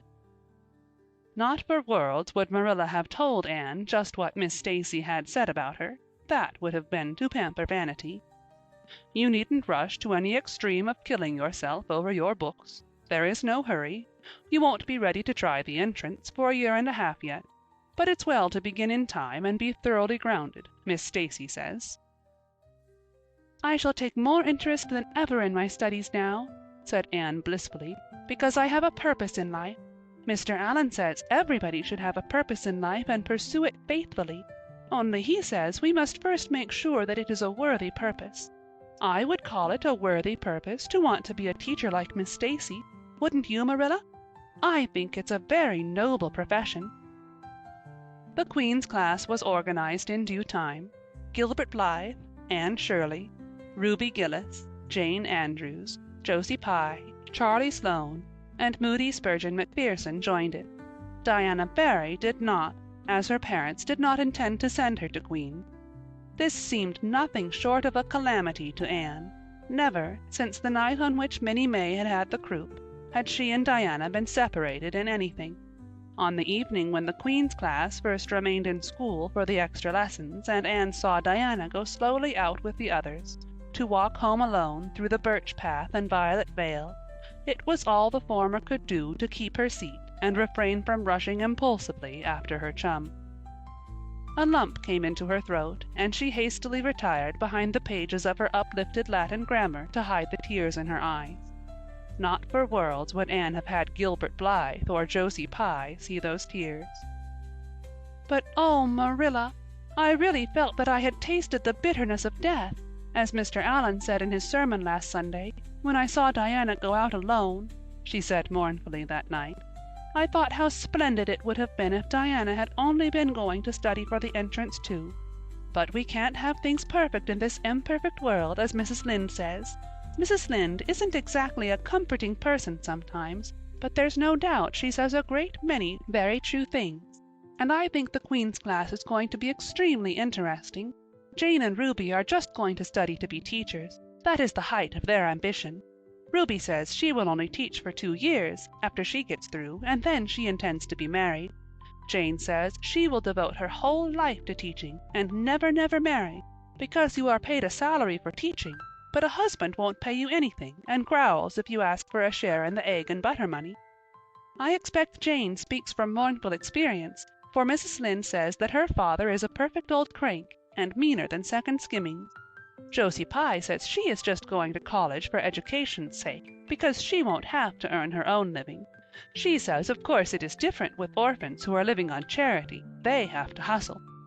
Moody Spurgeon is going to be a minister. Mrs. Lynde says he couldn't be anything else with a name like that to live up to.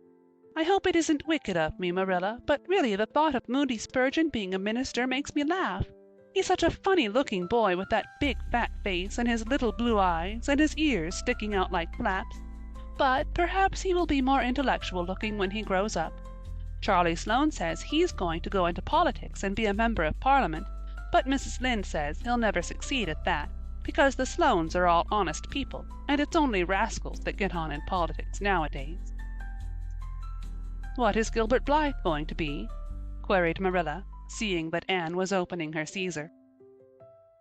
"I don't happen to know what Gilbert Blythe's ambition in life is, if he has any," said Anne scornfully. There was open rivalry between Gilbert and Anne now.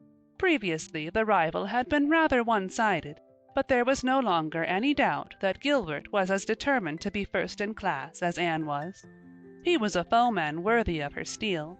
The other members of the class tacitly acknowledged their superiority and never dreamed of trying to compete with them.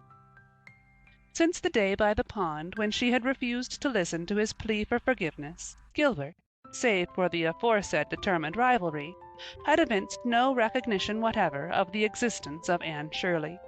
He talked and jested with the other girls, exchanged books and puzzles with them, discussed lessons and plans, sometimes walked home with one or the other of them from prayer meeting or debating club.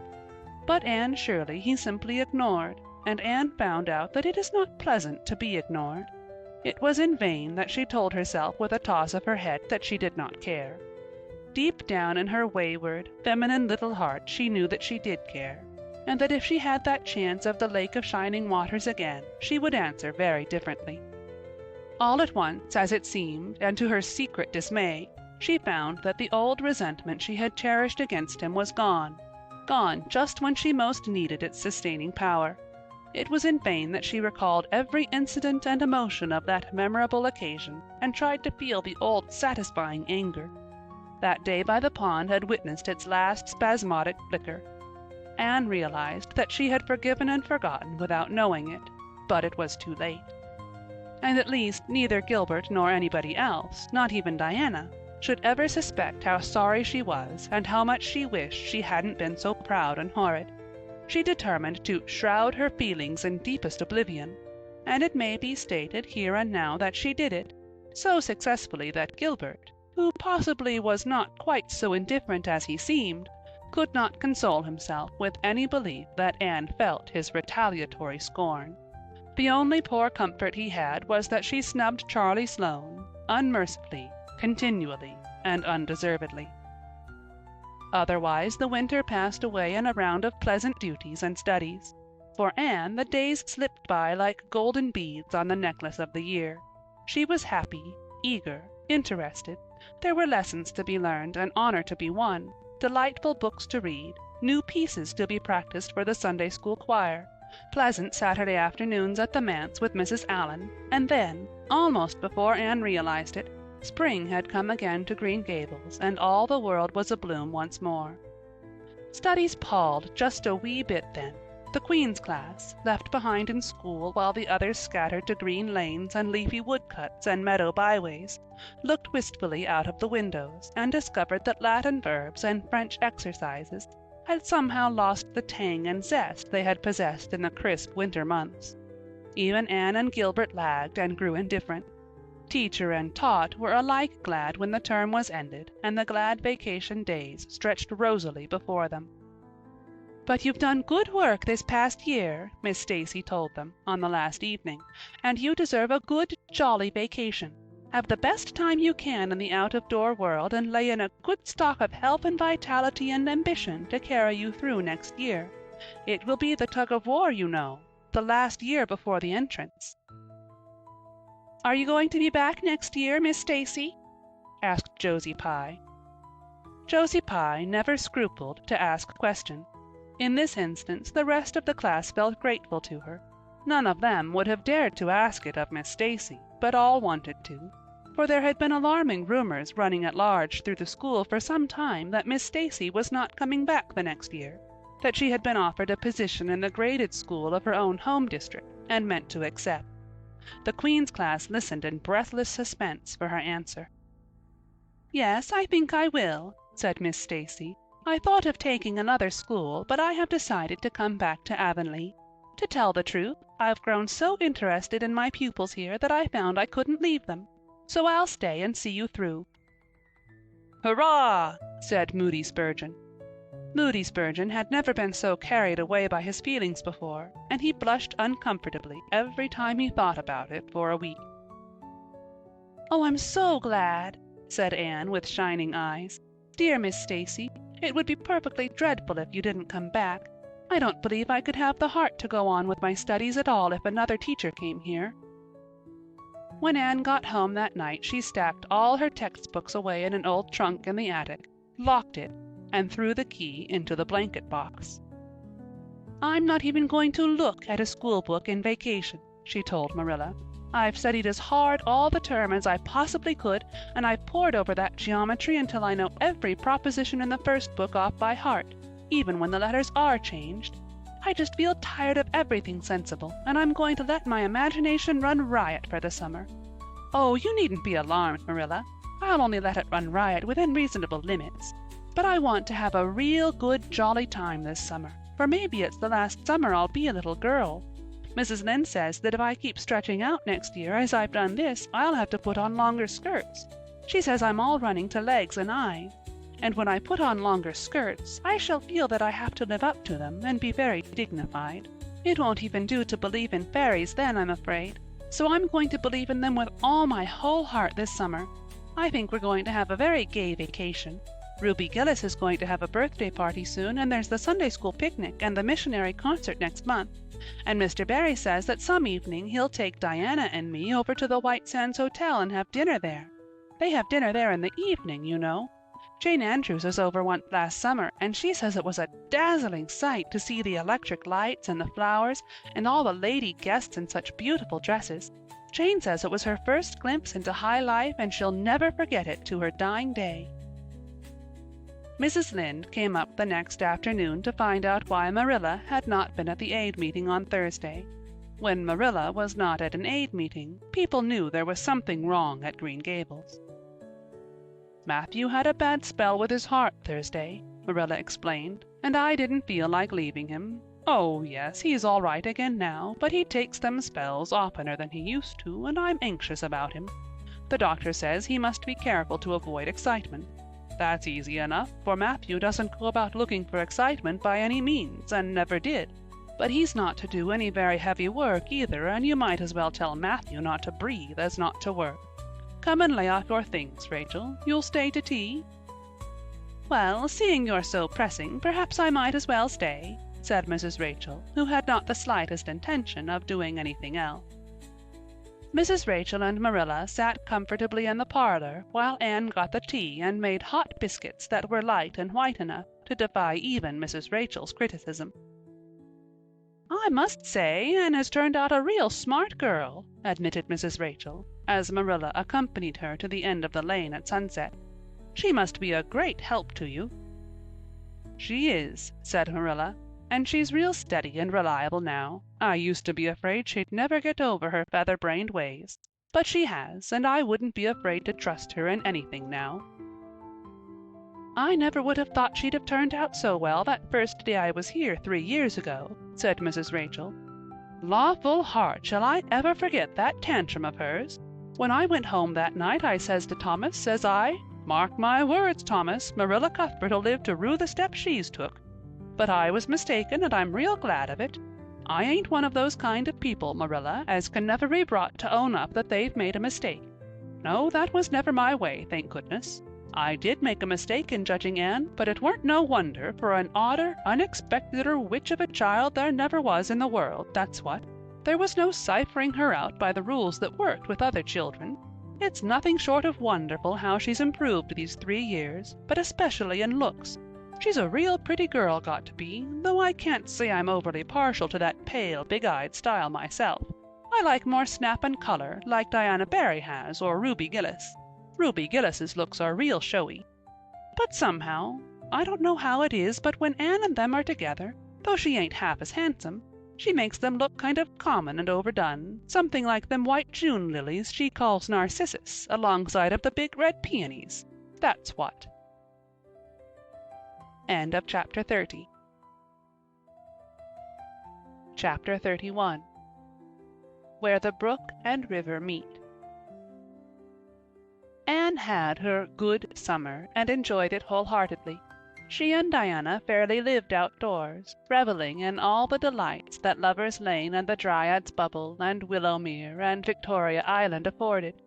Marilla offered no objections to Anne's gypsyings. The Spencervale doctor, who had come the night Minnie May had the croup, met Anne at the house of a patient one afternoon early in vacation, looked her over sharply, screwed up his mouth, shook his head, and sent a message to Marilla Cuthbert by another person.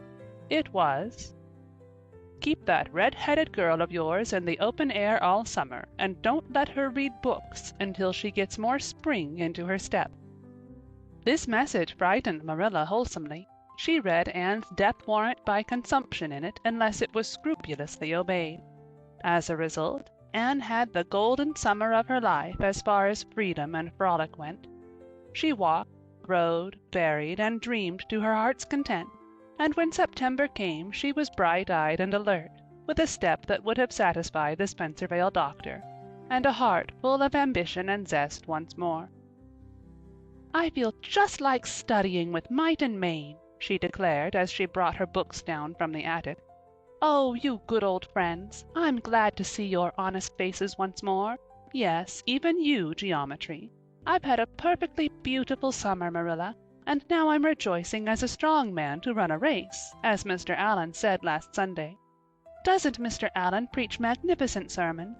Mrs. Lynde says he is improving every day, and the first thing we know, some city church will gobble him up, and then we'll be left and have to turn to and break in another green preacher.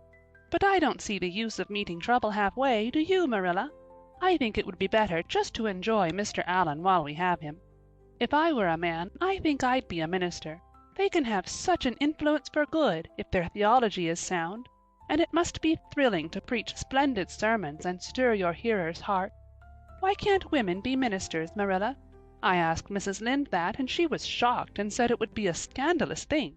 She said there might be female ministers in the States, and she believed there was, but thank goodness we hadn't got to that stage in Canada yet, and she hoped we never would. But I don't see why. I think women would make splendid ministers. When there is a social to be got up, or a church tea, or anything else to raise money, the women have to turn to and do the work. I'm sure Mrs. Lynde can pray every bit as well as Superintendent Bell, and I've no doubt she could preach, too, with a little practice. Yes, I believe she could, said Marilla dryly. She does plenty of unofficial preaching as it is. Nobody has much of a chance to go wrong in Avonlea with Rachel to oversee them. Marilla, said Anne in a burst of confidence, I want to tell you something and ask you what you think about it. It has worried me terribly, on Sunday afternoons, that is, when I think specially about such matters. I do really want to be good, and when I'm with you or Mrs. Allan or Miss Stacy, I want it more than ever, and I want to do just what would please you and what you would approve of. But mostly, when I'm with Mrs. Lynde, I feel desperately wicked, and as if I wanted to go and do the very thing she tells me I oughtn't to do. I feel irresistibly tempted to do it. Now, what do you think is the reason I feel like that? Do you think it's because I'm really bad and unregenerate? Marilla looked dubious for a moment. Then she laughed. If you are, I guess I am too, Anne, for Rachel often has that very effect on me. I sometimes think she'd have more of an influence for good, as you say yourself, if she didn't keep nagging people to do right. There should have been a special commandment against nagging. But there, I shouldn't talk so. Rachel is a good Christian woman, and she means well. There isn't a kinder soul in Avonlea, and she never shirks her share of work. I'm very glad you feel the same, said Anne decidedly. It's so encouraging. I shan't worry so much over that after this. But I dare say there'll be other things to worry me. They keep coming up new all the time, things to perplex you, you know. You settle one question and there's another right after. There are so many things to be thought over and decided when you're beginning to grow up. It keeps me busy all the time thinking them over and deciding what is right. It's a serious thing to grow up, isn't it, Marilla? But when I have such good friends as you and Matthew and Mrs. Allan and Miss Stacy, I ought to grow up successfully, and I'm sure it will be my own fault if I don't. I feel it's a great responsibility because I have only the one chance. If I don't grow up right, I can't go back and begin over again. I've grown 2 inches this summer, Marilla. Mr. Gillis measured me at Ruby's party. I'm so glad you made my new dresses longer. That dark green one is so pretty, and it was sweet of you to put on the flounce. Of course I know it wasn't really necessary, but flounces are so stylish this fall, and Josie Pye has flounces on all her dresses. I know I'll be able to study better because of mine. I shall have such a comfortable feeling deep down in my mind about that flounce. It's worth something to have that, admitted Marilla. Miss Stacy came back to Avonlea School and found all her pupils eager for work once more. Especially did the Queen's class gird up their loins for the fray, for at the end of the coming year, dimly shadowing their pathway already, loomed up that fateful thing known as the entrance, at the thought of which one and all felt their hearts sink into their very shoes. Suppose they did not pass? That thought was doomed to haunt Anne throughout the waking hours of that winter, Sunday afternoons inclusive, to the almost entire exclusion of moral and theological problems. When Anne had bad dreams, she found herself staring miserably at pass lists of the entrance exams, where Gilbert Blythe's name was blazoned at the top, and in which hers did not appear at all. But it was a jolly, busy, happy, swift-flying winter. Schoolwork was as interesting, class rivalry as absorbing, as of yore. New worlds of thought, feeling, and ambition, fresh, fascinating fields of unexplored knowledge seemed to be opening out before Anne's eager eyes. Hills peeped o'er hills, and Alps on Alps arose. Much of all this was due to Miss Stacy's tactful, careful, broad-minded guidance. She led her class to think and explore and discover for themselves, and encouraged straying from the old beaten paths to a degree that quite shocked Mrs. Lynde and the school trustees, who viewed all innovations on established methods rather dubiously. Apart from her studies, Anne expanded socially, for Marilla, mindful of the Spencervale doctor's dictum, no longer vetoed occasional outings. The debating club flourished and gave several concerts. There were 1 or 2 parties almost verging on grown-up affairs. There were sleigh drives and skating frolics galore. Between times Anne grew, shooting up so rapidly that Marilla was astonished one day, when they were standing side by side, to find the girl was taller than herself. "Why, Anne, how you've grown!" she said, almost unbelievingly. A sigh followed on the words. Marilla felt a queer regret over Anne's inches. The child she had learned to love had vanished somehow, and here was this tall, serious-eyed girl of 15, with the thoughtful brows and the proudly poised little head, in her place. Marilla loved the girl as much as she had loved the child, but she was conscious of a queer sorrowful sense of loss. And that night, when Anne had gone to prayer meeting with Diana, Marilla sat alone in the wintry twilight and indulged in the weakness of a cry. Matthew, coming in with a lantern, caught her at it and gazed at her in such consternation that Marilla had to laugh through her tears. "I was thinking about Anne," she explained. "She's got to be such a big girl, and she'll probably be away from us next winter. I'll miss her terrible." "She'll be able to come home often," comforted Matthew, to whom Anne was as yet, and always would be, the little eager girl he had brought home from Bright River on that June evening 4 years before. "The branch railroad will be built to Carmody by that time." "It won't be the same thing as having her here all the time," sighed Marilla gloomily, determined to enjoy her luxury of grief uncomforted. "But there, men can't understand these things." There were other changes in Anne no less real than the physical change.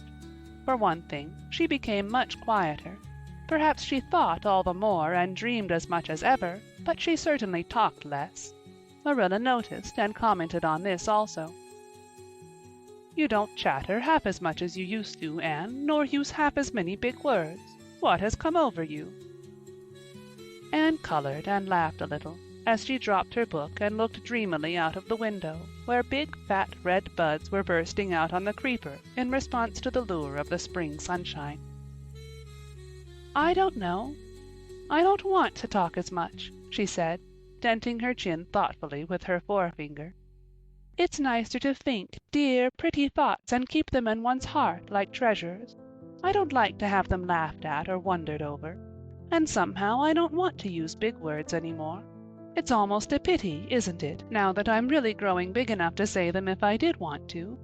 It's fun to be almost grown up in some ways, but it's not the kind of fun I expected, Marilla. There's so much to learn and do and think that there isn't time for big words. Besides, Miss Stacy says the short ones are much stronger and better. She makes us write all our essays as simply as possible. It was hard at first. I was so used to crowding in all the big fine words I could think of, and I thought of any number of them. But I've got used to it now, and I see it so much better." "What has become of your story club? I haven't heard you speak of it for a long time." "The story club isn't in existence any longer. We hadn't time for it, and anyhow I think we had got tired of it. It was silly to be writing about love and murder and elopements and mysteries. Miss Stacy sometimes has us write a story for training and composition, but she won't let us write anything but what might happen in Avonlea in our own lives, and she criticizes it very sharply and makes us criticize our own too. I never thought my compositions had so many faults until I began to look for them myself. I felt so ashamed I wanted to give up altogether, But Miss Stacy said I could learn to write well if I only trained myself to be my own severest critic. And so I am trying to." "You've only 2 months before the entrance," said Marilla. "Do you think you'll be able to get through?" Anne shivered. "I don't know. Sometimes I think I'll be all right, and then I get horribly afraid. We've studied hard and Miss Stacy has drilled us thoroughly, but we mayn't get through for all that. We've each got a stumbling block. Mine is geometry, of course, and Jane's is Latin, and Ruby and Charlie's is algebra, and Josie's is arithmetic. Moody Spurgeon says he feels it in his bones that he is going to fail in English history. Miss Stacy is going to give us examinations in June just as hard as we'll have at the entrance, and mark us just as strictly, so we'll have some idea. I wish it was all over, Marilla. It haunts me. Sometimes I wake up in the night and wonder what I'll do if I don't pass."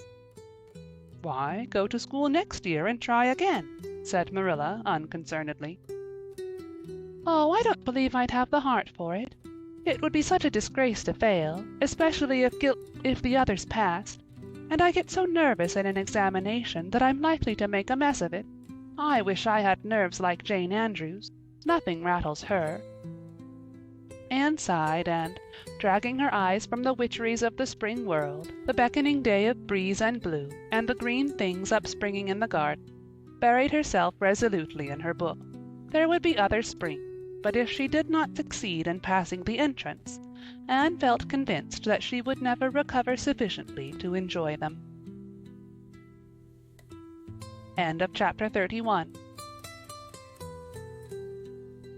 Chapter 32. The Pass List is Out. With the end of June came the close of the term and the close of Miss Stacy's rule in Avonlea school. Anne and Diana walked home that evening feeling very sober indeed. Red eyes and damp handkerchiefs bore convincing testimony to the fact that Miss Stacy's farewell words must have been quite as touching as Mr. Phillips's had been under similar circumstances 3 years before. Diana looked back at the schoolhouse from the foot of the spruce hill and sighed deeply. "It does seem as if it was the end of everything, doesn't it?" she said dismally. "You oughtn't to feel half as badly as I do," said Anne, hunting vainly for a dry spot on her handkerchief. "You'll be back again next winter, but I suppose I've left the dear old school forever, if I have good luck, that is." "It won't be a bit the same. Miss Stacy won't be there, nor you, nor Jane, nor Ruby, probably. I shall have to sit all alone, for I couldn't bear to have another deskmate after you. Oh, we have had jolly times, haven't we, Anne? It's dreadful to think they're all over." 2 big tears rolled down by Diana's nose. "If you would stop crying, I could," said Anne imploringly. "Just as soon as I put away my hanky I see you brimming up, and that starts me off again. As Mrs. Lynde says, if you can't be as cheerful as you can. After all, I dare say I'll be back next year. This is one of the times I know I'm not going to pass. They're getting alarmingly frequent." "Why, you came out splendidly in the exams Miss Stacy gave." "Yes, but those exams didn't make me nervous. When I think of the real thing, you can't imagine what a horrid, cold, fluttery feeling comes round my heart. And then my number is 13, and Josie Pye says it's so unlucky. I am not superstitious, and I know it can make no difference, but I still wish it wasn't 13. "I do wish I was going in with you," said Diana. "Wouldn't we have a perfectly elegant time? But I suppose you'll have to cram in the evenings." "No, Miss Stacy has made us promise not to open the book at all. She says it would only tire and confuse us, and we are to go out walking and not think about the exams at all, and go to bed early. It's good advice, but I expect it will be hard to follow. Good advice is apt to be, I think. Prissy Andrews told me that she sat up half the night every night of her entrance week and crammed for dear life, and I had determined to sit up at least as long as she did. It was so kind of your Aunt Josephine to ask me to stay at Beechwood while I'm in town." "You'll write to me while you're in, won't you?" "I'll write Tuesday night, and I'll tell you how the first day goes," promised Anne. "I'll be haunting the post office Wednesday," vowed Diana. Anne went to town the following Monday, and on Wednesday Diana haunted the post office as agreed, and got her letter. "Dearest Diana," wrote Anne, "here it is Tuesday night, and I'm writing this in the library at Beechwood. Last night I was horribly lonesome all alone in my room, and I wished so much you were with me. I couldn't cram because I promised Miss Stacy not to, but it was as hard to keep from opening my history as it used to be to keep from reading a story before my lessons were learned. This morning Miss Stacy came for me, and we went to the academy, calling for Jane and Ruby and Josie on our way. Ruby asked me to feel her hands, and they were as cold as ice. Josie said I looked as if I hadn't slept a wink, and she didn't believe I was strong enough to stand the grind of the teacher's course even if I did get through. There are times and seasons, even yet, when I don't feel that I've made any great headway in learning to like Josie Pye." When we reached the academy, there were scores of students there from all over the island. The first person we saw was Moody Spurgeon sitting on the steps and muttering away to himself. Jane asked him what on earth he was doing, and he said he was repeating the multiplication table over and over to steady his nerves, and for pity's sake not to interrupt him, because if he stopped for a moment he got frightened and forgot everything he ever knew, but the multiplication table kept all his facts firmly in their proper place. When we were assigned to our rooms, Miss Stacy had to leave us. Jane and I sat together, and Jane was so composed that I envied her. No need of the multiplication table for good, steady, sensible Jane. I wondered if I looked as I felt, and if they could hear my heart thumping clear across the room. Then a man came in and began distributing the English examination sheets. My hands grew cold then, and my head fairly whirled around as I picked it up. Just one awful moment, Diana, I felt exactly as I did 4 years ago when I asked Marilla if I might stay at Green Gables, and then everything cleared up in my mind and my heart began beating again. I forgot to say it had stopped altogether, for I knew I could do something with that paper anyhow. At noon we went home for dinner, and then back again for history in the afternoon. The history was a pretty hard paper, and I got dreadfully mixed up in the dates. Still, I think I did fairly well today. But oh, Diana, tomorrow the geometry exam comes off, and when I think of it, it takes every bit of determination I possess to keep from opening my Euclid. If I thought the multiplication table would help me, I would recite it from now till tomorrow morning. I went down to see the other girls this evening. On my way I met Moody Spurgeon wandering distractedly around. He said he knew he had failed in history, and he was born to be a disappointment to his parents, and he was going home on the morning train, and it would be easier to be a carpenter than a minister anyhow. I cheered him up and persuaded him to stay to the end, because it would be unfair to Miss Stacy if he didn't. Sometimes I have wished I was born a boy, but when I see Moody Spurgeon I'm always glad I'm a girl and not his sister. Ruby was in hysterics when I reached their boarding house. She had just discovered a fearful mistake she had made in her English paper. When she recovered, we went uptown and had an ice cream. How we wished you had been with us! Oh, Diana, if only the geometry examination were over! But there, as Mrs. Lynde would say, the sun will go on rising and setting, whether I fail in geometry or not. That is true, but not especially comforting. I think I'd rather it didn't go on if I failed. Yours devotedly, Anne. The geometry examination and all the others were over in due time, and Anne arrived home on Friday evening, rather tired, but with an air of chastened triumph about her. Diana was over at Green Gables when she arrived, and they met as if they had been parted for years. "You old darling, it's perfectly splendid to see you back again. It seems like an age since you went to town, and oh, Anne, how did you get along?" "Pretty well, I think, and everything but the geometry. I don't know whether I passed in it or not, and I have a creepy, crawly presentiment that I didn't. Oh, how good it is to be back! Green Gables is the dearest, loveliest spot in the world." "How did the others do?" "The girls say they know they didn't pass, but I think they did pretty well. Josie says the geometry was so easy a child of 10 could do it. Moody Spurgeon still thinks he failed in history, and Charlie says he failed in algebra. But we don't really know anything about it, and won't until the pass list is out. That won't be for a fortnight. Fancy living a fortnight in such suspense!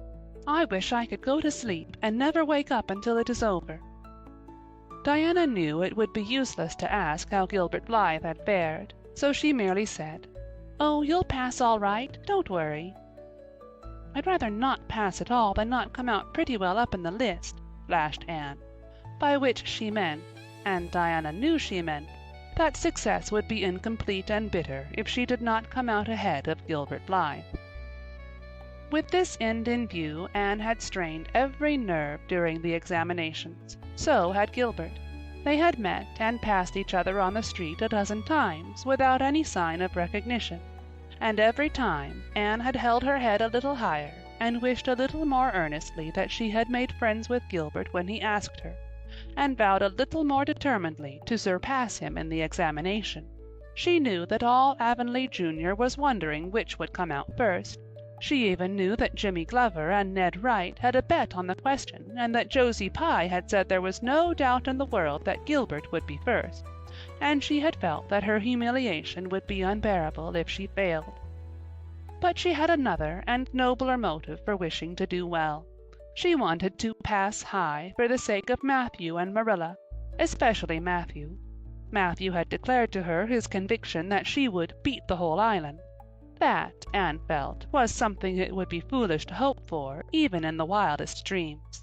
But she did hope fervently that she would be among the first 10 at least, so that she might see Matthew's kindly brown eyes gleam with pride in her achievement. That, she felt, would be a sweet reward indeed for all her hard work and patient grubbing among unimaginative equations and conjugations.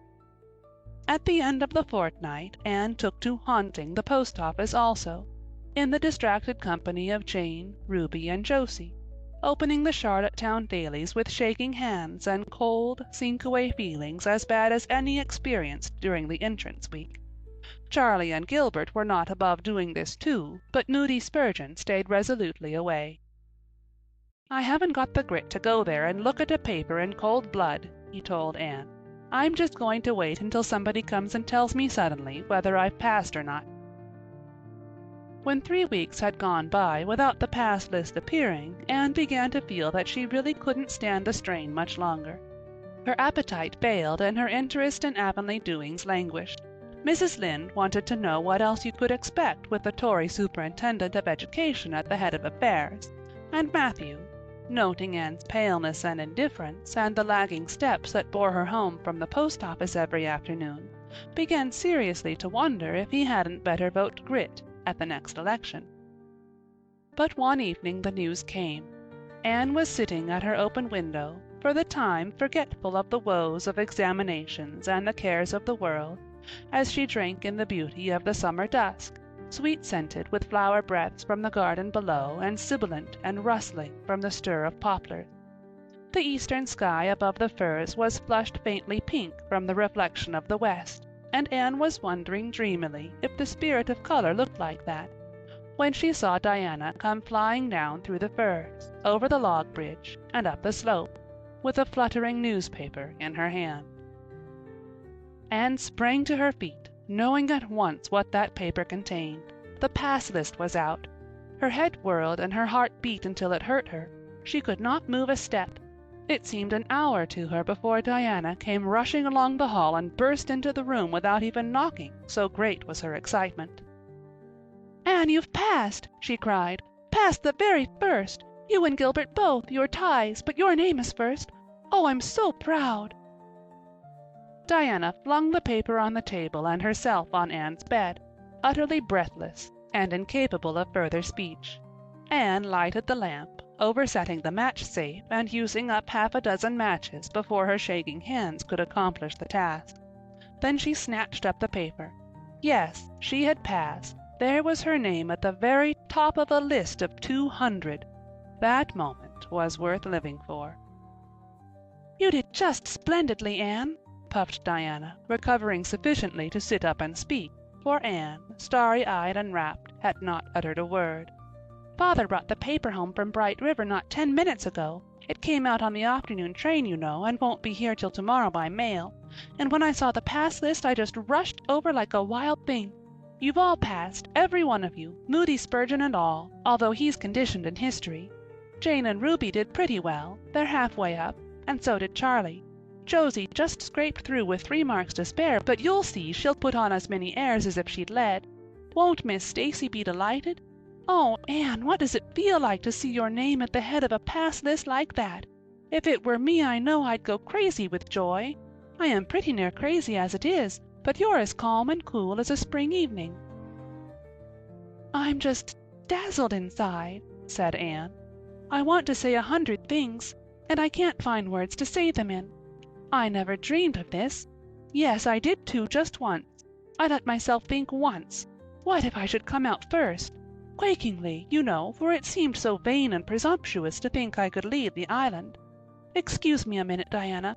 I must run right out to the field to tell Matthew. Then we'll go up the road and tell the good news to the others."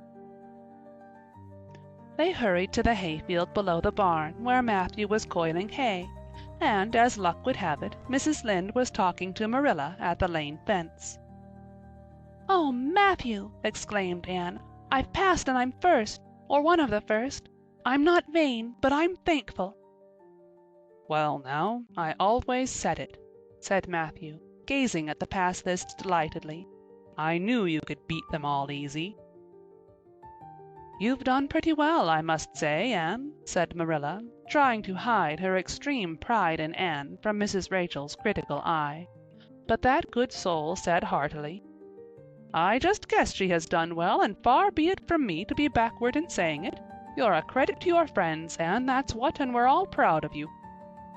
That night Anne, who had wound up the delightful evening with a serious little talk with Mrs. Allan at the manse, knelt sweetly by her open window in a great sheen of moonshine and murmured a prayer of gratitude and aspiration that came straight from her heart.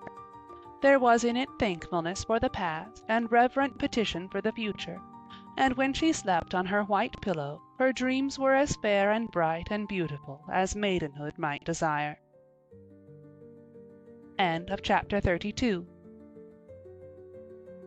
Chapter 33. The Hotel Concert. "Put on your white organdy by all means, Anne," advised Diana decidedly.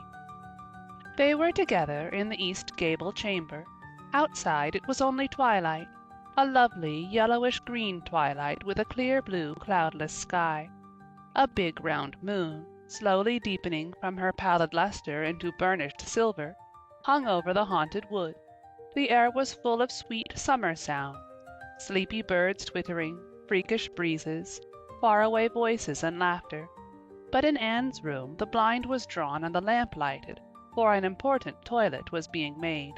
The east gable was a very different place from what it had been on that night 4 years before, when Anne had felt its bareness penetrate to the marrow of her spirit with its inhospitable chill. Changes had crept in, Marilla conniving at them resignedly, until it was as sweet and dainty a nest as a young girl could desire. The velvet carpet with the pink roses and the pink silk curtains of Anne's early visions had certainly never materialized, but her dreams had kept pace with her growth, and it is not probable she lamented them. The floor was covered with a pretty matting, and the curtains that softened the high window and fluttered in the vagrant breezes were of pale green art muslin. The walls, hung not with gold and silver brocade tapestry, but with a dainty apple blossom paper, were adorned with a few good pictures given Anne by Mrs. Allan. Miss Stacy's photograph occupied the place of honor, and Anne made a sentimental point of keeping fresh flowers on the bracket under it. Tonight a spike of white lilies faintly perfumed the room like the dream of a fragrance. There was no mahogany furniture, but there was a white painted bookcase filled with books, a cushioned wicker rocker, a toilet table befrilled with white muslin, a quaint gilt-framed mirror with chubby pink cupids and purple grapes painted over its arched top that used to hang in the spare room, and a low white bed. Anne was dressing for a concert at the White Sands Hotel. The guests had got it up in aid of the Charlottetown Hospital, and had hunted out all the available amateur talent in the surrounding districts to help it along. Bertha Sampson and Pearl Clay of the White Sands Baptist Choir had been asked to sing a duet. Milton Clark of Newbridge was to give a violin solo. Winnie Adela Blair of Carmody was to sing a Scotch ballad, and Laura Spencer of Spencervale and Anne Shirley of Avonlea were to recite. As Anne would have said at one time, it was an epoch in her life, and she was deliciously athrill with the excitement of it. Matthew was in the seventh heaven of gratified pride over the honor conferred on his Anne, and Marilla was not far behind, although she would have died rather than admit it, and said she didn't think it was very proper for a lot of young folks to be gadding over to the hotel without any responsible person with them. Anne and Diana were to drive over with Jane Andrews and her brother Billy in their double-seated buggy, and several other Avonlea girls and boys were going too. There was a party of visitors expected out from town, and after the concert a supper was to be given to the performers. "Do you really think the organdy will be best?" queried Anne anxiously. "I don't think it's as pretty as my blue-flowered muslin, and it certainly isn't so fashionable." "But it suits you ever so much better," said Diana. "It's so soft and frilly and clinging. The muslin is stiff, and makes you look too dressed up, but the organdy seems as if it grew on you." Anne sighed and yielded. Diana was beginning to have a reputation for notable taste in dressing, and her advice on such subjects was much sought after. She was looking very pretty herself on this particular night in a dress of the lovely wild rose pink, from which Anne was forever debarred, but she was not to take any part in the concert, so her appearance was of minor importance. All her pains were bestowed upon Anne, who, she vowed, must, for the credit of Avonlea, be dressed and combed and adorned to the Queen's taste. "Pull out that frill a little more, so. Here, let me tie your sash. Now for your slippers. I'm going to braid your hair in 2 thick braids, and tie them halfway up with big white bows. No, don't pull out a single curl over your forehead, just have the soft part. There is no way you do your hair suits you so well, Anne, and Mrs. Allan says you look like a Madonna when you part it so. I shall fasten this little white house rose just behind your ear. There was just one on my bush, and I saved it for you." "Shall I put my pearl beads on?" asked Anne. "Matthew brought me a string from town last week, and I know he'd like to see them on me." Diana pursed up her lips, put her black head on one side critically, and finally pronounced in favor of the beads, which were thereupon tied around Anne's slim, milk-white throat. "There's something so stylish about you, Anne," said Diana, with unenvious admiration. "You hold your head with such an air. I suppose it's your figure. I am just a dumpling. I've always been afraid of it, and now I know it is so. Well, I suppose I shall just have to resign myself to it." "But you have such dimples," said Anne, smiling affectionately into the pretty, vivacious face so near her own. "Lovely dimples, like little dents in cream. I have given up all hopes of dimples. My dimple dream will never come true, but so many of my dreams have that I mustn't complain. Am I all ready now?" "All ready," assured Diana, as Marilla appeared in the doorway, a gaunt figure with grayer hair than of yore and no fewer angles, but with a much softer face. "Come right in and look at our elocutionist, Marilla. Doesn't she look lovely?" Marilla emitted a sound between a sniff and a grunt. "She looks neat and proper. I like that way of fixing her hair. But I expect she'll ruin that dress driving over there in the dust and dew with it, and it looks most too thin for these damp nights. Organdy's the most unserviceable stuff in the world anyhow, and I told Matthew so when he got it. But there is no use in saying anything to Matthew nowadays. Time was when he would take my advice, but now he just buys things for Anne regardless, and the clerks at Carmody know they can pawn anything off on him. Just let them tell him a thing is pretty and fashionable, and Matthew plunks his money down for it. Mind you keep your skirt clear of the wheel, Anne, and put your warm jacket on." Then Marilla stalked downstairs, thinking proudly how sweet Anne looked with that one moonbeam from the forehead to the crown, and regretting that she could not go to the concert herself to hear her girl recite. "I wonder if it is too damp for my dress," said Anne anxiously. "Not a bit of it," said Diana, pulling up the window blind. "It's a perfect night, and there won't be any dew. Look at the moonlight." "I'm so glad my window looks east into the sun rising," said Anne, going over to Diana. It's so splendid to see the morning coming up over those long hills and glowing through those sharp fir tops. It's new every morning, and I feel as if I washed my very soul in that bath of earliest sunshine. Oh, Diana, I love this little room so dearly. I don't know how I'll get along without it when I go to town next month." "Don't speak of your going away tonight," begged Diana. "I don't want to think of it. It makes me so miserable, and I do want to have a good time this evening. What are you going to recite, Anne, and are you nervous?" "Not a bit. I've recited so often in public I don't mind at all now. I've decided to give 'The Maiden's Vow.' It's so pathetic. Laura Spencer is going to give a comic recitation, but I'd rather make people cry than laugh." "What will you recite if they encore you?" "They won't dream of encoring me," scoffed Anne, who was not without her own secret hopes that they would, and already envisioned herself telling Matthew all about it at the next morning's breakfast table. "There are Billy and Jane now. I hear the wheels. Come on." Billy Andrews insisted that Anne should ride on the front seat with him, so she unwillingly climbed up. She would have much preferred to sit back with the girls, where she could have laughed and chattered to her heart's content. There was not much of either laughter or chatter in Billy. He was a big, fat, stolid youth of 20, with a round, expressionless face and a painful lack of conversational gift. But he admired Anne immensely and was puffed up with pride over the prospect of driving to White Sands with that slim, upright figure beside him. Anne, by dint of talking over her shoulder to the girls and occasionally passing a sop of civility to Billy, who grinned and chuckled and never could think of any reply until it was too late, contrived to enjoy the drive in spite of it all. It was a night for enjoyment. The road was full of buggies, all bound for the hotel, and laughter, silver clear, echoed and re-echoed along it. When they reached the hotel it was a blaze of light from top to bottom.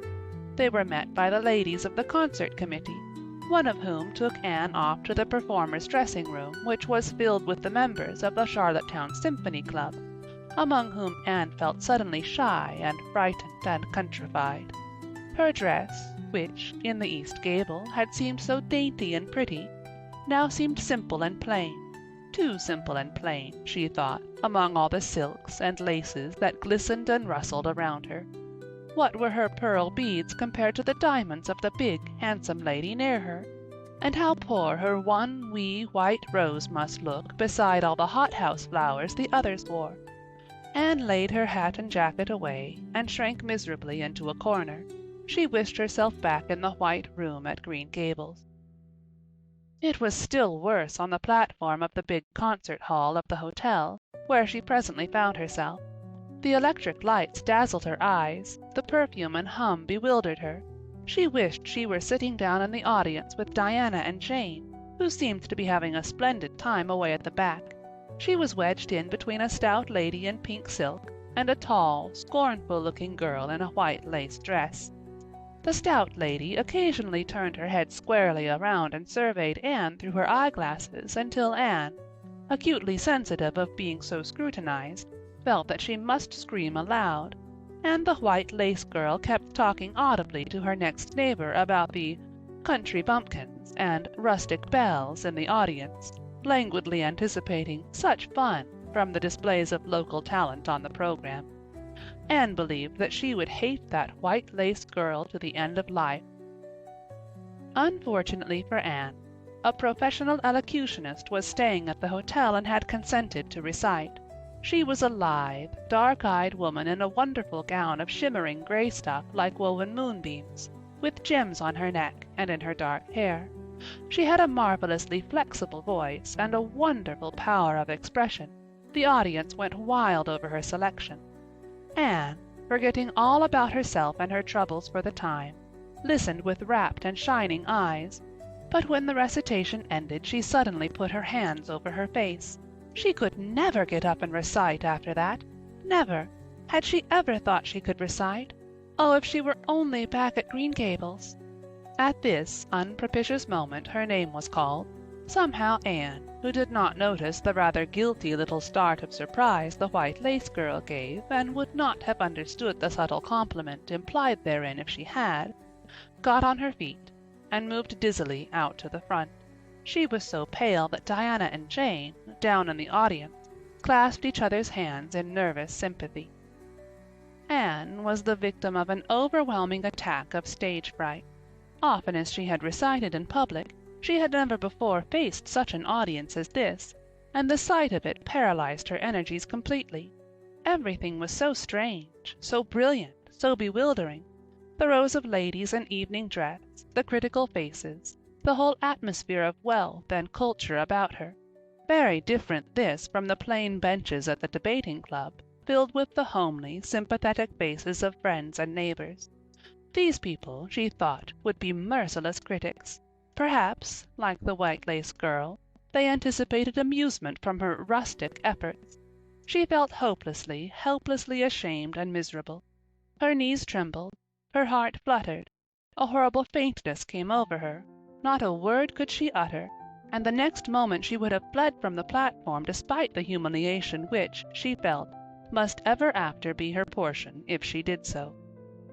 But suddenly, as her dilated, frightened eyes gazed out over the audience, she saw Gilbert Blythe away at the back of the room, bending forward with a smile on his face, a smile which seemed to Anne at once triumphant and taunting.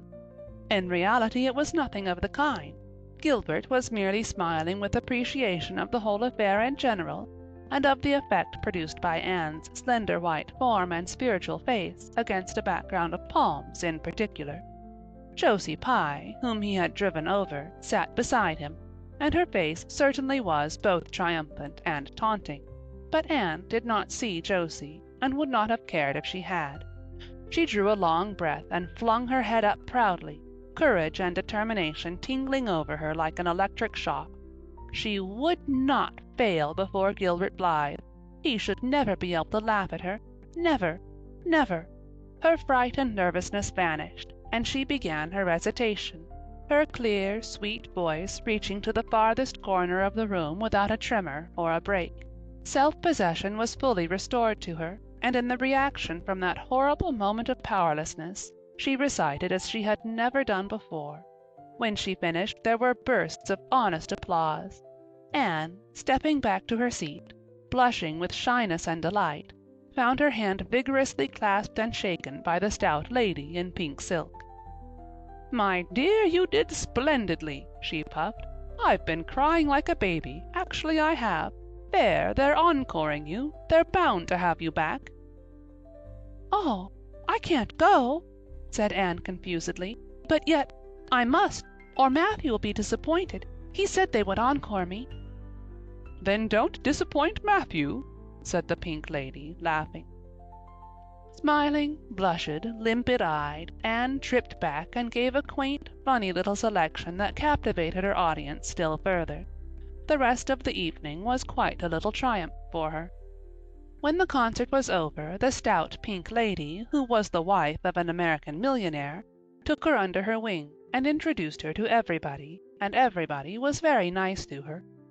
The professional elocutionist, Mrs. Evans, came and chatted with her, telling her that she had a charming voice and interpreted her selections beautifully.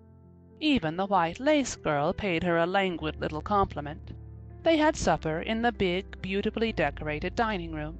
Diana and Jane were invited to partake of this also, since they had come with Anne, but Billy was nowhere to be found, having decamped in mortal fear of some such invitation.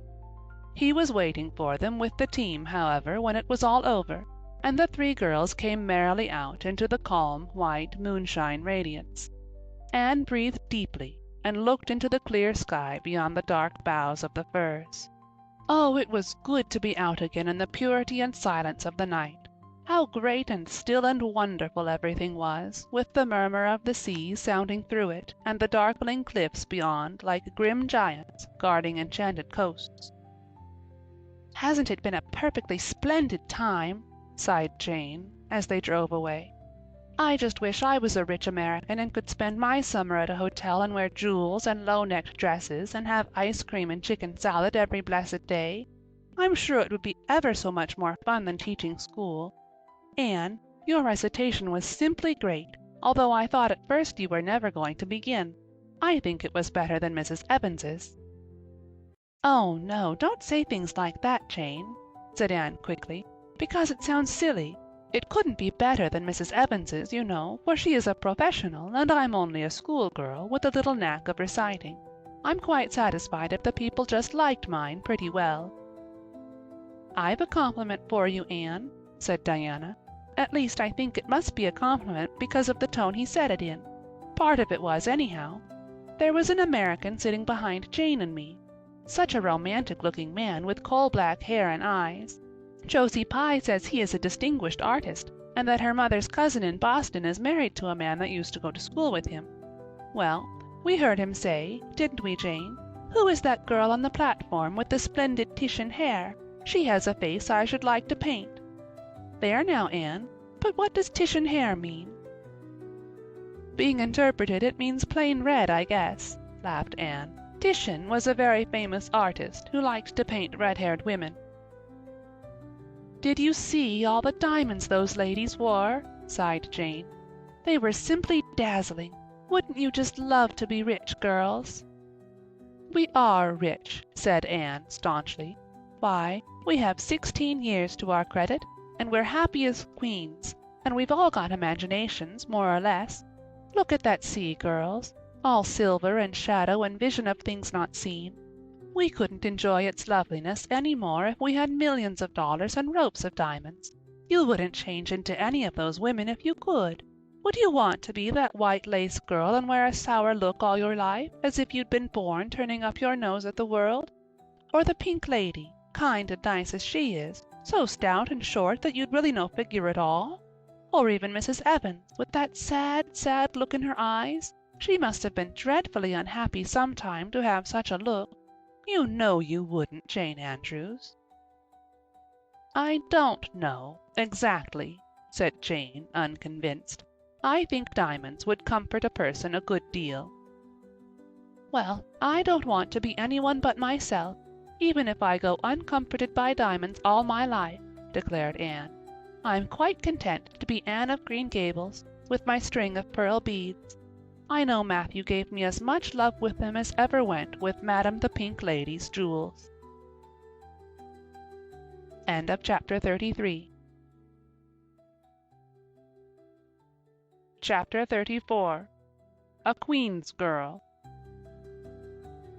The next 3 weeks were busy ones at Green Gables, for Anne was getting ready to go to Queen's, and there was much sewing to be done, and many things to be talked over and arranged. Anne's outfit was ample and pretty, for Matthew saw to that, and Marilla for once made no objections whatever to anything he purchased or suggested. More, one evening she went up to the east gable with her arms full of a delicate, pale green material. "Anne, here's something for a nice light dress for you. I don't suppose you really need it, you've plenty of pretty waists, but I thought maybe you'd like something real dressy to wear if you were asked out anywhere of an evening in town, to a party, or anything like that. I hear that Jane and Ruby and Josie have got evening dresses, as they call them, and I don't mean you shall be behind them. I got Mrs. Allan to help me pick it in town last week, and we'll get Emily Gillis to make it for you. Emily has got taste, and her fits aren't to be equaled." "Oh, Marilla, it's just lovely," said Anne. "Thank you so much. I don't believe you ought to be so kind to me. It's making it harder every day for me to go away." The green dress was made up, with as many tucks and frills and shirrings as Emily's taste permitted. Anne put it on one evening for Matthew and Marilla's benefit, and recited "The Maiden's Vow" for them in the kitchen. As Marilla watched the bright, animated face and graceful motions, her thoughts went back to the evening Anne had arrived at Green Gables, and memory recalled a vivid picture of the odd, frightened child in her preposterous yellowish-brown wincey dress, the heartbreak looking out of her tearful eyes. Something in the memory brought tears to Marilla's own eyes. "I declare, my recitation has made you cry, Marilla," gaily stooping over Marilla's chair to drop a butterfly kiss on that lady's cheek. "Now I call that a positive triumph." "No, I wasn't crying over your piece," said Marilla, who would have scorned to be betrayed into such weakness by any poetry stuff. I just couldn't help thinking of the little girl you used to be, Anne. And I was wishing you could have stayed a little girl, even with all your queer ways. You've grown up now and you're going away, and you look so tall and stylish and so different altogether in that dress, as if you didn't belong in Avonlea at all, and I just got lonesome thinking it all over." "Marilla." Anne sat down on Marilla's gingham lap, took Marilla's lined face between her hands, and looked gravely and tenderly into Marilla's eyes. "I'm not a bit changed. Not really. I'm only just pruned down and branched out. The real me, back here, is just the same. It won't make a bit of difference where I go or how much I change outwardly. At heart I shall always be your little Anne, who will love you and Matthew and dear Green Gables more and better every day of her life." Anne laid her fresh young cheek against Marilla's faded one, and reached out a hand to pat Matthew's shoulder. Marilla would have given much just then to have possessed Anne's power of putting her feelings into words, but nature and habit had willed it otherwise, and she could only put her arms close about her girl and hold her tenderly to her heart, wishing that she need never let her go. Matthew, with a suspicious moisture in his eyes, got up and went out of doors. Under the stars of the blue summer night he walked agitatedly across the yard to the gate under the poplars. "Well now, I guess she ain't been much spoiled," he muttered proudly. "I guess my putting in my oar occasional never did much harm after all. She's smart and pretty, and loving too, which is better than all the rest. She's been a blessing to us, and there never was a luckier mistake than what Mrs. Spencer made, if it was luck. I don't believe it was any such thing. It was Providence, because the Almighty saw we needed her, I reckon." The day finally came when Anne must go to town. She and Matthew drove in one fine September morning, after a tearful parting with Diana, and an untearful practical one, on Marilla's side at least, with Marilla. But when Anne had gone, Diana dried her tears and went to a beach picnic at White Sands with some of her Carmody cousins, where she contrived to enjoy herself tolerably well, while Marilla plunged fiercely into unnecessary work and kept at it all day long with the bitterest kind of heartache, the ache that burns and gnaws and cannot wash itself away in ready tears. But that night, when Marilla went to bed, acutely and miserably conscious that the little gable room at the end of the hall was untenanted by any vivid young life, and unstirred by any soft breathing, she buried her face in her pillow, and wept for her girl in a passion of sobs that appalled her when she grew calm enough to reflect how very wicked it must be to take on so about a sinful fellow creature. Anne and the rest of the Avonlea scholars reached town just in time to hurry off to the academy. That first day passed pleasantly enough in a whirl of excitement, meeting all the new students, learning to know the professors by sight, and being assorted and organized into classes. Anne intended taking up the second-year work, being advised to do so by Miss Stacy. Gilbert Blythe elected to do the same. This meant getting a first-class teacher's license in 1 year instead of 2, if they were successful, but it also meant much more and harder work. Jane, Ruby, Josie, Charlie, and Moody Spurgeon, not being troubled with the stirrings of ambition, were content to take up the second-class work.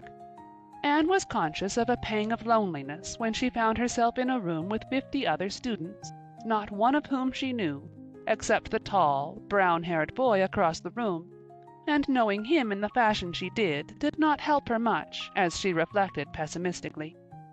Yet she was undeniably glad that they were in the same class. The old rivalry could still be carried on, and Anne would hardly have known what to do if it had been lacking. "I wouldn't feel comfortable without it," she thought.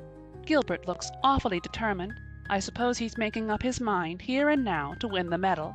What a splendid chin he has! I never noticed it before. I do wish Jane and Ruby had gone in for first class too. I suppose I won't feel so much like a cat in a strange garret when I get acquainted, though. I wonder which of the girls here are going to be my friends. It's really an interesting speculation. Of course I promised Diana that no Queen's girl, no matter how much I liked her, should ever be as dear to me as she is, but I've lots of second-best affections to bestow. I like the look of that girl with the brown eyes and the crimson waist. She looks vivid and red-rosy. There's that pale, fair one gazing out the window.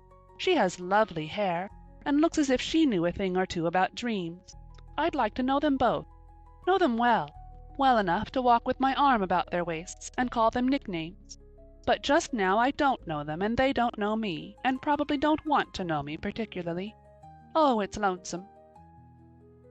It was lonesomer still when Anne found herself alone in her hall bedroom that night at twilight.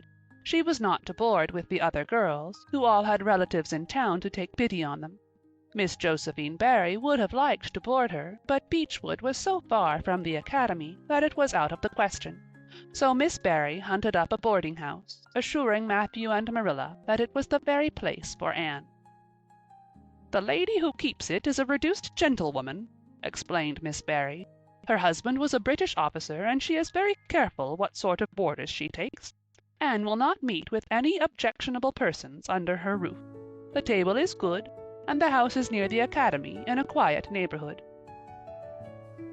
All this might be quite true, and indeed proved to be so, but it did not materially help Anne in the first agony of homesickness that seized upon her.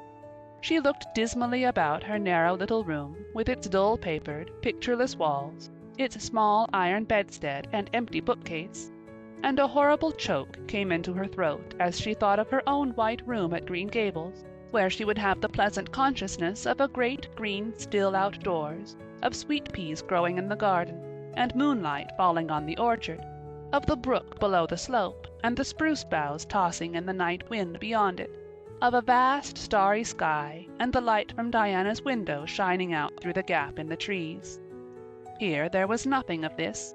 Anne knew that outside of her window was a hard street, with a network of telephone wires shutting out the sky, the tramp of alien feet, and 1,000 lights gleaming on stranger faces. She knew that she was going to cry, and fought against it. "I won't cry. It's silly and weak. There's the third tear splashing down by my nose. There are more coming. I must think of something funny to stop them. But there's nothing funny except what is connected with Avonlea, and that only makes things worse. 4, 5. I'm going home next Friday, but that seems 100 years away. Oh, Matthew is nearly home by now, and Marilla is at the gate, looking down the lane for him. 6, 7, 8. Oh, there's no use in counting them. They're coming in a flood presently. I can't cheer up. I don't want to cheer up. It's nicer to be miserable." The flood of tears would have come, no doubt, had not Josie Pye appeared at that moment.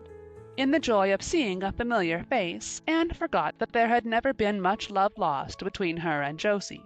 As a part of Avonlea life, even a Pye was welcome. "I'm so glad you came up," Anne said sincerely. "You've been crying," remarked Josie, with aggravating pity. "I suppose you're homesick. Some people have so little self-control in that respect. I've no intention of being homesick, I can tell you. Town's too jolly after that poky old Avonlea. I wonder how I ever existed there so long.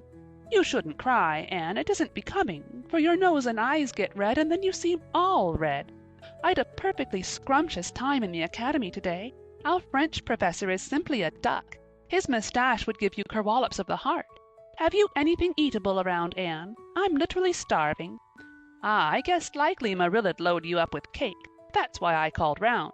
Otherwise I'd have gone to the park to hear the band play with Frank Stockley. He boards same place as I do, and he's a sport. He noticed you in class today, and asked me who the red-headed girl was.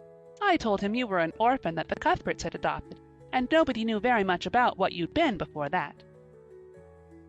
Anne was wondering if, after all, solitude and tears were not more satisfactory than Josie Pye's companionship, when Jane and Ruby appeared, each with an inch of Queen's color ribbon, purple and scarlet, pinned proudly to her coat. As Josie was not speaking to Jane just then, she had to subside into comparative harmlessness. "Well," said Jane with a sigh, "I feel as if I'd lived many moons since the morning. I ought to be home studying my Virgil. That horrid old professor gave us 20 lines to start in on tomorrow, but I simply couldn't settle down to study tonight. Anne, methinks I see the traces of tears. If you've been crying, do own up. It will restore my self-respect, for I was shedding tears freely before Ruby came along. I don't mind being a goose so much if somebody else is goosey too. Cake? You'll give me a teeny piece, won't you? Thank you. It has the real Avonlea flavor." Ruby, perceiving the Queen's calendar lying on the table, wanted to know if Anne meant to try for the gold medal. Anne blushed and admitted she was thinking of it. "Oh, that reminds me," said Josie. "Queen's is to get one of the Avery scholarships after all. The word came today. Frank Stockley told me. His uncle is on the board of governors, you know. It will be announced in the academy tomorrow." An Avery scholarship! Anne felt her heart beat more quickly, and the horizons of her ambition shifted and broadened as if by magic. Before Josie had told the news, Anne's highest pinnacle of aspiration had been a teacher's provincial license, first class, at the end of the year, and perhaps the medal. But now in one moment Anne saw herself winning the Avery scholarship, taking an arts course at Redmond College, and graduating in a gown and mortarboard, before the echo of Josie's words had died away. For the Avery scholarship was in English, and Anne felt that here her foot was on her native heath. A wealthy manufacturer of New Brunswick had died and left part of his fortune to endow a large number of scholarships to be distributed among the various high schools and academies of the maritime provinces, according to their respective standings. There had been much doubt whether one would be allotted to Queen's, but the matter was settled at last, and at the end of the year the graduate who made the highest mark in English and English literature would win the scholarship, $250 a year for 4 years at Redmond College. No wonder that Anne went to bed that night with tingling cheeks. "I'll win that scholarship if hard work can do it," she resolved. "Wouldn't Matthew be proud if I got to be a B.A.? Oh, it's delightful to have ambitions. I'm so glad I have such a lot, and there never seems to be any end to them. That's the best of it. Just as soon as you attain to one ambition you see another one glittering higher up still. It does make life so interesting." End of chapter 34. Chapter 35. The Winter at Queen's. Anne's homesickness wore off, greatly helped in the wearing by her week-end visits home. As long as the open weather lasted, the Avonlea students went out to Carmody on the New Branch Railway every Friday night. Diana and several other Avonlea young folks were generally on hand to meet them, and they all walked over to Avonlea in a merry party. Anne thought those Friday evening gypsyings over the autumnal hills in the crisp golden air, with the home lights of Avonlea twinkling beyond, were the best and dearest hours in the whole week. Gilbert Blythe nearly always walked with Ruby Gillis and carried her satchel for her. Ruby was a very handsome young lady, now thinking herself quite as grown up as she really was. She wore her skirts as long as her mother would let her, and did her hair up in town, though she had to take it down when she went home. She had large, bright blue eyes, a brilliant complexion, and a plump, showy figure. She laughed a great deal, was cheerful and good-tempered, and enjoyed the pleasant things of life frankly. "But I shouldn't think she was the sort of girl Gilbert would like," whispered Jane to Anne. Anne did not think so either, but she would not have said so for the Avery scholarship. She could not help thinking, too, that it would be very pleasant to have such a friend as Gilbert to jest and chatter with and exchange ideas about books and studies and ambitions. Gilbert had ambitions, she knew, and Ruby Gillis did not seem the sort of person with whom such could be profitably discussed. There was no silly sentiment in Anne's ideas concerning Gilbert. Boys were to her, when she thought about them at all, merely possible good comrades. If she and Gilbert had been friends, she would not have cared how many other friends he had, nor with whom he walked. She had a genius for friendship. Girl friends she had in plenty, but she had a vague consciousness that masculine friendship might also be a good thing to round out one's conceptions of companionship and furnish broader standpoints of judgment and comparison. Not that Anne could have put her feelings on the matter into just such clear definition. But she thought that if Gilbert had ever walked home with her from the train, over the crisp fields and along the ferny byways, they might have had many and merry and interesting conversations about the new world that was opening around them, and their hopes and ambitions therein.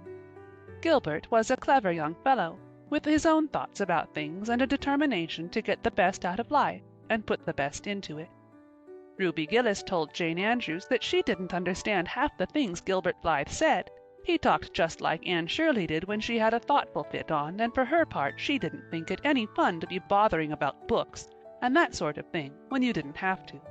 Frank Stockley had lots more dash and go, but then he wasn't half as good-looking as Gilbert, and she really couldn't decide which she liked best. In the academy, Anne gradually drew a little circle of friends about her, thoughtful, imaginative, ambitious students like herself. With the rose-red girl, Stella Maynard, and the dream girl, Priscilla Grant, she soon became intimate, finding the latter pale, spiritual-looking maiden to be full to the brim of mischief and pranks and fun, while the vivid, black-eyed Stella had a heart full of wistful dreams and fancy, as aerial and rainbow-like as Anne's own. After the Christmas holidays, the Avonlea students gave up going home on Fridays and settled down to hard work. By this time, all the Queen's scholars had gravitated into their own places in the ranks, and the various classes had assumed distinct and settled shadings of individuality. Certain facts had become generally accepted. It was admitted that the medal contestants had practically narrowed down to three: Gilbert Blythe, Anne Shirley, and Lewis Wilson. The Avery scholarship was more doubtful, any one of a certain 6 being a possible winner. The bronze medal for mathematics was considered as good as won by a fat, funny little up-country boy with a bumpy forehead and a patched coat. Ruby Gillis was the handsomest girl of the year at the academy. In the second-year classes, Stella Maynard carried off the palm for beauty, with small but critical minority in favor of Anne Shirley. Ethel Marr was admitted by all competent judges to have the most stylish modes of hairdressing, and Jane Andrews, plain, plodding, conscientious Jane, carried off the honors in the domestic science course. Even Josie Pye attained a certain preeminence as the sharpest-tongued young lady in attendance at Queen's. So it may be fairly stated that Miss Stacy's old pupils held their own in the wider arena of the academical course. Anne worked hard and steadily. Her rivalry with Gilbert was as intense as it had ever been in Avonlea school, although it was not known in the class at large, but somehow the bitterness had gone out of it. Anne no longer wished to win for the sake of defeating Gilbert, rather, for the proud consciousness of a well-won victory over a worthy foeman. It would be worthwhile to win, but she no longer thought life would be insupportable if she did not. In spite of lessons, the students found opportunities for pleasant times. Anne spent many of her spare hours at Beechwood, and generally ate her Sunday dinners there and went to church with Miss Barry. The latter was, as she admitted, growing old, but her black eyes were not dim nor the vigor of her tongue in the least abated. But she never sharpened the latter on Anne, who continued to be a prime favorite with the critical old lady. "That Anne girl improves all the time," she said. "I get tired of other girls. There is such a provoking and eternal sameness about them. Anne has as many shades as a rainbow, and every shade is prettiest while it lasts. I don't know that she is as amusing as she was when she was a child, but she makes me love her, and I like people who make me love them. It saves me so much trouble in making myself love them." Then, almost before anybody realized it, spring had come. Out in Avonlea, the mayflowers were peeping pinkly out on the sere barrens where snow wreaths lingered, and the mist of green was on the woods and in the valleys. But in Charlottetown, harassed Queen's students thought and talked only of examinations. "It doesn't seem possible that the term is nearly over," said Anne. "Why, last fall it seemed so long to look forward to, a whole winter of studies and classes. And here we are, with the exams looming up next week. Girls, sometimes I feel as if those exams meant everything, but when I look at the big buds swelling on those chestnut trees and the misty blue air at the end of the streets, they don't seem half so important." Jane and Ruby and Josie, who had dropped in, did not take this view of it. To them the coming examinations were constantly very important indeed, far more important than chestnut buds or Maytime hazes. It was all very well for Anne, who was sure of passing at least, to have her moments of belittling them, but when your whole future depended on them, as the girls truly thought theirs did, you could not regard them philosophically. "I've lost 7 pounds in the last 2 weeks," sighed Jane. "It's no use to say don't worry. I will worry. Worrying helps you some. It seems as if you were doing something when you're worrying. It would be dreadful if I failed to get my license after going to Queen's all winter and spending so much money." "I don't care," said Josie Pye. "If I don't pass this year, I'm coming back next. My father can afford to send me. And Frank Stockley says that Professor Tremaine said Gilbert Blythe was sure to get the medal and that Emily Clay would likely win the Avery scholarship." "That may make me feel badly tomorrow, Josie," laughed Anne. "But just now I honestly feel that as long as I know the violets are coming out all purple down in the hollow below Green Gables, and that the little ferns are poking their heads up in Lover's Lane, it's not a great deal of difference whether I win the Avery or not. I've done my best, and I begin to understand what is meant by the joy of the strife.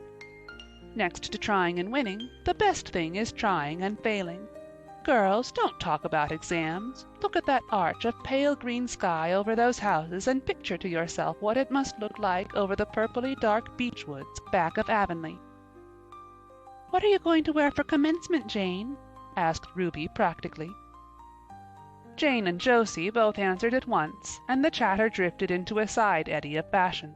But Anne, with her elbows on the window-sill, her soft cheek laid against her clasped hands, and her eyes filled with visions, looked out unheedingly across city roof and spire to that glorious dome of sunset sky, and wove her dreams of a possible future from the golden tissue of youth's own optimism. All the beyond was hers, with its possibilities lurking rosily in the oncoming years, each year a rose of promise to be woven into an immortal chaplet. End of chapter 35. Chapter 36. The Glory and the Dream. On the morning when the final results of all the examinations were to be posted on the bulletin board at Queen, Anne and Jane walked down the street together. Jane was smiling and happy.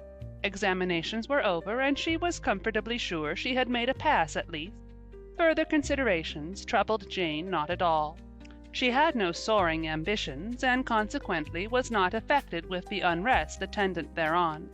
For we pay a price for everything we get or take in this world, and although ambitions are well worth having, they are not to be cheaply won, but exact their dues of work and self-denial, anxiety and discouragement. Anne was pale and quiet. In 10 more minutes she would know who had won the medal and who the Avery. Beyond those 10 minutes there did not seem, just then, to be anything worth being called time. "Of course you'll win one of them anyhow," said Jane, who couldn't understand how the faculty could be so unfair as to order it otherwise. "I have no hope of the Avery," said Anne. "Everybody says Emily Clay will win it, and I'm not going to march up to that bulletin board and look at it before everybody. I haven't the moral courage. I'm going straight to the girls' dressing room. You must read the announcements and then come and tell me, Jane, and I implore you in the name of our old friendship to do it as quickly as possible. If I have failed, just say so, without trying to break it gently, and whatever you do, don't sympathize with me. Promise me this, Jane." Jane promised solemnly, but, as it happened, there was no necessity for such a promise. When they went up the entrance steps of Queen's, they found the hall full of boys who were carrying Gilbert Blythe around on their shoulders and yelling at the tops of their voices, "Hurrah for Blythe, medalist!" For a moment Anne felt one sickening pang of defeat and disappointment. So she had failed, and Gilbert had won. Well, Matthew would be sorry. He had been so sure she would win. And then somebody called out, "3 cheers for Miss Shirley, winner of the Avery!" "Oh, Anne!" gasped Jane, as they fled to the girls' dressing room amid hearty cheers. "Oh, Anne, I'm so proud! Isn't it splendid?" And then the girls were around them, and Anne was the center of a laughing, congratulating group. Her shoulders were thumped and her hands shaken vigorously. She was pushed and pulled and hugged, and among it all she managed to whisper to Jane, "Oh, won't Matthew and Marilla be pleased? I must write the news home right away." Commencement was the next important happening. The exercises were held in the big assembly hall of the academy. Addresses were given, essays read, songs sung, the public award of diplomas, prizes, and medals made. Matthew and Marilla were there, with eyes and ears for only one student on the platform, a tall girl in pale green, with faintly flushed cheeks and starry eyes, who read the best essay and was pointed out and whispered about as the Avery winner. "Reckon you're glad we kept her, Marilla," whispered Matthew, speaking for the first time since he had entered the hall when Anne had finished her essay. "It's not the first time I've been glad," retorted Marilla. "You do like to rub things in, Matthew Cuthbert." Miss Barry, who was sitting behind them, leaned forward and poked Marilla in the back with her parasol. "Aren't you proud of that Anne girl? I am," she said. Anne went home to Avonlea with Matthew and Marilla that evening. She had not been home since April, and she felt that she could not wait another day. The apple blossoms were out, and the world was fresh and young. Diana was at Green Gables to meet her. In her own white room, where Marilla had set a flowering house rose on the window sill, Anne looked about her and drew a long breath of happiness. "Oh, Diana, it's so good to be back again. It's so good to see those pointed firs coming out against the pink sky, and that white orchard and the old Snow Queen. Isn't the breath of the mint delicious? And that tea rose, why, it's a song and a hope and a prayer all in one. Why, it's good to see you again, Diana." "I thought you liked that Stella Maynard better than me," said Diana reproachfully. "Josie Pye told me you did. Josie said you were infatuated with her." Anne laughed and pelted Diana with the faded June lilies of her bouquet. "Stella Maynard is the dearest girl in the world except one, and you are that one, Diana," she said. "I love you more than ever, and I've so many things to tell you. But just now I feel as if it were joy enough to sit here and look at you. I'm tired, I think, tired of being studious and ambitious. I mean to spend at least 2 hours tomorrow lying out in the orchard grass, thinking of absolutely nothing." "You've done splendidly, Anne. I suppose you won't be teaching now that you've won the Avery?" "No, I'm going to Redmond in September. Doesn't it seem wonderful? I'll have a brand new stock of ambition laid in by that time after 3 glorious golden months of vacation. Jane and Ruby are going to teach. Isn't it splendid to think we all got through, even to Moody Spurgeon and Josie Pye?" "The Newbridge trustees have offered Jane their school already," said Diana. "Gilbert Blythe is going to teach too. He has to. His father can't afford to send him to college next year after all, so he means to earn his own way through. I expect he'll get the school here if Miss Ames decides to leave." Anne felt a queer little sensation of dismayed surprise. She had not known this. She had expected that Gilbert would be going to Redmond also. What would she do without their inspiring rivalry? Would not work, even at a coeducational college with a real degree in prospect, be rather flat without her friend the enemy? The next morning at breakfast it suddenly struck Anne that Matthew was not looking well. Surely he was much grayer than he had been a year before. "Marilla," she said hesitatingly when he had gone out, "is Matthew quite well?" "No, he isn't," said Marilla in a troubled tone. "He's had some real bad spells with his heart this spring, and he won't spare himself a mite. I've been real worried about him. But he's some better this while back, and we've got a good hired man, so I'm hoping he'll kind of rest and pick up. Maybe he will now you're home. You always cheer him up." Anne leaned across the table and took Marilla's face in her hand. "You are not looking as well yourself as I'd like to see you, Marilla. You look tired. I'm afraid you've been working too hard. You must take a rest now that I'm home. I'm just going to take this one day off to visit all the dear old spots and hunt up my old dreams, and then it will be your turn to be lazy while I do the work." Marilla smiled affectionately at her girl. "It's not the work, it's my head. I've got a pain so often now, behind my eye. Dr. Spencer's been fussing with glasses, but they don't do me any good. There is a distinguished oculist coming to the island the last of June, and the doctor says I must see him. I guess I'll have to. I can't read or sew with any comfort now. Well, Anne, you've done real well at Queen's, I must say. To take first-class license in 1 year and win the Avery scholarship.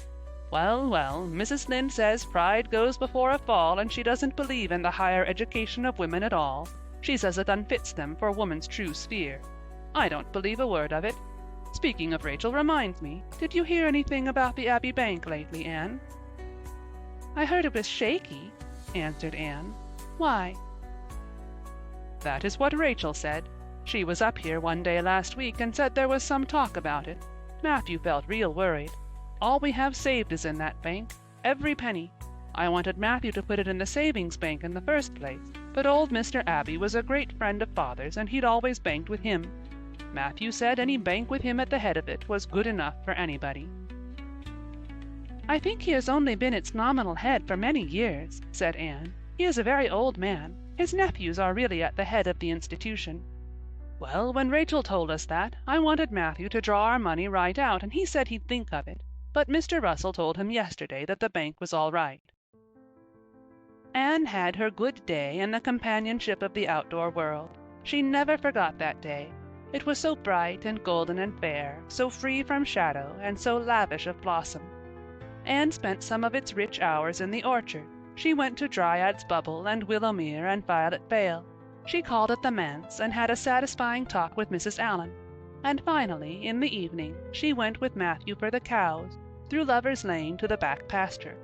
The woods were all gloried through with sunset, and the warm splendor of it streamed down through the hill gaps in the west. Matthew walked slowly with bent head. Anne, tall and erect, suited her springing step to his. "You've been working too hard today, Matthew," she said reproachfully. "Why won't you take things easier?" "Well, now, I can't seem to," said Matthew, as he opened the yard gate to let the cows through. "It's only that I'm getting old, Anne, and keep forgetting it. Well, I've always worked pretty hard, and I'd rather drop in harness." "If I had been the boy you sent for," said Anne wistfully, "I'd be able to help you so much now and spare you in 100 ways. I could find it in my heart to wish I had been, just for that." "Well, now, I'd rather have you than a dozen boys, Anne," said Matthew, patting her hand. "Just mind you that, rather than a dozen boys. Well, now, I guess it wasn't a boy that took the Avery scholarship, was it? It was a girl. My girl that I'm proud of." He smiled his shy smile at her as he went into the yard. Anne took the memory of it with her when she went to her room that night and sat for a long while at her open window, thinking of the past and dreaming of the future. Outside, the Snow Queen was mistily white in the moonshine. The frogs were singing in the marsh beyond Orchard Slope. Anne always remembered the silvery, peaceful beauty and fragrant calm of that night. It was the last night before sorrow touched her life, and no life is ever quite the same again when once that cold, sanctifying touch has been laid upon it. End of chapter 36. Chapter 37. The Reaper Whose Name is Death.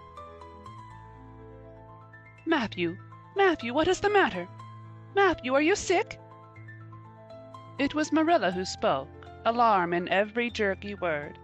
Anne came through the hall, her hands full of white narcissus. It was long before Anne could love the sight or odor of white narcissus again, in time to hear her and to see Matthew standing in the porch doorway, a folded paper in his hand, and his face strangely drawn and gray. Anne dropped her flowers and sprang across the kitchen to him at the same moment as Marilla. They were both too late. Before they could reach him, Matthew had fallen across the threshold. "He's fainted," gasped Marilla. "Anne, run for Martin. Quick, quick! He's at the barn." Martin, the hired man, who had just driven home from the post office, started at once for the doctor, calling at Orchard Slope on his way to send Mr. and Mrs. Barry over.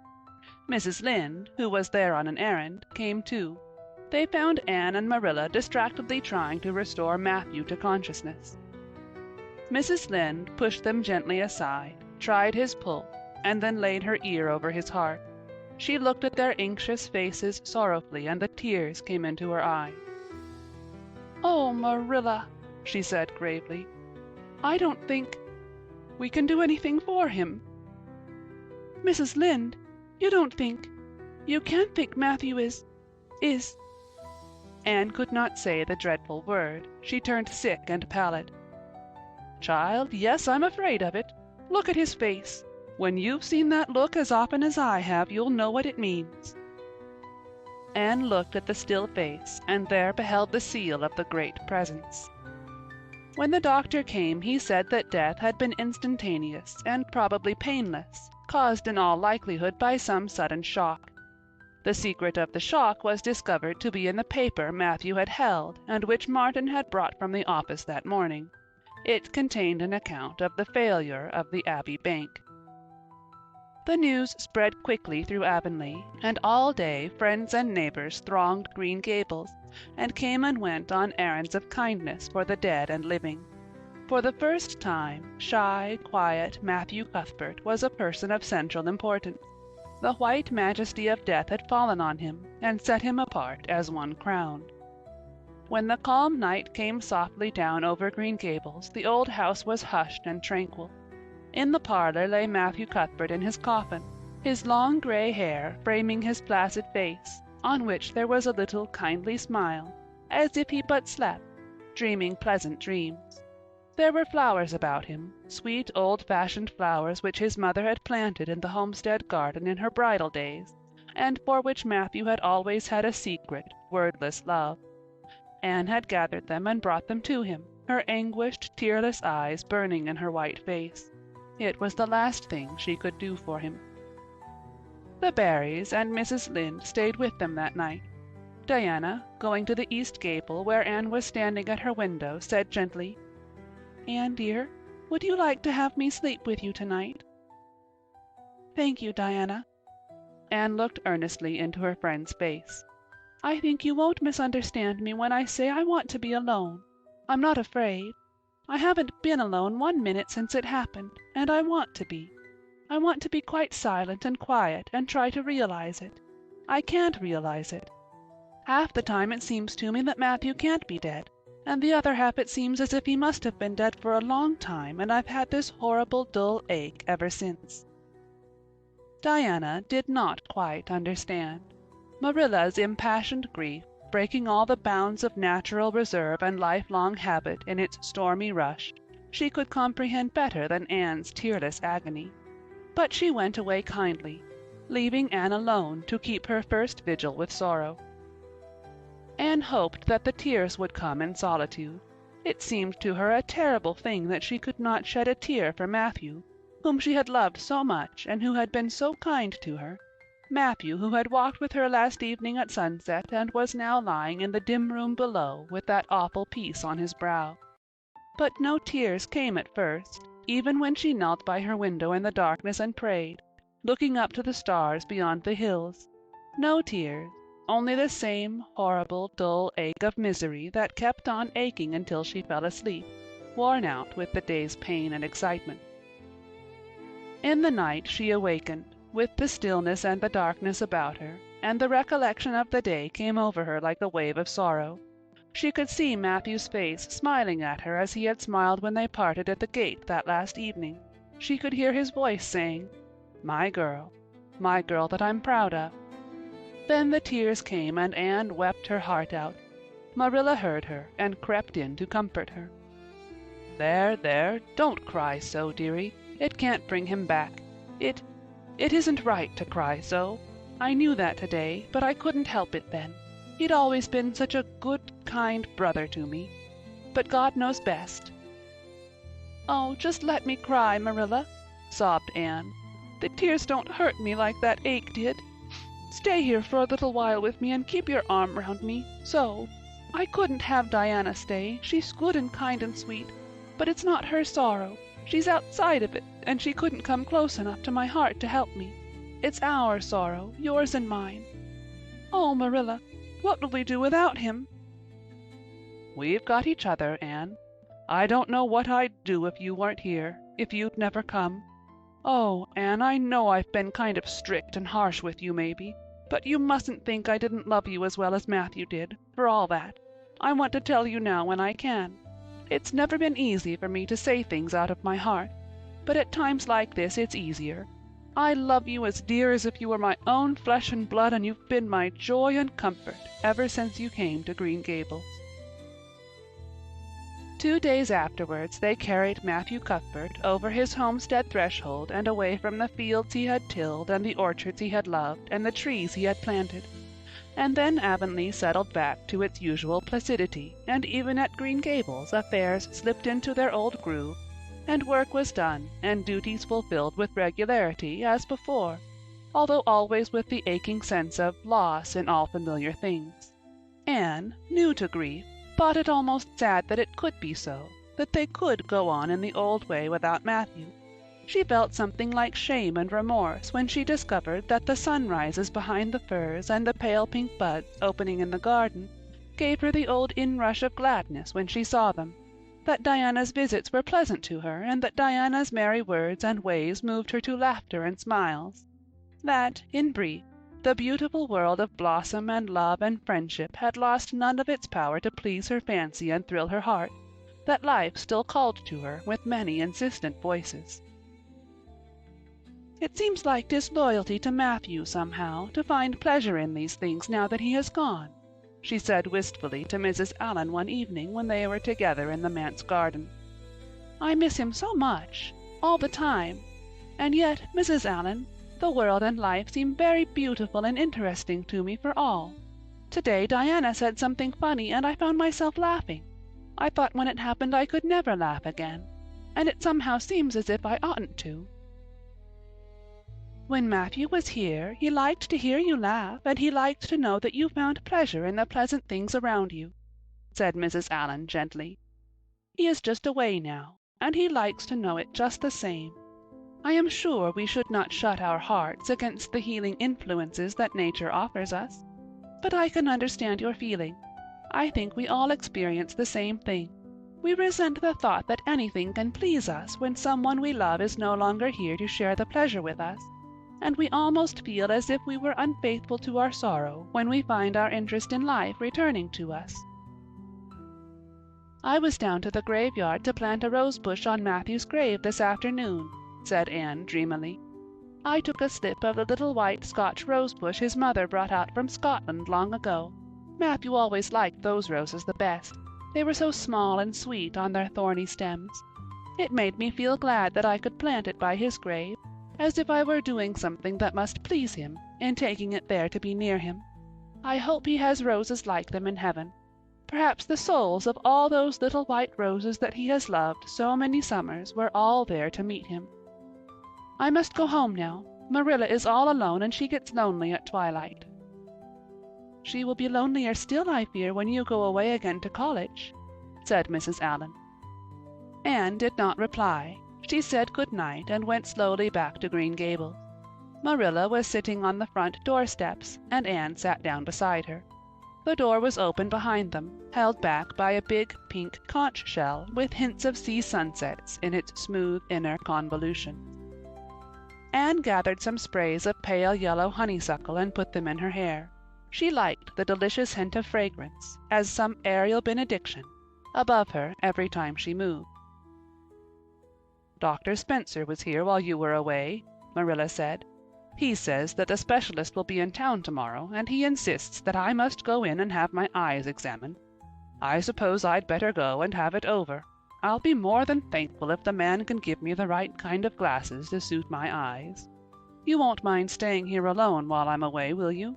Martin will have to drive me in, and there's ironing and baking to do." "I shall be all right. Diana will come over for company for me. I shall attend to the ironing and baking beautifully. You needn't fear that I'll starch the handkerchiefs or flavor the cake with liniment." Marilla laughed. "What a girl you were for making mistakes in them days, Anne. You were always getting into scrapes. I did used to think you were possessed. Do you mind the time you dyed your hair?" "Yes, indeed, I shall never forget it," smiled Anne, touching the heavy braid of hair that was wound about her shapely head. "I laugh a little now sometimes when I think what a worry my hair used to be to me, but I don't laugh much because it was a very real trouble then. I did suffer terribly over my hair and my freckles. My freckles are really gone, and people are nice enough to tell me my hair is auburn now, all but Josie Pye. She informed me yesterday that she really thought it was redder than ever, or at least my black dress made it look redder, and she asked me if people who had red hair ever got used to having it. Marilla, I've almost decided to give up trying to like Josie Pye. I've made what I would once have called a heroic effort to like her, but Josie Pye won't be liked." "Josie is a Pye," said Marilla sharply, "so she can't help being disagreeable. I suppose people of that kind serve some useful purpose in society, but I must say I don't know what it is any more than I know the use of thistles. Is Josie going to teach?" "No, she's going back to Queen's next year. So are Moody Spurgeon and Charlie Sloane. Jane and Ruby are going to teach, and they have both got schools, Jane at Newbridge and Ruby at some place up west." "Gilbert Blythe is going to teach too, isn't he?" "Yes," briefly. "What a nice-looking fellow he is," said Marilla absently. "I saw him in church last Sunday, and he seemed so tall and manly. He looks a lot like his father did at the same age. John Blythe was a nice boy. We used to be real good friends, he and I. People called him my beau." Anne looked up with swift interest. "Oh, Marilla, and what happened? Why didn't you—" "We had a quarrel. I wouldn't forgive him when he asked me to. I meant to, after a while, but I was sulky and angry, and I wanted to punish him first. He never came back. The Blythes were all mighty independent. But I always felt rather sorry. I've always kind of wished I'd forgiven him when I had the chance." "So you've had a bit of romance in your life, too," said Anne softly. "Yes, I suppose you might call it that. You wouldn't think so to look at me, would you? But you never can tell about people from their outsides. Everybody has forgot about me and John. I'd forgotten myself. But it all came back to me when I saw Gilbert last Sunday." End of chapter 37. Chapter 38. The Bend in the Road. Marilla went to town the next day and returned in the evening. Anne had gone over to Orchard Slope with Diana, and came back to find Marilla in the kitchen, sitting by the table with her head leaning on her hand. Something in her dejected attitude struck a chill to Anne's heart. She had never seen Marilla sit limply inert like that. "Are you very tired, Marilla?" "Yes, no, I don't know," said Marilla wearily, looking up. "I suppose I am tired, but I haven't thought about it. It's not that." "Did you see the oculist? What did he say?" asked Anne anxiously. "Yes, I saw him. He examined my eyes. He says that if I give up all reading and sewing entirely, and any kind of work that strains the eyes, and if I'm careful not to cry, and if I wear the glasses he's given me, he thinks my eyes may not get any worse and my headaches will be cured. But if I don't, he says I'll certainly be stone blind in 6 months. Blind! Anne, just think of it!" For a minute Anne, after her first quick exclamation of dismay, was silent. It seemed to her that she could not speak. Then she said bravely, but with a catch in her voice, "Marilla, don't think of it. You know he has given you hope. If you are careful, you won't lose your sight altogether, and if his glasses cure your headaches, it will be a great thing." "I don't call it much hope," said Marilla bitterly. "What am I to live for if I can't read or sew or do anything like that? I might as well be blind, or dead. And as for crying, I can't help that when I get lonesome. But there, it's no good talking about it. If you'll get me a cup of tea, I'll be thankful. I'm about done out. Don't say anything about this to anyone for a spell yet, anyway. I can't bear that folks should come here to question and sympathize and talk about it." When Marilla had eaten her lunch, Anne persuaded her to go to bed.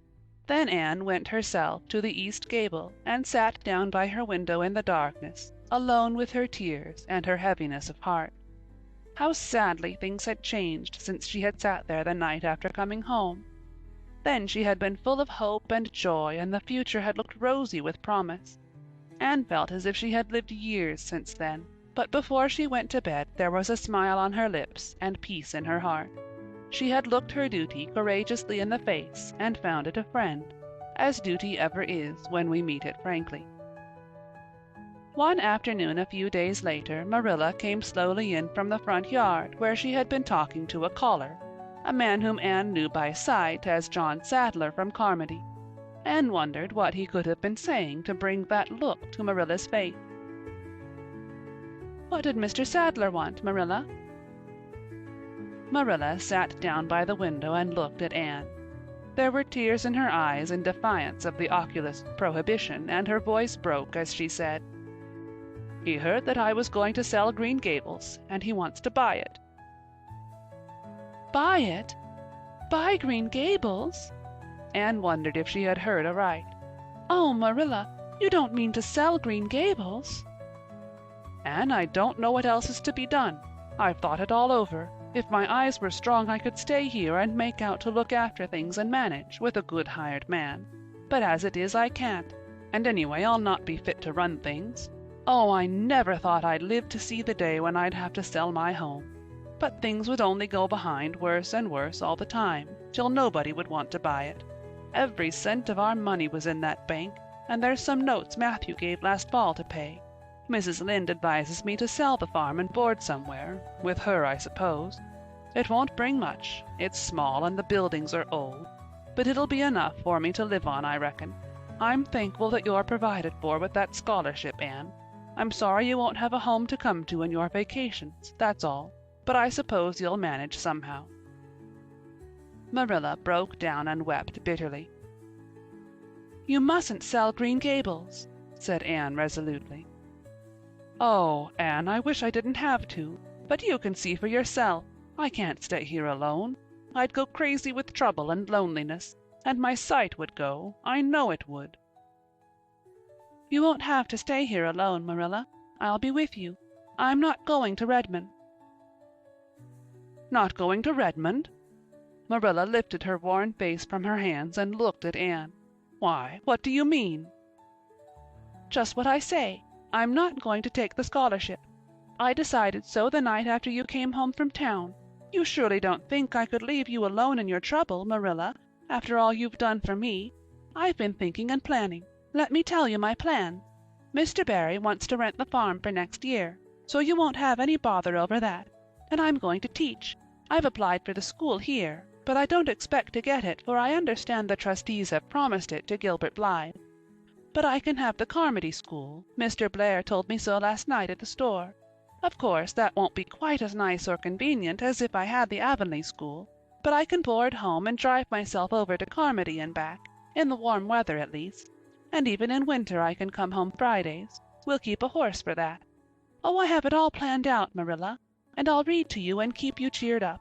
You shan't be dull or lonesome, and we'll be real cozy and happy here together, you and I." Marilla had listened like a woman in a dream. "Oh, Anne, I could get on real well if you were here, I know, but I can't let you sacrifice yourself so for me. It would be terrible." "Nonsense!" Anne laughed merrily. "There is no sacrifice. Nothing could be worse than giving up Green Gables. Nothing could hurt me more. We must keep the dear old place. My mind is quite made up, Marilla. I'm not going to Redmond, and I am going to stay here and teach. Don't you worry about me a bit." "But your ambitions, and—" "I'm just as ambitious as ever, only I've changed the object of my ambitions. I'm going to be a good teacher, and I'm going to save your eyesight. Besides, I mean to study at home here and take a little college course all by myself. Oh, I've dozens of plans, Marilla. I've been thinking them out for a week. I shall give life here my best, and I believe it will give its best to me in return. When I left Queen's, my future seemed to stretch out before me like a straight road. I thought I could see along it for many a milestone. Now there is a bend in it. I don't know what lies around the bend, but I'm going to believe that the best does. It has a fascination of its own, that bend, Marilla.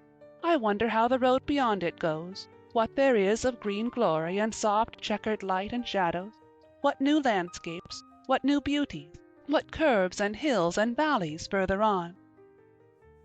"I don't feel as if I ought to let you give it up," said Marilla, referring to the scholarship. "But you can't prevent me. I'm 16 and a half, obstinate as a mule, as Mrs. Lynde once told me," laughed Anne. "Oh, Marilla, don't you go pitying me. I don't like to be pitied, and there is no need for it. I'm heart glad over the very thought of staying at dear Green Gables. Nobody could love it as you and I do, so we must keep it." "You blessed girl," said Marilla, yielding. "I feel as if you'd given me new life. I guess I ought to stick it out and make you go to college, but I know I can't, so I ain't going to try. I'll make it up to you, though, Anne." When it became noised abroad in Avonlea that Anne Shirley had given up the idea of going to college and intended to stay home and teach, there was a good deal of discussion over it. Most of the good folks, not knowing about Marilla's eyes, thought she was foolish. Mrs. Allan did not. She told Anne so in approving words that brought tears of pleasure to the girl's eyes. Neither did good Mrs. Lynde. She came up one evening and found Anne and Marilla sitting at the front door in the warm, scented summer dusk. They liked to sit there when the twilight came down and the white moths flew about in the garden and the odor of mint filled the dewy air.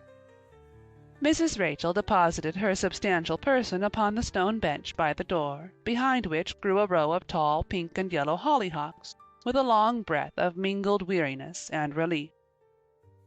"I declare I'm getting glad to sit down. I've been on my feet all day, and 200 pounds is a good bit for 2 feet to carry round.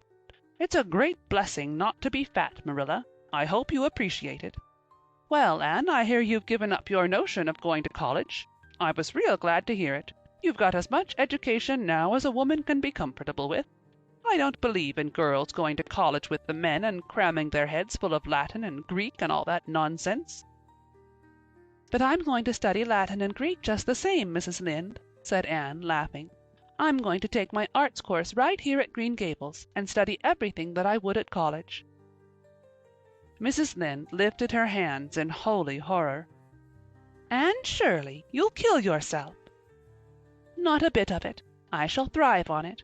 Oh, I'm not going to overdo things. As Josiah Allen's wife says, I shall be medium. But I'll have lots of spare time in the long winter evenings, and I've no vocation for fancy work. I'm going to teach over at Carmody, you know." "I don't know it. I guess you're going to teach right here in Avonlea. The trustees have decided to give you the school." "Mrs. Lynde!" cried Anne, springing to her feet in her surprise. "Why, I thought they had promised it to Gilbert Blythe." "So they did.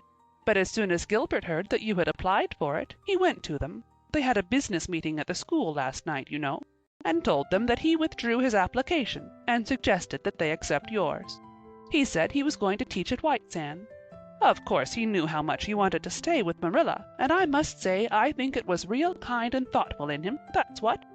Real self-sacrificing, too, for he'll have his board to pay at White Sands, and everybody knows he's got to earn his own way through college. So the trustees decided to take you.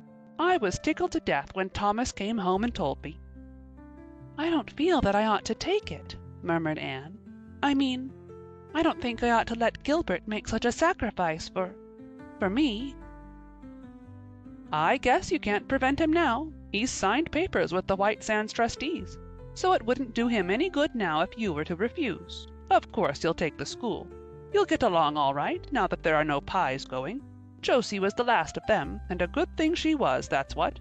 There's been some Pye or other going to Avonlea school for the last 20 years, and I guess their mission in life was to keep school teachers reminded that Earth isn't their home.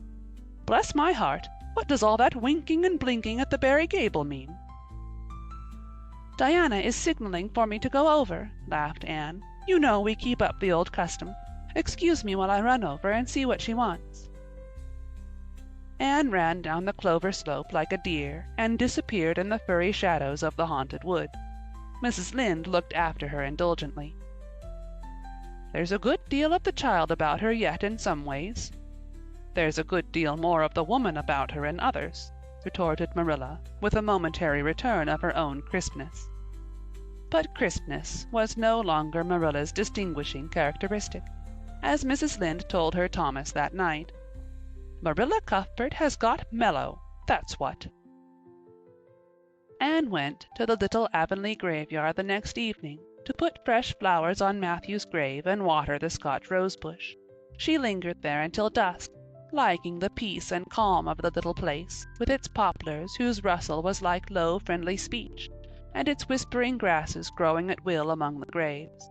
When she finally left it and walked down the long hill that sloped to the Lake of Shining Waters, It was past sunset, and all Avonlea lay before her in a dreamlike afterlight, a haunt of ancient peace. There was a freshness in the air as of a wind that had blown over honey-sweet fields of clover. Home lights twinkled out here and there among the homestead trees. Beyond lay the sea, misty and purple, with its haunting, unceasing murmur. The west was a glory of soft mingled hues, and the pond reflected them all in still softer shadings. The beauty of it all thrilled Anne's heart, and she gratefully opened the gates of her soul to it. "Dear old world," she murmured, "you are very lovely, and I am glad to be alive in you." Halfway down the hill, a tall lad came whistling out of a gate before the Blythe homestead. It was Gilbert, and the whistle died on his lips as he recognized Anne. He lifted his cap courteously, but he would have passed on in silence if Anne had not stopped and held out her hand. "Gilbert," she said with scarlet cheeks, "I want to thank you for giving up the school for me. It was very good of you, and I want you to know that I appreciate it." Gilbert took the offered hand eagerly. "It wasn't particularly good of me at all, Anne. I was pleased to be able to do you some small service. Are we going to be friends after this? Have you really forgiven me my old fault?" Anne laughed, and tried unsuccessfully to withdraw her hand. "I forgave you that day by the pond landing, although I didn't know it. What a stubborn little goose I was. I may as well make a complete confession. I've been sorry ever since." "We are going to be the best of friends," said Gilbert jubilantly. "We were born to be good friends, Anne. You've thwarted destiny long enough. I know we can help each other in many ways. You are going to keep up your studies, aren't you? So am I. Come, I'm going to walk home with you." Marilla looked curiously at Anne when the latter entered the kitchen. "Who was that came up the lane with you, Anne?" "Gilbert Blythe," answered Anne, vexed to find herself blushing. "I met him on Barry's Hill." "I didn't think you and Gilbert Blythe were such good friends that you'd stand for half an hour at the gate talking to him," said Marilla with a dry smile. "We haven't been. We've been good enemies. But we have decided that it will be much more sensible to be good friends in the future. Were we really there half an hour? It seemed just a few minutes. But, you see, we have 5 years' lost conversations to catch up with, Marilla." Anne sat long at her window that night, companioned by a glad content. The wind purred softly in the cherry boughs, and the mint breaths came up to her. The stars twinkled over the pointed firs in the hollow, and Diana's light gleamed through the old gap. Anne's horizons had closed in since the night she had sat there after coming home from Queen's. But if the path set before her feet was to be narrow, she knew that flowers of quiet happiness would bloom along